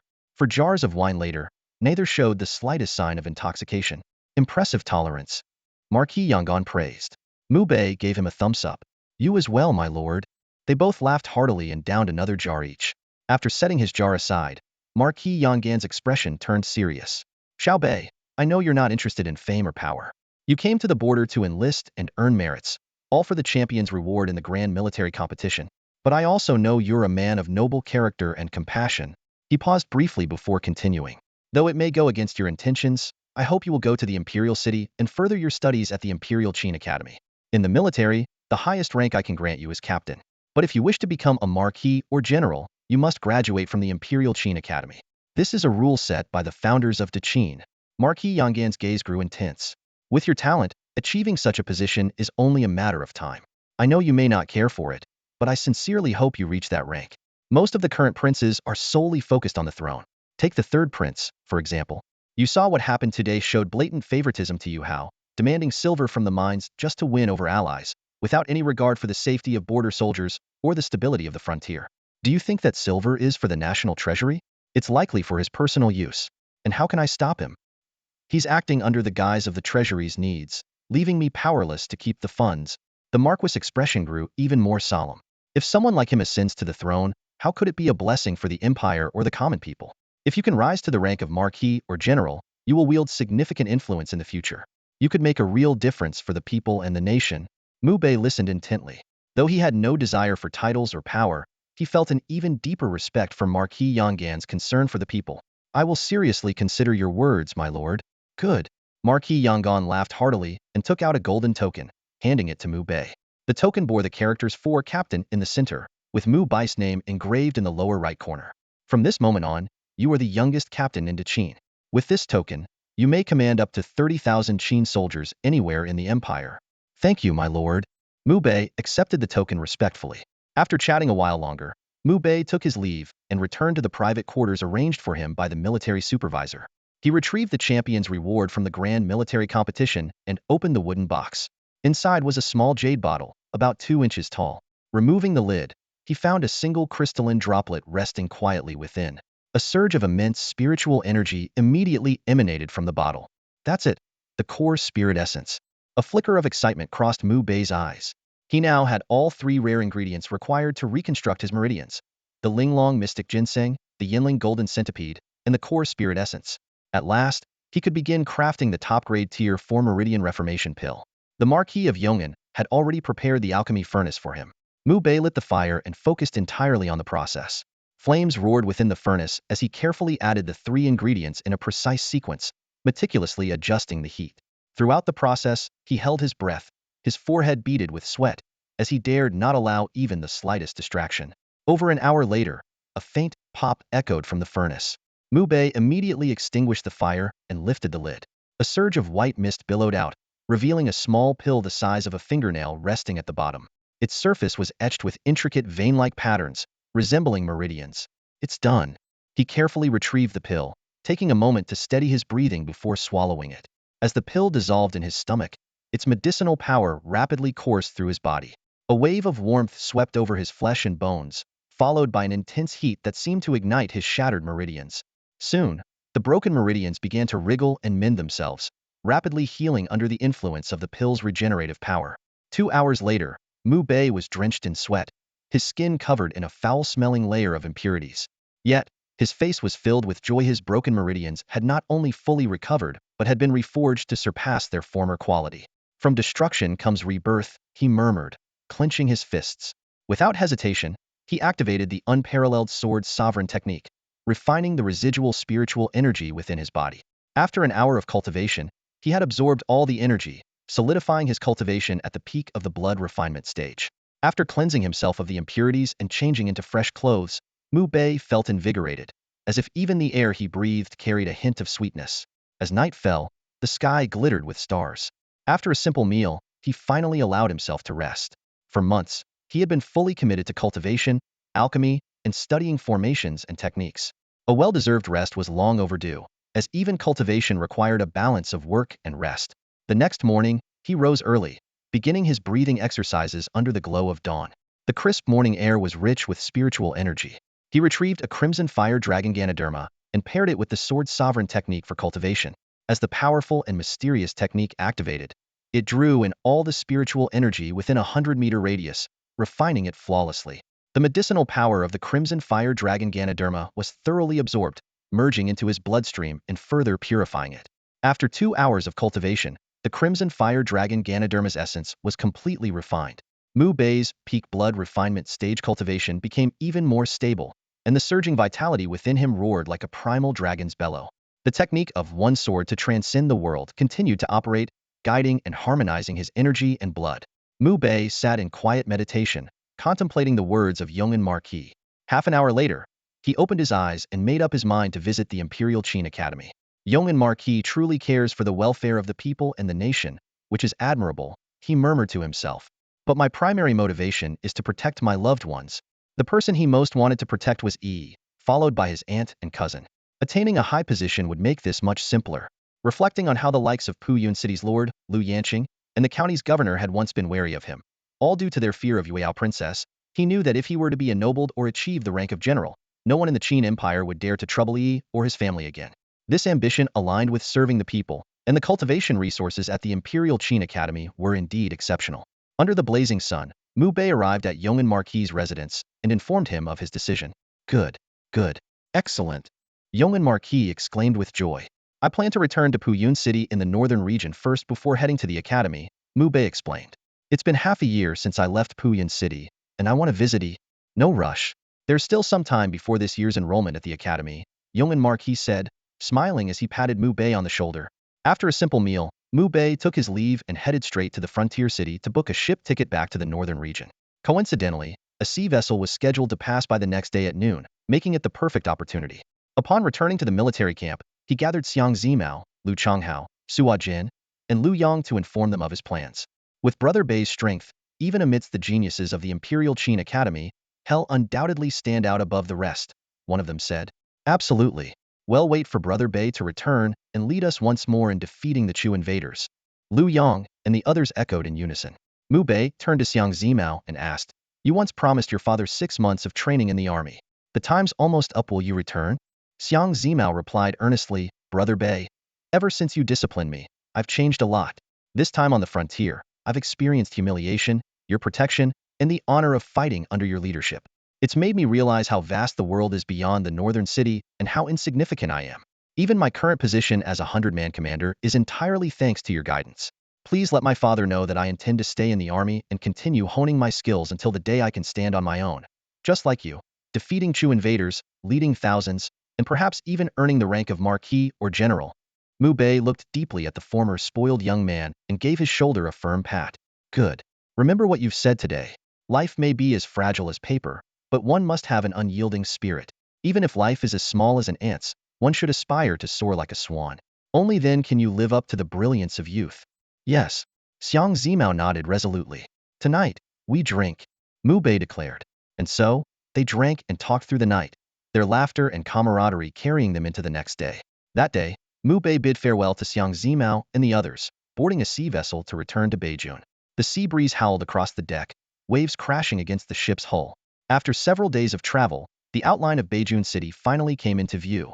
Upon his arrival, he visited his aunt and cousin before heading straight to the Xiang residence to relay Xiang Zimao's words to Xiang Tianao.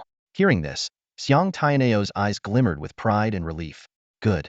That rascal has finally grown up, he exclaimed. Bowing deeply to Mu Bei, he said sincerely, if it weren't for you, young master, My son might have remained a frivolous and mediocre man his entire life. Mu Bei shook his head gently and replied, no matter how much help others provide, success ultimately depends on oneself. The fact that he has achieved such awareness speaks to his own determination. Declining Xiang Tianeo's invitation to a banquet, Mu Bei borrowed a fast horse and, after several more days of travel, arrived at Puyan City. The city was as bustling as ever. Passers-by greeted him warmly. Young Master Mu, where have you been all this time? Thanks to you, we haven't had to pay taxes for half a year. Life has been so much easier. Yes, it used to be a struggle to get by, paying taxes every month. The townsfolk beamed as they shared their improved circumstances. Mu Bei responded politely, making his way through several streets until he reached the Mu residence. As he stood outside, gazing at the familiar building, a figure in purple emerged from within it. Was Mu Yi. Her brows were furrowed, but the moment she saw Mu Bei, her expression froze. A second later, like a startled fawn, she dashed into his arms, choking back sobs. Brother. Good girl, don't cry, Mu Bei said softly, gently stroking her smooth hair. He clung to him tightly for a long moment before looking up, her tear-streaked face filled with emotion.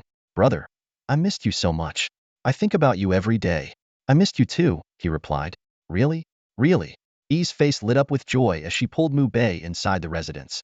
She asked about his journey, and upon hearing that it had been successful, she sweetly congratulated him.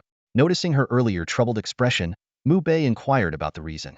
It turned out that a mercenary group had recently appeared outside the city, demanding a protection fee of 300,000 from the Mu family's mines.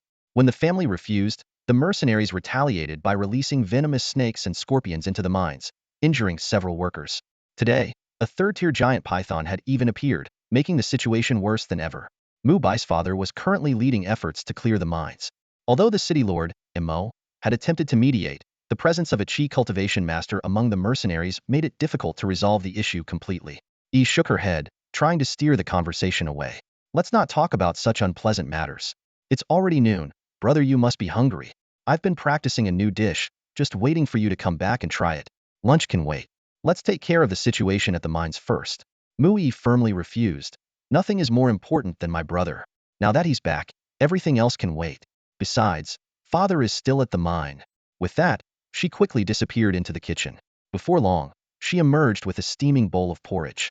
The fragrant aroma wafted through the air. Beans and peonies perfectly blended with glutinous rice, cooked to just the right consistency. Mu Bei paused for a moment, a wave of warmth washing over him as he looked at the bowl. Red beans symbolized longing, while peonies carried the essence of spring. It was clear this was a recipe Yi had learned just for him. Brother, eat it while it's hot. It won't taste as good if it gets cold, Mu Yi said sweetly. Mu Bei nodded and carefully took a spoonful of the porridge. How is it? Yi asked, her eyes filled with both nervousness and anticipation. Sweet, soft, and delicious. It's perfect. Mu Bei gave her a thumbs up. Yi's eyes sparkled with joy. Then I'll make it for you often. That means I'm truly blessed, Mu Bei said with a smile. As they chatted, Mu Bei learned that the Mu family was now headed by Yi's father, Mu Yunfeng, with Mu Zhiqi as the chief elder. He also noticed that Yi had reached the early stage of the blood condensation realm.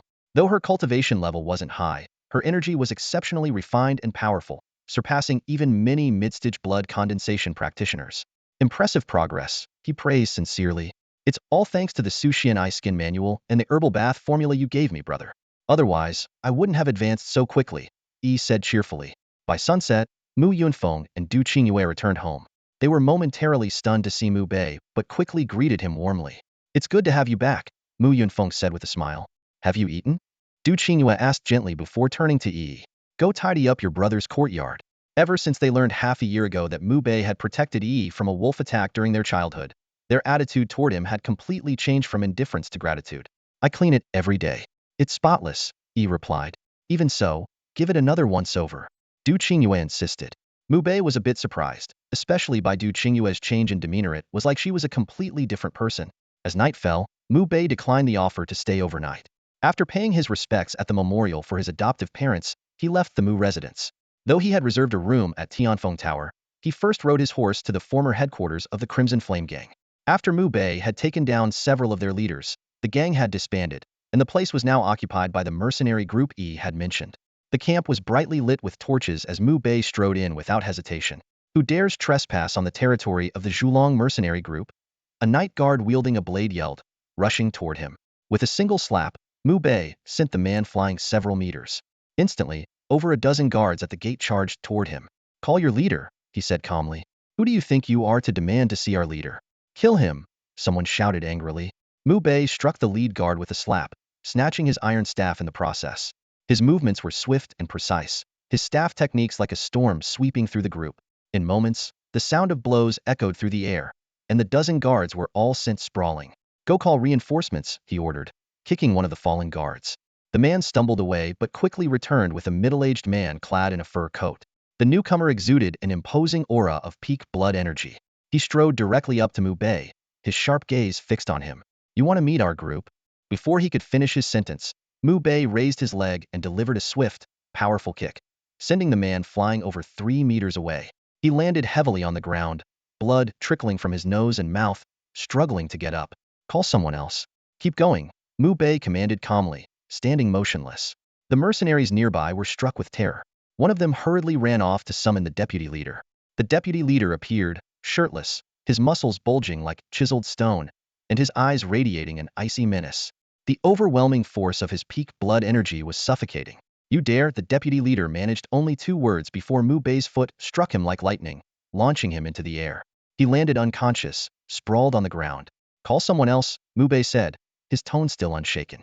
The mercenaries trembled with fear and quickly fetched the leader of the group, a towering man over 2 meters tall, built like a mountain. His eyes gleamed with a bloodthirsty light, resembling a beast on the prowl. Approaching Mu Bei, his aura of initial chi cultivation surged like a storm. He looked down at Mu Bei and sneered, You little... Bang! Mu Bei's fist moved faster than the eye could follow, delivering a crushing blow to the leader's abdomen. The force was so overwhelming that the leader's shirt shredded at the back, and blood spurted from his mouth as he dropped to his knees. Leader! The members of the Zhulong mercenary group cried out in shock. Their cultivating leader had been taken down with a single punch. Mu Bei placed his foot on the leader's shoulder, towering over him as he said coldly, If there's any more trouble at the Mu family's mine, it won't end as simply as this. Understood? Understood, the leader stammered, his voice trembling, his eyes filled with terror. Though Mu Bei's tone was calm, the chilling aura of death he exuded made the man feel as though he were facing a grim reaper. After casting one last glance at the leader, Mu Bei turned and walked away.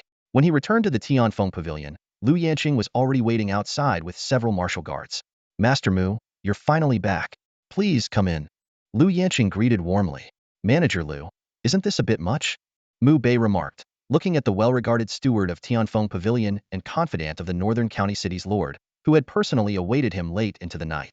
Not at all, not at all. Master Mu, you're the great hero of Puyan City and a distinguished guest of Tianfeng pavilion, Lu Yanqing replied with a smile.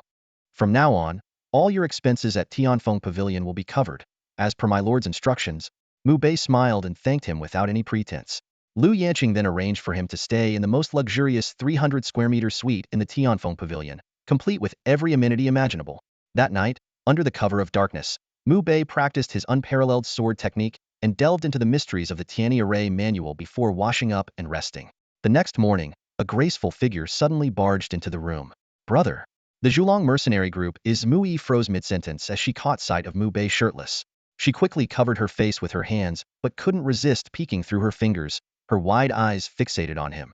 On the bed, Mu Bei woke with a start, realizing that after washing up the previous night, he had gone straight to sleep and was now completely unclothed. Just then, Mu Yi barged in unexpectedly, causing him to scramble in a panic to grab his clothes and get dressed. Hee, Mu Yi giggled before her expression turned peculiar. Brother, did you know? The Zhulong mercenary group actually apologized to us. Before dawn this morning, their leader came to our door in person to make amends. He was unusually respectful, even a little fearful. It's so strange. This is good news. If it seems suspicious, just stay vigilant, Mu Bei replied with a calm smile. True, Mu Yi nodded before asking about Mu Bei's plans. When she heard he intended to head to Dichin Academy, she jumped up in excitement. What a coincidence. I was planning to go to Dichin Academy too. It turned out that, with the help of the Su Xian ice body technique and medicinal baths, her cultivation had advanced rapidly. A few days ago, she had already discussed with their parents her intention to take the entrance exam for Dichin Academy. The academy boasted abundant cultivation resources and exceptional martial arts instructors, and she yearned to enhance her skills there, hoping to explore the world with Mu Bei. I have a gift for you, Mu Bei said, taking out a storage ring and handing it to his sister. It was one of the 2 storage rings he had obtained after defeating Wei Kuan and Fan Mingxian in the county city, along with another he had purchased at the Ji Wei Pavilion auction, giving him a total of 3. Recognizing the value of the rare artifact, Mu Bei quickly waved her hands to refuse. Brother, you should keep it for yourself. I already have one, Mu Bei said, showing her the ring on his own hand. Only then did Mu Bei accept it with delight, hugging his arm in a playful gesture. Thank you, brother. Storage rings were incredibly rare in Puyan City. Even the city lord might not possess one. No need to thank me, Mu Bei said indulgently, giving her nose a gentle pinch. After having lunch together at Tianfeng Tower, Mu Bei returned home to pack for their journey the next day, while Mu Bei went to visit Liang Dancher and City Lord Imo. Half a month passed quickly, and the two finally arrived at the imperial city. In the distance, an imposing city stretched across the horizon, radiating an aura of unmatched majesty. So grand, Mu Bei exclaimed in genuine admiration. Well, it is the capital of a nation. It has to have some dignity, doesn't it? Mu Bei replied with a smile. As they stepped into the city, they were greeted by magnificent pavilions and ancient architecture, with well-dressed people bustling about the streets. Just as they were taking in the sights, a sudden commotion arose behind them. A young man in silver robes galloped through the street on a fierce horse, knocking people over along the way without a care. Out of my way! The young man shouted, whipping the horse to make it run even faster. In a split second, Mu Bei pulled behind him and pressed his palm against the horse's head. With incredible strength, he forced the raging horse to come to an abrupt halt. The horse let out a loud neigh, unable to move forward. Two guards on horseback quickly caught up with the young man. One of them dismounted and rushed over, asking, "Young master, are you all right?" The young man dismounted his horse, his gaze sharp and menacing as he glared at Mu Bei. "You startled my warhorse. Are you seeking death?" Mu Bei remained calm and composed, pulling along as he walked forward without a glance back. The blatant disregard enraged the young man, who immediately signaled for two guards to block Mu Bei's path. Riding a wild horse recklessly through the streets is bad enough, and now you want to resort to violence? Mu Bei glared at the young man, her voice filled with indignation. It was then the young man noticed and his eyes flashed with astonishment. Striding forward arrogantly, he introduced himself. "I am Jinsang of the imperial city's Jing family. Normally, disturbing my warhorse would warrant a severe beating, but today, I'll be merciful." His eyes roved over with a lecherous glint. "Let your sister spend a night with me, and I'll let this matter slide." Slap. A crisp slap interrupted Jinsang's words. Blood trickled from his nose and mouth as he staggered backward. "You dare hit me?" Mu Bei closed the distance in an instant, grabbing Jinsang by the collar with his left hand and delivering a series of resounding slaps with his right. The two guards shouted angrily and charged forward, but Mu Bei sent the first flying with a single kick, knocking the second down in the process. He continued striking Jinsang until the latter was left bruised and unconscious, only then releasing him disdainfully. "Let's go," Mu Bei said, tossing Jinsang aside. "Coming," replied. However, she turned back to kick Jinsang twice more before leaving. Mu Bei chuckled at her antics, playfully pinching her nose. An hour later, they rented a serene 300-square-yard courtyard on the southern side of the imperial city. The next morning, at dawn, the siblings made their way to Dichin Academy. Dichin Academy was located in the eastern part of the imperial city, near the Luo Yuan mountain range. Deep within the mountains resided numerous ninth-tier peak beasts, so fearsome that even martial arts grandmasters dared not venture there lightly. For this reason, the founding ancestors of Qin had chosen this location for the academy, both to suppress the beasts and to provide a natural training ground for students. At the registration area, the crowd was overwhelming, and it took the siblings an hour of waiting in line to complete the process. There must be over 10,000 applicants, but they're only accepting 100 students. "That's insane," exclaimed. "It's expected. Dichin Academy is the highest institution in Qin, and they've always admitted only the best," Mu Bei explained. After registration, a steward from the academy led the group to the front of the mountain, where the Dichin Street began. A stone monument engraved with the words Dichin Street marked the starting point. Standing nearby was Jing Yuan, the chief steward of the academy, rumored to have one foot already in the Unity Realm. Mu Bei suddenly felt a venomous gaze on him. Turning his head, he saw none other than Jinsang. The latter quickly approached Jing Yuan, whispered something to him, and then retreated into the crowd. "Brother, that scoundrel is up to no good," whispered cautiously. Jing Yuan soon announced the rules of the assessment. Participants must traverse the 5-mile-long Dichin Street within 15 minutes. The street was enveloped in an array, with the pressure intensifying the farther one went. Just as the assessment was about to begin, Jing Yuan pointed at Mu Bei and "The information on your registration forms is suspicious. You are barred from participating in the assessment. Leave immediately." Mu Bei's expression remained unchanged, but in the distance, Jinsang's lips curled into a faint, meaningful sneer.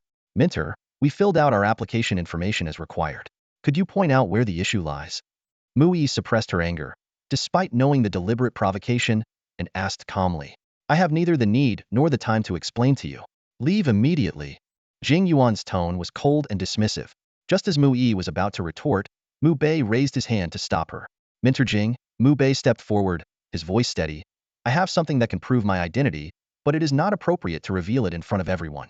As a mentor responsible for this assessment, isn't it your duty to verify applicants' information while protecting their privacy?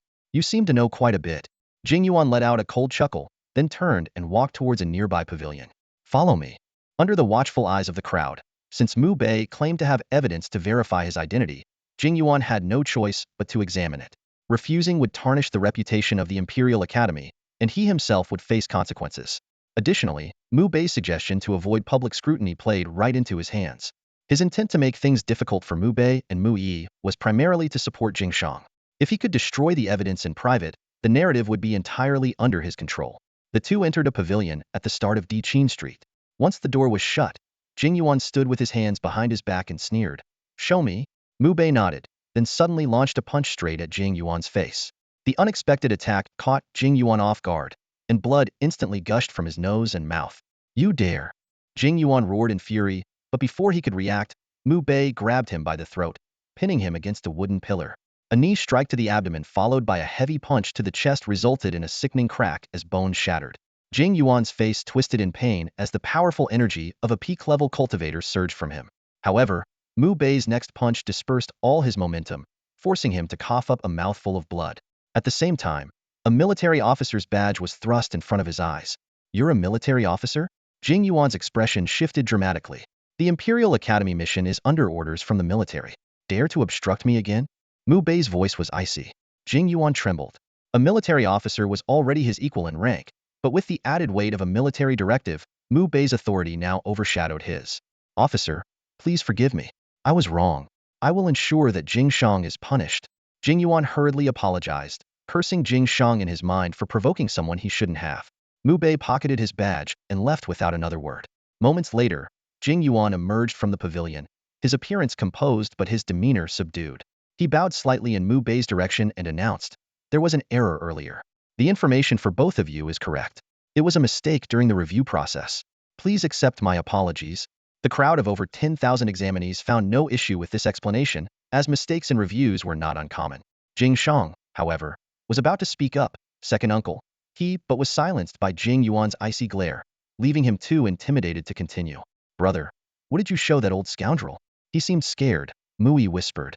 You're overthinking it, Mu Bei replied curtly. Really?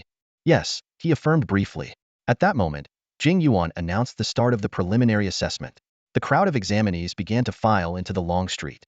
Mu Bei and Mu Yi proceeded together, feeling an increasing pressure with each step they took deeper into the street. Mu Bei remained unfazed, and Mu Yi appeared equally relaxed. Their cultivation techniques were extraordinary, granting them strength far beyond the average person. The two made their way through Diqin Street with ease, while most other participants were still struggling to forge ahead. A quarter of an hour later, Jing Yuan's voice rang out. The preliminary test is over. 1,300 participants have qualified. Those who did not pass must leave immediately. Those who passed, take a half-hour break before following me to the final test location. Thanks to their exceptional abilities, Mu Bei and Mu Yi showed no signs of exhaustion. While they were casually chatting on the sidelines, a suspicious-looking young man in gray quietly approached them. Lowering his voice, he said, Excuse me, the name Shi Jinhao. Interested in something good? Shi Jinhao. Mu Yi blurted out, her expression puzzled. Mu Bei also raised an eyebrow, his face betraying amusement.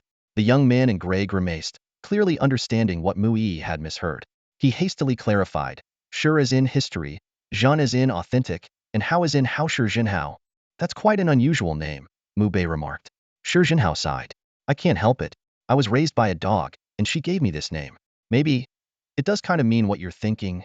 Seeing their confusion, he explained. The dog wasn't ordinary, it was a highly intelligent white dog, unlike any other. So, what's this good thing you're offering? Mu Bei steered the conversation back on track. Shi Jinhao glanced around furtively before pulling out a small booklet. This contains detailed information on the top 100 strongest participants in this assessment. They've all passed the preliminary test. Knowing about them will definitely give you an edge in the final round. This is the last copy, and it's yours for just 10,000 silver notes. 10,000 silver notes? Why don't you just go rob someone? Mu Bei exclaimed, her eyes wide. This is the result of my painstaking efforts.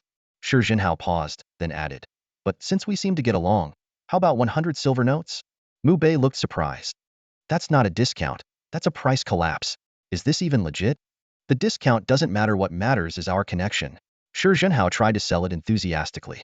Besides, information is the most valuable thing nowadays. With this, your chances of passing the final test will skyrocket. Fine, we'll take it, Mu Bei interrupted, handing over 100 silver notes. After receiving the booklet, Mu Bei opened it to the first page. There was a drawing of a cold-faced young man with long hair. Beside it was written, Yin Beifei, a prodigy of the Yin family in the imperial city. Age 19, peak of the blood-nourishing stage. Once fought and remained undefeated against a mid-stage Qi cultivation master. Peak blood-nourishing stage and able to fight a mid-stage Qi cultivation master? That's incredible. Mu Bei exclaimed in surprise. Not unusual. The world is full of extraordinary talents, Mu Bei replied calmly. As he continued flipping through the pages, he noticed that all the individuals listed in the booklet were at least mid-blood nourishing stage, each possessing impressive abilities. At that moment, voices of bargaining reached their ears. Turning to look, they saw Shi Jinhao selling the same booklet to another young man. The price started at 100,000 silver notes and dropped to 50 before they made a deal. Shi Jinhao then disappeared in the blink of an eye. That scammer! Mu Bei fumed. Mu Bei, however, merely chuckled and let it go. The break soon ended. Jing Yuan, along with 12 stewards, distributed badges to each participant. Each badge was about the size of 2 thumbprints. Jing Yuan then announced the rules for the final test. Over the next 7 days, participants will compete to collect badges from one another. The top 100 participants with the most badges will advance. Remember, you are prohibited from seizing other belongings or causing serious harm to others. Violators will be disqualified. Additionally, the participant who ranks first will be granted 3 days of cultivation in the Xinling Cave. The announcement caused an uproar among the participants. Xinling Cave was a sacred training ground of Di Qin Academy, renowned for its dense spiritual energy. It was said that 1 day of cultivation there was equivalent to a month of practice in the outside world. Follow me, Jing Yuan commanded, leading the group to the location of the final test. Over 1,000 candidates followed Jing Yuan to the edge of a desolate forest, each entering through one of the hundreds of different entry points. The ancient forest was dense with towering trees, and the ground was layered with fallen leaves. Mu Bei and Mu Bei walked side by side. Before long, they encountered a young male candidate, approximately 19 years old. The moment he spotted them from a distance, a wary look flashed in his eyes, and he immediately turned to avoid them. Brother, look at us. Walking together like this, we seem pretty intimidating, Mu Bei said with a grin. We only have 7 days. Focus on finding targets, Mu Bei reminded her. The examination area was vast, and the two quickened their pace, searching for other candidates. Here, everyone besides each other was a potential opponent. After more than an hour, a familiar voice came from up ahead. Mu Bei pushed aside a patch of tall grass to see Shi Jinhao discussing a collaboration with a young man in a brocade robe. If we join forces and set traps at that advantageous location, we can lure other candidates in and easily pass the final test, Shi Jinhao said eagerly. The young man in the brocade robe, still cautious, asked, Is that location really so advantageous? Of course. If it weren't difficult to set up alone, and if I didn't think we were destined to work together, I wouldn't have sought you out, Shi Jinhao insisted. Really? The young man remained wary but seemed intrigued. I swear on my life, Shi Jinhao declared, full of conviction. Hearing this, the young man finally let his guard down and grabbed Shi Jinhao's arm. Don't say that, brother. I trust you. Let's work together. Great. To show my sincerity, you take the lead, and I'll cover the rear, Shi Jinhao said enthusiastically. No need to be so polite, brother. Let's go. The young man laughed loudly and led the way. Following behind, Shi Jinhao suddenly pulled a brick from his pocket and struck the young man hard on the back of his head. The man dropped to the ground instantly. Calmly, Shi Jinhao removed the young man's badge and slipped it into his own pocket, looking quite pleased with himself. Behind the grass, Mu Bei's eyes widened. That's just despicable. Mu Bei couldn't help but shake his head. It really is. Who's there? Shi Jinhao shouted, turning toward the grass with suspicion. Mu Bei stepped out openly. The moment Shi Jinhao saw them, he plastered on a smile and greeted them warmly. Oh, it's you too. Mu Bei smirked faintly. Quite the trick you pulled there. It's just part of survival. Nothing worth mentioning, Shi Jinhao said modestly, waving it off. Then, with a grin, he suggested, how about the 3 of us team up? Get lost. Mu Bei glared at him. That poor guy trusted you and ended up with a brick to the head. That's different. You and I have a solid business relationship and a deep friendship. How could I ever betray you? Shi Jinhao said earnestly. You've got some nerve saying that. You sold us something for 100 silver coins, claiming it was the last one, then turned around and sold the same thing to someone else for 50. Mu Bei fumed, ready to kick him. At that moment, a young man in black, about 18 years old, approached. His expression was cold and arrogant. Yin Tianyu. Shi Zhenhao recognized him immediately and instinctively took a step back. Yin Tianyu was a scion of the Yin family from the imperial city, known for defeating a peak blood condensation cultivator with a single strike despite being only at the late blood condensation stage himself. He was ranked 5th in the booklet.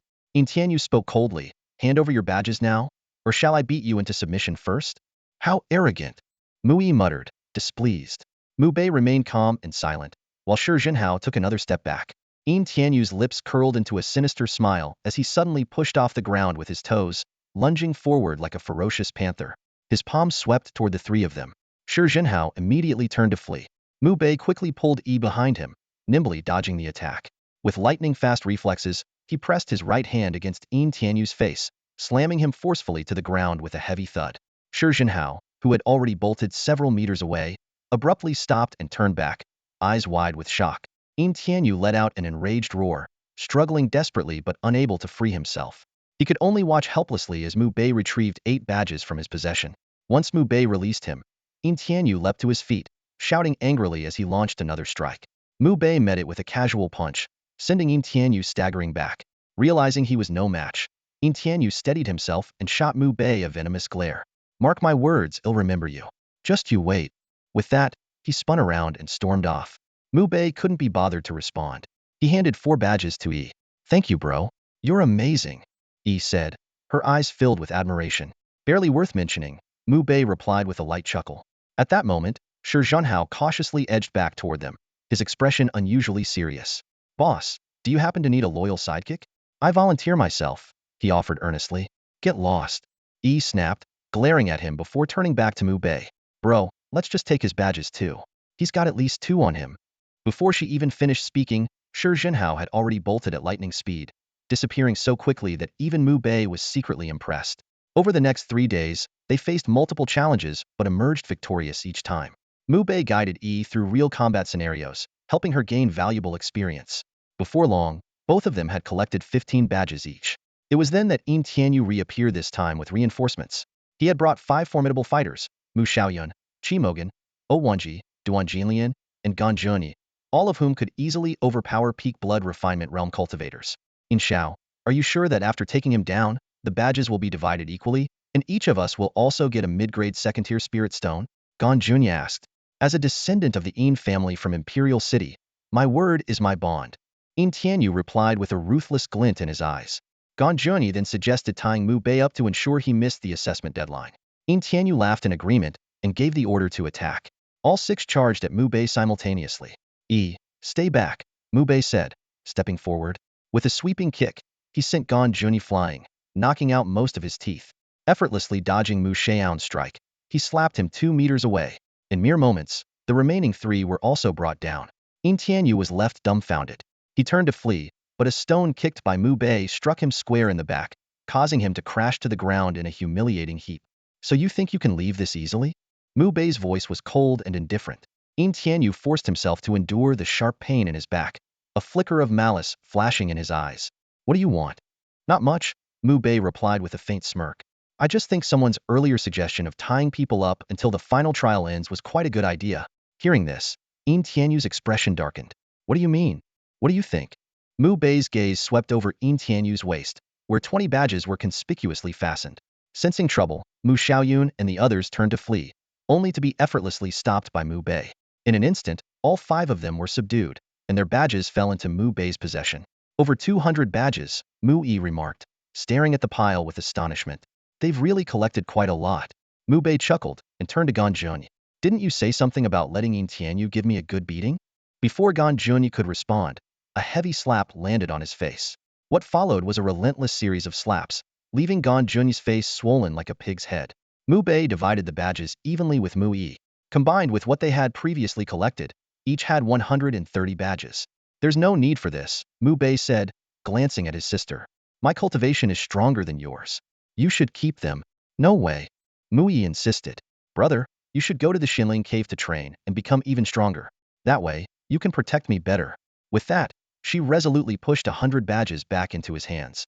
Mu Bei gently ruffled his sister's hair, knowing she was trying to be selfless. The two of them found a smooth boulder to sit on and began eating their rations. Meanwhile, Mu Xiaoyun and the others begged for mercy, hoping Mu Bei would let them go. With 2 days left until the final trial ended, they believed they still had a chance to pass if they could escape. But Mu Bei ignored their pleas, continuing to chat and laugh with his sister. "Let me go immediately," Yin Tianyu roared, his face twisted in fury. "My elder brother is the personal disciple of the 7th elder of the Imperial Academy. If you cross me, the Yin family won't let you off." Mu Bei cast him a cold glance and responded with another round of heavy slaps, leaving Yin Tianyu's face swollen beyond recognition. Seeing this, Mu Xiaoyun and the others shuddered in fear. After all, the Yin family was one of the 7 great families of the imperial city, yet here Yin Tianyu was, humiliated so thoroughly. 3 hours later, other trial participants passing by were stunned by the sight. Yin Tianyu of the Yin family, along with Mu Xiaoyun, Qi Mogong, Owanji, Gan Jun, and Duan Jinlian, all completely subdued. Yin Tianyu and his companions were no ordinary individuals. Their names were well known among almost all the participants in the examination. At this moment, these 6 prominent figures, who usually held such lofty positions, were firmly tied up, leaving every passerby in shock. Tying up all 6 of them until the exam ends, making them lose their chance at the Imperial Academy. Someone murmured nervously, swallowing hard. "That's pretty ruthless, isn't it?" Even those at nearby examination points were drawn to the scene, momentarily abandoning their efforts to compete for badges. "Help us break free, and I promise the Yin family will reward you generously," Yin Tianyu shouted at the passing participants. At least 1 mid-grade second-tier spiritual stone per person. Mu Xiaoyun and Qi Mogan also chimed in, offering rich rewards. However, while the passing examinees were tempted, none dared to act rashly after catching sight of Mu Bei. One by one, they quickly walked away. They all understood that anyone capable of single-handedly subduing Yin Tianyu's group of 6 must possess strength far beyond their own. Time passed, and hours later, more and more participants gathered around. He really tied them up. Incredible, just incredible. These onlookers, having lost their badges and given up on the test, watched the spectacle with great interest. Even Shi Zhenhao came to join the crowd, giving Mu Bei a thumbs up. "Brother, you're something else. Absolutely legendary." Mu Bei cast him a glance, and Mu Yi turned to her brother, asking, "Are you going to take his badge?" "Please no." Shi Zhenhao quickly stepped back in alarm. Mu Bei chuckled. "Forget it. This guy was amusing enough. There was no need to take his badge." The 7-day assessment period finally came to an end, marking the conclusion of the final test. "Mu Bei," Yin Tianyu roared, his face twisted with rage, having learned his opponent's name during their earlier exchanges. Mu Xiaoyun and the others looked equally grim, especially Gan Jun, whose failure at the age of 20, the upper age limit, meant he would never have another chance to enter the Imperial Academy. Mu Bei left with Yi, and Shi Zhenhao followed closely behind. The 3 of them arrived at Jingyuan Station to verify their badges. Mu Bei had 230, Mu Yi had 30, and Shi Zhenhao had 47. "You've got that many?" Mu Yi exclaimed, looking at Shi Zhenhao in surprise. "Just so-so," Shi Zhenhao replied, feigning modesty. "I worked really hard to, acquire them." At that moment, dozens of hostile gazes full of murderous intent were directed their way. Looking up, they saw a group of young men glaring at Shi Zhenhao with ferocious expressions, as if they wanted to tear him apart. Shi Zhenhao swallowed nervously and quietly hid behind Mu Bei. As the participants gradually exited the examination grounds, the chief examiner, Jing Yuan, along with other Imperial Academy examiners, began verifying the results. The area was surrounded by examinees eager to witness the final outcome. The results of the Imperial Academy examination were about to be announced, and the area outside the examination hall was abuzz with noise. "I have to pass, I must pass. I collected 19 tokens. I should be fine." The anxious examinees were eagerly discussing their chances. Among them, there were those brimming with confidence, already shifting the conversation to other topics. "Who do you think will take first place in this assessment?" someone asked. "The reward is 3 days of cultivation in the Xinling Cavern." Another person exclaimed in awe. "Do we even need to guess? Who else but Yan Beifei? With his peak blood refinement cultivation, it's said he can even hold his own against mid-stage qi nourishment experts. First place is definitely his." Not far away, dressed in black, Yan Beifei stood with his hands clasped behind his back, eyes slightly closed. His sharp brows and striking features exuded an extraordinary aura. He stood tall and proud like an indomitable spear, radiating unwavering confidence. For nearly 100 years, no one from the Yin family of Imperial City has matched his talent. The Yin family patriarch even said he'll become a martial arts grandmaster within 10 years. Shi Zhenhao whispered in awe. "What's so impressive about that?" Mu Bei said dismissively. My brother will achieve grandmaster status in no more than 3 years. Mu Bei simply smiled faintly, saying nothing in response. At that moment, Chief Steward Jing Yuan and the other stewards of the Imperial Academy finished verifying the results. The top scorer in this examination is Mu Bei. Jing Yuan's voice resounded across the crowd. Mu Bei? Not Yin Beifei? Who's Mu Bei? Which prestigious family does he belong to? Why have I never heard of him before? The crowd was filled with shock and disbelief. Yin Beifei's eyes snapped open, lightning flashing in his gaze. Chief Steward, could there be a mistake? Jing Yuan patiently explained. Were it not for Yin Beifei's connection to one of the 7 great families of Imperial City, the Yin family, he wouldn't have bothered to elaborate. Then, Jing Yuan approached Mu Bei and handed him a jade token engraved with the character Xian. With this token, you may enter Xianling Cavern to cultivate for 3 days. Mu Bei nodded, accepting the token and placing it into his storage ring. Yin Beifei's piercing gaze immediately locked onto him, cold and sharp as a blade. Brother, it looks like you've caught his attention, Shi Zhenhao whispered in warning. Mu Bei, however, remained entirely unbothered. Jing Yuan proceeded to distribute a copy of the Imperial Qin Academy Chronicle to each of the 100 examinees who had passed. The book detailed the Academy's founding history and its rules and regulations. After delivering the customary congratulatory speech, the stewards led the new students into the Imperial Qin Academy. The Academy's ancient architecture stood solemn and majestic, each building arranged with meticulous care. The atmosphere was steeped in an air of timeless gravitas. Spanning a vast area, the Academy left the new students visibly excited. Even Mu Bei's usually calm demeanor betrayed a flicker of emotion. Compared to the Qingyun sword sect, the Imperial Qin Academy was leagues ahead in both scale and heritage.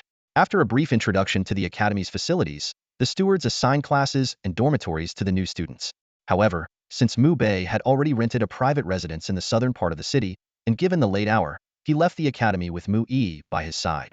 Returning to the small courtyard, Mu Bei and Yi chatted briefly before retiring to their respective rooms for the night. The next morning, with the dew still fresh, the two stretched and practiced their breathing techniques in the courtyard. Brother, we have 3 days off as new students. What should we do during this time? Mu Yi asked after their practice. Visit an old acquaintance, Mu Bei replied with a smile. Although he could immediately head to the Xianling Cavern for 3 days of cultivation, he was in no rush. Having recently reached the peak of the blood refinement stage, he needed time to consolidate his progress. It would be better to wait for the right moment before entering the cavern. Brother, you have acquaintances in the Imperial City? Yi's eyes sparkled with curiosity. Princess Yu Yao. You know her too, Mu Bei explained. Princess Yu Yao had not only provided him with a lead on the Earth Core spiritual essence, but had also facilitated many matters due to her status. More importantly, she had gifted Yi a valuable jade hairpin. Now that they were in the Imperial City, it was only proper to pay her a visit. After freshening up, the siblings set off for the 9th prince's residence. The estate was located in the western part of the city, and after an hour's walk, they arrived at its gates. After explaining their purpose to the guards, a young woman in a pristine white dress quickly came out to greet them. It was none other than Qin Yu Yao, whose straight legs and fair skin exuded a graceful charm. Mu Bei, Yi, it's really you. Qin Yu Yao exclaimed happily. Hello, Sister Qin. Yi greeted with a polite bow. Mu Bei explained. We arrived in the Imperial City a few days ago, but were occupied with the entrance exams for the Imperial Academy. I hope the princess won't mind the delay in our visit. You're too courteous, Mu Bei. Qin Yu Yao replied warmly. She then inquired. How did the Earth Core spiritual essence and the Academy exams go? I trust everything went smoothly? Mu Bei nodded. Thanks to your help, everything went well. Qin Yu Yao was not surprised. In her eyes, it was only natural for someone like Mu Bei admired even by martial masters like Ning Bodo achieve such feats. After offering her congratulations, she enthusiastically invited them into the estate. A distinguished guest is currently visiting. My father and Master Ning are entertaining him. Allow me to introduce you. As they entered the grand hall, they saw 3 people engaged in lively conversation. One was Ning Bo, whom Mu Bei knew well. Another was a middle-aged man in a regal purple robe, about 55 years old, exuding an air of authority. However, the most striking figure was an elderly man with streaks of white in his hair and beard. Despite being nearly 80, he stood tall and vigorous, his posture as straight as a pine tree. His aura carried an almost imperceptible yet chilling sense of deadly intent, as if he were a god of war descended to earth. Mu Bei had never encountered such an overwhelming presence before. A high-ranking military officer, Mu Bei instantly deduced. In the Qin Empire, only senior military leaders possessed such an imposing and lethal aura. Mu Bei. Ning Bo was the first to rise and greet him. The man in the purple robe glanced over. Old Ning, is this the young man you and Yu Yao often mention? When Ning Bo nodded, Qin Yuyao introduced the man as her father, the ninth prince of the Qin Empire. Greetings, your highness, Mu Bei said with a simple bow. No need for formalities, young man, the ninth prince said with a hearty laugh. If not for you, old Ning might have already met his end. You are a benefactor of my household. This remark revealed Ning Bo's crucial role as a trusted advisor and pillar of the ninth prince's estate. Qin Yueyao solemnly introduced the black-robed elder standing beside her to Mu Bei, Lord Shui Shizhong, the Grand General of Great Qin. Mu Bei's gaze flickered slightly, confirming his suspicions this man was indeed the most prominent figure in the military. He bowed respectfully and said, "It is an honor to meet you, Grand General." The Grand General scrutinized Mu Bei carefully before speaking. Mu Bei, I know of you.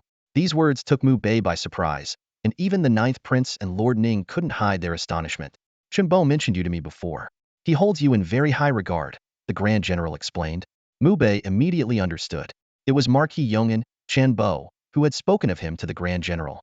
I am grateful for Lord Chen's kindness, he replied humbly. The Grand General smiled with approval. From what that young man has told me, you indeed deserve such regard. Who knows, you might even surpass him someday. Mu Bei felt a bit embarrassed. It seemed that in the entire Qin kingdom, only the Grand General before him would dare to refer to Marquis Yong'an as that young man.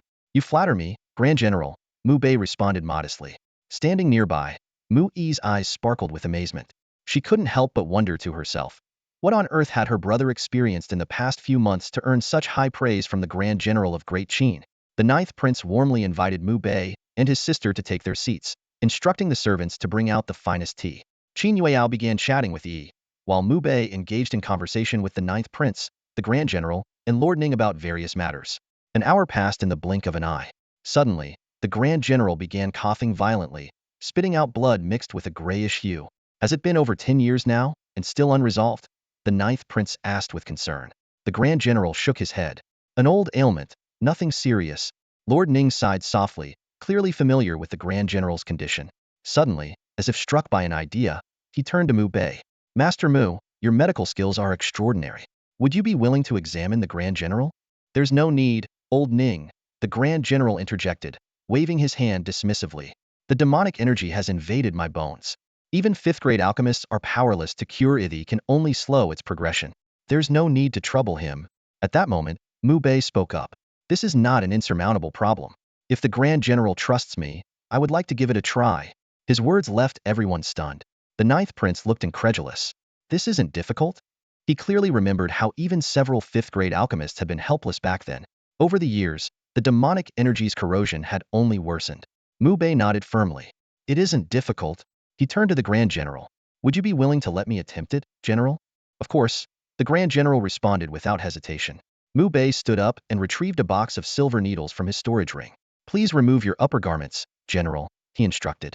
Having studied the Mystic World Medical Codex for a long time, Mu Bei had recognized the symptoms of demonic energy corrosion when he saw the Grand General coughing up blood earlier. The moksha needle technique described in the codex was something he had mastered over several months, and it was well suited for expelling demonic energy. The demonic energy has deeply invaded your body, so the initial process will be quite painful. I ask for your patience, General, Mu Bei warned. No problem. Do what you must, the Grand General replied boldly. Mu Bei began the procedure, skillfully inserting 36 silver needles into the Grand General's chest, back, and head. Before long, dark grayish blood started seeping from the General's mouth, nostrils, and ears, filling the air with a foul, demonic stench. The ninth prince and the others tensed, their pupils narrowing in alarm, but the Grand General remained stoic, his posture as straight and resolute as ever. Mu Bei couldn't help but admire him. When he performed the Mo needle technique, he administered 36 needles in succession, each one more intense than the last, inflicting a pain comparable to the cruelest torture. Yet, the great general before him remained unfazed, his expression calm and his body as steady as a mountain. Truly, he was worthy of being the #1 figure in the military of Great Qin. As the silver needles were inserted, Mu Bei used an acupoint technique to guide the flow of qi and blood within the general's body, forcing more demonic energy and blackened blood to drain out. After a full half hour, he carefully removed all the needles. How does the general feel? Mu Bei asked softly. The general tried circulating his internal energy, and immediately, a sharp gleam flashed across his eyes. Much better, he exclaimed, his face showing a mixture of relief and astonishment. Hearing this, the ninth prince and the others were equally surprised. Ningbo burst into hearty laughter. I told you, young Master Mu could heal him. His medical skills are truly extraordinary. The general stood up and gave Mu Bei a solemn cupped fist salute. Thank you. Mu Bei quickly reached out to support him. General, you're too kind. It's my honor to help relieve your troubles. In his heart, Mu Bei held great respect for the Marquis of Yangon, who in turn revered the great general. Naturally, this respect extended to the man standing before him, the supreme leader of the military. The demonic energy within your body has deeply rooted itself. It will take at least 4 more sessions of acupuncture to completely eradicate it, Mu Bei added. Very well, the general replied with a smile. They'll be staying at the 9th Prince's residence for some time. They'll leave the rest to you. No need to be so formal, General, Mu Bei responded with a slight smile. The general nodded, and with a wave of his hand, a 3-foot-long golden sword appeared seemingly out of thin air. The blade was inscribed with the characters Qin Yuan. I don't have anything of great value to give you, so I'll lend you this sword for the time being. If you encounter trouble in the imperial city, it will help you resolve it. At the sight of the sword, Qin Yuyao's face immediately turned pale with shock. Even the 9th Prince and Ning Bo couldn't help but have their pupils contract slightly. General, you're really willing to part with this? The 9th Prince exclaimed in astonishment. Ning Bo turned to Mu Bei with a serious expression. Young Master Mu, this is no ordinary sword. It was bestowed by the late Emperor of Great Qin himself. The inscription Qin Yuan is the Emperor's true name. Whoever wields this sword has the authority to chastise tyrants and execute traitors, with the privilege of acting first and reporting later. Mu Bei was taken aback by this revelation and immediately tried to decline the gift. That boy Chen Bo speaks highly of you, and I trust his judgment, the general said with a hearty laugh. Today, you've done me a great favor. You deserve this golden sword. Of course, it's only on loan. When I leave, you'll need to return it. Young Master Mu, you should accept it, Ningbo urged. The imperial city is a chaotic place, filled with scheming nobles and reckless aristocrats. With this sword in hand, you'll avoid a lot of unnecessary trouble. After a moment of contemplation, Mu Bei finally accepted the golden sword. Thank you, General. The general waved his hand dismissively. It's I who should be thanking you. The demonic energy in my body would have given me no more than 2 or 3 years to live. Thanks to you, I might just linger in this world a bit longer. With that, he let out a hearty laugh, his voice echoing through the hall. Mu Bei chuckled along, a glint of respect flashing in his eyes. This general was truly a heroic and bold figure, worthy of admiration. By noon, the 9th Prince ordered his attendants to prepare a lavish feast to entertain Mu Bei and Mu Yi. In the afternoon, Mu Bei conversed and laughed with several prominent figures, only taking his leave after the evening meal. Brother, you're amazing. On the way back, Mu Yi clung to Mu Bei's arm, her face brimming with admiration. You effortlessly dispelled the demonic aura that even a 5th-grade alchemist couldn't handle, and you managed to have the general temporarily lend you the former emperor's sword. Just barely managed, Mu Bei replied with a calm smile. Brother, being overly modest is a form of pride, you know? Mu Yi giggled. But no matter what, Yi will always adore you. Mu Bei couldn't help but smile. Once they returned to their small courtyard, he called Yi into the room and wrote down 2 martial techniques, the Phantom Spirit Sword Technique and the Phantom Spirit Movement Technique.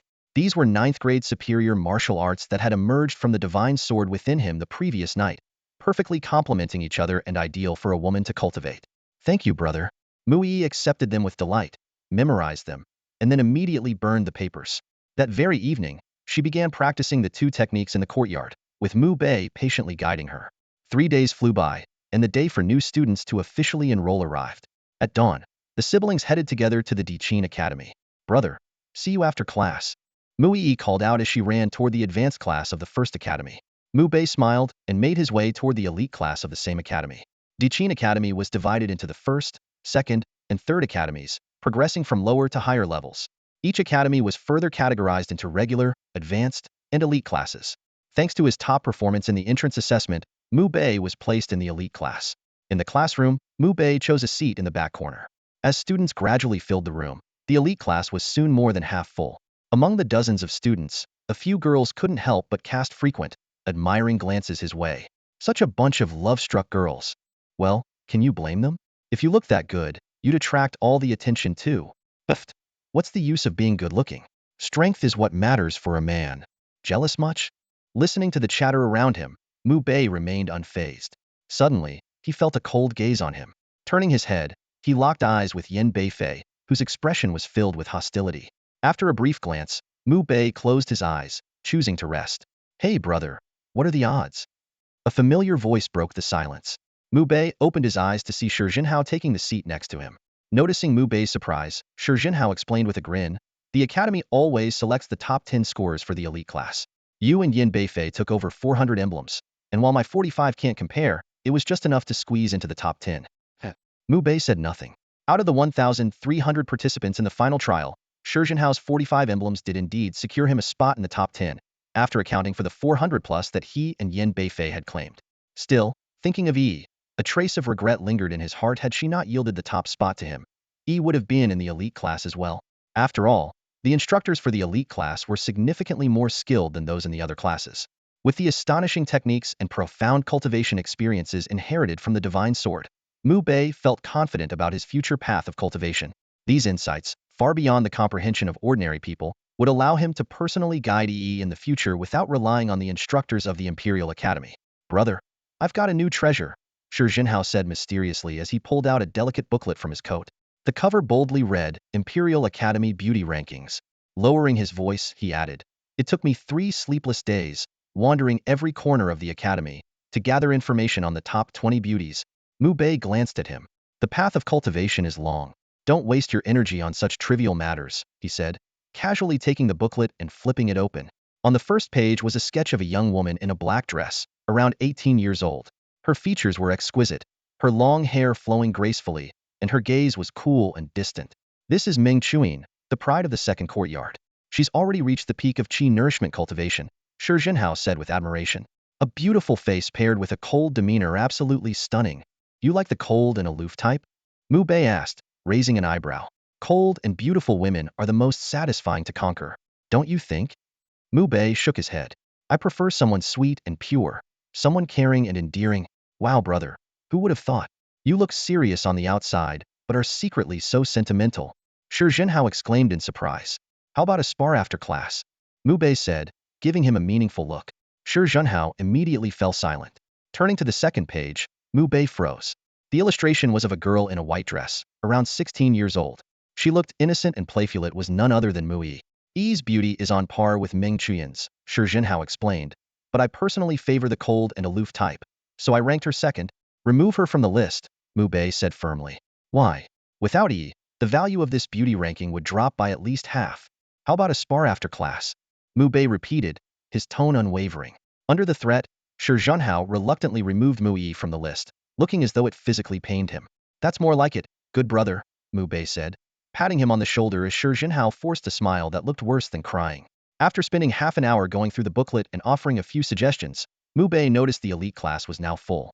A graceful and elegant woman entered the classroom, and the students immediately straightened up. The elite instructor, with a gentle voice, began lecturing on the history of the Qin dynasty, detailing its founding and the accomplishments of the royal family.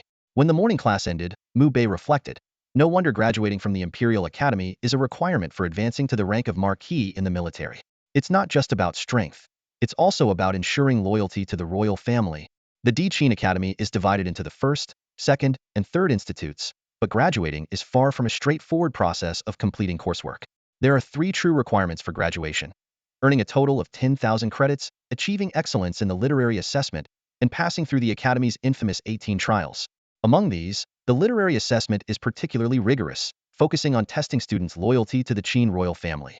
Students must not only attend lectures diligently but also commit the history of the Qin dynasty and the royal family's achievements to memory. Ultimately, they are required to submit a reflective essay of no less than 100,000 words, which must be personally reviewed and approved by the Academy's dean to be deemed satisfactory. After class ended, the students began to leave one by one. As Mu Bei stood up, he noticed Shi Jinhao still engrossed in organizing the Academy's Beauties of Di Qin list. "That ranking booklet you compiled last time must have earned you enough to sustain an ordinary family for over a decade. Why are you still coming up with ways to make money like this?" Mu Bei asked casually. "True, I did make quite a bit, but my expenses are high. If I don't earn more, I won't be able to keep up," Shi Jinhao replied. "Are you buying spiritual elixirs or pills for cultivation?" Mu Bei asked. Shi Jinhao shook his head in denial. Though Mu Bei found it odd what could incur such high expenses if not cultivation resources, he chose not to press further. "Brother," a cheerful voice called out. Mu Yi stood outside the elite class, waving at Mu Bei. She was dressed in a white dress, her complexion as fair as snow, and her delicate beauty drew the attention of many male students nearby. Even the female students couldn't help but steal a few glances. Mu Bei bid farewell to Shi Jinhao and walked toward his sister. "Brother, I'm free this afternoon. What about you?" Mu Yi asked. am free to. Then what should we do this afternoon? Should we head straight back? Let's go to the Qin Task Pavilion and pick up some assignments to earn credits, Mu Bei suggested after a moment of thought. In addition to its 3 main institutes, the Di Qin Academy also has 4 specialized pavilions. The Discipline Pavilion maintains order and punishes students involved in private fights. The Scripture Pavilion houses martial arts techniques and skills, which students can exchange for credits. The Treasure Pavilion stores spiritual elixirs and pills, also available for credit exchange.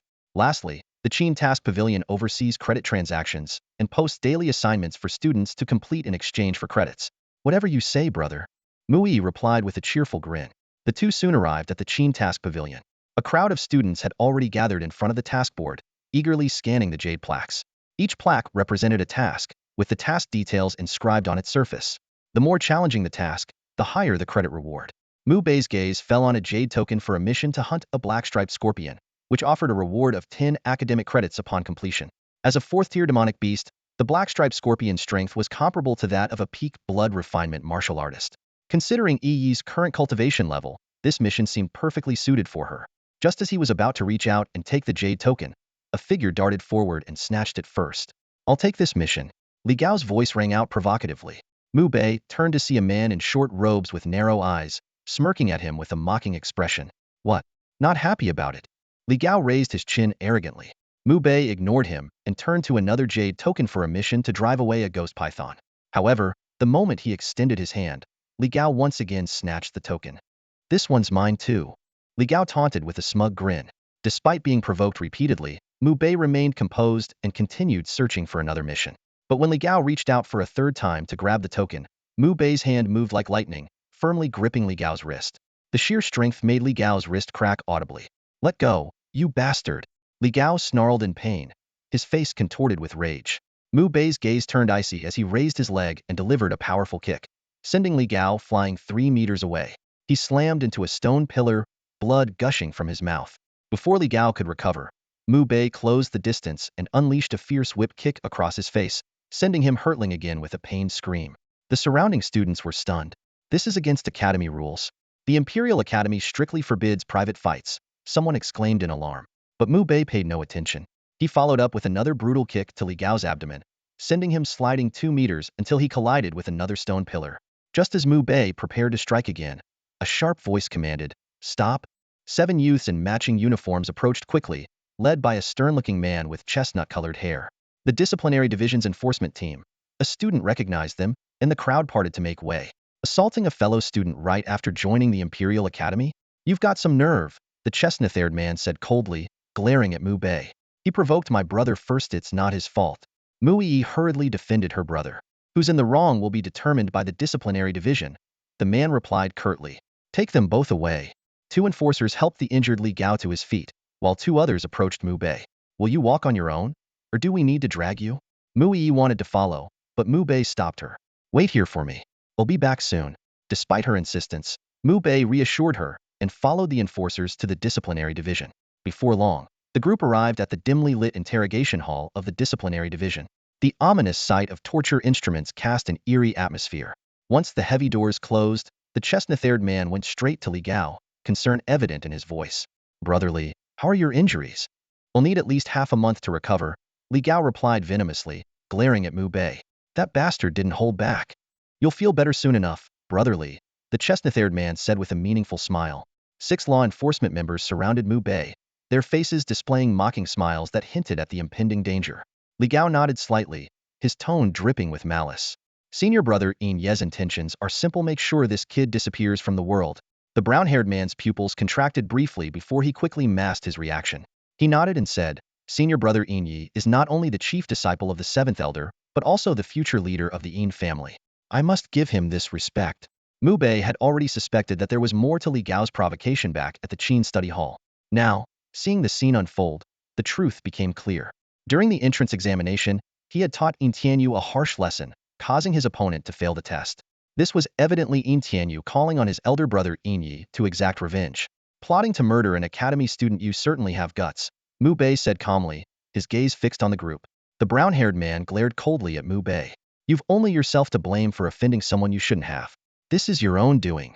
With that, he gave a signal, and the 6 enforcers immediately encircled Mu Bei. He's not weak. Attack together, restrain him, tie him up, and execute him with torture devices. Later, claim he was too frail to withstand the punishment, the brown-haired man ordered coldly. One of the enforcers, at the early chi-nourishing stage, grinned viciously. Let me do the honors. My precious torture tools haven't been used in a while.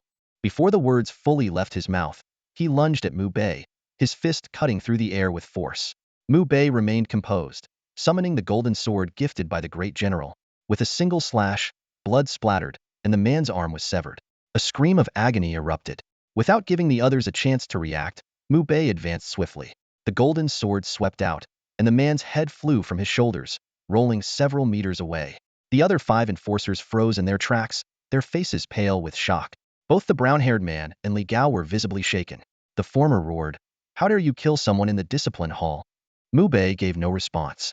His golden sword swung again, its sharp light enveloping the remaining 5 enforcers. Despite their frantic attempts to dodge, Mu Bei's strikes were too swift. In the blink of an eye, another enforcer fell, the blade piercing his heart and killing him instantly. "Captain, he's too strong," one of them cried out in terror. The brown-haired man let out an enraged roar and launched his dragon claw technique at Mu Bei's throat. With his left hand, Mu Bei caught the man's wrist and slashed upward with the golden sword, severing his entire arm. Amid the man's screams, Mu Bei's blade plunged through his mouth and exited the back of his skull, spraying blood and brain matter. Li Gao and the remaining enforcers were utterly horrified. A fighter nearing the midstage of the chi-nourishing realm had been slain in mere moments. However, their dread was far from over. Mu Bei's sword continued its relentless assault, and in the blink of an eye, another enforcer collapsed. The last 3 enforcers were paralyzed with fear, desperately trying to flee, but they were no match for Mu Bei's speed. He intercepted them, his sword flashing. With a swift motion, 3 heads flew into the air, landing and rolling across the ground. Li Gao, witnessing the carnage, was scared out of his wits. Despite his injuries, he stumbled and staggered, fleeing toward the interrogation hall in a desperate attempt to escape. Mu Bei, gripping the blood-stained golden sword, blocked the opponent's path. Li Gao immediately fell to his knees, his face ashen and his voice trembling. "Please don't kill me. I was wrong. I promise I won't say a word about what happened today." At that moment, the doors to the interrogation hall were violently kicked open. A middle-aged man dressed in luxurious robes strode in with 3 stewards following closely behind. Upon seeing the blood-streaked scene inside, all 4 froze, their expressions darkening. Hope flared in Li Gao's eyes as if he'd found a lifeline. He desperately called out to the man in the ornate robes, "Lord Pavilion Master, please save." Before he could finish, Mu Bei flicked his wrist. The golden sword flashed coldly, and Li Gao's head flew from his shoulders, a fountain of blood spurting from his neck. "How dare you?" the middle-aged man bellowed furiously, his voice echoing in the hall. Since the founding of the Imperial Academy, no one has ever dared to kill within the discipline pavilion. As he spoke, he unleashed the overwhelming force of his peak Unity Realm blood aura and advanced on Mu Bei, his hand already reaching out. Unperturbed, Mu Bei calmly raised the golden sword and pointed it at the man. "You don't recognize this sword?" The fury in the man's eyes froze instantly. His pupils contracted sharply as he exclaimed, "The Emperor's sword!" Without hesitation, he dropped to one knee. As the pavilion master of the discipline pavilion, how could he fail to recognize the sword bestowed by the former emperor upon the Grand General? Wielding it was akin to the emperor himself being present, with the authority to punish tyrants and traitors alike. Seeing their master kneel, the 3 stewards quickly followed suit. "With your position, it shouldn't be hard for you to uncover the truth of this matter," Mu Bei stated coldly before sheathing the golden sword and turning to leave.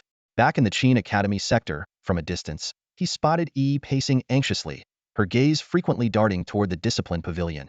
The moment she saw Mu Bei returning, she ran toward him, her eyes scanning him up and down. "Brother, are you okay? What happened?" "I'm fine," Mu Bei replied with a reassuring smile.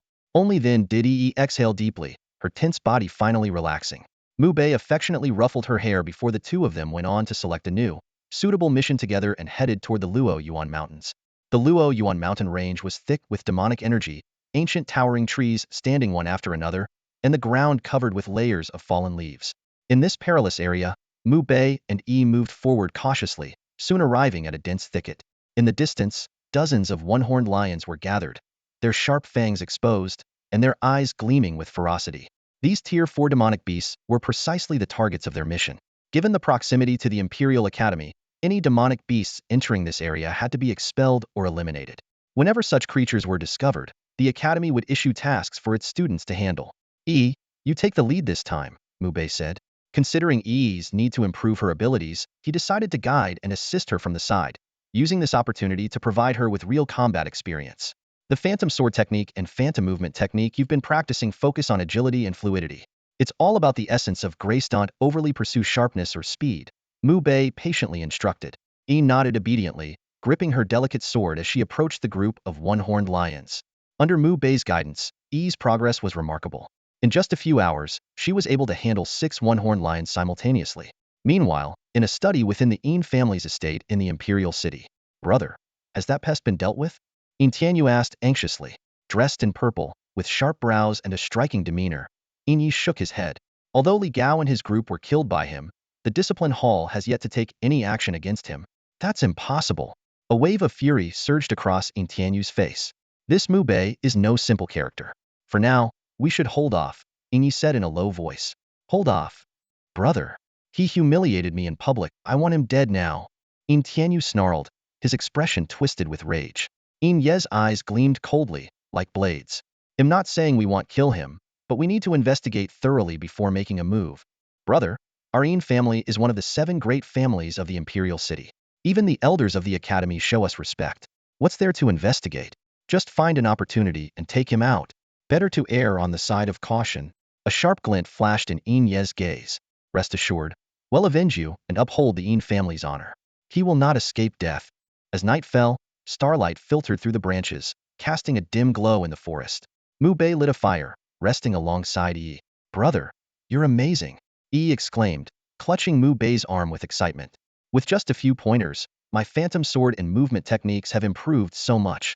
That's because our Yi is naturally gifted, Mu Bei said with a smile. Yi's face lit up with a sweet, joyful expression. The next day, Yi resumed her training. Her swordsmanship became more agile, her movements increasingly graceful, and she was now capable of confronting 10 one-horned lions at once. With Mu Bei's continued guidance, she quickly grasped more essential cultivation techniques and combat experience. Her strength advanced rapidly, enabling her to face 15 one-horned lions simultaneously. For now, don't kill them. Use them for practice.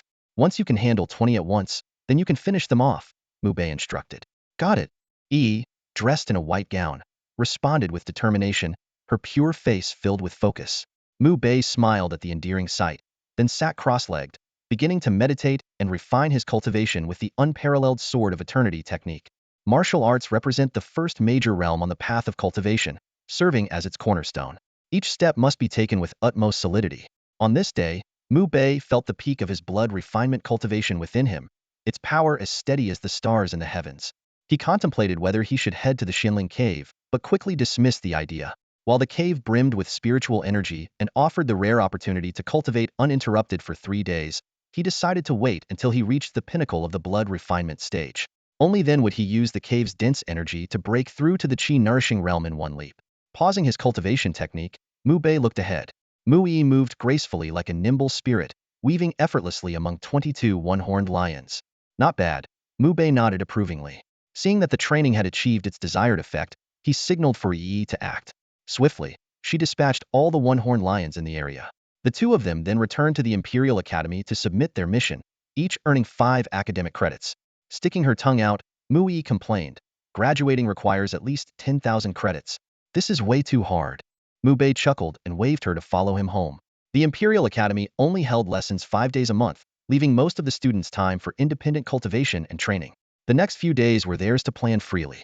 Walking through the interconnected streets of the Imperial City, the pair soon approached their rented courtyard in the southern district. Just then, barking erupted from a nearby residence, accompanied by a familiar voice. Shizhenhao?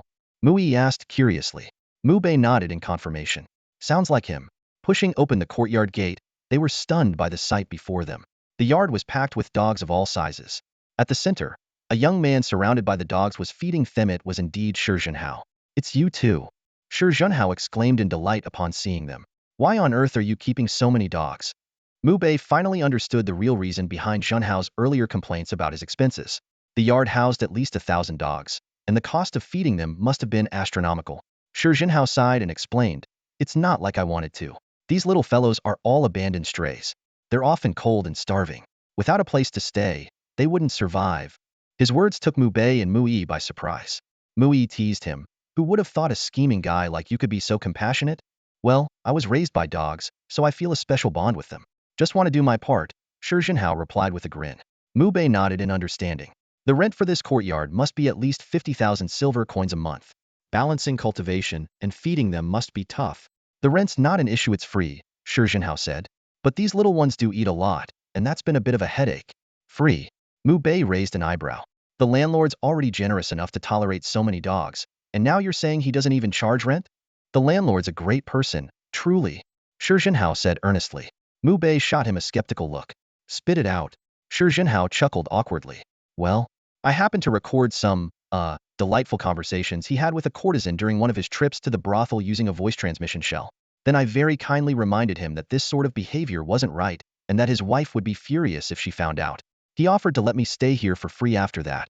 Mu Bei and Mui exchanged speechless looks. That's quite the move. Shi Jinhao waved dismissively. Just trying to get by. Nothing worth mentioning, really. Shi Jinhao suddenly spoke to Mu Bei and Mui. A while back, they discovered an old spirit stone mine at Qingxiao Ridge outside the city. Over the years, there might be new spirit stones forming there. I'm planning to try my luck, though. You want to join me? It'll be safer if we look out for each other. Hearing this, Mu Bei's eyes lit up. Spirit stones, an essential resource for cultivation, were always in high demand and nearly impossible to come by. If he could find a few second-grade spirit stones, he could quickly reach the peak of the blood nourishment realm and then head to the Xinling cave for training, aiming to break through to the qi cultivation realm. Let's take a look, he agreed with a nod. Qingxiao Ridge was several dozen miles from the imperial city. The three of them rode their horses at full speed and arrived at the destination after half an hour. The old mine was located in the heart of Qingxiao Ridge. When they reached the entrance, they saw numerous martial artists already entering the mine. The interior was dimly lit and crisscrossed with dozens of man-made tunnels. The three picked a tunnel at random and ventured in to explore. Along the way, they encountered many other martial artists. These individuals were not weak at minimum. They were at the early stage of the blood nourishment realm, and occasionally, they even spotted qi cultivation realm experts exuding powerful energy. After more than an hour of searching, Mu Bei sensed a faint spiritual energy fluctuation. Following the feeling, he walked several dozen feet further and dug through a pile of earth. Beneath it, 6 spirit stones, each about the size of a walnut, lay quietly. Their surfaces were crystal clear, radiating a rich spiritual energy. 3 were mid-grade second-tier stones, and 3 were lower-grade second-tier stones. We hit the jackpot, Shi Jinhao exclaimed excitedly. A glimmer of joy flashed in Mu Bei's eyes as he picked up the spirit stones and handed 1 mid-grade and 1 lower-grade stone to Shi Jinhao. You're a true brother. Shi Jinhao gave him a thumbs up. It's only fair, Mu Bei replied calmly. If it hadn't been for Shi Jinhao sharing the information and inviting them along, they wouldn't have found these spirit stones. Splitting the spoils evenly among the 3 of them was the most reasonable approach. Just then, the sharp sound of something cutting through the air broke the silence. 3 throwing knives, imbued with lethal force, hurtled toward them. The trio quickly retreated to dodge the attack. Not bad, you little brats, quick reflexes, a cold voice sneered. 5 men stepped out from the shadows, led by a bald, middle-aged man with a scar on his head. That's Go Zhong, a minor leader of the Liuhe gang, Shi Jinhao whispered. The Liuhe gang is an underground force in the imperial city, named after the 6 leaders who are all Unity Realm experts. Go Zhong and his 4 subordinates advanced, their expressions menacing. Hand over the spirit stones, and I might let you live, Go Zhong said darkly. Behind him, his men stood with arms crossed, smirking at the trio. Go Zhong's at the midstage of the qi cultivation realm. We're no match for him. We need to find a way to escape. Shi Jinhao muttered anxiously. However, Mu Bei's gaze shifted to the small pouch hanging from Go Zhong's waist, which emitted faint spiritual energy. Without any hesitation, and to Shi Jinhao's utter shock, Mu Bei strode directly toward Go Zhong and suddenly launched a punch. The strike was lightning fast. Go Zhong didn't even have time to defend before he was hit squarely, crashing to the ground with blood streaming from his mouth and nose as he groaned in pain. You bastard! You're dead meat! One of the subordinates shouted in fury as all 4 charged at Mu Bei. Mu Bei moved like the wind. With one punch, he sent the leader of the group flying. He followed up with a sweeping kick, sending the second man hurtling backward. The second man collided heavily into the other 2 behind him, and the 3 of them tumbled through the air, landing nearly 20 feet away in a heap. Mu Bei ignored the 4 subordinates and directly snatched the pouch hanging from Go Zhong's waist. Just as Go Zhong was about to angrily protest, Mu Bei's swift punch knocked him out cold. Opening the pouch, Mu Bei found 13 spirit stones inside 6 of the second grade and 7 of the first grade. A fruitful harvest indeed. The trio ventured deeper into the mine, finding a few scattered spirit stones along the way. Suddenly, Mu Bei sensed an intense surge of spiritual energy. He gave a low signal, and the three quickly advanced over 100 feet. Ahead, they discovered a massive depression in the ground, scattered with over a dozen third-grade spirit stones, each the size of a chicken egg, glistening and brimming with spiritual energy. However, a 7-hanglong crimson blood python was coiled on the edge of the depression, devouring one of the third-grade spirit stones. The trio quickly hid behind a large boulder. The oppressive aura of the 8th-ranked beast made Mu Yi uneasy, and even Mu Bei's expression grew serious. Such a creature was comparable in strength to a peak-stage Unity Realm expert. What do you think? If I charge in while it's busy swallowing the spirit stone, how likely am I to grab a few? Shi Jinhao asked, his eyes fixed on the python. 50-50, Mu Bei replied calmly. 50-50? You mean I have a 50% chance? Shi Jinhao exclaimed in surprise. I didn't expect you to have such high hopes for me. Mu Bei's gaze remained on the crimson blood python as he analyzed coolly. Don't get the wrong idea. I mean, you take 5 breaths to rush in, and it take 5 breaths to finish eating you. Shi Jinhao was left speechless. Let's go, Mu Bei said softly, leading the group to retreat cautiously. As precious as the third-grade spirit stones were, their lives were far more important. The trio continued to search the mine for several hours, but their efforts yielded no further rewards. Only when night fell did they return to the imperial city. At the Yin residence, Yin Tianyu impatiently questioned his elder brother. Brother, have you uncovered that lowlife's background yet? Can we make a move now? Yin Yi frowned deeply. I found some information, but it's incomplete. He hails from a small border city and once served in the frontier army before entering the Imperial Academy. However, his military record with the 3 armies is completely inaccessible, which suggests it's far from ordinary. Matters involving the military are hard to investigate. We should hold off for now. Hold off. Yin Tianyu's face twisted with rage. I've been waiting for days and am about to lose my mind. He's just a countryside bumpkin who served in the army. Why should the Yin family fear him? I want him dead now. Although Yin Yi felt uneasy, he couldn't bear to see his brother so agitated. He eventually nodded. In a few days, I'll arrange for you to enter the Luo Yuan Mountains with 2 Qi nurturing realm guards. Take care of him during his mission training. But remember, keep it discreet. Yin Tianyu's face lit up with a sinister grin. Thank you, brother. His eyes glinted with malice, as if he could already envision Mu Bei's blood-stained demise under his torment. Back at his southern courtyard residence, Mu Bei refined all the spirit stones he had collected. Feeling the increasingly pure flow of his blood, he knew he was nearing the pinnacle of the blood refinement stage. With a few more days of preparation, he would be ready to enter the Shinling Cavern to attempt the breakthrough to the Qi nurturing realm. 2 days passed in the blink of an eye. That day, after finishing their classes at the Imperial Academy, Mu Bei and Yi visited the Qin Study Pavilion to accept a new mission to drive away an iron-scaled rhinoceros. This 5th-rank beast was equipped with 3 iron-hard horns and a body covered in impenetrable black scales. Its strength was so formidable that even a mid-stage Qi nurturing expert would struggle to withstand a single blow. The two arrived at the mission site, where dozens of iron-scaled rhinos could already be seen encroaching upon the area near the Imperial Academy. Suddenly, a sharp, mocking laugh shattered the silence. Attempting to drive out iron-scaled rhinos with just a blood condensation realm cultivation? How arrogant! Mu Bei turned towards the voice and saw 3 figures approaching. Leading them was a young man he recognized in Tianyu, whom he had tied up and beaten during the Imperial Academy's entrance examination. Behind Yin Tianyu were 2 middle-aged men. Did your brother sneak you in here? You're getting bolder by the day, Yin Tianyu said coldly. The Luo Yuan Mountains were under the jurisdiction of the Imperial Academy, and outsiders were forbidden to enter. It was obvious that these individuals had relied on Yin Ye's influence to get in. As the personal disciple of the 7th Elder of the Imperial Academy, Yin Yi could easily arrange their entry. Their intentions were clear. They had come to kill Mu Bei. How brazen! Aren't you afraid the Imperial Academy will hold your Yin family accountable? Mu Yi retorted angrily. If I kill you both, how would the Academy ever find out? Yin Tianyu sneered, then ordered the 2 middle-aged men behind him, break his limbs and leave him to me. I want him to suffer before he dies. The 2 men remained indifferent, but one of them stepped forward. I alone am enough. A surge of energy, nearing the peak of the Qi cultivation realm, erupted from his body, causing the air to hum and vibrate. Mu Bei calmly stepped forward to meet him. The man sneered disdainfully. What an arrogant little brat! He lunged forward, his right hand forming a claw aimed straight for Mu Bei's throat. With ease, Mu Bei raised his hand, catching the man's wrist and twisting it. A sharp crack echoed as the man's wrist shattered instantly. He let out a muffled groan of pain, his face contorted in agony.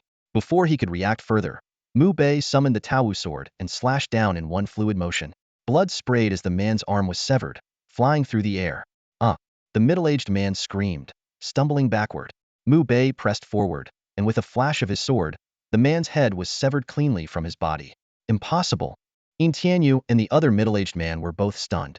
A fighter nearing the peak of the Qi cultivation realm had been killed in an instant by Mu Bei. Without hesitation, Mu Bei turned his attention to the second man. Dozens of sword shadows materialized around him, their forms shifting between illusion and reality. This time, the man did not dare to underestimate him. With a loud roar, he launched a full-force attack, his fists causing the air to tremble. But Mu Bai's sword techniques were too intricate and fierce, leaving the man utterly outmatched. He was forced to retreat repeatedly. After just a few moments, Mu Bei formed a sword disc with a swing of his blade, and with a decisive thrust, pierced the man's throat. Yin Tianyu's face turned pale. As he tried to escape, Mu Bei intercepted him with a slap, sending him sprawling to the ground. Mu Bei then pinned him down with a foot. Stop! Stop! Yin Tianyu stammered, trembling all over. My brother knows I'm here to kill you. If something happens to me, my brother will never. Before he could finish, Mu Bai's sword slashed across the left corner of his mouth, and blood gushed out. Yin Tianyu let out a piercing scream, only for the right corner of his mouth to be cut next. His face was grotesquely disfigured, and blood soaked his chest. Overwhelmed by fear, Yin Tianyu broke down completely. I was wrong. Please don't kill me. I'll give you 10,000 silver notes. No, 100,000. I beg you, I don't want to die. Not so defiant anymore? Mu Bei asked, looking down at him coldly. Yin Tianyu shook his head frantically, his eyes filled with terror. Then die. Mu Bai's sword descended, severing Yin Tianyu's head. Blood splattered across the ground. Searching through Yin Tianyu's storage ring, Mu Bei found some pills, hundreds of thousands of silver notes, and 2 bright blue nirvana lotuses. These lotuses, comparable to crimson fire dragon mushrooms, were second-grade spiritual herbs. They were perfect for aiding Yi, who was now in the mid-stage of the blood condensation realm, in refining her blood. As for himself, the crimson fire dragon mushrooms were sufficient for his cultivation needs at this stage. Thank you, brother, Yi said as she stored the nirvana lotuses. Mu Bei then kicked the 3 corpses into the herd of iron-scaled rhinos, which quickly devoured them. Alright, Yi, let's start the mission. The 2 of them entered the herd of rhinos and swiftly eliminated all of them. With your current strength, you should have no problem handling most early-stage Qi cultivation realm fighters, Mu Bei said with a smile. It's all thanks to your training, brother, Yi replied sweetly, holding onto his arm. Mu Bei chuckled indulgently. Let's go home. The 2 returned to the Imperial Academy and handed in their completed task, each earning 10 academic credits. Mu Bei felt a surge of joy. He could finally head to the Xinling Cavern. With his cultivation having reached the peak of the blood refinement realm, it was the perfect time to aim for the Qi-nourishing realm. After a brief goodbye with Yi, Mu Bei headed straight for the Xinling Cavern. He presented his first-place jade token for new students to the middle-aged steward guarding the entrance, who then escorted him to a secluded chamber about 20 square meters in size. The moment he entered, a dense wave of spiritual energy enveloped him, far richer than that of the outside world, as if he had stepped into a realm of pure spirit essence. At the center of the chamber was a stone bed. Mu Bei sat cross-legged upon it, took a moment to adjust his breathing, and began channeling the supreme sword art technique. Instantly, the thick spiritual energy around him surged like streams, flooding into every corner of his body. As the technique refined it, the energy tempered his blood, making it increasingly pure. His vitality, energy, and spirit climbed steadily. Within 3 days, he'll definitely break through to the Qi-nourishing realm, Mu Bei thought confidently to himself. Half an hour later, an urgent knock on the chamber door interrupted his cultivation. Frowning, Mu Bei got up and opened the door, only to find the middle-aged steward standing there with a masked individual. There's an issue with the cavern that needs to be inspected, the steward said flatly. How long will it take? Mu Bei asked. Not sure. You need to step out for now, the steward replied, his tone growing colder. When Mu Bei hesitated, the steward barked sharply. What are you waiting for? If something happens to the Xinling Cavern, can you bear the responsibility?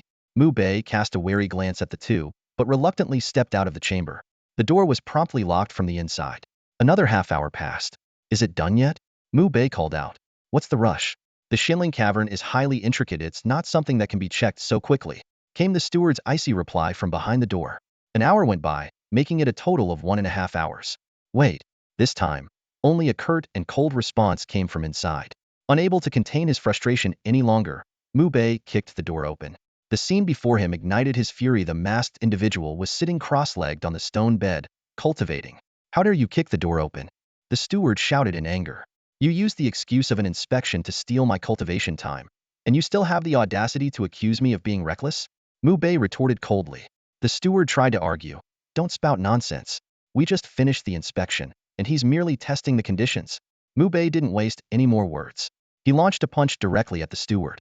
You dare lay hands on an Imperial Academy steward? Courting death. The steward roared, meeting Mu Bei's punch with one of his own. Bang! The clash of fists sent the mid-stage chi-nourishing realm steward staggering back several steps, his face filled with shock. Seizing the opportunity, Mu Bei darted forward and grabbed the masked individual.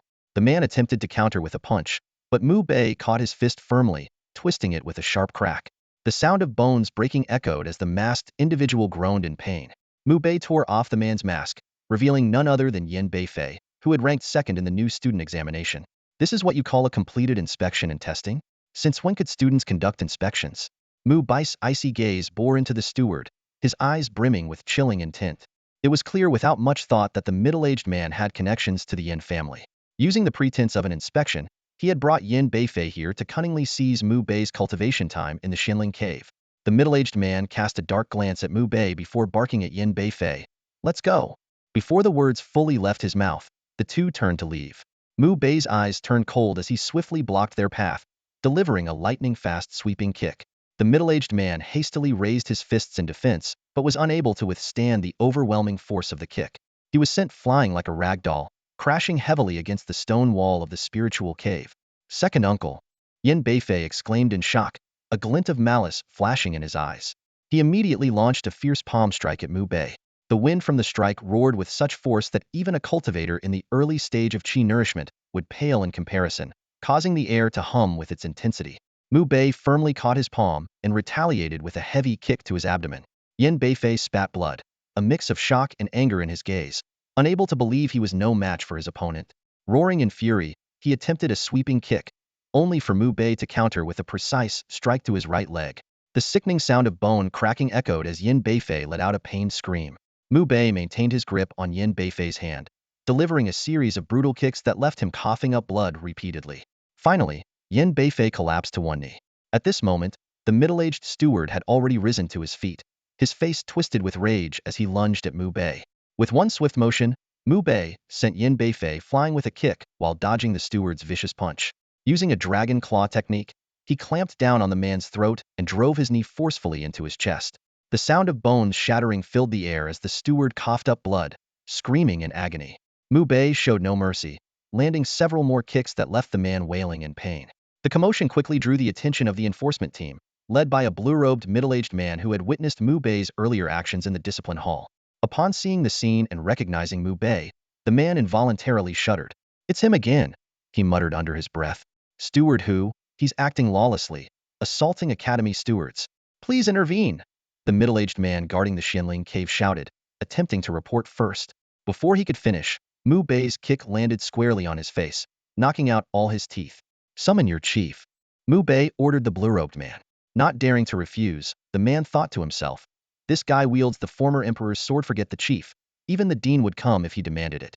He quickly left and returned shortly with the discipline hall chief. Mu Bei briefly explained the situation. The chief's expression darkened upon hearing the account. The middle-aged steward guarding the cave hurriedly defended himself. Chief, it's not how he says it. I was only conducting a routine inspection.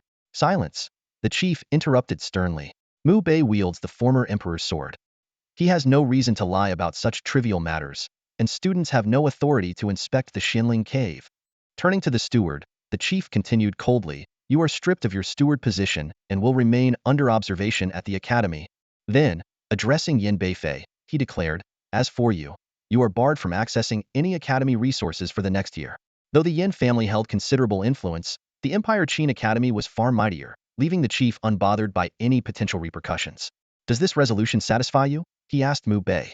Mu Bei nodded but added, what about the cultivation time I lost in the Xinling cave because of them? It will be extended accordingly, the chief replied. Good. Once Yin Beifei and the steward were escorted away, Mu Bei locked the chamber door behind him and resumed his rigorous cultivation of the unparalleled sword technique. Within the Xinling cave, spiritual energy continuously surged into Mu Bei's body, rapidly refining his flesh and blood under the cultivation of the unparalleled sword technique. Over the course of 2 days, his vitality, energy, and spirit steadily rose, reaching an astonishing peak as his blood surged like a vast ocean. On the 3rd day, a faint pop sound emanated from within him, and his blood energy instantly boiled. Harnessing the abundant spiritual energy of the Xianling cave, he finally broke through to the qi-nourishing realm, with his blood energy strength skyrocketing. Taking a deep breath, he continued to operate the unparalleled sword technique, carefully stabilizing his breakthrough. Over an hour later, as the Xianling Pavilion's cultivation time came to an end, he stood up, left the Xianling cave, and returned to his courtyard. Brother! Mu Bei had been waiting in the courtyard. The moment she saw him return, she ran to him eagerly. How did it go, brother? Did you reach the qi-nourishing realm? Mu Bei smiled and nodded. Congratulations, brother! Mu Bei cheered, pumping her small fists with excitement. Back in the blood accumulation realm, you could already suppress qi-nourishing practitioners. Now, even those in the unity realm might not stand a chance against you. Maybe, Mu Bei replied with a soft chuckle. I knew you'd succeed. I've already prepared food and drinks, just wait here. Yi dashed into the kitchen and soon brought out several dishes, pouring wine into Mu Bei's cup. Congratulations, brother. Cheers. She raised her glass, lightly clinking it against his before downing it in one go. Take it slow. Don't drink too much, Mu Bei said, gently pinching her nose with a doting smile. Don't underestimate me. I can hold my liquor. After 2 glasses, her cheeks were already flushed, and she drunkenly wrapped her arms around Mu Bei's neck. Brother, why don't you marry me? I'm so well behaved. Mu Bei let out a helpless, wry smile. Meanwhile, in the Yin residence, Yin Ye's eyes were bloodshot, his face twisted with fury. Days of searching the Luo Yuan mountains had yielded no trace of Yin Tianyu or the 2 qi-nourishing guards. He was certain the 3 had met their demise and the culprit was undoubtedly Mu Bei. The thought of his younger brother dying at Mu Bei's hands filled his gaze with murderous intent. If I don't kill you, I swear I am no man. A trusted aide quietly asked in the study, Young master, should we inform the clan leader? I'll deal with that scum first, then personally tell my father. Yin Yi growled through gritted teeth. He regretted not stopping Yin Tianyu more firmly back, then perhaps this tragedy could have been avoided. This hatred burned within him, fueling his loathing for both himself and Mu Bei. As night fell and stars dotted the sky, Mu Bei gently helped the drunken Yi back to her room, tucked her in, and affectionately pinched her nose. Then, he stepped into the courtyard to practice his techniques. Sword 72, wind movement 9 turns, and heart-shattering fist. Morning arrived in the blink of an eye. With her hangover gone, Mu Yi accompanied Mu Bei to their classes at the Imperial Academy. Along the way, Shi Jinhao, who had reached the peak of the blood accumulation realm, sidled up to him. Hey brother, how about we sneak back to that old spirit mine? You lure away the old serpent, and I'll grab the spirit stones. We'll split them 50-50. Mu Bei cast him a sidelong glance. Get lost. It was clear Shi Jinhao wanted to use him as bait, and besides, after so many days, any third-grade spirit stones would have long been devoured by the scarlet blood python. By the time the morning classes ended and the elite class students began to leave, a voice filled with murderous intent suddenly rang out. Mu Bei, get yourself to the wind and cloud platform now. Mu Bei stepped forward, his ears catching the sound of murmured discussions around him. Amidst the noisy crowd, one voice stood out. It was Senior Yin Yi. The surrounding students wore varied expressions, and the elite class members cast curious glances his way. Someone whispered, he beat up Yin Tianyu during the assessment. Is the Yin family starting their revenge now? Shi Jinhao, standing nearby, added quietly, they don't know the Yin family has already tried to retaliate twice before. Mu Bei didn't respond. Instead, his gaze shifted toward the Fengyan platform. At Diqin Academy, while private fights were strictly forbidden, the higher-ups had established the Fengyan platform to give these hot-blooded youths an outlet for their grievances. Any conflict could be resolved there, and even the headmaster wasn't allowed to interfere. Brother. Mu Yi ran over, her face filled with worry. As someone who knew the backstory better than anyone, she understood the gravity of the situation. It's fine, Mu Bei replied briefly before heading straight for the Fengyan platform. Yin Ye's repeated provocations had been ignored until now, but with the opponent openly challenging him, it seemed like the perfect opportunity to settle the score. A crowd of students had already gathered around the Fengyan platform to watch the spectacle. On the platform stood a young man with sharp features and piercing eyes, his gaze cold and filled with hostility. Shi Jinhao caught up to Mu Bei and whispered in his ear, that's the Yin family heir, the first true disciple of the Academy's 7th elder. He's already at the peak of the qi cultivation stage. Mu Bei gave a nod of acknowledgement and climbed onto the Fengyan platform without hesitation. Gasps and murmurs erupted from the crowd. That's Mu Bei? He looks like a freshman. How did he offend Senior Yin Yi? Isn't this just asking for death? Yet some voices defended him. Yin Yi has been cultivating for 3 years to reach the peak of qi cultivation, and he's challenging a freshman? That's just bullying. A commotion suddenly arose in the northwest corner as a man in a yellow robe and a woman in a green dress approached together. It was the 7th elder and his second true disciple, Gong Xinqi. At the same time, the head of the discipline pavilion arrived with several enforcers in tow. To the death. In Ye's eyes locked onto Mu Bei, his intent to kill unmistakable. No problem, Mu Bei replied decisively. In Ye clearly knew that In Tianyu had been killed by him and was here for revenge. This life-and-death battle was exactly what Mu Bei intended. In Ye's gaze darkened, and with a surge of killing intent, he summoned a 7-foot black halberd. Leaping forward, he unleashed a domineering strike, carrying the overwhelming power of his chi cultivation peak. The force of his attack caused many students to shudder. But instead of retreating, Mu Bei advanced. With a casual motion of his left hand, he deflected the halberd, while his right fist drove directly into In Ye's abdomen. A loud bang echoed as In Ye staggered backward, struggling to regain his footing. "No way!" gasped the onlookers in unison, stunned. No one had expected the supposedly invincible In Ye, at the peak of chi cultivation, to be knocked back in the very first exchange by a freshman. The seventh elder's face darkened instantly. Seeing his prized disciple falter so disgracefully was a blow to his pride. Senior In was just caught off guard. "Don't worry, teacher," Gong Xinqi said with a smile, attempting to console the elder. The seventh elder's expression eased slightly as he gave a faint nod. As the first and most accomplished disciple of the seventh elder, In Ye was naturally unwilling to be defeated by a mere freshman who had just entered the Imperial Academy. His gaze fixed on Mu Bei, his expression darkened as he gripped his black halberd tightly and stepped closer, one step at a time. With each step, the intense fluctuations of his peak nurturing energy grew increasingly overwhelming. But suddenly, In Ye's entire body trembled violently, his footsteps halted abruptly, and blood began to gush from his mouth. His face turned ashen in an instant. The other students stared in shock at the scene before the Mu Bei's seemingly simple punch had inflicted such devastating damage on In Ye, who was at the peak of the nurturing realm. Only Mu Bei knew the truth. The punch he had delivered was a heart-shattering fist, a technique that had shattered In Ye's internal organs completely. In Ye's face contorted with rage as he let out a furious roar. He leapt into the air, gripping his 7-foot black halberd with both hands, and slashed it down at Mu Bei with a ferocious momentum. The halberd's swing howled through the air, its force terrifying a clear display of a powerful martial technique. Mu Bei sidestepped effortlessly, dodging the attack, and then seized the halberd with one hand. With a slight jolt, he disarmed In Ye and, without hesitation, swung the weapon back at him. His movements were fluid and commanding, leaving In Ye no chance to evade. "How dare you!" The seventh elder shouted in fury, leaping toward the wind cloud platform in an attempt to intervene. But it was too late. The black halberd in Mu Bei's hand had already struck, shattering In Ye's head. His lifeless, headless body collapsed to the ground with a heavy thud. "Senior brother!" Gong Xinqi screamed in horror. The scene fell into a deathly silence. All the students stood frozen in place, their faces pale with fear. The seventh elder's most prized disciple, In Ye, who had reached the peak of the nurturing realm, had been slain by Mu Bei in mere moments. "You dare court death!" The seventh elder roared, his voice filled with malice, as he launched a palm strike toward Mu Bei. "Stop!" A commanding voice rang out as the master of the discipline pavilion, Lu Ying, appeared just in time. She countered the seventh elder's attack with a single punch, forcing him back several steps. "Lu Ying, he killed my disciple, and you dare to stop me?" The seventh elder's fury knew no bounds. Lu Ying's voice was calm yet firm. "The Wind Cloud platform is a place of fair and just combat, where life and death are determined by fate. You have no right to interfere." The seventh elder's expression darkened as he cast a glance at Mu Bei before turning to leave. But before he could step away, Mu Bei spoke up. "What, do you still intend to kill me?" The seventh elder's voice was cold. Mu Bei turned to Lu Ying. "Master Lu, I fought In Ye in a fair duel. Yet the seventh elder attempted to kill me. What punishment should he face?"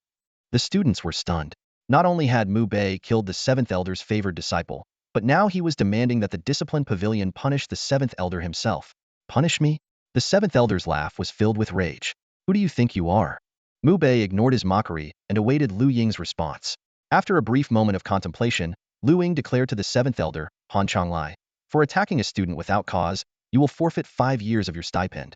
Further actions will be determined upon the headmaster's return." Though Han Changlai held the esteemed title of elder, he dared not act recklessly in the presence of the imperial sword that Mu Bei carried. Moreover, Mu Bei's request was reasonable. Han Changlai had indeed violated a major rule. If elders could kill students at will, who would dare to join the Imperial Qin Academy in the future? The students were once again astonished.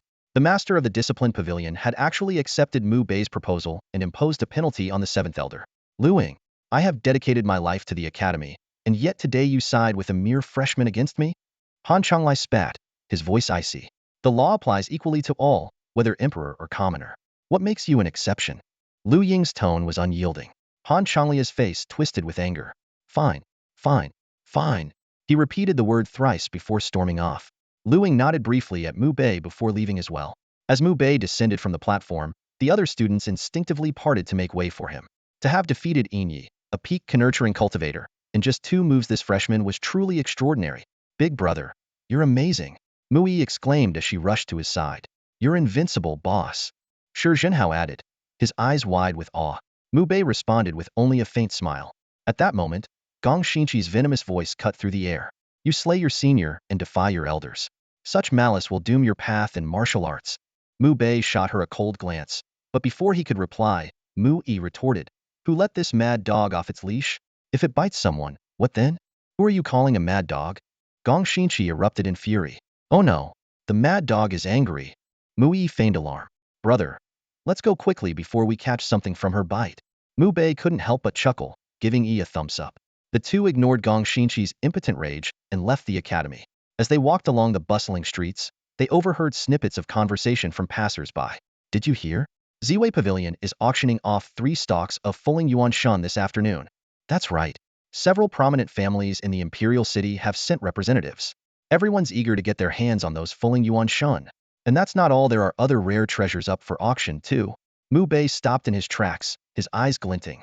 Fuling Yuan Shan was a 2nd-grade superior spiritual herb, renowned as one of the best qi-enhancing medicines. Let's head to Ziwei Pavilion, he said to his sister. Having just reached the nurturing realm, he needed qi-enhancing spiritual herbs to aid his cultivation. There was no way he could miss this auction. Mu Bei and arrived at Ziwei Pavilion to find the grand auction hall already packed to capacity. Compared to the branch in Beijun City, the imperial capital's Ziwei Pavilion was not only larger in scale but also adorned with opulent, gilded decor that exuded extravagance. Dressed in black robes they had prepared in advance and wearing masks, the two quietly found seats in the back row. Brother, why are we wearing black robes and masks? Asked curiously in a low voice. Winning rare treasures might attract unwanted attention. Dressing like this helps avoid unnecessary trouble, Mu Bei explained. Oh, I see. Brother, you're so smart. Yi's eyes sparkled with excitement. An hour passed quickly, and the auction officially began. A young woman, dressed boldly with her neckline revealing just enough to captivate, gracefully walked onto the stage. In a sweet voice, she introduced the first auction item, a centuries-old painting by a renowned artist, with a starting price of 100,000. After a round of fierce bidding, the painting was sold for 200,000. The subsequent auction items grew increasingly valuable, and the atmosphere in the hall became more intense. At last, the auction reached its climax. A guard ascended the stage carrying a wooden box.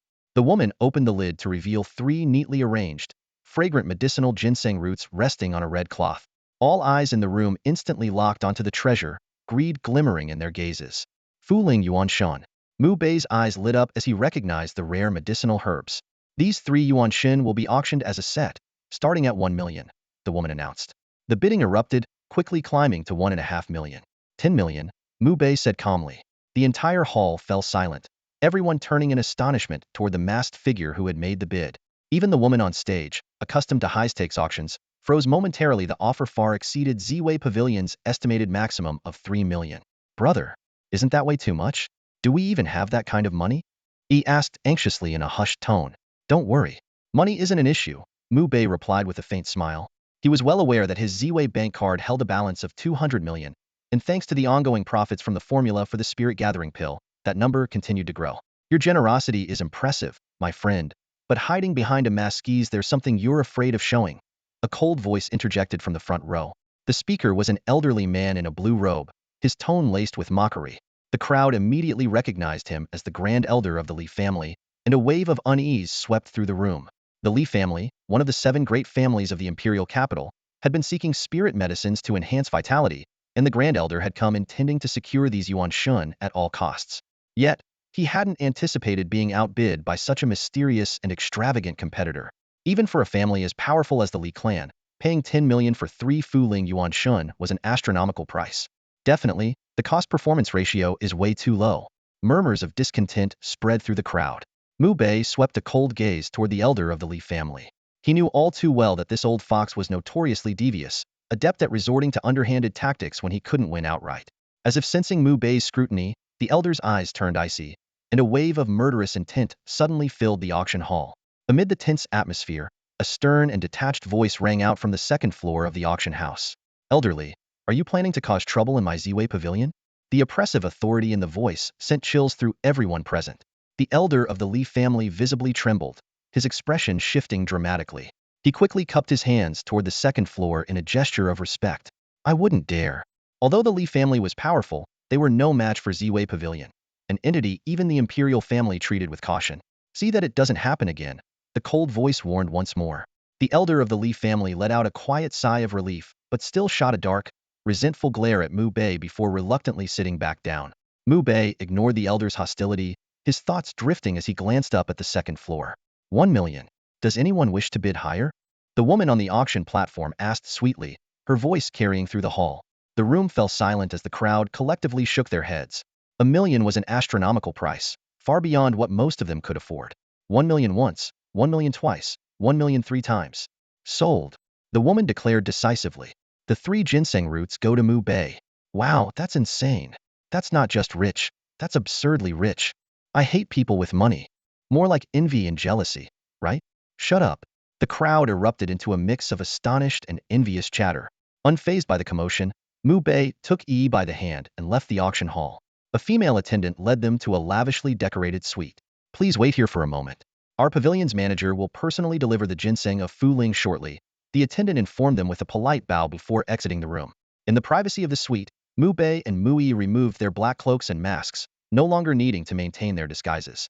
A short while later, a middle-aged man dressed in purple entered, carrying a wooden box. Thank you for your patience. Mu Bei's eyes narrowed slightly. Were you the one on the second floor earlier? The man's voice bore a striking resemblance to the one from before. Sharp as always, Mr. Mu. The man replied with a smile. Allow me to introduce myself, Shi Qian Tu, master of Ziwei Pavilion here in the Imperial City. You know who I am? Mu Bei asked, studying him closely. Of course, Mr. Mu. You are one of our pavilion's most valued clients. How could I not? Shi Qian Tu maintained a respectful tone. In the entire Qin Empire, there were only a handful of individuals with deposits exceeding 200 million at Ziwei Pavilion. Mu Bei stood out not only for the sheer amount of his wealth, but also for the fact that it continued to grow. Such a client was invaluable to the pavilion. Ignoring the flattery, Mu Bei took the wooden box, carefully inspected its contents, and then stored it away. He pulled out a sleek black card, a special item issued by Ziwei Bank in the Imperial City just days prior. A black card from Ziwei Bank? Brother, you're that rich? Mu Yi exclaimed in disbelief.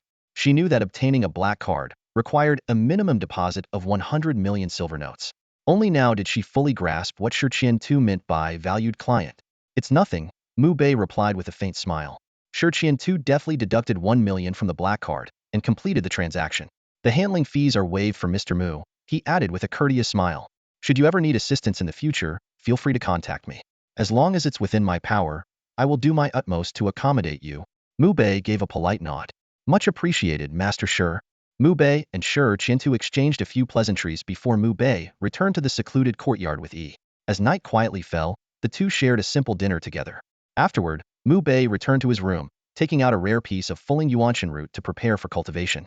The Fuling Yuanshan root dissolved instantly upon entering his mouth, releasing a potent medicinal essence that flowed through his body like a gentle stream.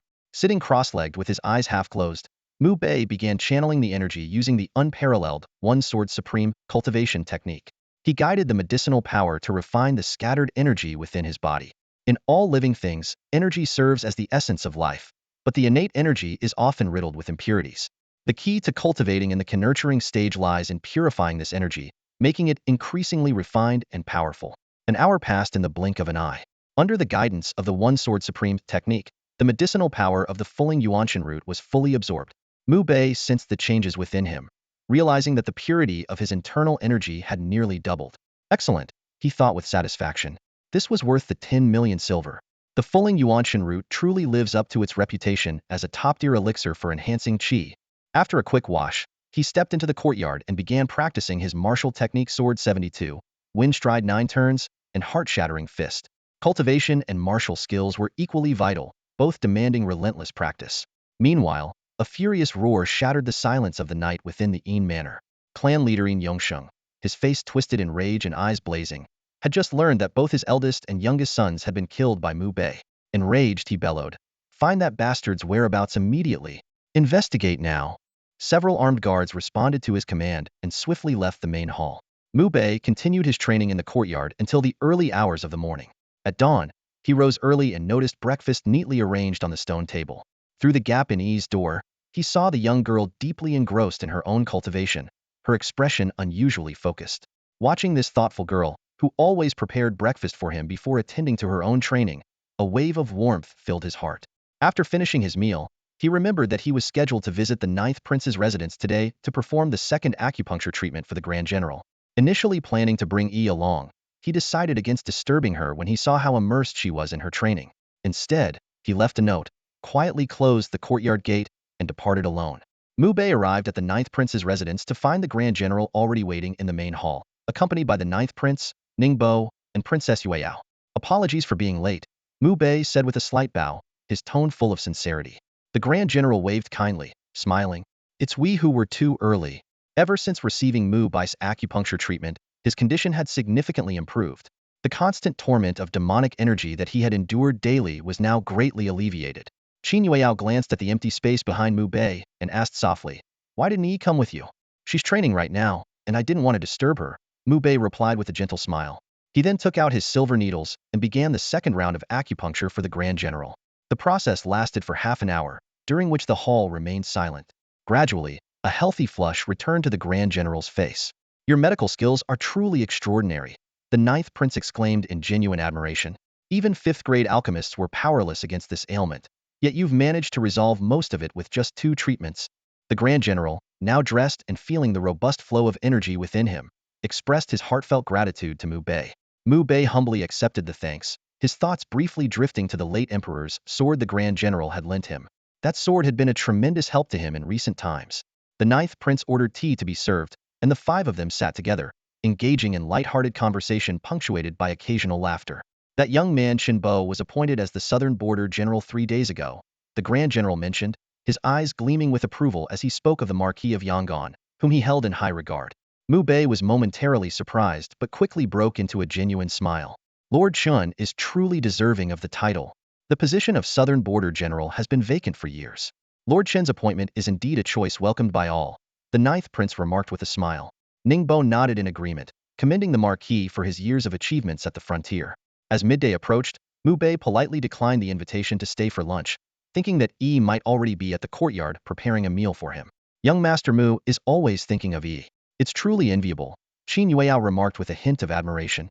Mu Bai's gaze softened as he responded, "When I was a child, the other children of the Mu household shunned me, but Yi was the only one willing to play with me and call me brother. After my adoptive parents passed away, the household grew even colder toward me, yet she always stood by my side. Back then, I was young and vulnerable. If it weren't for her presence, like a ray of light in the darkness, I might have lost my way." Qin Yueyao listened thoughtfully and nodded, her words sincere. "She's indeed worth cherishing." After bidding farewell to everyone, Mu Bei left the ninth prince's residence. On the street, he ran into Shi Jinhao, who immediately approached with his usual thick-skinned demeanor. "Hey brother, where's your place? I've got nothing to do. How about I drop by for a visit?" Mu Bei cast him a sidelong glance, recalling that although this man often resorted to trickery, he had also taken in a large number of stray dogs, showing a kind and righteous heart. Deciding not to refuse, Mu Bei nodded. After all, someone like him was indeed worth befriending. More than half an hour later, the secluded courtyard came into view. From a distance, Mu Bei noticed the broken gate, and his heart tightened. He quickened his pace to investigate. What greeted him was a scene of utter chaos. Walls and floors bore deep marks from swords and blades. Several doors had been violently kicked open, their shattered fragments scattered everywhere. Mu Bei's heart pounded like a drum as he bolted toward Yi's room. The room was empty. He searched each room one by one, his anxious calls echoing throughout the courtyard. "Brother, I'm here. I'm fine." A crisp voice rang out. From the central house, a hidden compartment was pushed open, and Yi lightly jumped out. Mu Bei rushed forward and pulled his sister into a tight embrace. The weight in his heart finally lifted as he murmured repeatedly, "You're safe. That's all that matters." Feeling her brother's concern, Yi's cheeks flushed slightly, and she nestled happily against his chest. After a moment, Mu Bei released her and asked about what had happened. Yi explained, "It was the Yin family. Their clan leader personally led the attack. Luckily, I discovered this hidden compartment earlier and waited for the right moment to hide." As she spoke, She patted her chest, still shaken. Mu Bei affectionately pinched her nose. That's my clever little sister. Nearby, Shi Zhenhao analyzed the situation. The Yin clan leader must have learned that you killed Yin Yi and tracked you down here for revenge. Mu Bei nodded, a fierce glint of killing intent flashing in his eyes. I need a favor. In 2 days, lure the Yin clan leader to the old mine in Qingxiao Ridge. This is your expertise, so it shouldn't be difficult. Brother, that's one of the 7 great families of the imperial city. Asking me to deceive their clan leader is practically a death sentence. Shi Zhenhao exclaimed, wide-eyed. I'll pay you 50,000 taels, Mu Bei replied. Shi Zhenhao immediately straightened up. It's not about the money, it's about our brotherhood. Consider it done. For safety reasons, Mu Bei decided to take Yi to Shi Zhenhao's place for temporary refuge, while also asking him to procure a list of materials for refining medicine. Before long, Shi Zhenhao returned with everything on the list, and Mu Bei shut himself in to craft Shuami illusion incense, skillfully producing 10 sticks. He then headed to the old spiritual mine in Qingxiao Ridge. Once a source of precious spirit stones, the abandoned mine was now desolate. Mu Bei chose an old mining chamber about 10 zhang from the entrance to set up an ambush. This chamber, once used to store spirit stones, was a strategic choke point within the mine. The next day, footsteps echoed outside the mine, accompanied by a menacing aura of killing intent. Mu Bei knew Shi Zhenhao had successfully lured the Yin clan leader. Without hesitation, he lit all 10 sticks of Shuami illusion incense and waited silently for his opponent to fall into the trap. 4 middle-aged men entered in single file, led by a figure clad in a golden python robe. His face was fierce, his gaze sharp and menacing. This was none other than Yin Yongsheng, the patriarch of the Yin family. Behind him stood 3 others, all exuding powerful energy. These were the Yin family's first elder, second elder, and third elder. Mu Bei, having already learned about the Yin family's hierarchy from Shi Zhenhao before coming here, recognized them at a glance. His gaze eventually settled on Yin Yongsheng, his eyes growing colder. Bastard! Yin Yongsheng roared, throwing a punch at Mu Bei.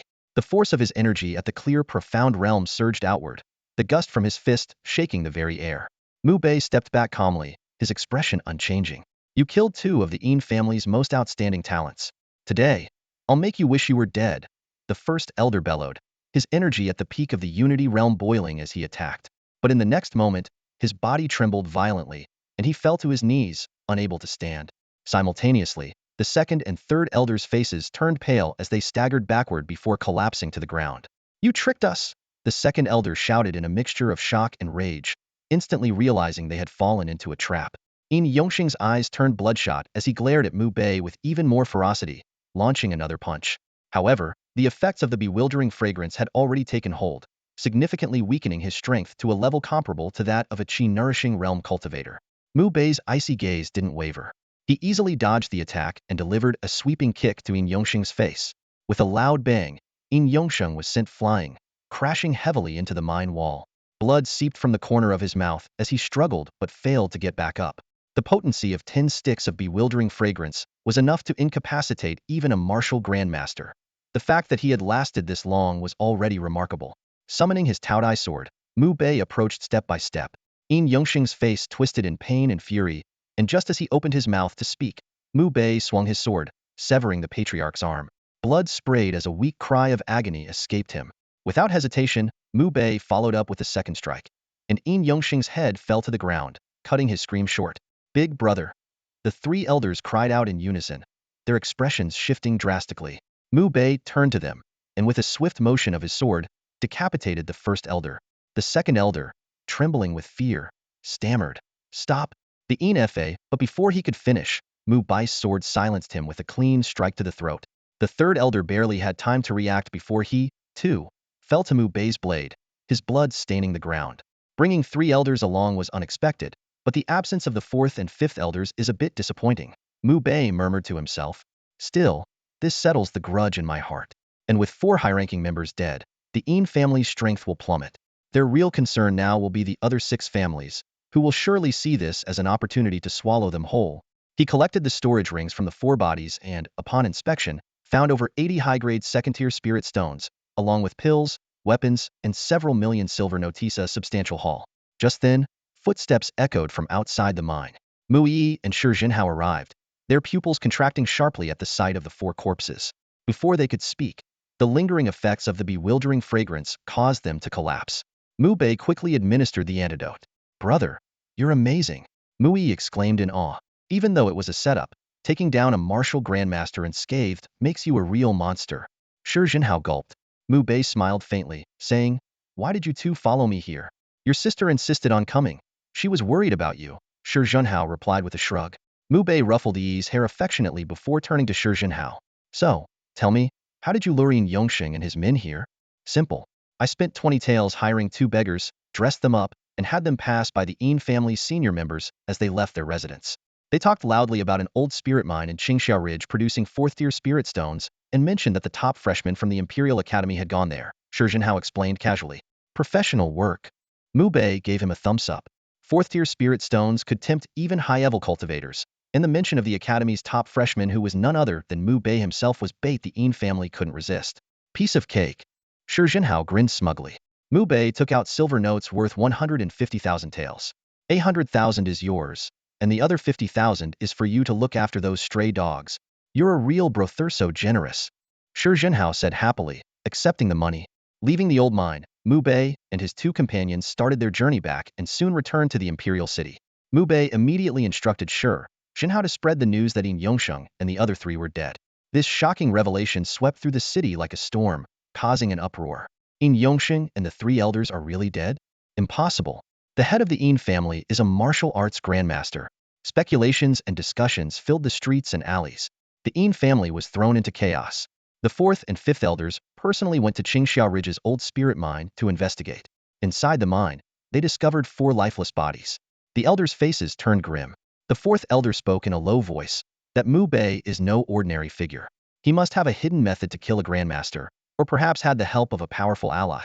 From now on, we must avoid provoking him lightly. The priority now is to calm the family members and guard against the other 6 great clans.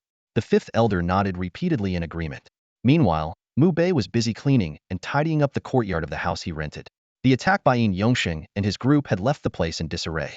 It wasn't until evening that he and Yi finished restoring the courtyard and the rooms. "Brother, you rest?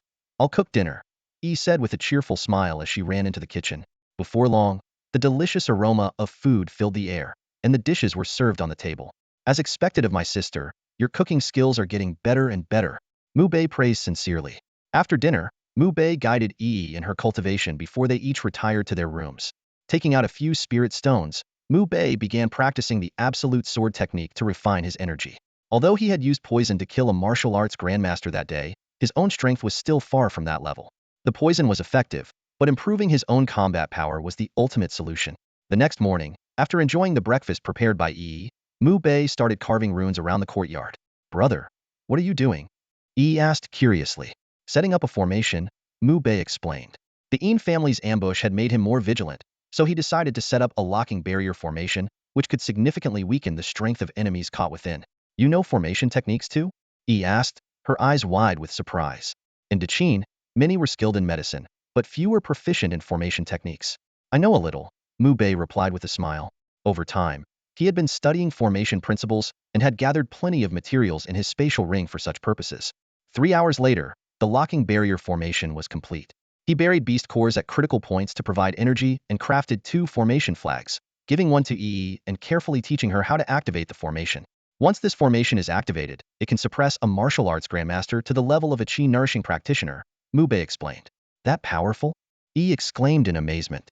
Mu Bei nodded. "This is a 3rd-grade lower-tier formation. Naturally, it's extraordinary." Later, he took the time to refine 20 sticks of profound mist incense, splitting them evenly with Yi for emergencies. As night fell, Mu Bei sat cross-legged in his room, holding a spirit stone as he cultivated. He could feel the true qi within him becoming increasingly pure and powerful. The next morning, after finishing breakfast, Mu Bei and Yi headed to the Imperial Academy. Following a full morning of classes, the 2 arrived at the gravity tower in the northern section of the academy. This nine-story tower, standing at a height of 10 zhang, was renowned for its unique gravity arrays each higher level, exerting increasingly intense gravitational force. It was said that the gravity on the 9th floor was 100 times stronger than the outside world, making it nearly impossible for even martial arts masters to endure for long. The gravity tower had been constructed by a formation master at great expense by the ancestors of the Great Qin dynasty, solely for the training of the academy's students. Unlike the rare and exclusive Xianling Cave, the gravity tower was open to all students, with each being allowed 3 uses per month. As soon as they stepped onto the 1st floor, the pair felt the oppressive force of gravity, 10 times stronger than normal. While their movements were restricted, they could still move with relative ease. They proceeded to ascend to the second and then the third floor. By the time they reached the third floor, the gravity had increased to 30 times normal, making Yi's steps visibly labored, as though carrying a massive weight on her shoulders. However, Mu Bei seemed unfazed. The pressure of 30 times gravity was still manageable for him. Brother, I'll stay here on the third floor to train. Once I get used to it, I'll try the fourth floor, Yi said. All right. Mu Bei nodded in agreement. He understood well that excessive gravity could be more harmful than beneficial. Mu Bei continued upward, stopping only when he reached the sixth floor. Here, the gravity had reached 60 times normal, making his breathing labored and each step a challenge.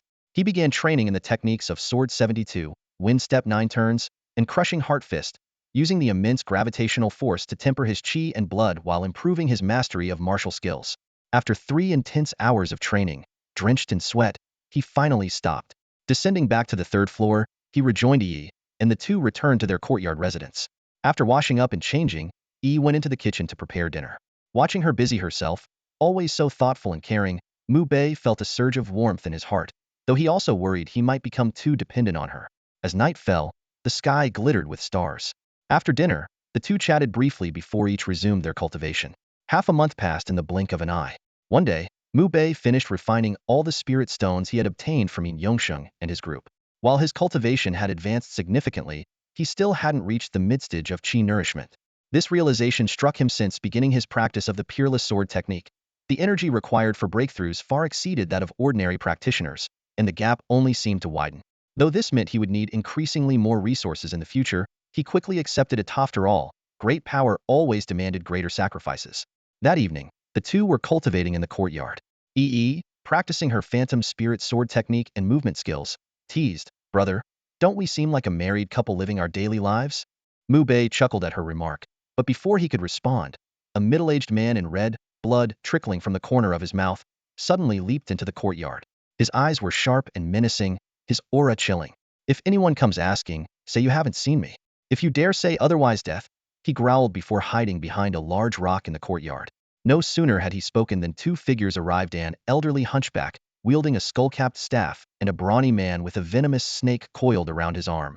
The hunchbacked elder rasped, "Kids, have you seen a middle-aged man in red?" From behind the rock, the red-clad man gestured with a slicing motion across his neck, his threat unmistakable. Mu Bei cast a glance at the man in red, a middle-aged figure, and subtly pointed in his direction. The hunched old man and the burly man immediately turned their heads to look. In that instant, the man in red vanished, leaping over the wall to escape. "I'll go after him.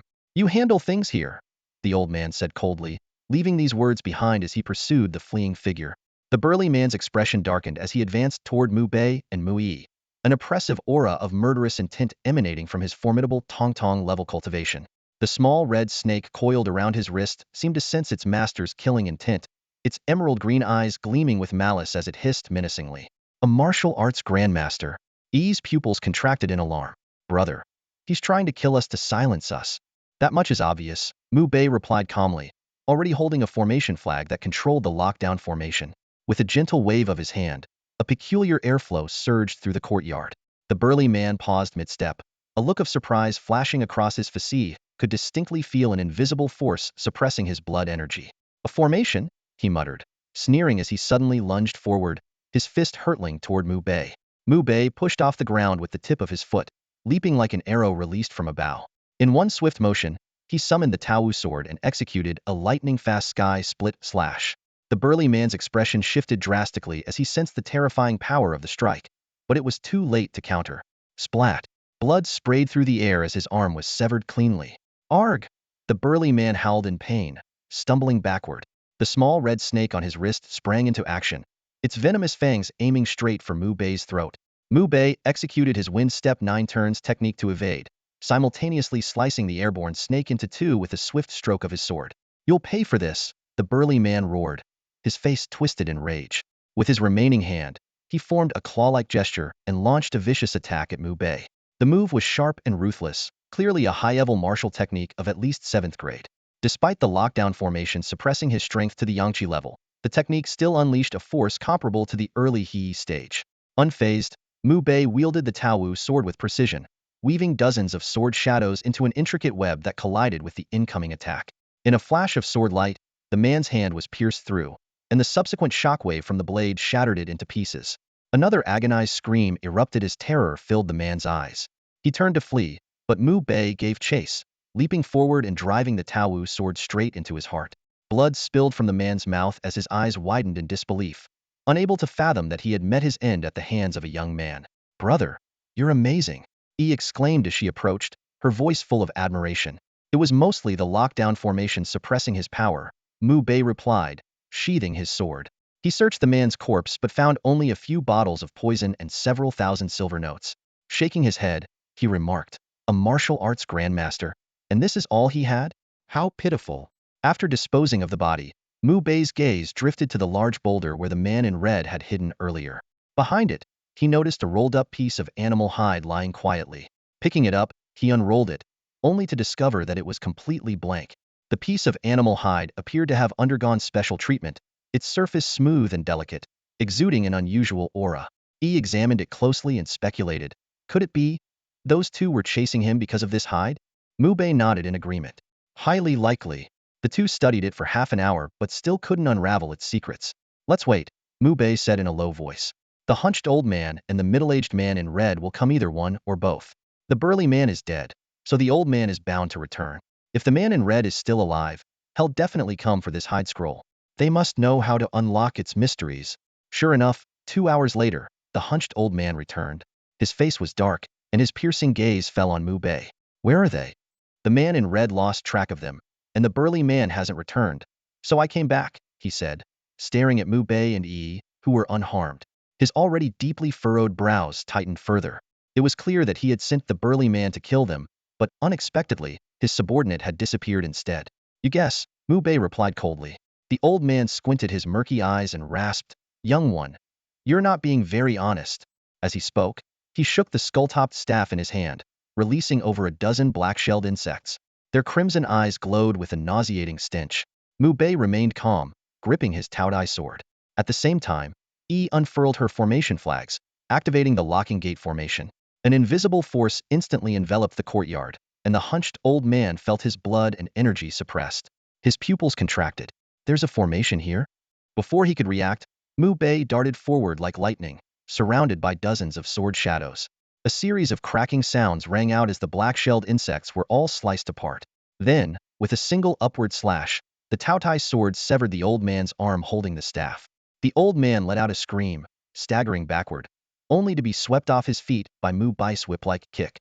He fell heavily to the ground, his chest pinned under Mu Bai's foot. No matter how he struggled, he couldn't break free. "You dare treat me like this? Do you even know who I am?" the old man roared. Mu Bei pulled out the animal hide and pressed the tip of his sword against the old man's throat. "Who you are doesn't matter. What matters is telling me what this is and how to use it." The old man's eyes widened. "How is it in your possession?" His reaction only confirmed Mu Bei and Yi's suspicions the chase after the man in red had indeed been over this item.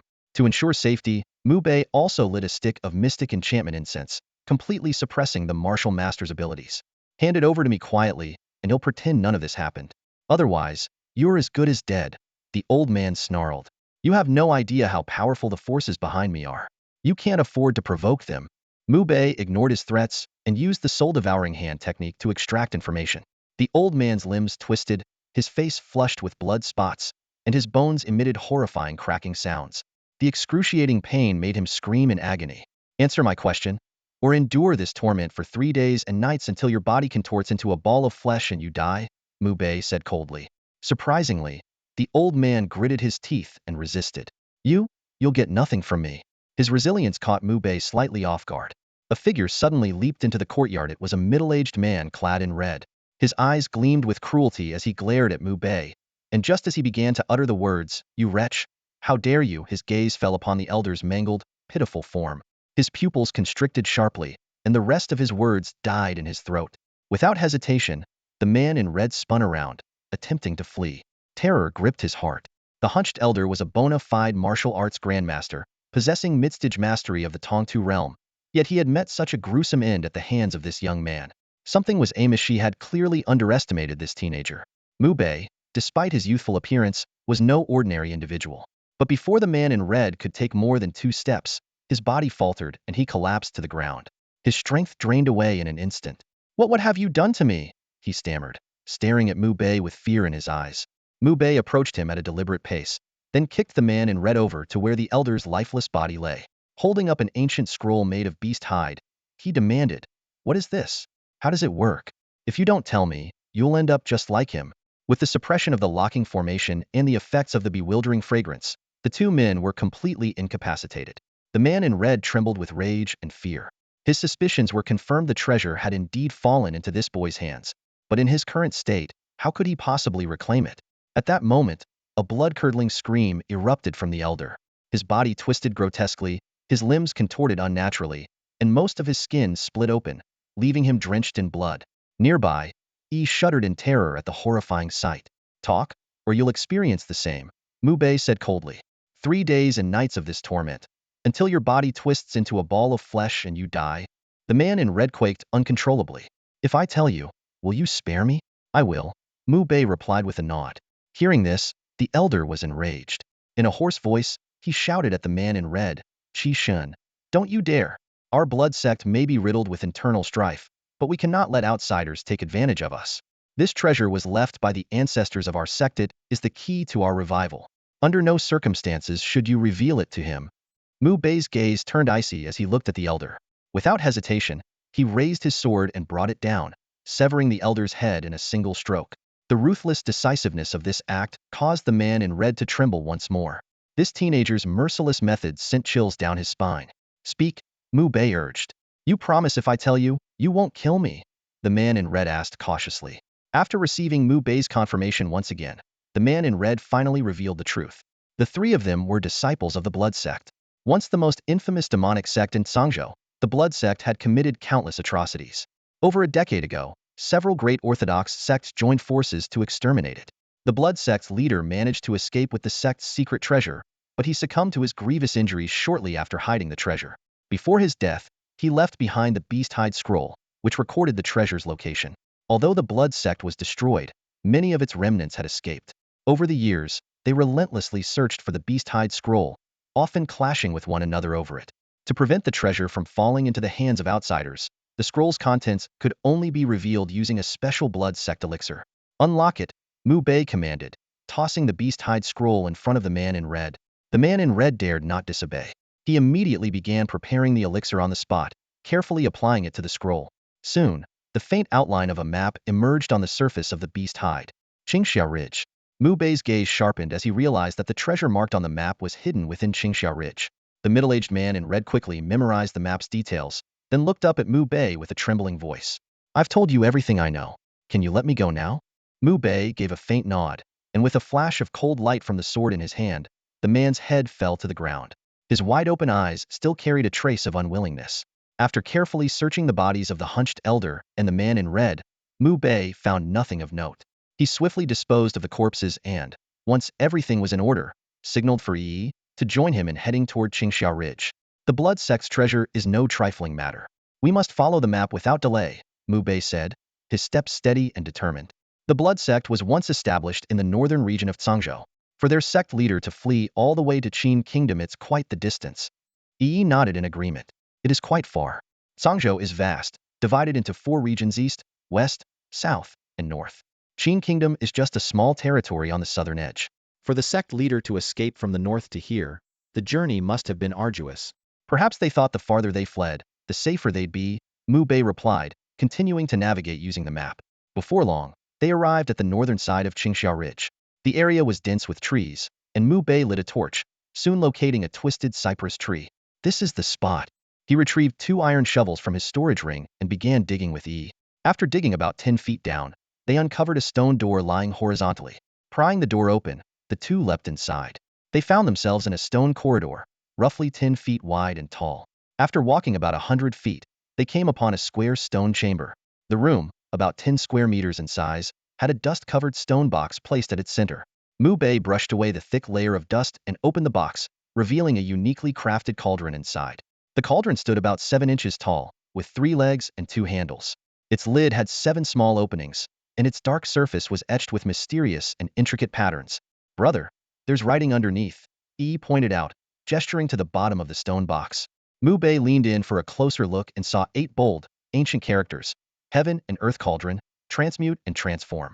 Below the inscription were 2 lines of explanation, stating that the cauldron could refine spiritual and medicinal materials into high-quality elixirs and could also absorb and refine ambient spiritual energy from the heavens and earth. What an incredible artifact! Mu Bei exclaimed in amazement. If it truly works as described, this cauldron is priceless.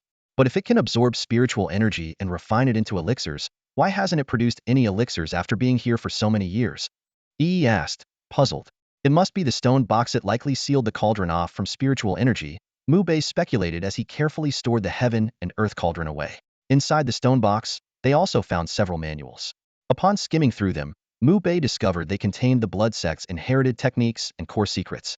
Though the techniques were powerful, they were sinister and malevolent. To prevent such dark arts from spreading and causing harm, Mu Bei immediately burned the manuals to ash. After confirming there was nothing else of value in the chamber, the two sealed the stone door and refilled the excavated soil to restore the site as much as possible. Let's head back, Mu Bei said. Before long, they returned to the secluded courtyard. Mu Bei could hardly contain his excitement as he began experimenting with the Qinkuan furnace, carefully adding the remaining Shuami illusion fragrance ingredients one by one. A soft blue glow emanated from the furnace as the materials quickly dissolved, but all they yielded was a thin layer of spiritual mist, with no sign of liquid essence forming. There's some effect, but it's far from ideal, Mu Bei mused to himself. Ordinary herbs lack sufficient spiritual energy, making it difficult to refine much liquid essence. If I used spiritual herbs instead, the results would likely be much better. However, the only spiritual herbs he currently possessed were precious ones like Fuling Yuan Shun, which were far too valuable to waste on mere experiments. He decided to let the furnace sit for a day, observing how it absorbed spiritual energy to refine liquid essence. The next day, Mu Bei lifted the lid of the furnace, and his eyes narrowed slightly in surprise. Inside, 3 droplets of liquid essence, each the size of a soybean, had formed. They shimmered with concentrated spiritual energy, comparable to 3 mid-grade Tier 2 spirit stones. In this area, where spiritual energy was scarce, achieving such results in just one day was nothing short of astonishing. If the furnace were placed in a location with abundant spiritual energy, Mu Bei's eyes lit up as the thought of the Xinling Cavern came to mind. That place not only had an abundance of spiritual energy, but also boasted an exceptionally high purity. At the Diqin Academy, a ranking competition was held every month, with the top 3 participants earning the opportunity to train in the Xinling Cavern. The first place winner could enter for 3 days, the second place for 2 days, and the third place for 1 day. The next competition was only 3 days away, and with his current strength, claiming the top spot would be effortless. Once I secure first place, I can bring the Qinkuan furnace into the cavern for 3 full days, and I can do this every month. The thought brightened Mu Bei's eyes even further. His cultivation of the peerless sword technique demanded far more spiritual energy than the average person, and with the Qinkuan furnace, he wouldn't have to worry about resources for the time being. 3 days passed in the blink of an eye. On this day, the mountainous northern region of Diqin Academy was bustling with activity. All 1,800 students of the first division were scattered across the area, waiting for the ranking competition to begin. The rules were the same as those of the Academy's entrance exams. Within 7 days, victory would be determined by the number of emblems each participant collected. Mu Bei and Yi stood on a clearing blanketed with fallen leaves, the air thick with the scent of the wilderness. Splitting up won't be a problem, right? Mu Bei asked. Yi raised her small fists confidently. You take first and he'll take second. She then added, recalling the events of the 7 cities competition in Puyan. This time, I'm serious. Mu Bei chuckled warmly. I know how strong you are. Moments later, the resonant sound of a war drum echoed across the landscape, signaling the start of the first division ranking competition. Exchanging a glance, the two darted off in opposite directions, vanishing into the wilderness. Before long, Mu Bei encountered another student. The moment the student saw him, his face turned pale, and he spun around to flee. Had witnessed Mu Bei's duel with Yi on the wind and cloud platform. Mu Bei's figure flickered, and in an instant, he blocked the student's path. Would you mind handing over your badge directly? Mu Bei asked calmly. The student, who was at the blood enrichment stage, looked frustrated but reluctantly pulled out his badge and tossed it to Mu Bei. Thank you, Mu Bei said as he accepted the badge and turned to leave. Over the next half hour, Mu Bei encountered more than a dozen students, and without exception, he collected all their badges. When he reached a more open area, a large group of students suddenly emerged from all sides, surrounding him completely. Apologies, Junior Mu, said a man dressed in a flowing silk robe, holding a folding fan. A playful smirk danced on his lips. Someone has offered us a 7th grade martial skill for comprehension, on the condition that your ranked battle badges remain at 0 for the next year. Mu Bei's gaze swept over the man. The Yin family in Beifei? He immediately understood who was behind this. Yin Beifei had been punished with a one-year ban on Imperial Academy resources after seizing Mu Bei's time in the Xuanling Cave for cultivation. This was evidently an act of revenge. According to the Academy's regulations, having 0 badges for 3 consecutive rank battles would result in a deduction of academic credits and a restriction on training opportunities in the Gravity Tower. Maintaining 0 badges for an entire year would lead to expulsion. The Yin family's scheme was undeniably ruthless. Junior Mu is indeed perceptive, the man in the silk robe said with a light chuckle. A man wielding a short blade stepped forward and added, Junior Mu, your strength is indeed impressive, but there are 100 of us here. 10 are at the early nourishment stage, and 90 have reached the peak of the blood enrichment stage. Even a strong practitioner at the early unity stage would struggle against such numbers. Junior Mu, will you surrender and spare yourself some pain? Or shall we beat you into submission and tie you up? Threatened a burly man with a fierce glare. Have you already obtained the 7th grade martial skill? Mu Bei asked in return. Naturally, we will receive it once your badges are at 0. The man in the silk robe replied confidently. With our numbers, this won't be difficult. Mu Bei's lips curled into a cold smile. With a light tap of his toes, he shot forward like lightning, landing a heavy punch squarely on the silk-robed man's face. The man let out a scream as blood sprayed from his nose, and he collapsed to the ground, unable to rise. Sorry, but you won't be getting that 7th grade martial skill, Mu Bei said as he scanned the crowd. As long as I remain in the Imperial Academy, your rank badges will always be 0. The Taowu sword materialized in his hand. Executing the 9 turns of wind stepping, he moved like a storm, surrounded by layers of sword shadows.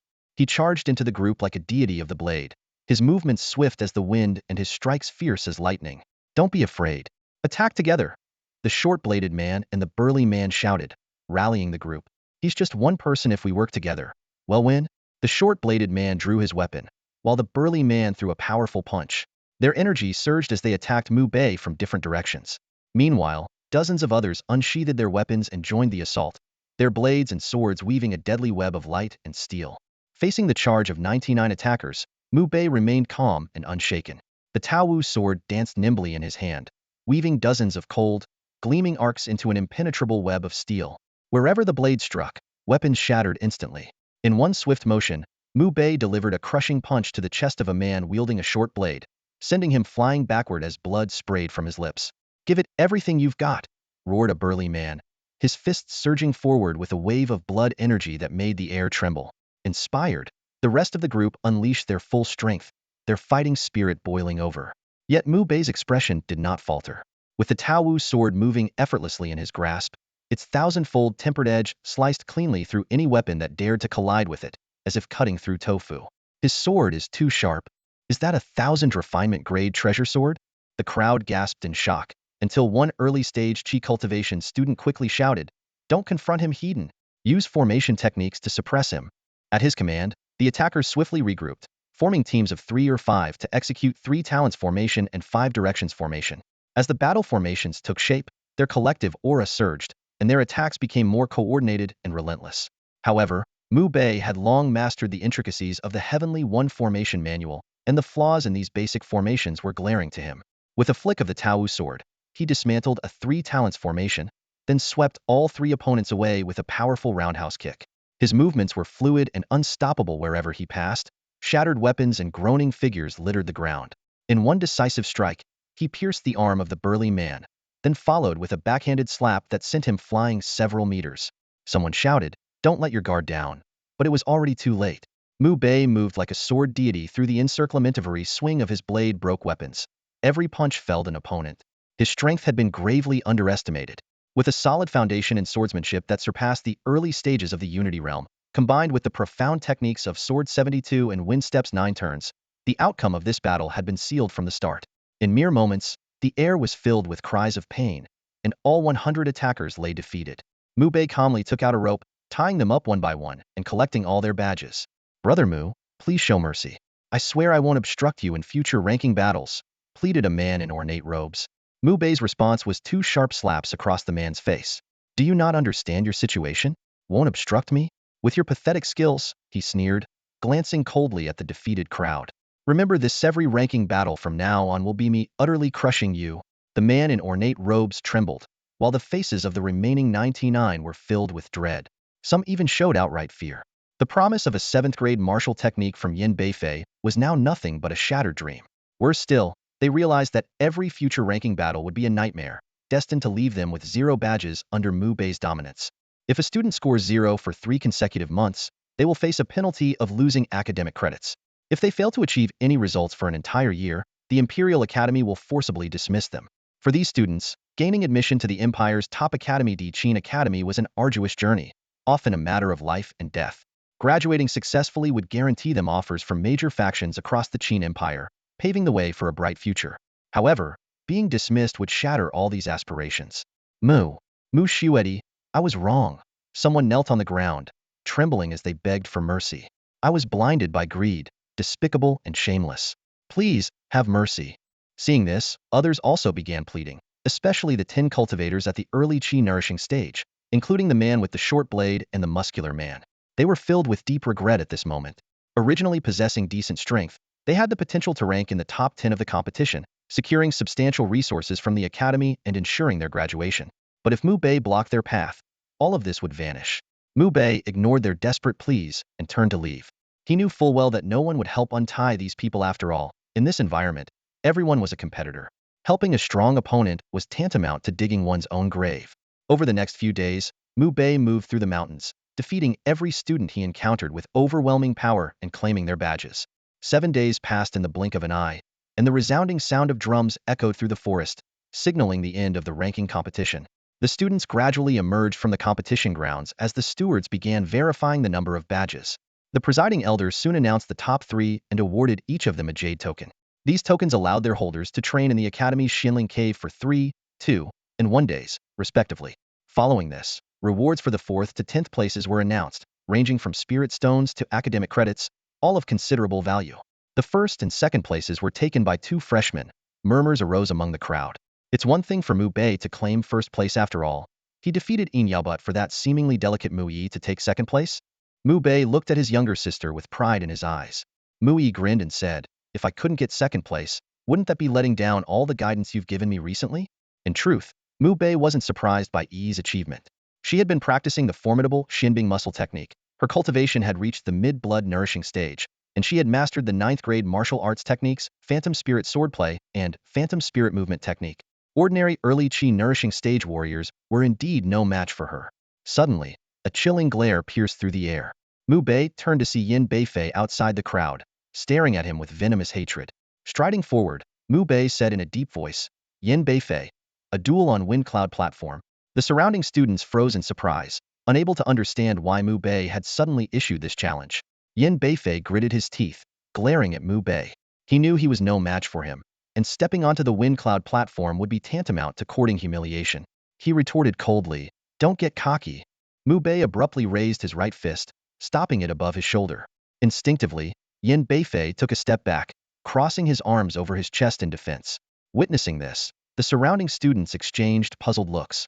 Realizing his reaction, Yin Beifei was overcome with shame and anger, glaring at Mu Bei with a twisted expression. Clowns jumping around, truly unsightly.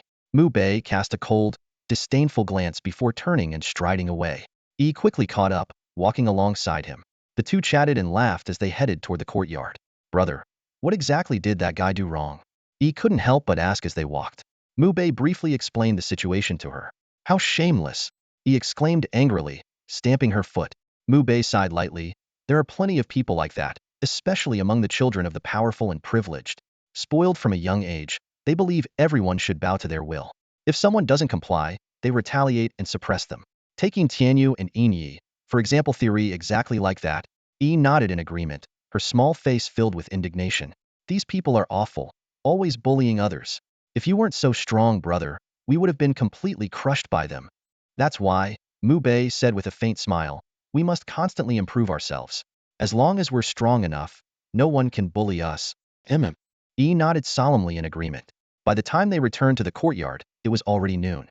Yi immediately went to the kitchen to prepare lunch, while Mu Bei took out several small porcelain bottles and began making preparations. He planned to head to the Xinling Cave for cultivation the next day.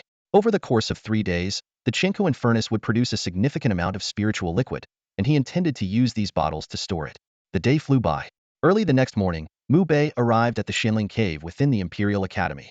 He handed over the first-ranking jade token to the newly appointed steward, then entered the cave.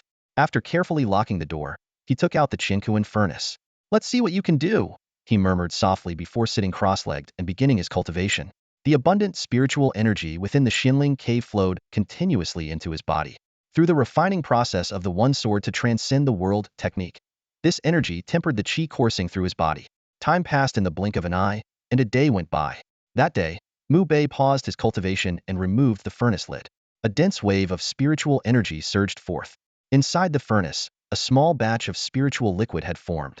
The quality of this batch far surpassed the spiritual liquid he had previously refined from absorbing ambient spiritual energite, was so pure that it rivaled second-grade high-quality spiritual stones. Approximately 30 drops of liquid lay within, equivalent in value to 30 second-grade high-quality spiritual stones. Indeed, in places with denser and purer spiritual energy, the Chinkuan furnace produces even higher quality spiritual liquid. A gleam of excitement flashed in his eyes. This really is a treasure. Carefully pouring the spiritual liquid into the prepared porcelain bottles, he resumed his cultivation. The purity and intensity of his qi continued to grow. Another day and a half passed in a blur. With only half a day left in the cave, he estimated that his cultivation level was still some distance from reaching the midstage of the qi-nurturing realm. The amount of spiritual energy required was far greater than he had initially anticipated. After a moment of contemplation, he retrieved a bottle of spiritual liquid and drank it in one gulp. The potent spiritual energy surged through his body as the one sword to transcend the world technique operated rapidly, absorbing and refining the energy to temper his qi. His cultivation level steadily climbed. 3 hours later, a subtle ripple emanated from within him had finally broken through to the midstage of the qi-nurturing realm. It felt as though a volcano had erupted inside him, and his vitality soared in an instant. He didn't rise immediately but continued to circulate the one sword to transcend the world technique, carefully consolidating and stabilizing his newfound level. After another 3 hours, he fully stabilized his midstage qi-nurturing realm cultivation. Only then did he pack up the Chinkuan furnace and the remaining spiritual liquid inside. With everything in order, he left the Xinling cave. Not long after, Mu Bei arrived outside the courtyard he rented. From within came the sharp sound of curses and the crisp crack of a whip. He pushed the gate open forcefully, and the scene before him left him momentarily stunned. In the courtyard, 4 people were tied up: Yin Beifei, a woman in a flowing cloud pattern dress, and 2 middle-aged men. His younger sister, Mu Yi, stood holding a whip in her hand. Every time the woman cursed, Yi would lash the whip down. "Brother." Upon seeing Mu Bei, Yi quickly ran up to him and explained what had happened. It turned out the woman in the cloud pattern dress was Yin Beifei's mother. An hour earlier, she had barged into the courtyard with 2 cultivators at the harmonization realm to seek revenge. Yi had activated a restraining formation to suppress their strength, subduing and tying them up. "That's my sister." Mu Bei gave her a thumbs up in approval. "It's all thanks to your formation, brother," Yi replied with a cheeky grin. Seeing Mu Bei, Yin Beifei's expression turned grim. Bound tightly with ropes and covered in whip marks, he had planned to use his family's influence to retaliate, only to be easily subdued by Mu Bei's sister and subjected to a thorough beating. "Having fun?" Mu Bei asked as he approached him. Yin Beifei clenched his fists tightly, grinding his teeth in silence. "Brother, how should we deal with them? Should we just—" Yi made a slicing motion across her neck. All 4 prisoners visibly trembled. Yin Beifei's mother, Wei Guizhi, shrieked, "You wouldn't dare." "I have a better idea," Mu Bei said calmly. Just as the siblings sat down in the courtyard, a middle-aged man clad in a python-patterned robe arrived with a harmonization realm follower in tow. "Father, Hongfang, save us!" Yin Beifei and Wei Guizhi cried out in relief. Yin Hongfang's face turned icy as he saw his wife and son bound. Like a dangerous beast, his gaze was sharp and menacing as he stared at the Mu siblings. His follower stepped forward immediately to untie the mother and son, but Mu Bei simply watched without intervening. "Hongfang, don't let them off. Capture them. That wretched girl is mine to deal with, and that Mu boy is for Beifei. Well, make them suffer." Wei Guizhi hissed venomously. Yin Hongfang nodded, fixing his cold gaze on the Mu siblings. He asked how the 2 harmonization realm cultivators had been defeated, and, upon learning about the formation that suppressed their strength, sneered. "Let's see if this formation can suppress a martial grandmaster." His energy surged, causing the air to hum with tension. Mu Bei casually activated the restraining formation, and an invisible force enveloped the entire courtyard. Yin Hongfang's energy levels plummeted instantly. Before he could react, Mu Bei appeared before him and delivered a powerful kick to his face. Yin Hongfang was sent flying several meters, blood spilling from his mouth. Shocked and enraged, he roared as he unleashed the 8th-tier martial technique, the soaring dragon palm, but Mu Bei countered it with a single punch, forcing him back. This formation is no ordinary one. Attack together. Support the clan leader and take them down. The three Harmonization Realm cultivators shouted as they attacked in unison. Mu Bei drew his Tao sword. It strikes swift and deadly like lightning. Three arcs of light flashed through the air. With a series of sharp thuds, blood splattered, and three heads were sent flying, their bodies collapsing to the ground. Yin Hongfang's pupils contracted sharply as he urgently shouted, "Run!" Before the words had fully left his mouth, Mu Bei had already leapt forward with lightning speed. With three precise kicks, he sent Yin Hongfang, Wei Guizhi, and Yin Beifei flying. The trio hit the ground heavily, and Mu Bei's right foot landed firmly on Yin Hongfang's chest, pinning him down with such force that he couldn't move. Without hesitation, Mu Bei retrieved a blackened pill from his spatial ring and forced it into Yin Hongfang's mouth. In mere moments, Yin Hongfang's body convulsed violently as blood poured from his mouth, nose, and ears. You poisoned me? Yin Hongfang let out a harrowing scream. A corruption pill, Mu Bei replied calmly. You'll need an antidote every 3 months. Without it, you'll first experience excruciating pain as if needles are piercing your heart. Then, your organs will slowly liquefy, leading to death. This was one of the corruption pills Mu Bei had crafted long ago to punish Jiao Ronghai. He still had 13 of them left in his spatial ring. Hearing this, Yin Hongfang froze, his face drained of all color. Beside him, Wei Guizhi shrieked in fury. How could you be so cruel? Before her words fully landed, Mu Yi's whip lashed out with a sharp crack, striking Wei Guizhi heavily. Old hag, who are you calling cruel? She snapped. Yin Hongfang, writhing in unbearable pain, managed to choke out. What do you want? It's simple, Mu Bei stated bluntly. Obey me, and I'll provide the antidote on time. The imperial city was a chaotic place, and controlling a powerful puppet faction would make everything much easier. The Yin family, one of the 7 great clans of the city, was a prime target. With Yin Hongfang under his thumb, Mu Bei would effectively control the entire Yin family. Never! Yin Hongfang roared, but as the agony intensified and blood streamed from his eyes, he finally broke. I agree. Give me the antidote. Mu Bei flicked his fingers, and an antidote landed in Yin Hongfang's mouth. As the pain subsided slightly, Mu Bei turned to Yin Beifei and Wei Guizhi. Despite their desperate pleas, he forcibly fed them each a corruption pill. Watching them writhe and wail in agony, he casually tossed 2 antidotes their way, smirking as they scrambled to consume them. Glancing at the 3 corpses on the ground, Mu Bei addressed Yin Hongfang coldly. Take care of these bodies yourself. Bring gifts tomorrow. Got it. Yin Hongfang's face was ashen, but he had no choice but to nod in agreement. He personally disposed of the bodies and left with his family.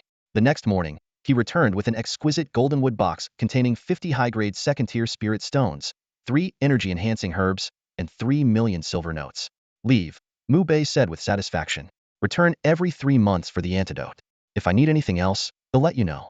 Don't even think about seeking another alchemist to cure you. Even a 9th-tier alchemist wouldn't be able to help. As Yin Hongfang's gaze flickered with despair, he bowed and retreated silently. Watching his defeated figure, Mu Yi exclaimed excitedly, Brother, you're amazing. The mighty clan leader of the Yin family now bows to you without resistance. It was really just a matter of taking the initiative and using external forces, Mu Bei said modestly. On my own, my combat strength is still far from that of a martial arts master. In cultivation, relying too much on external resources isn't ideal. The key is to improve one's own strength and abilities. You're right, brother. Yi nodded earnestly, her bright eyes sparkling with admiration. But that doesn't stop me from looking up to you. You're amazing, no matter what. Mu Bei smiled indulgently and took out some spirit stones brought by Yin Hongfang from his storage pouch. He separated a portion and handed them to Yi, along with 3 energy-boosting spiritual herbs. I don't want them. Yi waved her hands repeatedly. You should keep them for yourself, brother. You'll need a lot of spiritual energy resources for your cultivation, far more than ordinary people. Mu Bei looked at her in surprise. How do you know that? He had never mentioned this to his sister. I overheard you muttering to yourself while cultivating a while back, Yi explained, sticking out her tongue playfully. It's fine, take them. They're just spirit stones and herbs. I can always find more, Mu Bei said, trying to hand the resources to her again, but she firmly shook her head. Left with no choice, he reluctantly put them away. Rest up, brother. I'll go cook. Yi cheerfully dashed into the kitchen. The next morning, Yi prepared to head to the Xinling cave for cultivation. Before she left, Mu Bei handed her the Qinkuan treasure furnace. With this furnace, she could refine 2 bottles of spiritual liquid in just 2 days, a treasure worth the equivalent of 60 top-grade second-tier spirit stones. Mu Bei sat cross-legged inside the house, taking out a bottle of spiritual liquid and a piece of fulling yuan ginseng to begin his cultivation of the one sword to eternity technique. The spiritual liquid enhanced his cultivation, while the ginseng boosted his qi. After fully absorbing both, his cultivation level had improved, though only slightly. A rough calculation revealed that reaching the peak of qi nourishment would require over 500 top-grade second-tier spirit stone sand amount sufficient for an average mid-stage qi nourishment cultivator to ascend directly to the unity realm. My body is turning into a bottomless vortex, he sighed helplessly. 2 days passed in the blink of an eye. When Yi returned from her cultivation, she had already reached the peak of blood nourishment. She handed 2 bottles of spiritual liquid to Mu Bei. Keep them for yourself, Mu Bei said, ruffling her hair. No. Yi insisted stubbornly. You need them more than I do. Seeing that Mu Bei was hesitant to accept, her eyes welled up with a hint of grievance. If you don't take them, I won't accept anything from you ever again. Faced with his sister's threat, Mu Bei could only smile wryly and accept the bottles. Yi immediately brightened, wrapping her arms around his in a playful hug. Early in the morning, Mu Bei and Yi headed to the Imperial Academy for their lessons. As they passed Shi Jinhao's yard, the sound of barking dogs echoed from within. Mu Bei pushed the gate open and stepped inside, spotting Shi Jinhao crouched on the ground, feeding a group of dogs. You seem to have more dogs than before, Mu Bei remarked. Thanks to the 10,000 taels you gave me earlier, or I would have had a real headache, Shi Jinhao replied with a wide grin. 2 tiny puppies, one black and one white, wobbled toward them on unsteady legs. Mu Yi immediately crouched down, gently stroking their soft fur. The little pups wagged their tails excitedly, sticking out their pink tongues to lick her hands. They're so adorable, Yi exclaimed with a bright smile. These little guys were abandoned before they were even weaned. I just brought them back recently, Shi Jinhao explained. That's unfortunate for them, but meeting you is their good fortune, Mu Bei commented. Shi Jinhao shook the bottle of animal milk in his hand and called out to the puppies. Xiao Mu, Xiao Bei, come here for your milk. Mu Bei's face froze instantly. Brother, hit him, Yi demanded, puffing her cheeks in indignation. Without hesitation, Mu Bei stepped forward and gave Shi Jinhao a solid punch. Change their names, he ordered, his face dark with irritation. You're overthinking it. I just thought the name sounded nice. Nothing more, Shi Jinhao retorted, rolling his eyes. Mu Bei clenched his fists, his gaze sharp. Change them. Shi Jinhao immediately straightened up and solemnly renamed the puppies on the spot.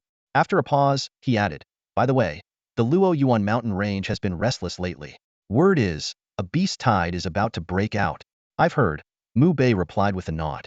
The Luo Yuan mountain range was home to countless demonic beasts, and beast tides occurred once or twice a year, with hordes of beasts charging the defenses of the Imperial Qin Academy. During these times, the Academy would dispatch powerful warriors to suppress the tide while allowing students to participate. As an incentive, students who killed enough beasts could earn academic credits. After finishing the feeding, the 3 of them headed to the Academy. 2 hours of lessons passed quickly. Just as the students were leaving the classroom, the Academy suddenly shook violently, as if an earthquake had struck. Waves of demonic energy wafted in from the direction of the Luo Yuan mountain range, followed by the thunderous sound of war drums echoing in the sky. The beast tide has erupted in the Luo Yuan mountain range, an elder announced loudly. The Academy instantly buzzed with activity. A group of nurturing realm overseers, their expressions grave, followed several elders as they rushed toward the mountain range. In contrast, many students appeared exhilarated, eagerly preparing to head into the fray. Brother, let's go too, Yi suggested. Mu Bei nodded in agreement, and the 2 set off immediately. Upon entering the mountain range, they were enveloped by the thick, oppressive aura of demonic energy. In the distance, the ground rumbled with a sound reminiscent of galloping wild horses. Soon, they encountered dozens of second-tier demonic beasts charging toward them, kicking up clouds of dust. The pair swiftly engaged, cutting down the beasts one after another. Mu Bei pulled out a dagger and meticulously collected the beast cores proof of their kills during the beast tide, which could be exchanged for academic credits. Come to think of it, he mused, isn't the Academy worried that students might use beast cores from beasts they hunted earlier and claim they were from the beast tide? Mu Bei Dao, no student would dare to do such a thing, he said seriously. After all, once discovered, it would mean expulsion from the Academy and the loss of all cultivation abilities. True, he nodded softly. Suddenly, the ground shook violently as countless beasts charged in groups toward the outskirts. Deafening roars echoed one after another. Without hesitation, the 2 plunged into the beast horde, witnessing other students fighting desperately along the way. This unexpected beast tide presented the perfect opportunity to earn credits, far faster than completing regular missions. Let's move deeper, Mu Bei suggested. The beasts near the edge were relatively weak, mostly second and third tier, remnants that had slipped through the defenses of the Academy's higher-ups. Hunting these low-tier beasts offered limited credits, and with their capabilities, they could take on much stronger opponents. The two advanced further into the Luo Yuan mountain range, encountering increasingly ferocious beasts along the way. Fifth-tier beasts began appearing in sight. Suddenly, the sound of metallic clashes rang out ahead. A young girl, around 18 years old, was fiercely battling dozens of beasts. The girl wore a black silk dress that accentuated her slender and graceful figure, her fair skin radiant like jade, and her beauty ethereal. Wielding a silver spear, each strike carried immense power, enough to overwhelm even sixth-tier beasts. The ground was littered with fresh beast corpses, most of which were fifth and sixth-tier creatures. Incredible! Mu Yi exclaimed in awe, but then added with concern, but she seems to be struggling. Mu Bei nodded in agreement. The girl was none other than Meng Chuin, the pride of the Academy's second division, and ranked first on the Academy's list of beauties he had seen.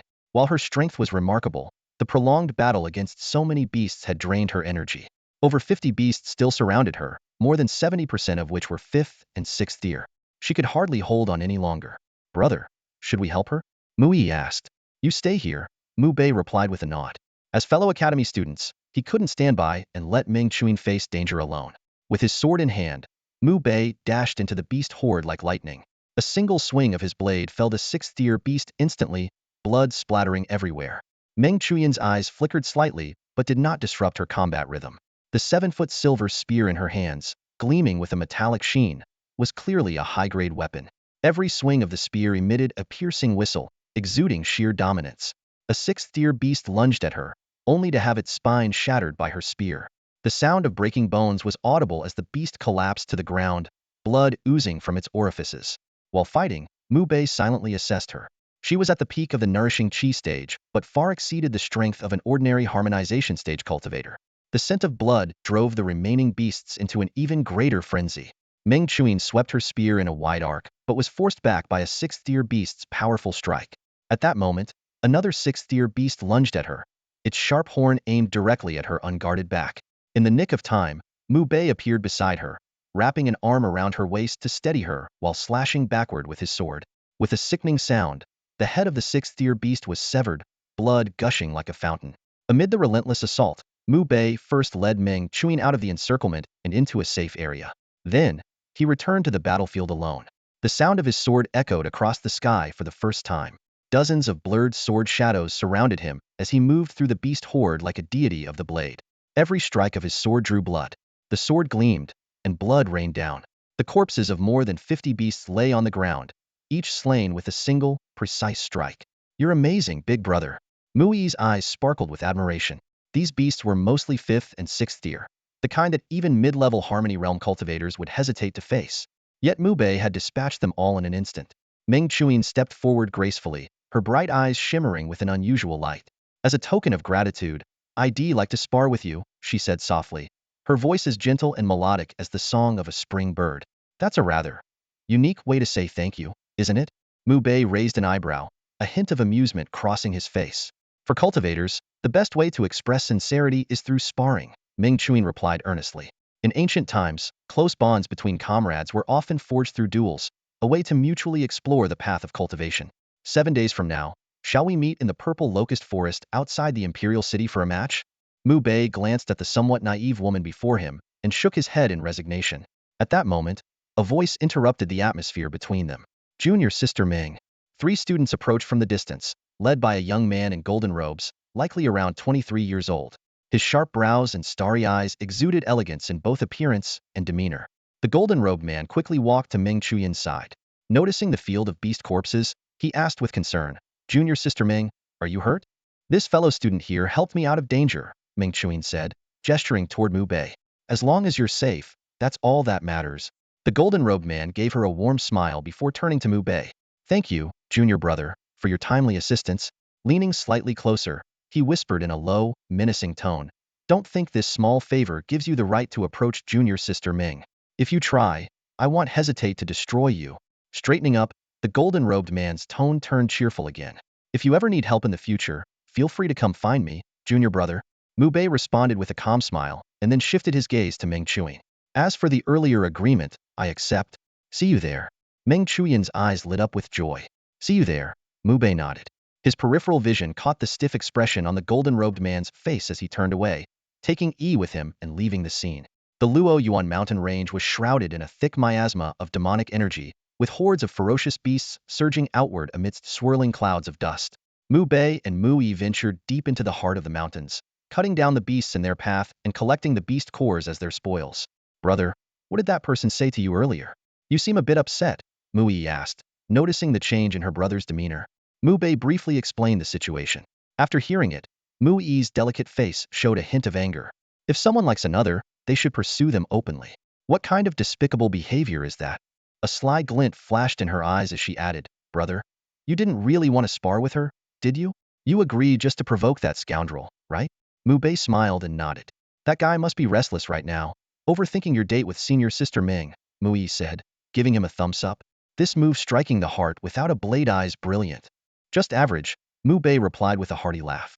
But, brother, senior sister Ming really is as beautiful as a fairy, and she has such an adorable innocence.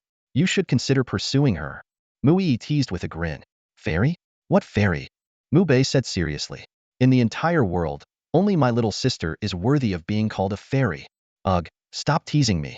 Mu Yi pouted, but her heart was filled with warmth. The two continued hunting the beasts. This beast tide was relatively small, and after about 3 hours, the number of beasts pouring out had significantly decreased. During this time, they had slain hundreds of 5th and 6th tier beasts, earning approximately 600 credits based on the Imperial Academy's standards. No wonder the elders look so solemn when a beast tide occurs, yet the students seem so excited. This truly is a great opportunity to earn credits, Mu Yi remarked. Mu Bei explained, it's part of the Academy's incentive system. Credits are crucial for students, and suppressing beast tides requires a large number of people. It's a mutually beneficial arrangement. There. A cold voice suddenly interrupted. 3 young men approached, led by the golden-clad man from earlier. What did you arrange with junior sister Ming? The golden-clad man asked, his gaze icy as he stared at Mu Bei. Mu Bei couldn't be bothered to respond. He grabbed his sister's hand and turned to leave, only to have their path blocked by 2 of the young men. Hey kid, young Master Tung is talking to you. Are you deaf? One of them sneered, only to be sent flying several feet by a swift kick from Mu Yi. Who do you think you are to speak to my brother like that? Mu Yi said coldly. The man roared in fury, you little. Before he could finish, Mu Bei moved like lightning, delivering a kick to the man's face. Blood poured from his mouth as teeth scattered to the ground. You are courting death, the other youth shouted, drawing a frosty blade and launching a fierce attack. Mu Bei easily disarmed him, then sent him crashing into a tree with a powerful kick. The youth crumpled to the ground, blood trickling from his nose and mouth. The man in golden robes stared at Mu Bei in shock, unable to believe that his full-force peak chi cultivation strike had no effect. Fury surged in his eyes as he said coldly, I intended to teach you a lesson, but it seems I've been too merciful. You deserve to die. Before his words had fully landed, the man in golden robes surged forward. The overwhelming energy of his early Unity stage cultivation exploded like a tidal wave. He seemed like a war god descending, throwing a devastating punch at Mu Bei that roared through the air as if it could shatter mountains. Mu Bei didn't retreat. Instead, he stepped forward, raising his fist to meet the attack. The moment their fists collided, a sharp crack echoed as the bones in the golden-robed man's hand fractured. Staggering back several steps, he was visibly shaken. Impossible, gasped his 2 followers, their faces frozen in disbelief that an attack from a Unity stage expert had been neutralized so effortlessly.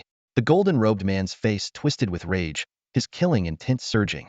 With a furious roar, he unsheathed a crescent blade, leaped into the air, and brought it down toward Mu Bei's head with both hands. Mu Bei's gaze turned icy. With his left hand, he deflected the crescent blade, and with his right, he swung his sword. Blood splattered as the golden-robed man's arm was severed cleanly.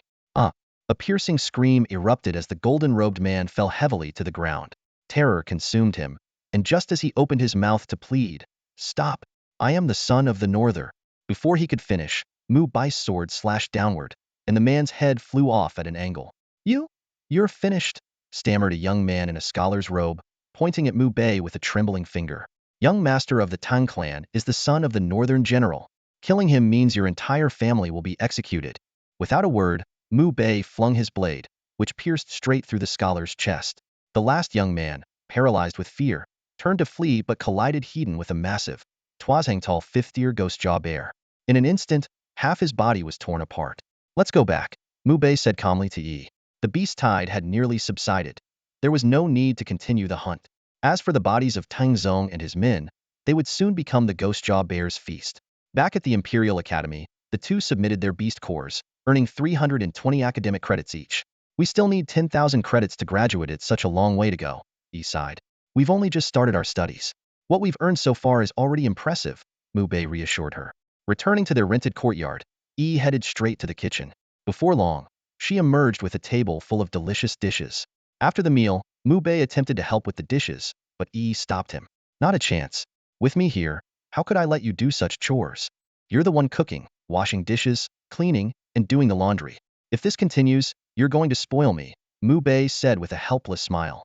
That's exactly the point, Yi replied playfully, making a mischievous face. That way, you'll never be able to live without me. With that, she carried the dishes into the kitchen. Watching his sister's retreating figure, Mu Bai's face softened with a fond smile. Having a sister like Yi, what a blessing. As night fell and stars adorned the sky, Mu Bei sat cross-legged in his room. Taking out a spiritual stone and a fulling yuan ginseng, he focused on cultivating the peerless sword technique. He then practiced Sword 72, the shattering heart fist, and the 9-turn wind step. 2 days passed in the blink of an eye. Not only had his cultivation advanced slightly, but his mastery of the 3 martial techniques had also grown significantly. Early that morning, Mu Bei completed an hour of training in his unparalleled sword technique and then checked his storage pouch. Aside from a few energy-boosting spiritual herbs, he was left with only 10 second-grade spirit stones. Frowning slightly, he murmured to himself, "The reserves of spirit stones and liquid are insufficient. I need to replenish them promptly, or it will affect my upcoming cultivation plans." After a brief moment of thought, he stood up and headed to the Alchemist Guild in the Imperial City. Inside the guild, shelves were lined with all kinds of pills, each brimming with potent spiritual energy. Once refined in the Qingkuan furnace, these pills could yield valuable spiritual liquid. Meanwhile, within the Northern General's mansion in the Imperial City, an undercurrent of tension was brewing. General Tang Yongchong stood in the center of the Grand Hall, his imposing black battle robe amplifying his aura of a fearsome war deity. The intense and oppressive killing intent he exuded sent chills down anyone's spine. His expression was grim, his brows furrowed. Dingzong had been missing for 2 days without a trace, and a foreboding feeling gnawed at his heart. At that moment, 2 middle-aged men clad in armor hurried into the hall. "General," one of them said with a fist salute, "we have discovered that someone saw a student named Mu Bei interacting with Ming Chuan." The young master was present at the time and appeared to be extremely displeased. The young master has always been infatuated with Miss Ming, and given his temperament, it is highly likely that he had a conflict with this Mu Bei. The young master's disappearance may be related to him. Tang Yongchong's eyes turned razor-sharp, like a predator locking onto its prey. In a cold, commanding tone, he ordered, "Bring him in." The 2 armored men acknowledged the order and swiftly left. At this moment, Mu Bei had already returned to his secluded courtyard. Earlier, he had visited both the Alchemist Guild and Ziwei Pavilion, purchasing all the pills available at the guild and a new batch of first-grade spiritual herbs from the pavilion. He was now preparing to refine them into spiritual liquid. After running the Qingkuan furnace for over an hour, he had successfully refined the materials into 5 bottles of high-quality spiritual liquid, equivalent in value to 150 top-tier second-grade spirit stones. Although this isn't enough to support my breakthrough to the peak of the Qi cultivation stage, it should be sufficient for a few days of training, Mu Bei calculated silently as he put away the furnace and the spiritual liquid. Bang! Suddenly, a loud, forceful kick against the door echoed from outside. Mu Bei stepped out of the room, only to see 2 armored middle-aged men barging into the courtyard. Instantly, he sensed the sharp and murderous aura emanating from them. A glance at their military attire was enough for him to realize they were subordinates of the Northern Frontier General, likely here because of his killing of a Tang sect member. Mu Yi followed closely behind him, standing alert by his side. The 2 men's gazes were sharp as blades. One of them strode forward, glancing disdainfully at Mu Yi. "Military matters. Outsiders, get lost." Before his words fully landed, he reached out to grab Mu Bei. A sudden turn of events. Mu Bei swiftly seized the man's wrist, and at the same time, Mu Yi delivered a fierce kick aimed directly at the man's face. With a dull thud, the man was sent flying several meters like a broken kite, a clear imprint of a shoe sole left on his face. "How dare you lay a hand on my brother?" Mu Yi's voice was icy as she shouted. Mu Bei glanced at his sister's protective stance, a warmth rising in his heart as an involuntary smile tugged at his lips. The man scrambled to his feet, his face twisted in rage. A surge of blood energy at the early stage of the Unity Realm erupted from him. "You're courting death," he snarled, barking at his companion. "You grab him. I'll deal with her myself." His face twisted with cruelty and lewd intent as he advanced toward Mu Yi. But before he could take another step, Mu Bei moved like a phantom. his sword gleaming coldly in the sunlight. With a swift slash, blood sprayed through the air, and the man's head flew off at an angle. The other man froze in terror, his face draining of color. Seeing his fellow Unity Realm colleague decapitated in a single strike, he shouted in panic, "You dare attack soldiers?" As Mu Bei approached with his sword, expressionless, the man turned to flee. But how could his speed compare to Mu Bei's? In the blink of an eye, Mu Bei intercepted him, a whip-like kick sending him flying several meters. "Stop. I am under the orders of the Northern Frontier General to bring you in for questioning. How dare you kill me? The General will not let you go." The man pleaded in fear. Mu Bei ignored him entirely. With a flurry of 72 chained sword strikes, he beheaded the man in an instant. After dealing with the two corpses, Mu Bei gazed in the direction of the Northern Frontier General's residence. "Brother, with these two missing, the General might come here himself," Yi said worriedly. Mu Bei nodded calmly. "It's nothing to worry about." Later, Yi busied herself in the kitchen experimenting with her cooking, while Mu Bei returned to his room to cultivate. Consuming a vial of spiritual liquid, he activated the absolute sword technique, rapidly refining the liquid to enhance his energy. Night fell in the blink of an eye, and the night passed without incident. At dawn the next morning, Mu Bei rose and faced the rising sun, practicing his breathing techniques. Meanwhile, in the Northern Frontier General's mansion within the Imperial City, Tang Yangchang's expression was as dark as iron. The two capable subordinates he had dispatched had vanished without a trace, as if they had disappeared off the face of the earth. "Those two are likely dead," a black-armored officer said gravely. Tang Yongchong remained silent, his eyes as sharp as blades. Without a word, he strode out of the hall, heading toward the southern district of the Imperial City, the black-armored officer hurrying to follow. In the quiet courtyard of the southern district, Mu Bei calmly practiced his breathing exercises.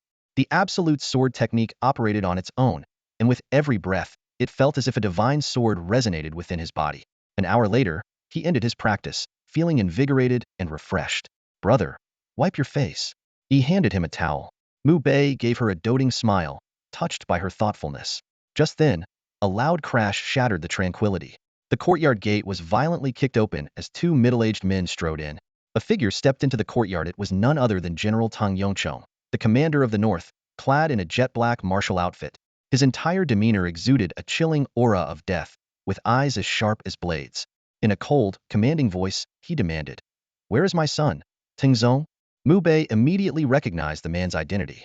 His tone remained calm as he replied, "How would I know where your son is?" A glint of icy light flashed in Tang Yangchang's eyes as he suddenly lunged at Mu Bei. The energy of his Tongtong realm cultivation surged like a raging tide, radiating an icy, bone-chilling aura. "Stop!" A thunderous voice rang out. Four figures quickly entered the courtyard: General Shang, Prince Jiao, Lord Ning, and Qin Yueyao. Qin Yueyao stepped forward hastily, explaining, "Young Master Mu has visited our residence twice, and my father thought it only proper that we return the courtesy by visiting him here." Then, she turned to Tang Yongchong with a puzzled look. "Young Master Mu, who is this?" General Shang's authoritative gaze locked onto Tang Yongchong as he demanded, "What is going on?" Just 3 words, yet they carried an undeniable weight of command. Tang Yongchong clasped his hands in a formal salute, though his eyes remained fixed on Mu Bei. "My son Tengzong disappeared after a disagreement with him. The 2 officers I sent to inquire yesterday have also gone missing. I suspect he is behind this." All eyes turned to Mu Bei. His expression remained composed as he responded, "First of all, I've only met Tengzong once. His disappearance has nothing to do with me. Secondly, no one came to see me yesterday." A middle-aged man in yellow robes shouted angrily, "You're lying. We clearly sent people here. Perhaps they encountered something else on the way." "In any case, no one visited yesterday," Mu Bei replied calmly. Under General Shang's imposing presence, Tang Yongchong was ultimately forced to leave. After the guests had departed, Mu Yi voiced her concern. "Brother, Tang Yongchong won't let this go so easily." "I know," Mu Bei nodded. If not for the unexpected arrival of General Shang and the others, he would have already killed Tang Yongchong. However, this wouldn't change much. He had his own ways of handling the situation. After instructing his sister to stay in the secluded estate, Mu Bei headed straight for the Yin family's residence and sought out their patriarch, Yin Hongfang. "What? You want to kill Tang Yongchong?" Yin Hongfang's pupils contracted sharply. Mu Bei looked at him calmly. "What, are you afraid?" Yin Hongfang said gravely, "That's the great Qin's general of the north we're talking about. Such a prominent figure dying suddenly will stir up a storm." "That's not your concern," Mu Bei replied coldly. "Lure him to the Yin family estate under the pretense of discussing a plan to kill me. This is an order." Yin Hongfang's face instantly turned ashen, his heart boiling with rage, yet he dared not act out. This ancestor before him was audacious enough to plot the assassination of a general, a truly reckless move. But he was powerless to resist, as Mu Bei held the lives of his wife and children in his hands. Reluctantly, he sent his trusted men to secretly invite Fujinaga Mitsuru to the estate. As night fell, Fujinaga Mitsuru arrived as scheduled. Yin Hongfang led him into a hidden chamber and greeted him warmly. General Fujinaga, please, have a seat. What are your plans, Brother Yin? Fujinaga Mitsuru asked directly. He had already investigated Mu Bei and knew of the enmity between him and the Yin family.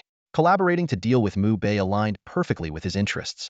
While he had previously looked down on working with the Yin family, learning of Mu Bei's connection to the Grand General had forced him to reconsider. After all, the Yin family, as one of the 7 great clans of the imperial city, was indeed a valuable ally. That man is no ordinary foe. His methods are many, and I have suffered losses at his hands before.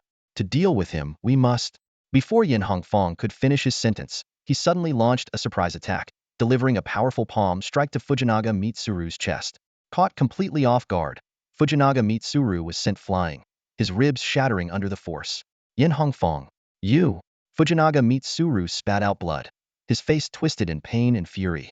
My apologies, General Fujinaga, but I have no choice, Yin Hongfang said quietly. At that moment, Mu Bei emerged from the shadows. Fujinaga Mitsuru was both shocked and enraged. He had never imagined that the Yin family, who bore a grudge against Mu Bei, would side with him instead. The so-called negotiation for cooperation was nothing but a trap. Surprised? Caught off guard, Mu Bei sneered as he looked down at Fujinaga Mitsuru. Where's my son? Did you kill him? Fujinaga Mitsuru roared. At this point, what is there left for you to not understand? Mu Bei replied indifferently. Fujinaga Mitsuru's face contorted with rage, resembling a furious beast. He let out a guttural roar and lunged at Mu Bei with a punch. But gravely injured, his strike was utterly powerless. Mu Bei easily sent him flying with a kick, causing him to cough up another mouthful of blood. Holding the gleaming, icy blade of his Taotai sword, Mu Bei approached step by step. Fujinaga Mitsuru stumbled backward in panic and begged, "Stop! I want to seek revenge. Spare me." You're quick to beg, but the grudge of a slain Sando, you think you can just let it go? Mu Bei mocked with a cold smile. I don't want to die. Fujinaga Mitsuru took another step back and, in desperation, blurted, how about this? If you spare me, I'll give you a spirit mine. What do you say? Mu Bei's pupils contracted slightly. A spirit mine? Speak. He was intrigued, as he happened to be in need of spirit stones. Swear you won't kill me first. Fujinaga Mitsuru demanded, staring at Mu Bei intently. I swear, if you truly give me a spirit mine, I won't kill you. Otherwise, may the heavens strike me with lightning. Mu Bei vowed. With that assurance, Fujinaga Mitsuru finally revealed the truth. Not long ago, he had discovered a small spirit mine in the mountains several hundred miles from the imperial city. He had secretly arranged for his trusted men to begin mining it. Aside from him and his confidants, no one else knew of its existence. The mine was expected to yield over 2,000 second-grade spirit stones and more than 5,000 first-grade spirit stones. Mu Bei's eyes lit up as the sight before him left him utterly astounded.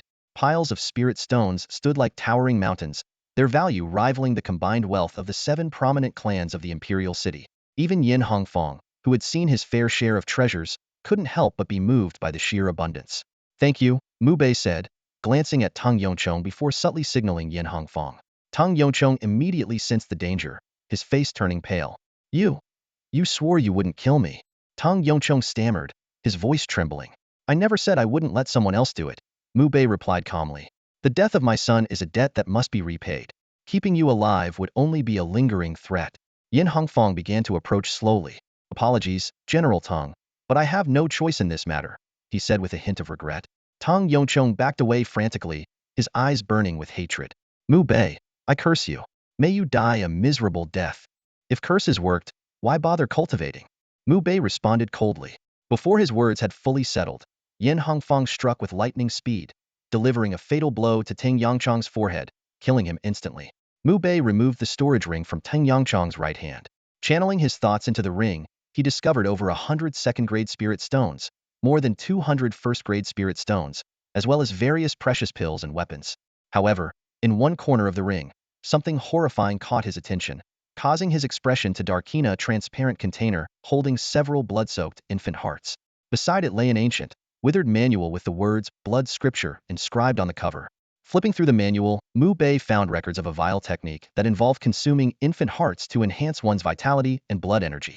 What a monster! He exclaimed, immediately destroying the blood scripture.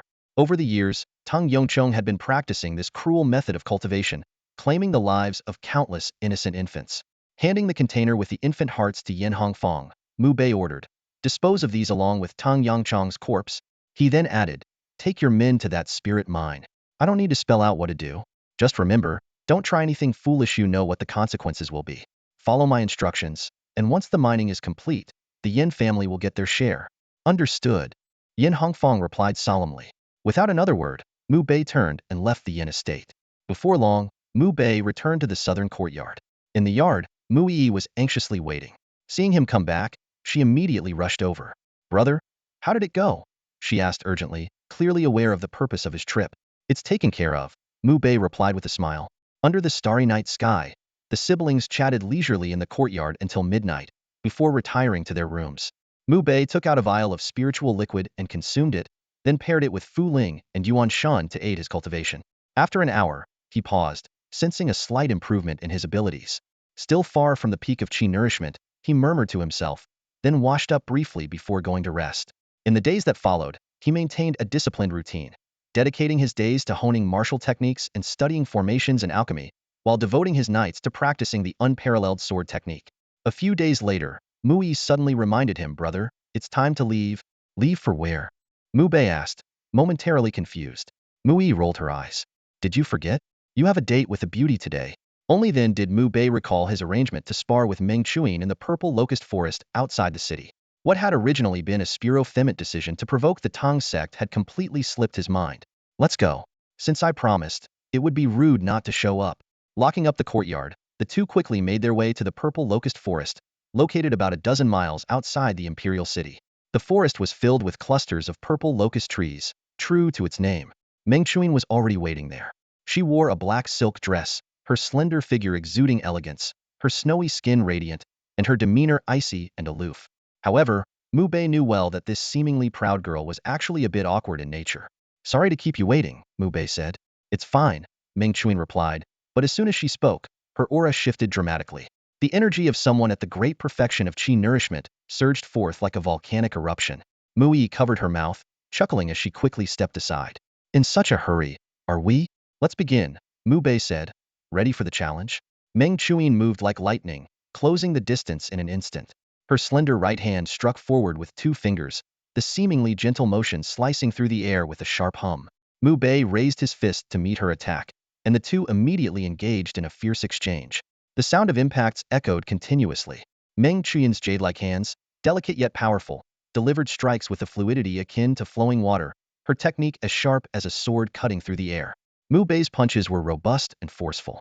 The two exchanged dozens of blows, their clashing energy stirring up locust leaves all around. "You're strong," Meng Chuyin remarked with admiration, summoning a silver spear. Her aura surged dramatically, as though a war goddess had descended. Mu Bei was secretly impressed. Her overwhelming presence rivaled that of a peak Unity Realm practitioner, as expected of the prodigy of the Second Academy. "You're strong too," he replied, drawing his Tao sword. The sword's hum resonated powerfully. Meng Chuyin's eyes gleamed as she thrust her silver spear forward, the strike resembling a golden arc piercing the sky. Mu Bei countered with a sword thrust, its momentum like a dragon soaring into the heavens. The spear tip and sword tip clashed briefly before separating.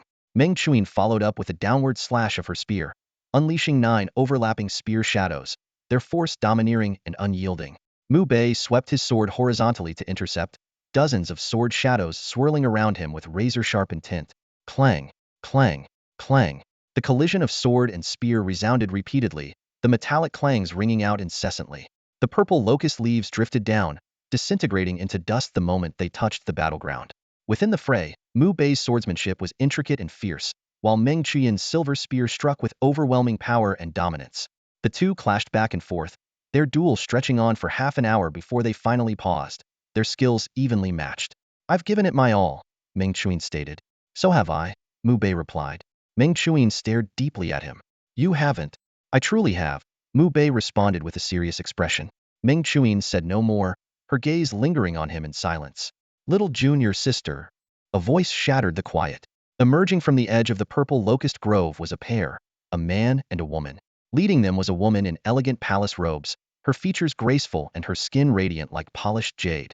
As expected, you're here practicing again, the woman in palace robes said as she approached, her eyes shifting to Mu Bei and Mu Yi. And who might these two be? Friends, Meng Chuin replied as she sheathed her silver spear. Turning to Mu Bei, she added, next time we spar, I hope you won't hold back.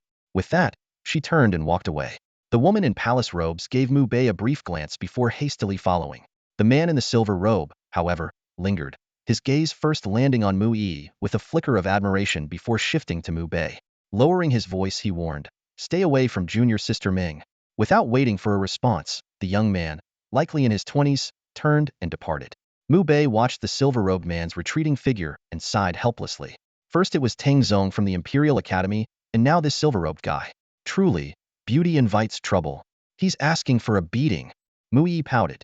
But brother, that senior Meng seems extraordinary. That palace-bed woman just now was clearly a harmonization realm expert, yet treated her with such respect. You underestimated her. That was a martial Dao Grandmaster, Mu Bei corrected. A martial Dao Grandmaster? Mu Yi exclaimed in shock. She doesn't look a day over 25. In the Great Qin Empire, aren't martial Dao Grandmasters all over 40? A 25-year-old Grandmaster, this is unheard of in Great Qin. She must hail from an extraordinary sect, Mu Bei explained. If that's true, then what kind of background does Senior Ming have to command such reverence from someone like that? I wouldn't know, Mu Bei replied casually, then motioned for Yi to head back to their southern courtyard. As night fell, the next day brought another visit from the Grand General and the Ninth Prince to the courtyard. Mu Bei performed the third acupuncture session on the Grand General, informing him, approximately 2 more sessions, and the demonic energy corroding your body should be fully eradicated. Excellent. Much appreciated. The Grand General laughed heartily. The demonic energy that had plagued him for years, something even the guildmaster of the Imperial City Alchemists Guild had been powerless against, was now on the verge of being cured by Mu Bei in just a month. His joy was palpable. Young Master Mu's medical skills are truly remarkable, the Ninth Prince praised. By noon, Yi prepared a sumptuous meal to host the Grand General and his entourage. After the meal, Qin Yueyao asked, tomorrow marks the beginning of the 100 Flowers Gathering. Would young Master Mu be interested in attending? Mu Bei had heard of this annual grand event in the Imperial City, knowing it was a gathering for the young elites, focused not on martial prowess but on appreciating flowers and discussing elegance. Though he wasn't particularly keen, he decided to accept out of courtesy to Qin Yueyao. I suppose it wouldn't hurt to take a look. Then we'll go together tomorrow, Qin Yueyao said delightedly. The next morning, Mu Bei, Mu Yi, and Qin Yueyao arrived together in the eastern district of the Imperial City. The streets were adorned with vibrant red lanterns, and a profusion of flowers bloomed in every corner. Young men dressed in elegant attire and young women in flowing dresses strolled in small groups, creating a lively and festive atmosphere. This was the annual 100 Flowers Festival, one of the most celebrated events in the Imperial City. The three walked leisurely to the end of the street, where an imposing pavilion towered before them. Let me introduce you to someone important, Mu Gongzi, Qin Yueyao said mysteriously. As they entered the pavilion, they were greeted by lavish decorations and an air of sophistication. Elegantly dressed men and women were engaged in quiet conversations. This is the highlight of the 100 Flowers Festival, the 100 Flowers Banquet. It gathers the city's most outstanding talents and is hosted by the royal family, Qin Yueyao explained. Suddenly, she waved to someone ahead. Second brother, she called out. A man in a purple robe approached with a warm smile, followed by an elder clad in a dark robe. Yueyao, what a rare guest. I didn't expect you to attend the banquet, the man said with a chuckle. Qin Yueyao introduced him, saying, this is the second prince of the Great Qin, Qin Yu. She then formally introduced Mu Bei to Qin Yu. Mu Bei offered a simple bow, understanding that this must be the prominent figure Qin Yueyao had mentioned. Qin Yu's smile was amiable as he remarked, for Yueyao to hold you in such high regard, Mu Gongzi, you must be extraordinary. I hope we can interact more in the future. At that moment, a servant whispered something into Qin Yu's ear. With a slight shift in his expression, he exchanged a few polite words with Qin Yueyao before excusing himself and leaving. A maid brought over fine wine, and the three of them raised their glasses. Just then, a familiar figure approached. It was Meng Chuin. She walked straight up to Mu Bei and said, how about another duel tomorrow? This time, we'll both give it our all. The murmurs around them grew louder as many young men cast envious and jealous glances their way. Even Qin Yueyao appeared surprised, clearly not expecting someone of Meng Chuin's status to initiate a conversation with Mu Bei. Under the weight of so many gazes, Mu Bei felt slightly helpless and replied, I injured my back while training yesterday, and it's been quite painful. I won't be able to spar with anyone for at least half a month. Meng Chuan blinked in surprise. Oh, that's unfortunate. Is there anything I can do to help? Mu Bei inwardly sighed, amused by how his flimsy excuse had worked. No need. Just a couple of weeks of rest will suffice. Very well, Meng Chuan nodded. I don't know when we'll meet again, but I hope we'll have the chance to duel next time. With that, she turned and left. Not far away, a woman in palace attire and a young man in a silver robe were waiting, accompanied by the second prince. The man in the silver robe fixed a cold gaze on Mu Bei. The woman in palace attire approached Meng Chuan, and after bidding a brief farewell to the second prince, she left with Meng Chuan. That Miss Ming is no ordinary person. Rumor has it that she has been taken in as the final disciple of a prominent figure from the Xianyue cavern in Zhangzhou. Qin Yueyao lowered her voice as she spoke to Mu Bei, her eyes glimmering with reverence. Mu Bei gave a slight nod. In the vast land of Zhangzhou, there were several unparalleled sects, and among them, the 9 great caverns stood out as the most illustrious. Each cavern was guarded by a mighty Taoist master with profound foundations. Xianyue Cavern, being one of the 9 great caverns, held an extraordinary reputation. To be accepted as a final disciple by one of its prominent figures was truly remarkable. So that young woman in the palace attire must also be from Xianyue Cavern. No wonder she's already attained the level of a martial arts grandmaster at such a young age. Mu Yi suddenly realized, then clung to Mu Bei's arm with a playful grin. But my brother is even more amazing. I'm sure you'll become a martial arts grandmaster even sooner. At that moment, a figure flashed before Mu Bei was the silver-robed man from earlier. His gaze was sharp as he stared at Mu Bei. I warned you to stay away from junior sister Meng, but it seems you took my words as mere wind in your ears. Sorry, but I have no interest in your warnings, Mu Bei replied calmly, meeting his gaze without flinching. How dare you ignore me? I'll beat you to death. The silver-robed man's eyes turned icy as he launched a punch. Instead of retreating, Mu Bei advanced, meeting the attack with a kick. With a resounding boom, the silver-robed man was sent flying 3 meters back like a broken kite. The spectacle immediately drew the attention of everyone nearby. The silver-robed man struggled to his feet, his face twisted in rage. Very well, you've succeeded in angering me. His energy surged, and his bloodlust erupted as he charged at Mu Bei like a ferocious beast, his punches fierce and unrelenting. The two clashed again, but this time the silver-robed man was thrown 5 meters back, crashing into an apricot wood table, his right fist bleeding. Meanwhile, Mu Bei remained completely unshaken. Not far away, the second prince's expression shifted slightly. He was well aware of the silver-robed man's background, someone who had trained in Xianyue Cavern's unique body-refining techniques, making his physical strength extraordinary. Yet, here he was, utterly humiliated by Mu Bei, who was of a lower cultivation level. The battle continued. The silver-robed man roared in fury, unleashing his full strength. His overwhelming energy seemed capable of destroying everything in its path. Yet with a single, simple punch, Mu Bei deformed the man's fist, sending him flying yet again.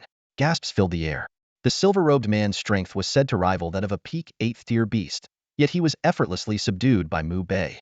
The silver-robed man's face contorted with hatred, but he dared not attack again. Can't fight anymore, can you? Mu Bei cast him a cold glance before turning to Qin Yueyao. Shall we leave? Just as the 3 prepared to leave, the second prince stepped forward. Brother Keki is my esteemed guest. Brother Mu, for resorting to violence, I must ask you to apologize to him. Second elder brother, everyone here witnessed what happened. It was your so-called brother Keki who provoked first. Young Master Mu had no choice but to defend himself. Why should he apologize? Qin Yueyao frowned in protest. The second prince maintained a calm demeanor. Regardless, he injured someone, which makes him at fault. He must offer an apology. Absolutely not. Qin Yueyao declared firmly, pulling Mu Bei along as they tried to leave. The second prince raised his right hand slightly, and the dark-robed elder behind him stepped forward to block their path. To avoid unnecessary harm, Yueyao, you'd best step aside, the second prince said coldly, his tone a stark contrast to his earlier warmth. Though Mu Bei had displayed astonishing strength, the second prince still chose to side with Keki not out of concern for Keki himself, but because he valued Xianyue Cavern's support, which was crucial to his bid for the throne. Break his arms. Keki glared venomously at Mu Bei. The second prince nodded in agreement. The dark-robed elder unleashed a formidable aura, the pressure of his early Tongtong realm cultivation bearing down on Mu Bei like a mountain. But in the next moment, the elder's body trembled, and he collapsed to the ground. Following that, everyone present, except for Mu Bei and Mu Yi, fell weakly to the floor. What's happening? Panic spread among the crowd. Mu Bei retrieved a pill and handed it to Mu Yi. Give this to the princess. It turned out he had discreetly released a dose of the mysterious fragrant mist incense. He stepped toward Keki. You mentioned earlier that you wanted to break my arms? What are you going to do? Keki, though paralyzed, still shouted defiantly. What do you think? Mu Bei's hand gleamed coldly as he swung his sword, severing Keki's arms. Ah! Keki screamed in agony, glaring at Mu Bei with venomous hatred. Do you know who I am? I'm a disciple of Xinyue Cavern. How dare you harm me like this? I'll never let you go. I'll kill you. I swear I'll kill you. Mu Bei sighed. Why resort to killing? What's the point? Afraid now? It's too late. Even if you kneel and beg me now, I won't. Splash. Blood sprayed as Mu Bei's sword severed Keki's head. The crowd's expressions changed drastically, especially the second prince, whose pupils contracted violently. Mu Bei had just killed Ku Chi in front of everyone. With a calm demeanor, Mu Bei walked toward the second prince and crouched down in front of him. What are you trying to do? The second prince glared at him warily.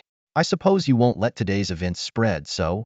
Mu Bei's sentence was left unfinished as his palm landed heavily on the second prince's face. The air in the high pavilion froze.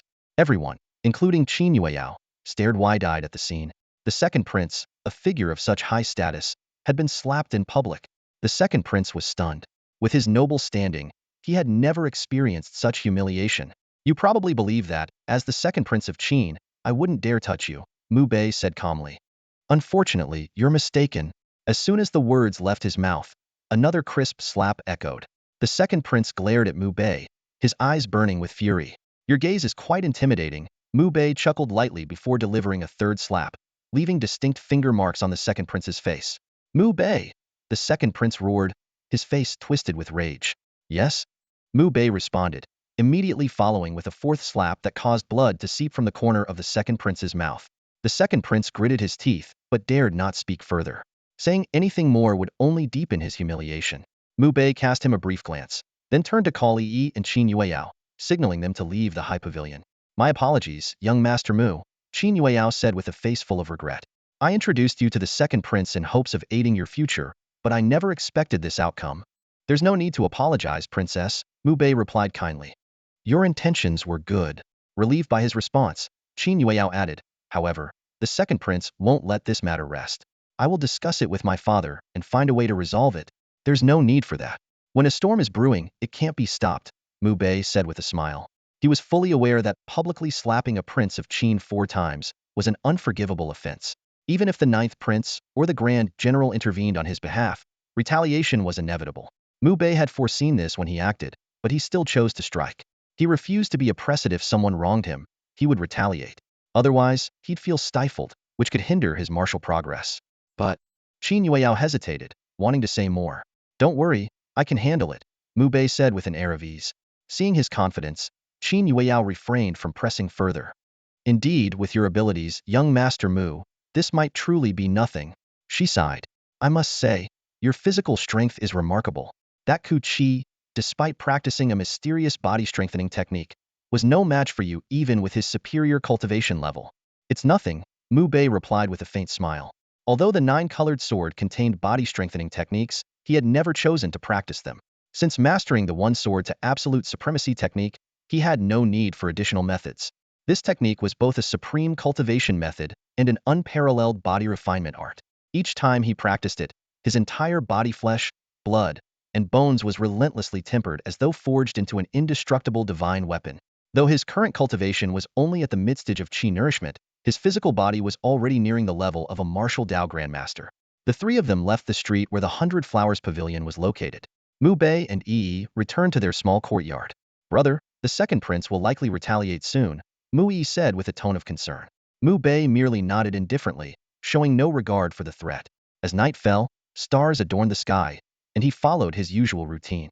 He focused first on practicing one sword to rule all, then moved on to 72 sword strikes, wind step 9 turns, and shattering heart fist. At his current martial stage, these techniques were more than sufficient to handle any situation. The next morning, just as Mu Bei and Yi finished breakfast, the courtyard gate was suddenly kicked open with a loud bang. A man in a purple robe and a woman in palace attire strode in. The purple-robed man was none other than the second prince, Qin Yu. His gaze was cold and menacing as he stared at Mu Bei. You're as good as dead, he sneered, his voice filled with hatred. The humiliation of the previous day still burned within him, and had he not threatened to implicate Mu Bei's entire clan, the incident would have already spread throughout the imperial city. Mu Bei cast a cold glance at Qin Yu before turning his attention to the woman in palace attire. It was obvious that Qin Yu had informed her about Mu Bei's killing of Ku Qi. Was it you who killed Ku Qi? The woman asked, her voice icy and sharp. You already know the answer, Mu Bei replied, meeting her gaze directly. Bold and unrepentant. I see, the woman said, her eyes growing even sharper. Ku Qi may have been useless, even despicable, but he was still a disciple of Xian Yu Heaven. No one touches a member of Xian Yu Heaven without consequences. Destroy your cultivation and come with me to Xian Yu Heaven to atone for your crime. And if I refuse? Mu Bei asked calmly. The woman's gaze turned as sharp as a blade, and a powerful aura erupted from her, like a raging ocean. Qin Yu's lips curled into a sinister smile. He had brought this martial master at the pinnacle of the Tongtong realm not only to resolve the matter of Ku Qi's death, but also to avenge his humiliation. Mu Yi pursed her lips and activated the locking array. An invisible force instantly enveloped the courtyard, and the second prince's face shifted as he felt his energy drastically suppressed. A formation that weakens combat strength? Impressive, but it won't make a difference to me, the woman said. A green long sword materialized in her hand, and with a swift thrust, she unleashed a piercing strike. The technique was clearly a ninth-grade martial skill, and the sword's movements were razor-sharp. Mu Bei raised his hand and summoned the Taowu sword, which instantly transformed into dozens of sword shadows, forming a defensive array. The clash of swords echoed through the air, the sound crisp and sharp. Moments later, the woman's long sword shattered with a loud crack, and she was forced to stagger backward. Shards of the broken blade tore through her palace attire, exposing a glimpse of pale skin. Flustered, the woman covered her chest with her left hand, her face a mix of shame and fury. You scoundrel, she shouted, glaring at Mu Bei. Mu Bei glanced at her unimpressive figure and let out a mocking laugh. Don't flatter yourself. There's nothing worth looking at. The woman in the palace attire erupted in fury upon hearing his words. Veins bulged on her forehead as she let out a piercing scream and lunged at Mu Bei. I'll kill you. Even though the binding formation suppressed her, she still unleashed the peak power of her cultivation, striking with her bare hands. Mu Bei casually deflected her attack with a flick of his hand, then delivered a precise punch to her chest. With a muffled thud, the woman flew backward like a severed kite, crashing heavily to the ground. Blood trickled from her mouth as she struggled to move. How is this possible? Qin Yu's face turned pale as he witnessed the scene. A peak-level martial arts master was no match for Mu Bei. Without hesitation, he turned to flee, but Mu Bei appeared before him in a flash, blocking his path and sending him sprawling to the ground with a single kick. Lying on his back, Qin Yu forced himself to sound threatening despite his fear. Mu Bei, if you dare continue this madness, I will annihilate your entire clan. Everyone you care about will die. Annihilate my clan? Kill everyone close to me? That does sound rather serious, Mu Bei sighed softly. Before Qin Yu could finish his next sentence, Mu Bei flicked his wrist, and a flash of sword light cut through the air. Qin Yu's head flew askew, eyes wide with disbelief, as if unable to fathom that Mu Bei would actually dare to kill a prince of the empire. The woman in the palace attire shuddered at the sight. Qin Yu, the second prince of the Qin dynasty, had been slain without hesitation. Mu Bei turned to face the woman, tossing her a pill. Swallow it. What is this? She asked warily. Poison, Mu Bei replied calmly. His plan was clear. With Qin Yu dead, killing the woman would leave no one to cover his tracks. Instead, by using the poison to control her, she could fabricate a story for the imperial family, claiming that Qin Yu was ambushed and killed during their journey. This would shift the suspicion onto the other princes, as infighting for the throne was hardly uncommon. You expect me to take poison? Never. Refuse and I'll kill you, Mu Bei interrupted coldly. The woman was furious and humiliated, but had no choice. This man had already killed her sect's disciple, and now even the second princey was utterly insane. Gritting her teeth, she swallowed the poison. Immediately, the toxin took effect, sending waves of excruciating pain through her body. Blood dripped from her mouth and nose as she let out agonized screams. Mu Bei gave her an antidote at the right moment. Once she recovered, he added, you'll need to take the antidote every 3 months. Without it, you'll first endure unbearable pain before your internal organs dissolve completely. The woman had just managed to stand when his words struck her like a thunderclap. What did you say? I won't repeat myself. Obey me from now on, and you'll receive the antidote on time. Obey you? Never, she cried out in a mix of shock and fury. Then die, Mu Bei replied indifferently. The antidote is a secret formula. Even a 9th-grade alchemist can't undo the effects. Her expression darkened as she glared at Mu Bei, but in the end, she had no choice but to submit. She couldn't endure the pain again, nor could she face the prospect of her organs melting away. She wanted to live. Very well, from now on, we're in the same boat. Consider me the captain, Mu Bei said, his tone light. Speaking of which, shouldn't you show some respect for your captain? He added, looking at her with a smirk. The woman in palace attire gritted her teeth, a flash of anger in her eyes. Damn, captain. If you want benefits, just say so. She swiftly retrieved a banknote, worth 100,000 taels of silver from her spatial ring, and handed it to Mu Bei.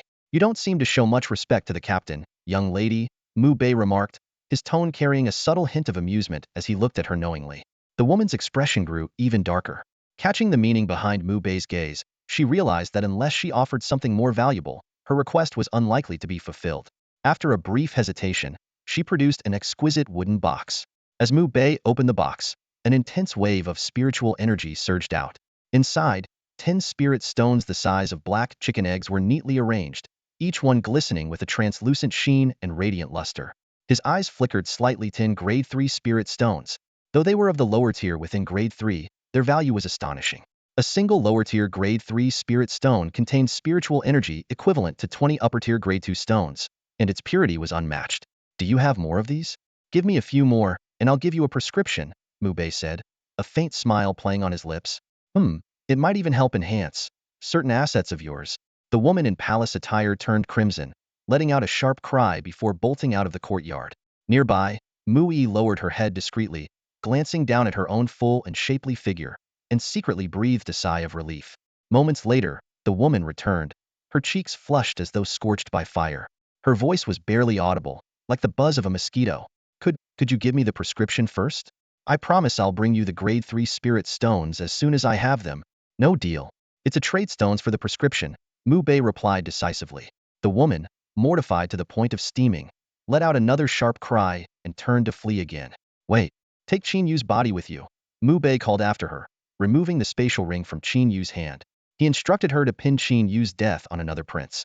At this point, the woman was desperate to leave as quickly as possible. Dragging Qin Yu's corpse, she fled as if her life depended on it. Mu Bei began sorting through the items in Qin Yu's spatial ring. The only valuables were just over 50 upper-tier grade 2 spirit stones and 3 vitality-enhancing herbs known as blue moon roots. He handed all of these to Yi. This time, don't refuse. I just got 10 grade 3 spirit stones. All right, Yi replied with delight as she accepted them. Good girl, Mu Bei said with a smile.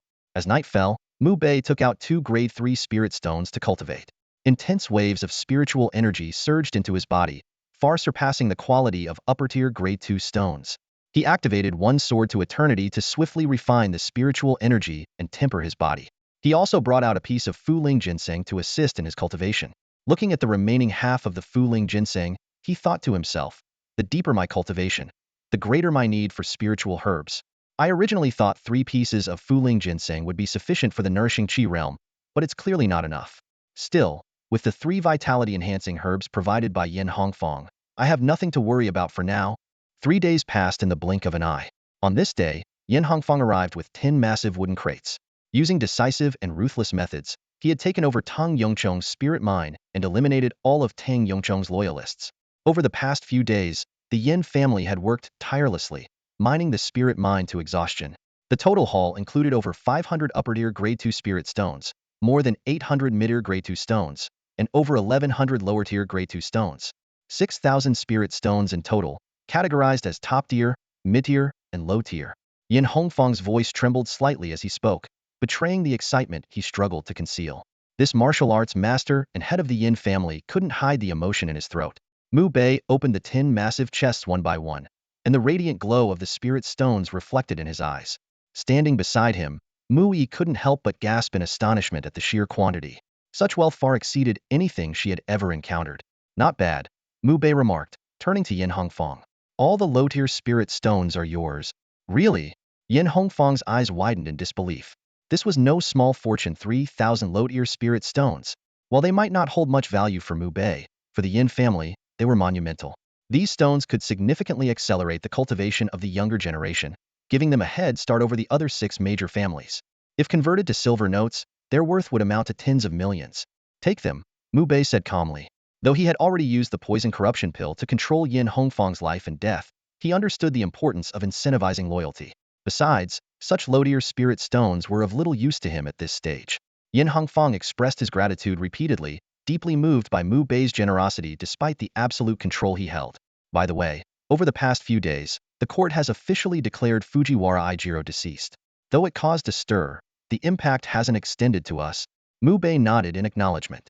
You may leave. I'll summon you if I need anything. After Yin Hongfang departed with several wooden chests, Mu Bei took out a portion of the spirit stones and offered them to Yi. However, she firmly declined.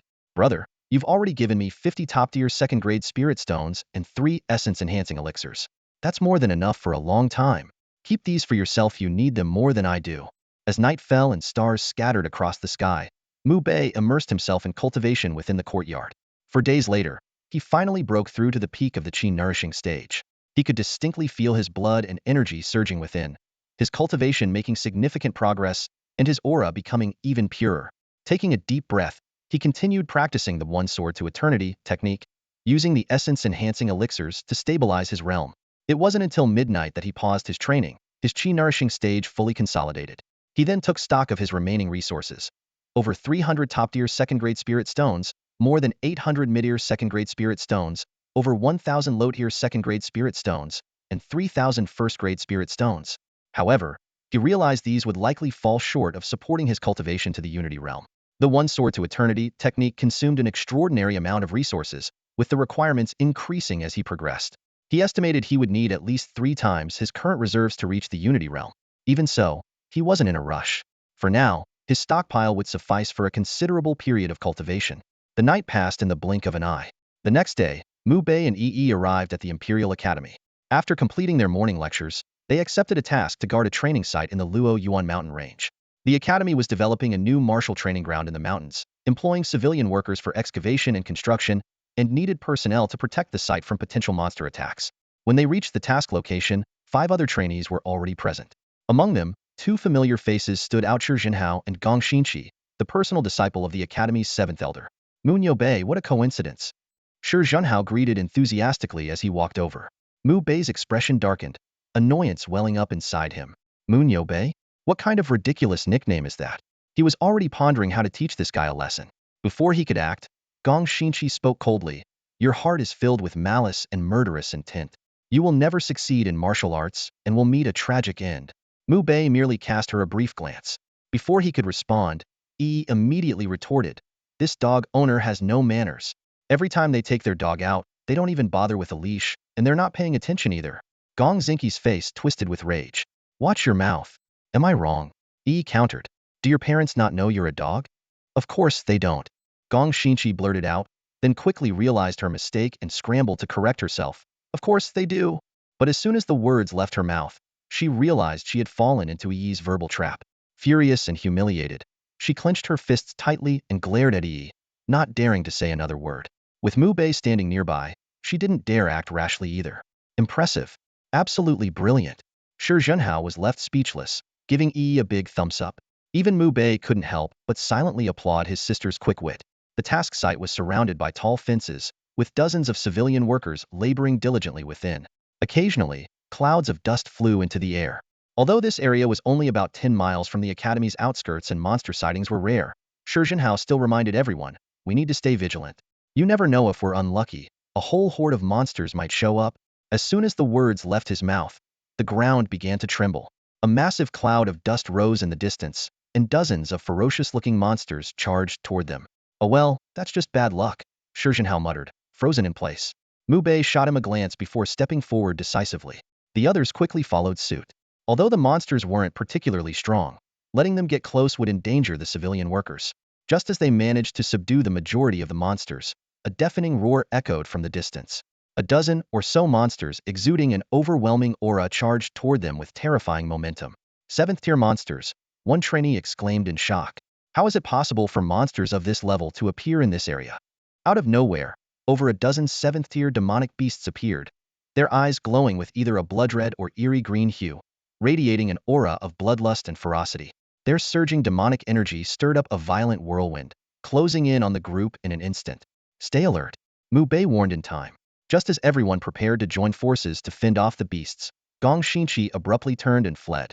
She didn't stop until she had distanced herself 100 meters from the battlefield. What a shameless woman! Shi Jinhao cursed angrily. The other students were equally enraged. This was supposed to be a mission to protect the villagers and workers together. Yet in the face of danger, she abandoned everyone to save herself. watching coldly from afar. A deafening beast roar sent chills down their spines, a stark reminder of the overwhelming strength of the 7th-tier demonic beasts. I'll handle the 7th-tier beasts. The rest of you take care of the others, Mu Bei said in a deep voice. He unleashed Sword Technique 72, and in a flash of sword light, one 7th-tier beast was instantly slain. Dozens of sword shadows encircled him, enveloping the remaining 7th-tier beasts within their deadly reach. So powerful, someone exclaimed in awe. That's Mu Bei for you, an absolute freak of nature, Shi Jinhao remarked, both impressed and astonished. To take down a 7th-tier beast in a single strike, while holding off the others, was a display of strength that left everyone in shock. From her distant vantage point, Gong Xinqi glared at Mu Bei with venomous resentment, gritting her teeth. I didn't expect this bastard to be so strong. Amid the sharp clang of swords and the spray of blood, Mu Bei swiftly dispatched all the 7th-tier beasts. At the same time, Mu Yi and the others managed to eliminate the remaining lower-tier beasts. Just then, several 6th-tier demonic beasts suddenly emerged from 100 meters away, charging straight at Gong Xinqi. Her face turned pale as she struggled to fend them off, shouting desperately, "Help me!" Exhausted from the earlier battle and harboring resentment toward her, Mu Yi and the others stood by without lifting a finger. Realizing she was on her own, Gong Xinqi turned her pleading gaze toward Mu Bei. Mu Bei, what are you waiting for? Come save me. Senior Gong, you said earlier that my killing intent was too strong. Upon reflection, I think you might be right. I've decided to take this opportunity to calm my mind, Mu Bei replied with a faint smile. Mu Bei, if you don't save me, my master will never let you off. You'd better. Before she could finish, a 6th-tier beast tore off her right arm. The other beasts swarmed her, and her piercing screams filled the air. Moments later, everything fell silent. The beasts, having devoured Gong Xinqi, turned their attention toward Mu Bei and the others, only to be annihilated by a single strike of Mu Bei's sword. With their 3-day escort mission complete, a new group of students arrived to take over, and the team began their journey back to the academy. Along the way, Shi Jinhao kept eyeing Mu Bei. Mu Bei, why do I feel like you're almost at the level of a half-step grandmaster? Mu Bei, too tired to correct the nickname, simply shot him a sidelong glance. As they neared the Imperial Academy, only 5 miles away, a 3-headed lion wreathed in blue flames suddenly appeared, its immense demonic energy causing the very air to vibrate. A Titan flame beast, Shi Jinhao exclaimed in shock. Mu Bei was slightly moved. The appearance of this 9th-tier beast was truly unexpected. How could such a fearsome creature appear so close to the Imperial Academy? The Titan flame beast was bleeding profusely from its abdomen, clearly gravely injured. Its ferocious eyes scanned Mu Bei and his companions, as if spotting new prey, and without hesitation, it lunged at them. Shi Jinhao yelped in fright, nearly jumping out of his skin at the sudden attack. Protect yourselves, Mu Bei said in a low voice. His figure shot forward like lightning, executing the swift void-slash technique. He passed by the charging Titan flame beast in a blur. With a sharp slash, a deep gash appeared on the beast's front leg, exposing bone. No wonder it's a 9th-tier beast, its hide is incredibly tough. Mu Bei thought to himself in shock. After all, the blade in his hand, the Xuanwu sword, was a 1,000 refinement weapon, forged through at least 7,000 hammer strikes. Yet even with his swift void slash, he could only leave a bloody wound on the beast's leg, unable to sever it. The Titan flame beast grew even more ferocious from the pain. Blue flames surged from its body, distorting the air around it. With an ear-splitting roar, it charged at Mu Bei once more, even more violently than before. This time, Mu Bei unleashed the full power of the swift void slash, aiming precisely for the wound on the beast's abdomen. With a wet crunch, the Xuanwu sword plunged deep into the Titan flame beast's chest, shattering its internal organs. The massive creature let out a blood-curdling howl before collapsing heavily to the ground, twitching twice before falling silent. What a monster! Truly a monster! Shi Jinhao exclaimed, his eyes wide with shock, nearly popping out of their sockets. Just moments earlier, he had compared Mu Bei to a half-step master. Now, Mu Bei had slain a 9th-tier beast, a creature equivalent in power to a martial grandmaster. That's my brother for you. Mu Yi beamed with admiration as she looked at Mu Bei. Mu Bei, however, responded with a calm smile, unfazed by the praise. At that moment, an elderly man in a resplendent robe suddenly descended upon the scene. He appeared to be around 80 years old, exuding an overwhelming aura of strength. Though it was their first time meeting him in person, the trio immediately recognized his identity. This was Su Zhengyi, the dean of the Imperial Academy, whose portrait adorned every corner of the institution. Greetings, Dean, the three said in unison, bowing respectfully. Su Zhengyi, holding a blood-stained broadsword, glanced at the corpse of the Titan flame beast before turning his gaze to the trio. Did you kill it? Shi Zhenhao hastily pointed to Mu Bei, while Mu Yi proudly declared, "My brother did. It was merely luck," Mu Bei said humbly. He had already deduced that the severe wound on the Titan Flame Beast's abdomen was inflicted by the Dean. Without that prior injury, killing the beast would have been an exceedingly difficult task. Su Jingyi fixed his eyes on Mu Bei, a flicker of surprise flashing within them. Though I had already gravely injured this beast, it is not something a cultivator at the Qi nurturing level should be able to handle. For you to slay it with such a level of cultivation is truly unexpected. Quite remarkable. His voice trailed off as his gaze fell upon the Xuanwu sword in Mu Bei's hand. His expression shifted slightly. The sword passed down by Xue Shizhong to Chen Bohao, is it now in your possession? This revelation left Shi Zhenhao and Mu Yi utterly stunned. In the Great Qin Empire, who didn't know the names of General Xue Shizhong and Marquis Chen Bo? The two turned to Mu Bei in astonishment, unable to believe that the sword in his hand was the very weapon once passed from the great general to the Marquis. Lord Chen gifted it to me some time ago, Mu Bei replied calmly. Mu Bei looked at Su Jingyi with curiosity in his eyes. Dean, you seem to know both the Grand General and Lord Chen? Su Jingyi chuckled softly. How could I not? Old Xue owes his position as Grand General to me stepping aside. Otherwise, do you think that old rascal could sit so firmly in that spot? As for young Chen Bo, he was just a reckless hothead back then. But his passion and dedication to the country were truly admirable. Lord Xue's position as Grand General, you gave it up for him? Mu Bei asked in surprise, his eyes widening. Su Jingyi's gaze turned distant, as though recalling the past. Years ago, the late emperor had us compete fairly. Winner takes the title of Grand General. But that old rascal was my closest friend, someone I had shared life and death battles with. How could I bear to fight him for it? So, I simply walked away. Dean, that's incredibly generous of you. Shi Zhenhao exclaimed with genuine admiration. It's not about generosity. Su Jingyi suddenly pointed at Mu Bei and said to Shi Zhenhao, you two are close, right? Now, if I gave you 1,000,000 silver notes to strike him with a blade, would you do it? Shi Zhenhao froze, then hesitated for a moment before replying, how about I eat a pile of dung instead? I wouldn't feel right taking that money otherwise. This time, it was Su Jingyi's turn to be stunned. He clearly hadn't expected such a crude response and was momentarily at a loss for words. Mu Bei's face darkened as he fought the urge to punch Shi Zhenhao. Dean, please don't pay attention to this idiot.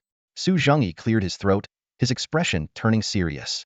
Mu Bei, your strength is extraordinary, almost on par with a martial arts grandmaster.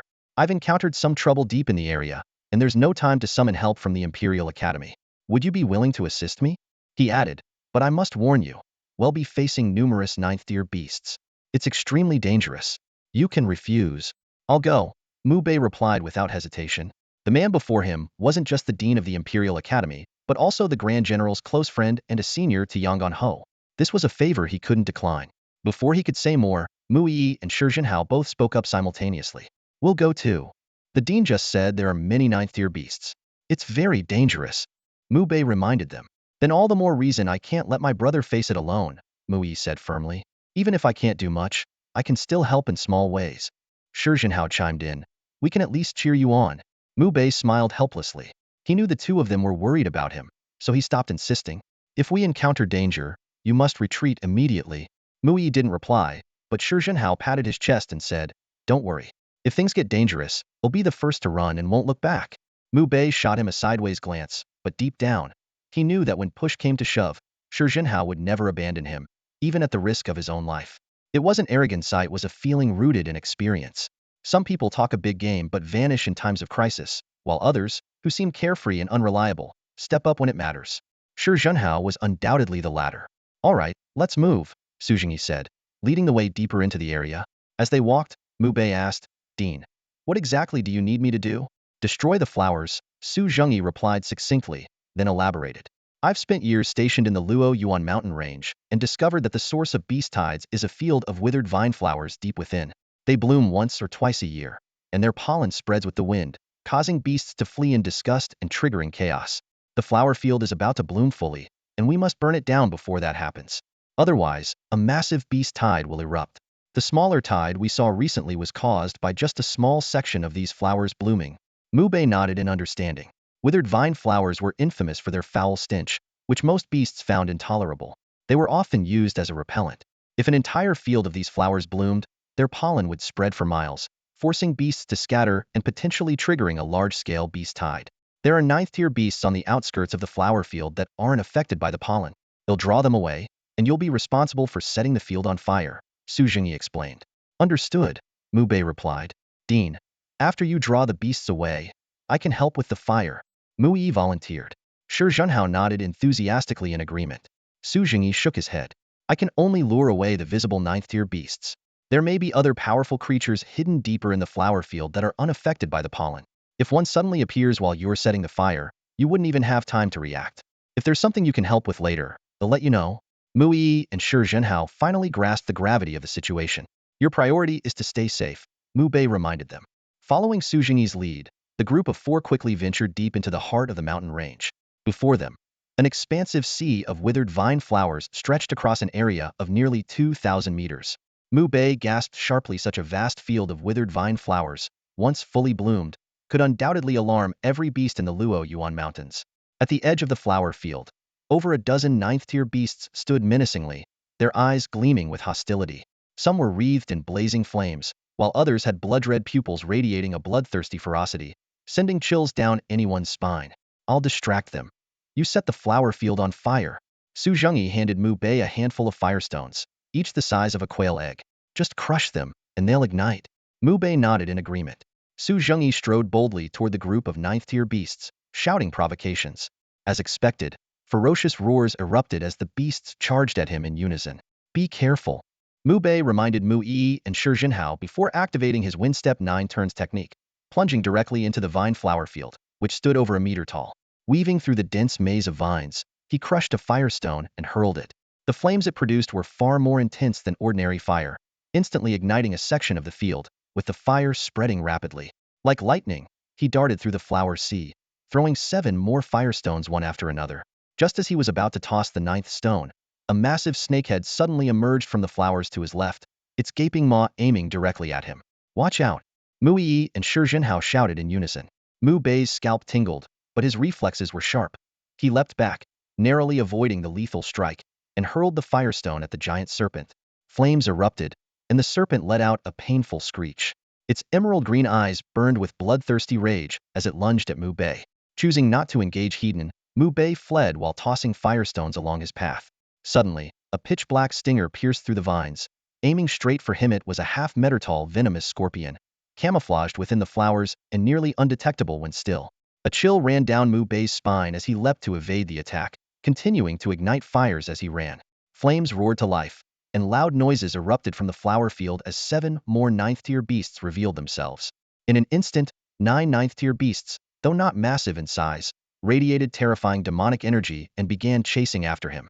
Fighting while retreating, Mu Bei pulled out 2 sticks of mysterious mirage incense and crushed them. Soon, the pursuing beasts' movements slowed, and within moments, they collapsed. Drawing his chaos sword, Mu Bei swiftly pierced through the throats of all 9 beasts. Their hides are tough, he muttered to himself. Even with the 1,000-tempered chaos sword at full force, it barely managed to pierce their weakest spots. In the distance, Su Jingyi stared in astonishment, nearly losing his footing. 9 unscathed ninth-tier beasts, taken down by Mu Bei in mere moments. Such prowess left even Su Jingyi in awe of his inferiority. By now, the withered vine flower field had become an inferno. Mu Bei retreated, and Su Jingyi took the opportunity to shake off the dozen ninth-tier beasts pursuing him. The group of 4 quickly withdrew over 10 miles away. Su Jingyi gazed at the ruined sea of withered vines and flowers, then sincerely expressed his gratitude to Mu Bei. Curiosity flickered in his eyes as he asked, "What just happened? What special method did you use to make that 9-headed, ninth-tier beast completely collapse?" "A type of drug. Even martial arts grandmasters would find it hard to resist," Mu Bei explained succinctly. "Even martial arts grandmasters can't resist?" Su Jingyi's eyes widened in astonishment. "Can you spare some for this old man?" "Sure," Mu Bei replied with a slight smirk. "But, Dean, what can you offer me in return? This stuff is incredibly valuable. I can't just give it away for free. What do you want?" Su Jingyi inquired. Mu Bei laid out his terms directly. "Give each of us 3 10,000 academic credits, and waive the 10,000-word essay requirement on literary cultivation. How about that?" Mu Yi's eyes lit up. She knew how hard-earned academic credits were at the Imperial Academy, and the 10,000-word essay on literary cultivation was a particularly daunting task. If these 2 burdens could be lifted, the path to graduation would be much smoother. "You're the best, brother. Truly loyal." Shi Zhenhao gave Mu Bei a thumbs up, feeling grateful that Mu Bei had included him in the deal. "No way." Su Jingyi furrowed his brows, his expression stern. "As the dean, how could I engage in such favoritism? Absolutely not.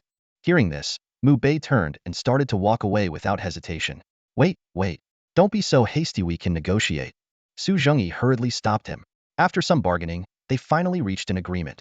3 doses of the drug in exchange for waiving the literary essays for all 3 of them. Mu Bei found the deal acceptable, as academic credits were indeed crucial not only for graduation, but also for exchanging resources like martial techniques, spiritual medicines, and rare treasures. Mu Bei handed over 3 vials of the mysterious Shuami illusion incense and a few antidote pills to Su Zhengyi, specifically reminding him that taking the antidote once would grant lifelong immunity. Such a precious weapon would never have been revealed, even for 10,000 credits, if not for Su Zhengyi's trustworthy reputation as an old companion of the Grand General and a senior figure to the Yong'an Marquis. Su Zhengyi carefully stored the ultimate weapon and told the 3 to head back first while he returned to the mountains to tidy up his residence. As soon as the trio arrived at the Imperial Academy, they were approached by several disciplinary officers who informed them that Mu Bei was being summoned. For what reason? Mu Bei asked. Not sure. You'll find out when you get there, one of the officers replied. Mu Bei followed them to the discipline hall, with Mu Yi and Shi Jinhao trailing close behind. Upon arrival, Mu Bei immediately noticed 2 familiar figures, the head of the discipline hall and the 7th elder, Han Changlai. Scoundrel! Han Changlai abruptly stood, his gaze sharp as a blade, and shouted harshly at Mu Bei. Mu Yi's fury erupted instantly, her eyes blazing with anger. You old dog! You're the real beast. Your whole family is nothing but beasts. Shi Jinhao shuddered at her words. Insulting an elder of the Imperial Academy to his face, this junior sister was truly a fearless protector of her brother. But then, thinking of his good friend being humiliated like this, how could he stand idly by? Pointing at Han Changlai, he shouted, Old geezer, she's talking about you. Mu Bei scoffed dismissively. Don't drag me into this. I don't have a son like him. The stewards who had escorted the 3 of them stood frozen, utterly dumbfounded, staring at the trio in disbelief. When had the Imperial Academy ever harbored such audacious individuals who dared to openly insult an elder? Even Lu Ying, the head of the discipline hall, was momentarily stunned but quickly regained composure. Han Changlia's face turned crimson with rage, his features twisted in fury. You're courting death. He raised his hand to strike, but was stopped by Lu Ying's firm grip. State your case, Lu Ying said in a calm, deep voice. Did you not hear how they blatantly insulted me? Han Changlai seethed through clenched teeth. It seems, Han Changlai, that you were the first to speak out of turn, Lu Ying replied matter-of-factly before turning to Mu Bei. Han Changlai claims that during a mission, you were with Gong Xinqi but failed to save her when she was in danger. Is this true? Mu Bei cast a cold glance at Han Changlai, finally understanding the reason for being summoned by the discipline hall. It's true, he admitted without hesitation. I didn't like her, so I didn't save her. Did you hear that, Lu Ying? Han Changlai laughed bitterly in his anger. He openly admits it. No one forced him. He left her to die without a shred of remorse. Mu Bei sneered. Interesting how thorough your investigation is. Why not mention how your precious disciple abandoned the rest of us to save herself first? That's a separate matter. Han Changlai barked. Right now, we're discussing how your inaction led to Xinqi's tragic death. Separate matter, is it? Mu Bei's voice dripped with sarcasm. You truly take shamelessness to a whole new level. Enough nonsense. Han Changlai growled coldly. Disregarding human life, selfishly letting others die, you must face the harshest punishment. Punishment? On what grounds? Mu Bei's expression was fearless, even disdainful. Which rule in the academy mandates that I was obligated to save her? The room fell silent at his words. Even Lu Ying, who presided over the discipline hall, paused to reflect. Indeed, no academy regulation explicitly required Mu Bei to intervene. Han Changlai bellowed, don't hide behind academy rules. You will be punished. Mu Bei, uninterested in further argument, directed his attention to Lu Ying. What does the hallmaster say? Lu Ying studied him for a moment before replying, you may leave. Han Changlai erupted in fury. Lu Ying, what are you saying? He caused the death of a fellow student, and you're letting him go without consequence? Firstly, Gong Xinqi was not killed by him. She was devoured by a beast. Secondly, while his failure to save her is morally questionable, it does not violate any academy regulations, Lu Ying stated calmly. At most, he can be criticized on ethical grounds, not punished by law. Mu Bei glanced briefly at Han Changlai before turning to gesture at Mu Yi and Shi Jinhao to leave. Han Changlai glared daggers at Mu Bei's retreating figure, itching to act but knowing Lu Ying would intervene. For now, he was powerless. Han Changlai, Lu Ying said earnestly, we've worked together for years. Let me give you some advice, not target him. It's for your own good. For my own good. Huh. What a joke. Han Changlia's face contorted in rage as he stormed out, his sleeves billowing. Lu Ying sighed and shook his head. He couldn't reveal the secret of Mu Bei's possession of the former emperor's sword. He had done all he could to warn Han Changlai. The rest was up to fate. After leaving the disciplined pavilion, Mu Bei and Yi returned to their courtyard. In the days that followed, Mu Bei focused entirely on his cultivation. His daily consumption of spirit stones increased dramatically. Dozens of second-grade high-quality spirit stones were required, and even more if using lower-grade ones. With an ample supply of spirit stones, his cultivation steadily advanced. 3 days passed in the blink of an eye. On this particular day, after administering acupuncture treatment to the Grand General, Mu Bei and Yi walked back to their courtyard in the afternoon. The streets of the imperial city were bustling with activity, filled with a lively crowd. Yi clung to her brother's arm with one hand and held a balloon in the other, her face glowing with joy. "Brother, someone's following us," Yi suddenly whispered with a frown. Mu Bei nodded slightly, had already sensed several powerful figures tailing them several breaths ago. Keeping his expression calm, he led Yi into a secluded alley. After walking deeper into the alley for about half a moment, they reached a dead end. Mu Bei turned around to find 6 middle-aged men standing behind them. "You deliberately led us here?" Bold, or perhaps just arrogant, exactly as Han Changlai described, the leader, dressed in a python robe, said coldly, his eyes gleaming with bloodlust. "Don't worry, we won't kill you. Our job is to cripple you and deliver you to Han Changlai." A thin, middle-aged man stepped forward with a sneer. "So young, yet you managed to kill a 7th-tier beast? I don't believe it." "Let's test." Before he could finish, Mu Bei moved like a phantom. A flash of cold light streaked through the air, and blood splattered. The man's head flew off at an angle and landed on the ground with a dull thud. "Third brother." The man in the python robe turned pale. Third brother was already at the midstage of the Unity realm, yet he was killed with a single strike. No wonder Han Changlai offered 200,000 to have us deal with this boy. He's no ordinary opponent. Damned brat. Boss, let's take him down together, cripple his tendons, gouge out his eyes, and avenge third brother. The remaining 4 men roared in fury, their gazes murderous as they drew their weapons. The combined power of their Unity realm auras surged violently. Mu Bei, holding his blood-stained Taodai sword, stared at the 5 men coldly. The weak talk too much. He already knew their identities. They were leaders of the Liuhe gang. As the most prominent underground force in the imperial city, the Liuhe gang had long engaged in shady activities. Their leader was notorious in the city. Coincidentally, Mu Bei had recently taught a lesson to one of their minor leaders. Before the echoes of his words faded, Mu Bei's body blurred into motion. Sword shadows from his Sword 72 technique enveloped the 5 men simultaneously. In an instant, the heads of 3 Unity Realm early-stage cultivators dropped to the ground, not even giving them time to scream. The man in the python robe and the second-in-command were horrified.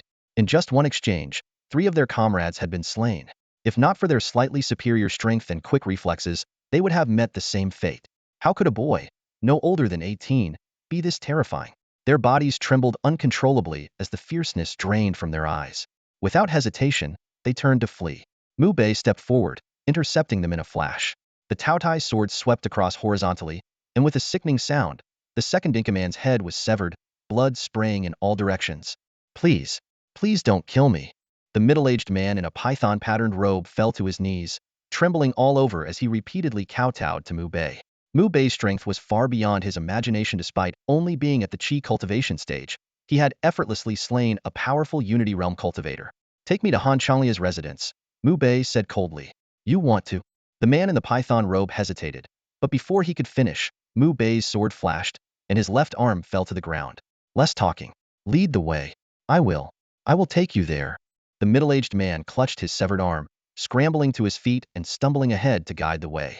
Before long, they arrived at a grand estate on the eastern side of the city. "This is it.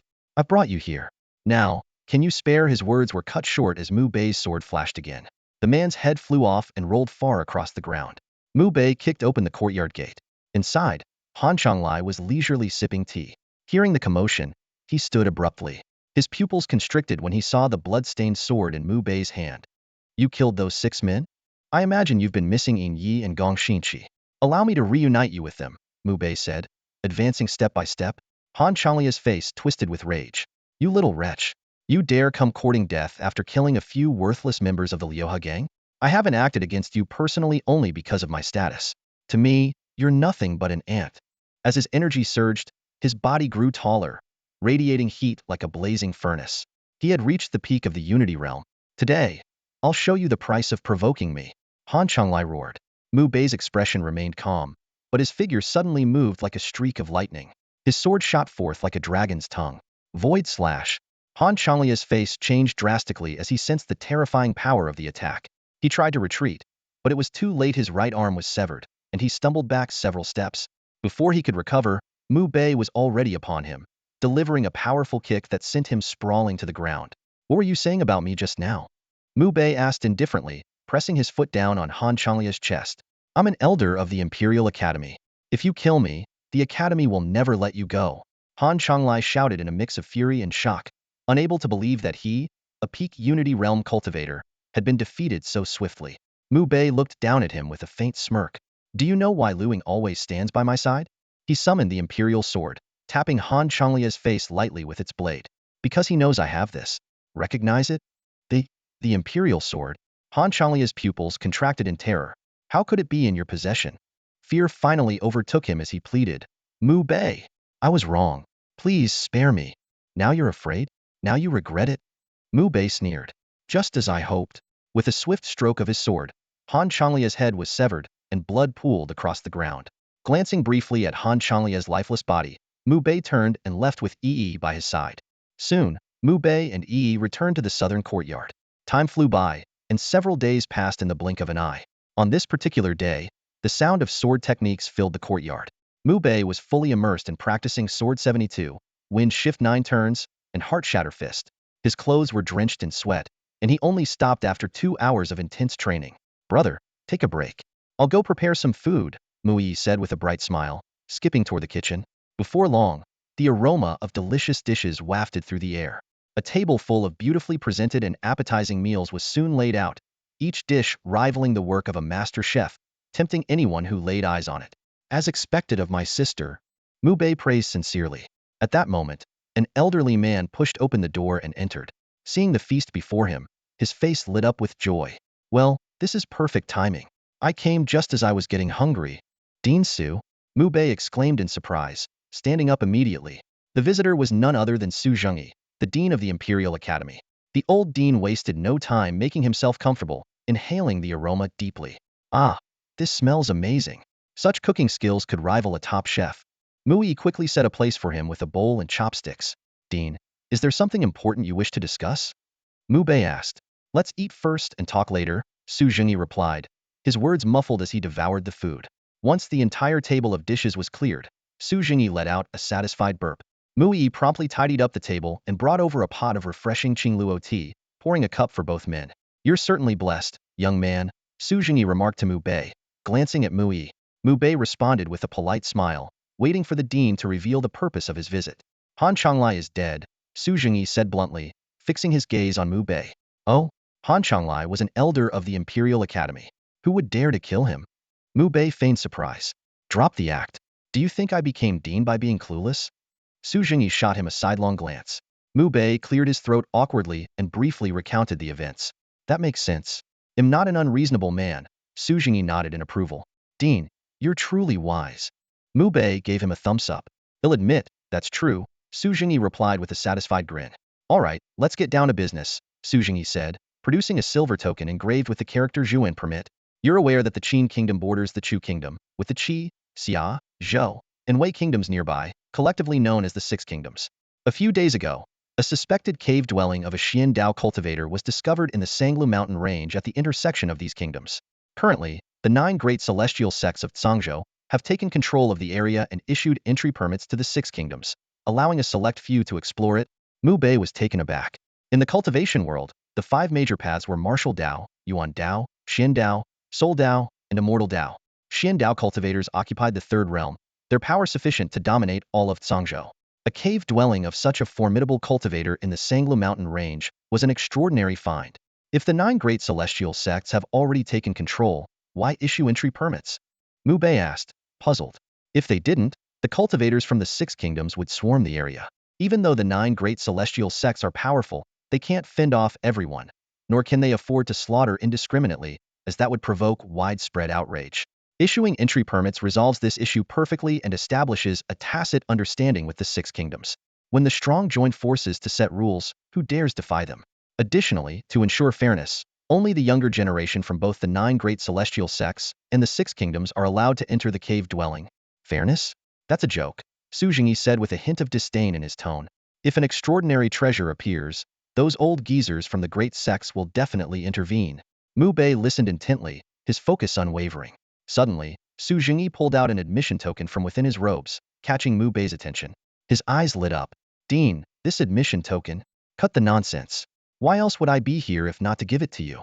Su Jingyi interrupted impatiently. It's only because Xue Shizhong and Qin Bo think highly of you, and you haven't annoyed this old man. Otherwise, this wouldn't be yours. Mu Bei quickly accepted the token and stored it carefully. Sincerely, he said, "Thank you, Dean." His heart surged with joy. A cave dwelling, rumored to be left behind by a powerful cultivator, was bound to hold countless opportunities. Such a rare chance was hard to come by. Su Jingyi acknowledged him with a nod, then gestured with his hand. Mu Bei understood immediately and handed over 5 sticks of rare incense. Not bad, you're quite perceptive. Su Jingyi grinned, then adopted a more serious expression. The cave opens in 7 days, and the journey from here takes 6. You should set out immediately. Remember to stay vigilant inside. Treasure hunting often leads to bloodshed. However, he cast a meaningful glance at Mu Bei. With your abilities, you shouldn't have too much to worry about. After seeing Su Jingyi off, Mu Bei packed lightly and prepared to depart. Brother, please be careful, Yi said with concern. The younger generation from the 6 nations and the 9 great sects competing together is nothing like the petty squabbles in the academy. Don't worry. Do you still doubt your brother's strength? Mu Bei chuckled, gently pinching his sister's nose before turning and leaving. 6 days later, Mu Bei arrived at the Sanglu mountain range. From a distance, he could see a crowd gathered in front of a stone cave about 10 feet high. 2 elderly men stood guard on either side of the entrance. A young man in Chu Kingdom military attire stepped forward to block his path. You're from Qin Kingdom? Mu Bei glanced at him indifferently and said nothing. Not admitting it won't help. I can tell. The young man sneered menacingly. I specialize in killing Qin people. With that, he swung a punch toward Mu Bei's face. Mu Bei easily caught the man's fist and pressed down. A sharp crack echoed. Before the young man could even scream, Mu Bei landed a heavy punch on his chest. Blood mixed with fragments of his organs spurted from the man's mouth, and after a few spasms, he lay lifeless. The 2 elderly guards at the cave entrance remained indifferent, as if they hadn't witnessed anything. At that moment, a young man in a blue robe approached. If I'm not mistaken, you must be Mu Bei? The blue-robed youth asked with a smile. You're from the academy too? Jiang Yinghua, from the 3rd academy. Mu Bei nodded in acknowledgement. He had heard of this senior's reputation within the academy. With so many powerful individuals gathered here, since we're fellow students, why not join forces? We can look out for each other, Jiang Yinghua suggested. Although Mu Bei typically preferred to act alone, he considered their shared background as fellow Qin Kingdom citizens and academy members. In the end, he agreed. Just then, a sinister laugh echoed through the air. On a nearby boulder sat a young man in a blood-red robe, looking around 24 years old. His small greenish pupils darted back and forth like a predator sizing up its prey, sending chills down the spine of anyone who met his gaze. Zhou Yiming of the Zhou Kingdom, despite only being at the midstage of the Unity Realm, possessed strength comparable to that of a half-step grandmaster. This man's character is extremely twisted and perverse, Jiang Yinghua murmured, a hint of dread on his face. Mu Bei merely nodded slightly, showing little concern. As time passed, more and more people gathered at the site. A whole day went by in the blink of an eye. At noon, the gates of the cave mansion opened, and the crowd, holding the admission tokens issued by the 9 great heavens, filed in. Inside, the cave mansion was a labyrinth of intersecting corridors, each about 2 yards high and 1 yard wide. Mu Bei and Jiang Yinghua moved together, venturing deeper along one of the passages. After traveling about 100 yards, they saw a young man in a blood-red robe, standing not far ahead. It was none other than Zhou Yiming. Zhou Yiming fixed his gaze on the 2 of them, a chilling, sinister smile curling his lips. Jiang Yinghua's face paled, and just as he instinctively began to step back, a short dagger shot from Zhou Yiming's hand like lightning. It grazed Jiang Yinghua's cheek, leaving a bloody gash. Both of you, fight. Kill one, and the other gets to live. If you don't, they'll kill you both. Zhou Yiming sneered, revealing a set of jagged, grotesque teeth that were nauseating to behold. Mu Bei studied him coldly, silently confirming the man's twisted nature. Just then, Jiang Yinghua abruptly swung his sword at Mu Bei. Mu Bei dodged swiftly and turned to face him. Sorry, junior brother, but you heard him. Only one of us can survive, and we're no match for him. So you'll have to die. Jiang Yinghua snarled, his face contorted as he launched another sword strike. Mu Bei summoned his Tao sword and met the attack head-on. With a sharp sound, Jiang Yinghua's wrist was severed, his sword clattering to the ground. Clutching his bleeding arm, Jiang Yinghua staggered backward, his face twisted in terror as he met Mu Bai's icy stare. Mu Bei, if you dare kill me, the Imperial Academy won't let you off. You'll die too. Jiang Yinghua screamed in desperation. Mu Bai's gaze grew even colder. Without hesitation, he stepped forward and swung his sword, severing Jiang Yinghua's head with a single stroke. How delightful, watching comrades turn on each other. Truly entertaining, never gets old. Ha ha ha. Zhou Yiming clapped his hands in manic laughter before addressing Mu Bei. Well, you've killed him. You've won. You can live, he paused, his grin growing even more deranged. Did you really think I'd say that? Wrong. Dead wrong. You'll die to an even more miserable death. Mu Bai's expression remained emotionless as he advanced toward Zhou Yiming, sword in hand. Zhou Yiming sneered. You seem to have a bit more courage than most. No matter. Soon, you'll know fear, and that fear will be even more enjoyable to watch. At that moment, Mu Bai's speed exploded, closing the distance between them in an instant. His Taowu sword descended like a bolt of lightning. Blinking slash. Zhou Yiming's face changed drastically as he sensed the terrifying power behind the strike. He quickly drew his blood-red blade to block. With a sharp crack, the blood blade shattered on impact. The Taowu sword continued its path, severing Zhou Yiming's right hand with a sickening thud. Zhou Yiming screamed in agony as he collapsed to the ground. Mu Bei didn't hesitate, following up with another strike that cleaved off half of Zhou Yiming's head, sending brain matter and blood splattering everywhere. Foolish trash, Mu Bei muttered coldly before turning and heading deeper into the cave mansion. Neither Jiang Yinghua's nor Zhou Yiming's bodies bore spatial rings, so there was no need to search them. The labyrinth of tunnels in the Dongxian cave was intricate, and it took Mu Bei a full hour to locate a stone chamber. Inside, several wooden racks were neatly arranged, holding various bottles and jars, most of which contained moldy pills. In a corner, one particular bottle labeled Rongyuan pill stood out. Mu Bei carefully took down the bottle and removed its stopper. Inside were 30 thumb-sized pills, each bearing unique purple and white patterns on its surface. A glimmer of delight flashed in his eyes. These were fourth-grade treasured pills, specifically crafted for cultivators at the Unity Realm. Reaching this stage required the perfect fusion of tempered flesh, bones, and blood energy, a process fraught with difficulty. The Rongyuan pill was designed precisely to overcome this bottleneck. Just as Mu Bei was about to store the pills, two young men entered the chamber.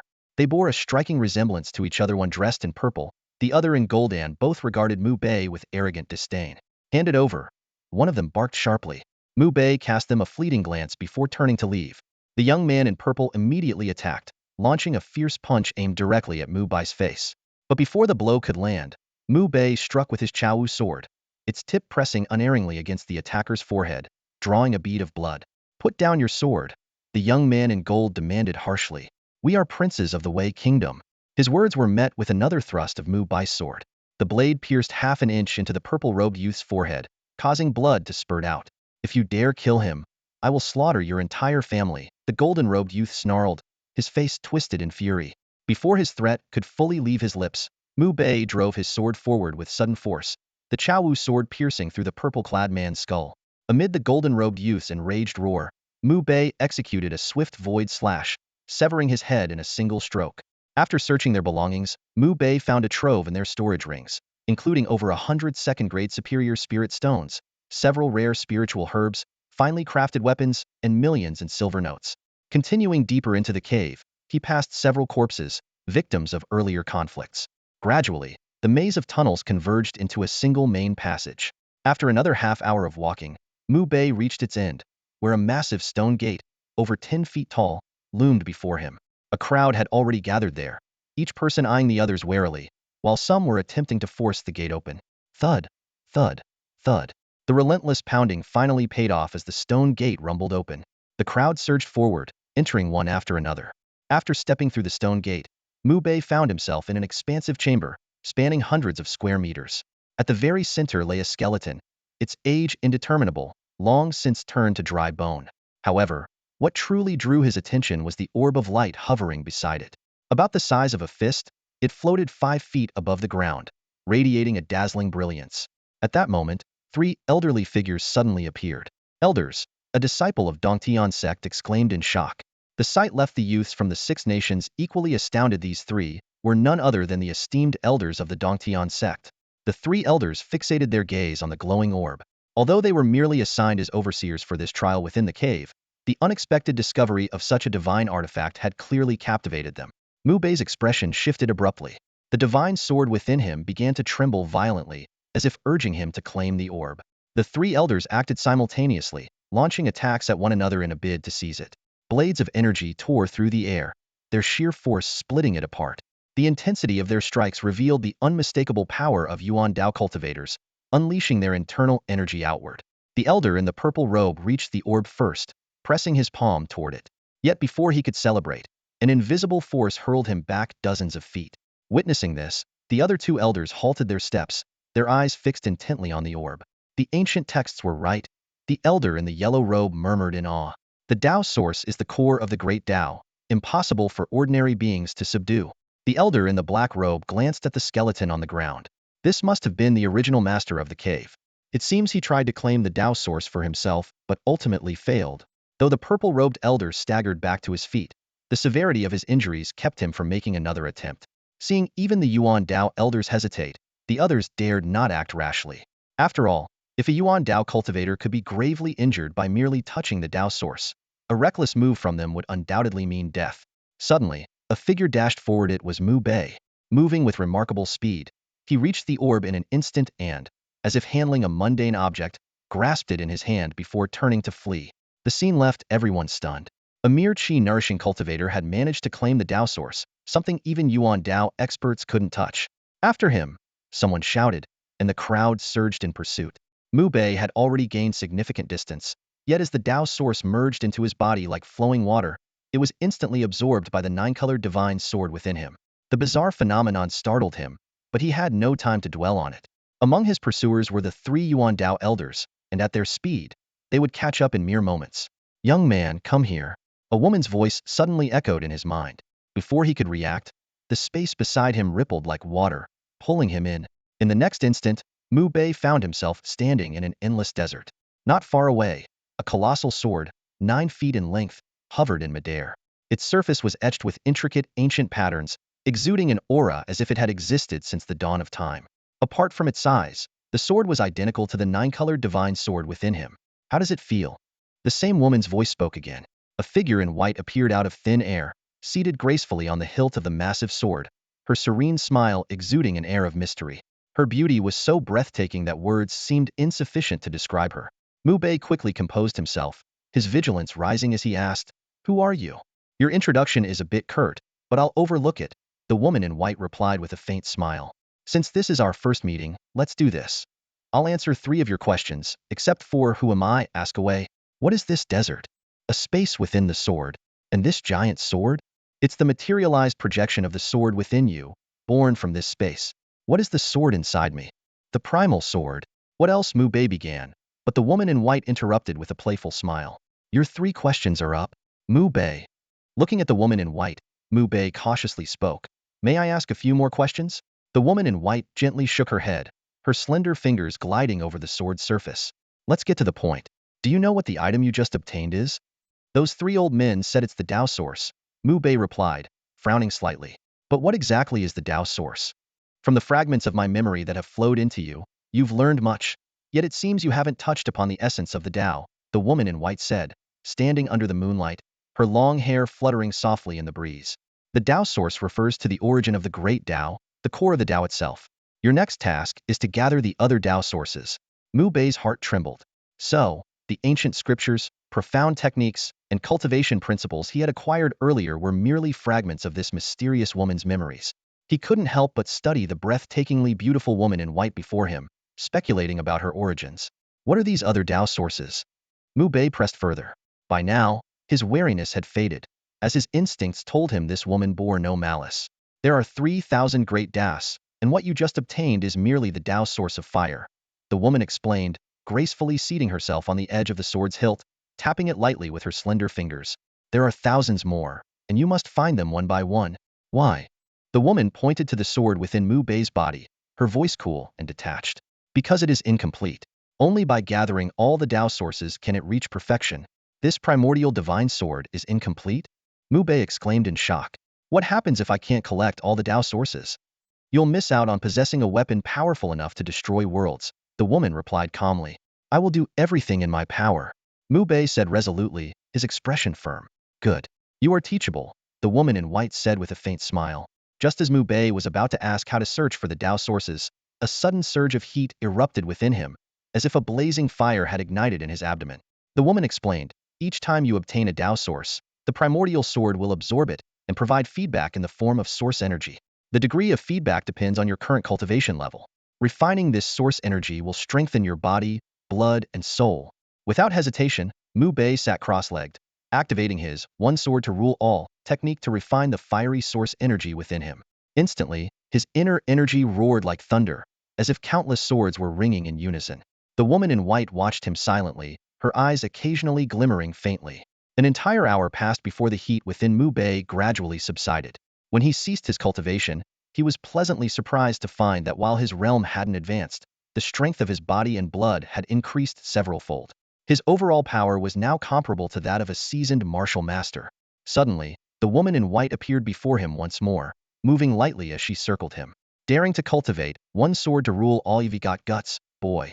What do you mean by that, senior? Mu Bei asked, puzzled. You'll find out soon enough, she said cryptically, a hint of amusement in her tone. When that time comes, I hope your screams won't be too pitiful. Her words sent a shiver through Mu Bei, but before he could dwell on it, the woman extended a finger and lightly tapped his forehead. That's enough for now. Remember, collect the Tao sources. Mu Bei felt a sudden darkness engulf him, and in the next moment, he found himself back in the familiar cave residence. The sight of the stone walls left him briefly dazed, as the recent events still caused his heart to race. Within the primordial sword lay a mysterious space, and a cryptic woman within had revealed to him that only by gathering all the Tao sources could the sword achieve its ultimate form. If not for the palpable surge in his strength, he might have thought it was all just an illusion. Snapping back to reality, he knew the priority was to leave this place immediately. Obtaining the Tao source had undoubtedly caused a commotion, and 3 Yuan Tao level powerhouses were surely on his trail. Without hesitation, he sprinted toward the cave's exit. There he is. A sharp cry pierced the silence. 3 young men appeared, blocking his path. Each of them was at the peak of the Qi nurturing stage, their blood energy surging like waves. Hand over the Tao source or die, the leader growled menacingly. Be careful, though, he's only at the peak of Qi nurturing. He must have some extraordinary means to obtain the Tao source. Another warned, though the greed in his eyes was unmistakable. The sharp hum of a sword echoed through the cave as Mu Bei unleashed the Chaotua sword. Its fierce light enveloped the trio in an instant. They barely had time to react before their heads flew through the air. Glancing at their lifeless bodies, Mu Bei pressed forward without delay. A few hundred feet ahead, a young man in black robes blocked his path. His aura, characteristic of the early Unity realm, was unmistakable. I am the eldest son of the Grand General of Zhou, he declared arrogantly. Surrender the Tao source, and you shall enjoy endless wealth and glory. Refuse, and I will summon an army to annihilate your entire clan. Before he could finish his threat, the Chaotua sword had already sliced across his neck. Mu Bei retrieved the storage ring from the man's hand and continued his escape. There he is. Over here. The cries of pursuers grew louder as more and more enemies swarmed toward him, their greed and bloodlust unhidden. Mu Bei swung the Chaotua sword, its 72 blade shadows forming a deadly web. The sharp energy tore through the air, and in the blink of an eye, most of the dozen attackers lay dead, their blood staining the ground. I don't want it anymore. One survivor stammered in terror, retreating. But his pleas for mercy were cut short as his head fell to the ground. Mu Bei collected 5 more storage rings and pressed on. After half an hour of relentless running, he finally burst out of the cave and continued for several miles before allowing himself a brief moment of relief. Just then, a blade of light, swift as lightning, sliced through the air toward his legs. His scalp tingled with alarm, and in the nick of time, he leaped into the air, narrowly avoiding the lethal strike. A 7-foot-long blade of light came whistling through the air, striking heavily at the spot where Mu Bei had just been standing. The ground split open instantly, leaving a deep gash. Not far away, an elderly man in a yellow robe approached slowly, his voice icy cold. Young man, hand over the Tao source. That is not something you should possess. Mu Bei immediately recognized him. It was one of the 3 elders he had encountered earlier in the cave dwelling. His gaze swept cautiously around, and sure enough, he spotted a purple-robed elder and a black-robed elder closing in from different directions. The 3 powerful Yuan Dao cultivators formed a triangle, surrounding him completely. What say you? The purple-robed elder glanced at the other 2. The victor claims it, the black-robed elder said in a deep voice. Agreed. Fair enough. The purple-robed and yellow-robed elders nodded in accord. Though none of them could yet control the Tao source, they all knew it was only a matter of time and study before they could claim it as their own. In the next instant, all three made their move. The purple-robed elder swept his sleeve, unleashing countless gray blade-like energies, 5 feet long and 3 feet wide, sharp enough to tear through the void. Not to be outdone, the yellow-robed elder sent a storm of radiant blades, while the black-robed elder launched a barrage of dense fist energies that resonated through the air with a deafening hum. The battle's impact was immense. Nearby plants were obliterated, their fragments flying in all directions, some even landing dozens of meters away. Mu Bei's heart pounded as he watched. This was the power of Yuan Dao cultivators, capable of projecting their inner energy to kill from a distance. Their every move carried an overwhelming force, far beyond the reach of ordinary martial cultivators. The relentless explosions left the battlefield within a radius of 100 meters in utter ruin. The ground was shattered, and not a single plant remained standing. Mu Bei kept a close eye on the fight, taking 5 deep breaths before seizing his chance. As the 3 elders clashed again, he turned and fled. But the moment he moved, 3 attacks simultaneously targeted his Legsa Radiant Blade, a blade energy, and a fist light. Mu Bei's face turned pale. He immediately pushed his wind walk technique to its limit, narrowly evading the combined strike. This display of agility surprised the 3 elders. How could a mere martial artist at the chi-nourishing stage dodge an attack from 3 Yuan Dao masters? Let's subdue him first, the purple-robed elder suggested. The other 2 nodded in agreement. They closed in on Mu Bei, their blade energy, radiant blades, and fist light sealing off all escape routes. Just as Mu Bei found himself cornered, a flash of white light appeared. A woman in white suddenly stood before him. I forgot to mention earlier, the woman said calmly, Dao sources are often born in perilous places, and the primal sword reacts instinctively when near one. Who are you? The yellow-robed elder demanded coldly. The woman in white cast him a mere glance, and a thunderbolt as wide as a barrel descended from the sky, reducing the elder to ashes without leaving a single drop of blood. The other 2 were horrified and tried to flee, but before they could take more than a step, the space around them twisted, grinding them into dust like sand. Mu Bei felt a chill run down his spine. Senior, the woman turned to him. Stop wasting time on petty fights. Hurry up and collect the Dao source. Before her words even finished, she vanished, clearly returning to the primal sword. It took Mu Bei a long moment to regain his composure. He jogged over to where the 3 elders had fallen, only to find nothing left, not even a single hair. He sighed inwardly.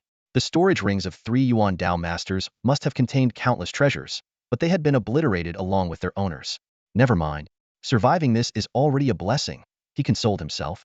Leaving the area, he traveled dozens of miles to ensure his safety before stopping to assess his gains. He had acquired 30 Yuan fusion pills, 15 storage rings containing a total of 1,300 top-grade second-tier spirit stones, several dozen high-grade second-tier spiritual herbs, more than 30 million silver notes, various other pills, and several thousand refinement-grade weapons. Most importantly, he had obtained a Dao source, significantly enhancing his strength. Not a wasted trip after all, he remarked with a satisfied smile, turning to head back toward the Imperial City. 6 days later, Mu Bei returned to the Imperial City and happened to run into his younger sister, Yi, on her way to class at the Imperial Qin Academy. Yi cheerfully ran up and hugged her brother's arm, playfully asking, Brother, how was your trip this time? Quite fruitful. I'll bring you something nice when we get back, Mu Bei replied with a smile. The 2 made their way to the academy together, only to see a crowd of students rushing toward the wind and cloud platform. Among the crowd, Mu Bei immediately spotted a familiar figure. Shizhenhao. What's going on? Shizhenhao's expression was grim as he explained. A prodigy from the Xia Kingdom, Xia Xiling, has appeared. He's only 20 years old but has already reached the mid-stage of the Unity Realm. Even half-step masters are no match for him. Now, he's leading a team to challenge our Imperial Qin Academy and has already defeated 5 of our top 10 talents in a single move. The head of the Qin Academy is furious and has issued a reward of 10,000 academic credits for anyone who can defeat Xia Xiling. 10,000 credits? Mu Bei was astonished. Such a generous reward would take an average student 2 years of hard work to accumulate. Shizhenhao added that Xia Xiling is too arrogant. He openly insulted our academy, claiming that the younger generation of Qin is nothing but trash, which enraged the higher-ups. When the 3 arrived at the wind and cloud platform, the area was already packed with spectators. They arrived just in time to see the academy's second-ranked student, Zhan Si, who had reached the peak of the Unity Realm, being knocked off the platform in a single move. On the platform stood a young man with a black spear on his back, Xia Xiling. His gaze was sharp as a blade, and his voice was cold and mocking. Has the Qin Kingdom truly fallen to this level? The so-called top academy of an entire nation, and not a single person here can fight? You're all trash. One student couldn't hold back and shouted angrily, Watch your mouth. Show some respect. Did I say something wrong? Xia Xiling's cold eyes locked onto the speaker. Come up here. I'll crush you with just one finger. The student's face turned pale, but he didn't dare step onto the platform. Pathetic. Xia Xiling sneered as he scanned the crowd. You can all come at me together if you want. I alone am enough to defeat every last one of you. The crowd seethed with anger, yet no one dared to accept the challenge. Even Zhan Si, ranked second in the academy, had been defeated in an instant. Xia Xiling's strength had clearly reached an unmatched level just below that of a martial grandmaster. Not even the academy's top-ranked student could hope to contend with him. Useless. The Qin kingdom has truly become a disgrace. Xia Xiling sighed dramatically. Standing nearby was Kong Xing, a middle-aged man from the Xia kingdom and Xia Xiling's mentor. He offered a half-hearted reminder. Xiling, mind your words and show some restraint. Yet his tone carried no trace of reproach. Instead, it brimmed with pride. This display only fueled the fury of the crowd. The head of the Qin Academy, Lu Ying, and the Academy's elders wore dark expressions, while the students clenched their fists in simmering anger. How arrogant! How outrageous! Do they think Qin has no one to stand against them? Mu Yi fumed with anger, turning to Mu Bei. Brother, teach him a lesson. Mu Bei nodded calmly. All right. Xia Xiling was indeed overconfident and needed to be put in his place. Moreover, defeating him would earn 10,000 academic points, killing two birds with one stone. He stepped forward, his gaze fixed on the head of the Qin Academy Hall. Student Mu Bei requests to take the stage and spar. Lu Ying's eyes sparkled, and the head of the Qin Academy Hall immediately waved his hand. Very well, go ahead. At this moment, his greatest fear wasn't someone stepping up and losing, it was no one daring to fight. Having someone willing to take the stage at least proved the Academy still had some spirit. Even if they ultimately lost, it was acceptable. But lacking the courage to even step forward, that would be the true disgrace. Mu Bei ascended the wind and cloud platform with steady steps. Below, some students whispered among themselves, what's the point of going up now? Even the second-ranked in the academy lost. Isn't this just asking for humiliation? Before the words fully landed, a burly student swung a punch into the speaker's face. What are you doing? The struck student roared in anger. You coward! The muscular student glared fiercely. If you don't have the guts to go up, fine, but now someone is stepping up for the academy, for the younger generation of Qin, and you dare to mock them? I feel like beating you to death. The surrounding students chimed in with agreement, then collectively turned their attention to Mu Bei on the platform. Mu Bei, go for it. You can do it, Junior Mu. Xia Xiling coldly scanned the crowd below. Pathetic barking. His gaze then locked onto Mu Bei. I can crush you with just one finger. Are you the best of the younger generation in Xia? Mu Bei asked calmly. Do you doubt it? Xia Xiling responded arrogantly.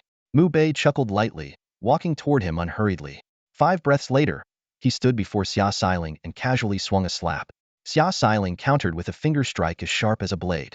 The moment they collided, a crisp crack echoed. His finger broke instantly, twisting unnaturally. Following that, Mu Bei's slap landed unimpeded on Xia Xiling's face.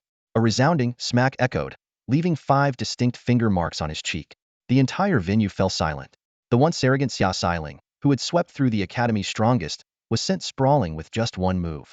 The head of the Qin Academy Hall and several elders were momentarily stunned before their faces lit up with excitement. The students below erupted into cheers. Amazing! Junior Mu is incredible! Kong Xing's expression darkened as he shouted at Xia Xiling. Xiling, don't underestimate him. Furious, Xia Xiling sprang to his feet, glaring at Mu Bei with ferocity. He unleashed a powerful 8th-tier martial technique. Mu Bei remained motionless, effortlessly deflecting the attack before countering with another slap. Xia Xiling roared and struck again, his moves becoming even more savage. Yet Mu Bei calmly neutralized the assault and responded with a third, heavier slap. This time, Xia Xiling was sent flying several yards, spitting blood and teeth as he crashed to the ground. That's it. Mu Bei looked down at his opponent with cold, mocking eyes, his tone dripping with disdain. This remark completely infuriated Xia Xiling. His face twisted with rage as he let out a furious roar.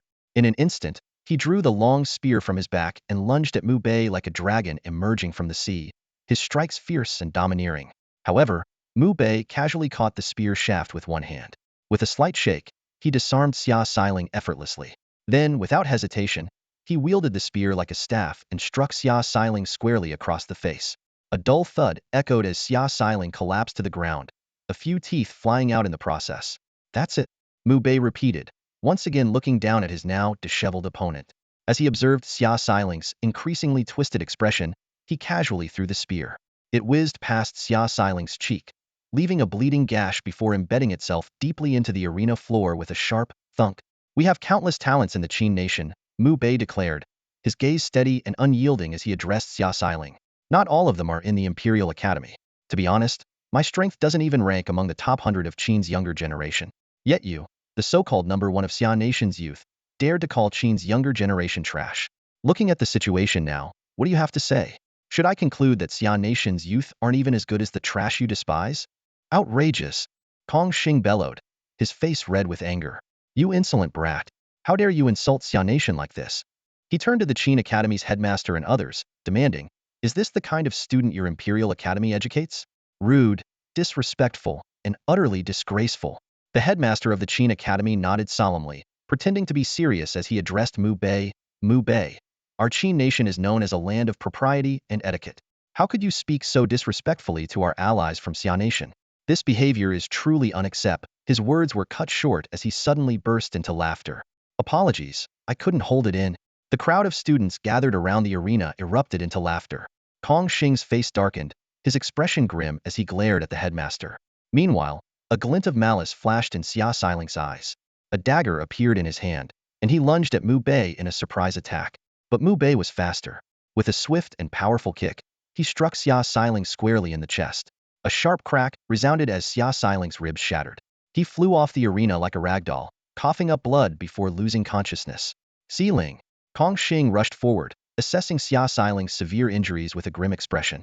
He turned to Mu Bei, his eyes blazing with fury. You. Don't worry, Lord Kong. The headmaster of the Qin Academy interjected smoothly. Though Xia Xiling's despicable sneak attack was uncalled for, our Imperial Academy is magnanimous and won't hold it against him. Fine. Fine. Very good. Kong Xing spat through gritted teeth, his rage barely contained as he scooped up Xia Xiling and turned to leave. The headmaster called out after him, Lord Kong. Heading back to Xia Nation already? Stay for a meal before you go. Kong Xing stumbled at the words, nearly tripping, before letting out a furious growl and quickening his pace. Within moments, he disappeared into the distance.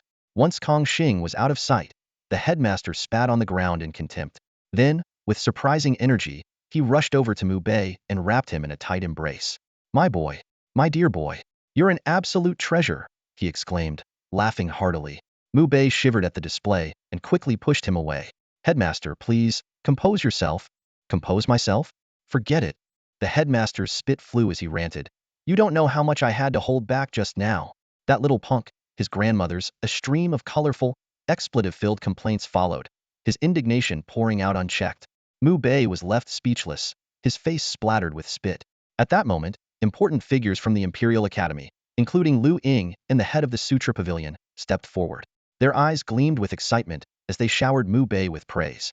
Although their enthusiasm didn't match that of the head of the Qin Studies Pavilion, it was clear they were deeply moved.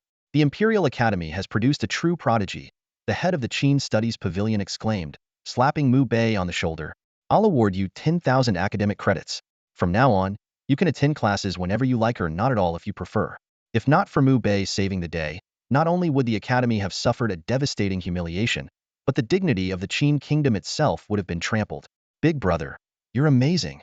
Mu Yi ran over, hugging Mu Bei's arm, her face glowing with admiration. Is this your sister?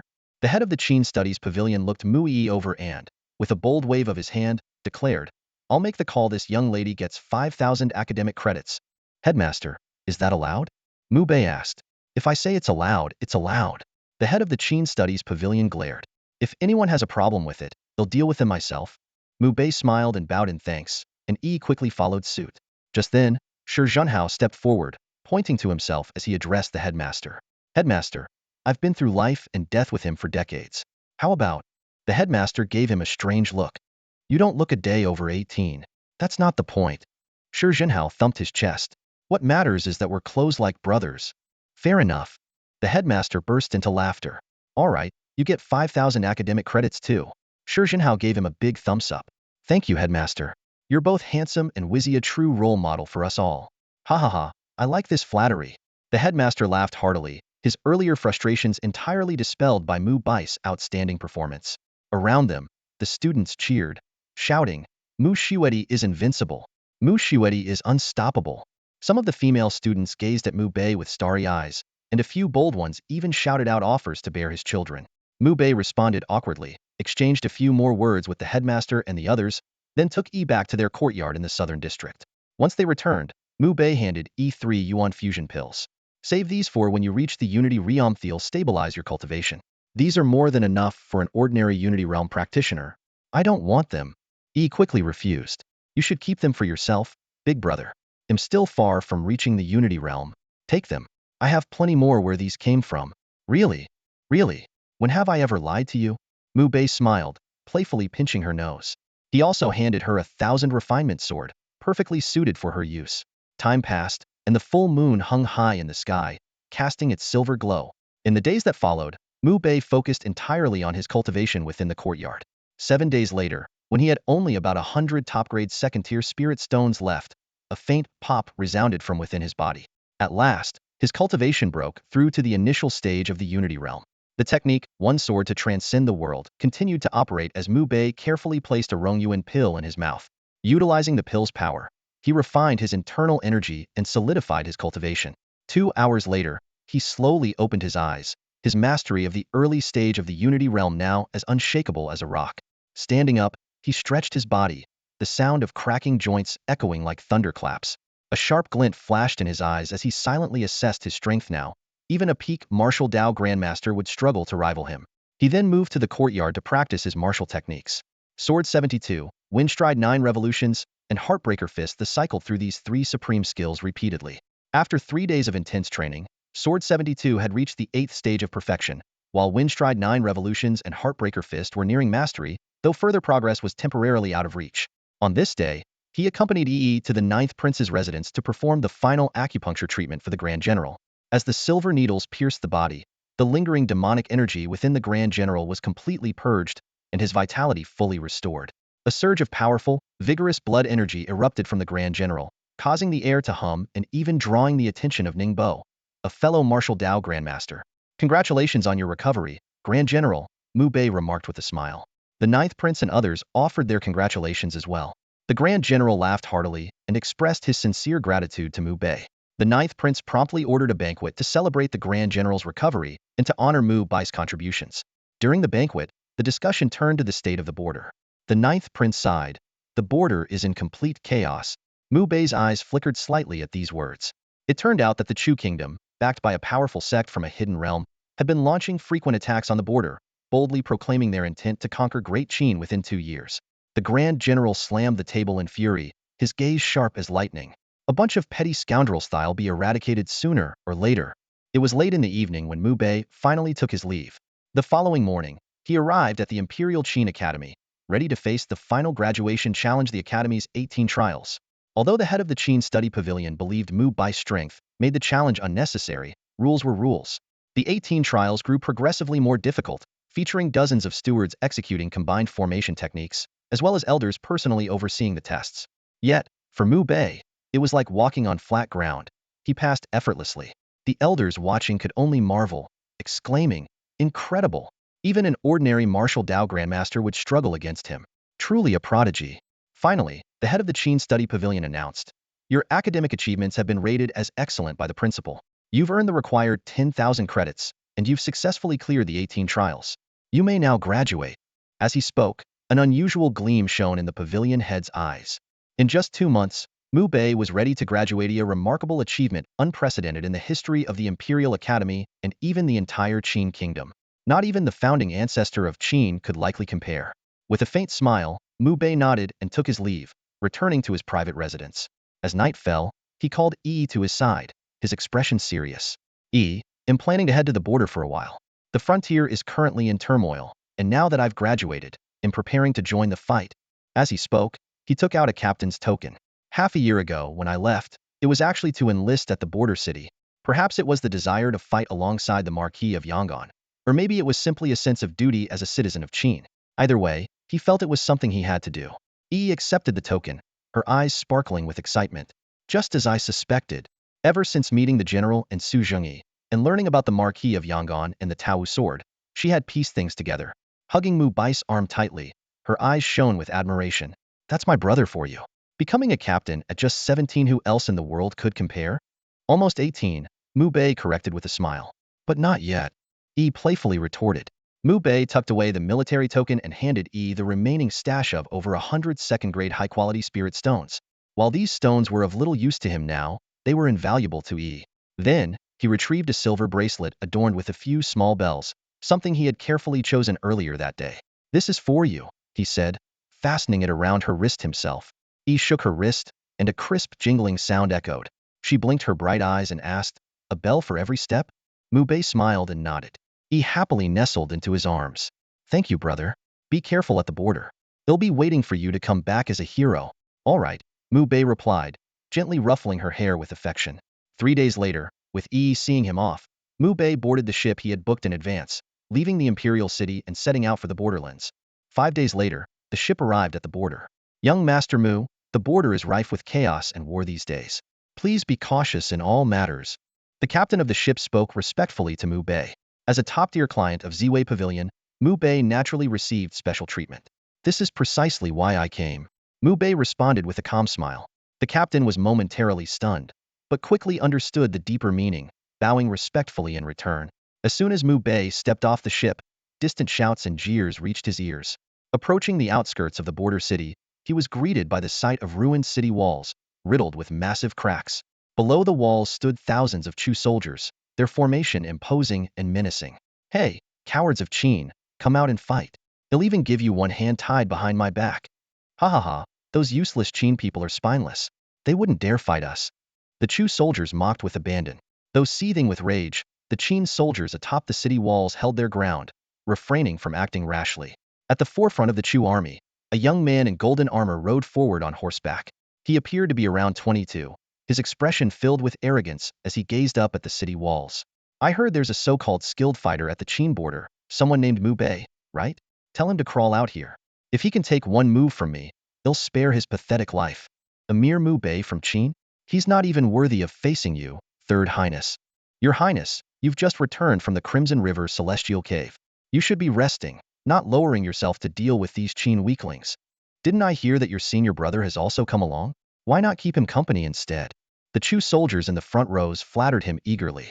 The young man in gold smirked in satisfaction. "My senior brother is currently attempting to break through to the Yuan Dao stage. During this critical period, I wouldn't dare disturb him. With nothing better to do, I thought I'd come here for some amusement." "The Yuan Dao stage? Your senior brother is sure to ascend to that level. With the support of the Crimson River Celestial Cave, what chance does Qin have to survive this time? You, Third Highness, are destined to be the most illustrious ruler of Great Chu." The Chu soldiers chimed in enthusiastically. The young man relished their praises and explained, "Well, it's not the full support of the Crimson River Celestial Cave. It's just that my cultivation talent caught the attention of Master Yunfeng, who sent my senior brother and me down the mountain for this campaign. In any case, Qin is doomed this time." He cast an arrogant glance at the Qin soldiers atop the city walls. "Bring out that Mu Bei. He'll only need one move." At that moment, Mu Bei had already silently entered the battlefield. His pace quickened, and in the blink of an eye, he became a streak of lightning charging into the Chu army's formation. "How dare you!" A dozen Chu soldiers roared and rushed forward. With a wave of his right hand, Mu Bei unleashed several silver needles, which shot through the air like meteors, piercing the foreheads of the soldiers. Amidst their cries of agony, they collapsed to the ground. Mu Bei's movements were even swifter, and in an instant, he was standing before the golden-armored youth's horse. Leaping into the air, he struck out with a powerful punch aimed directly at his opponent. "Foolish!" The golden-armored youth shouted coldly, meeting the attack with his own fist. The explosive force of his chi and blood at the Unity Realm surged forth. The two fists collided, and with a crisp crack, the youth's fingers shattered instantly. Letting out a scream, he was thrown from his horse, landing heavily on the ground. That's all for today. Thank you so much for watching. I hope you guys enjoyed. If you wish to have another part of this recap, please give us at least 1,000 likes. Please don't forget to comment and subscribe to our channel for more content like this. Until next time.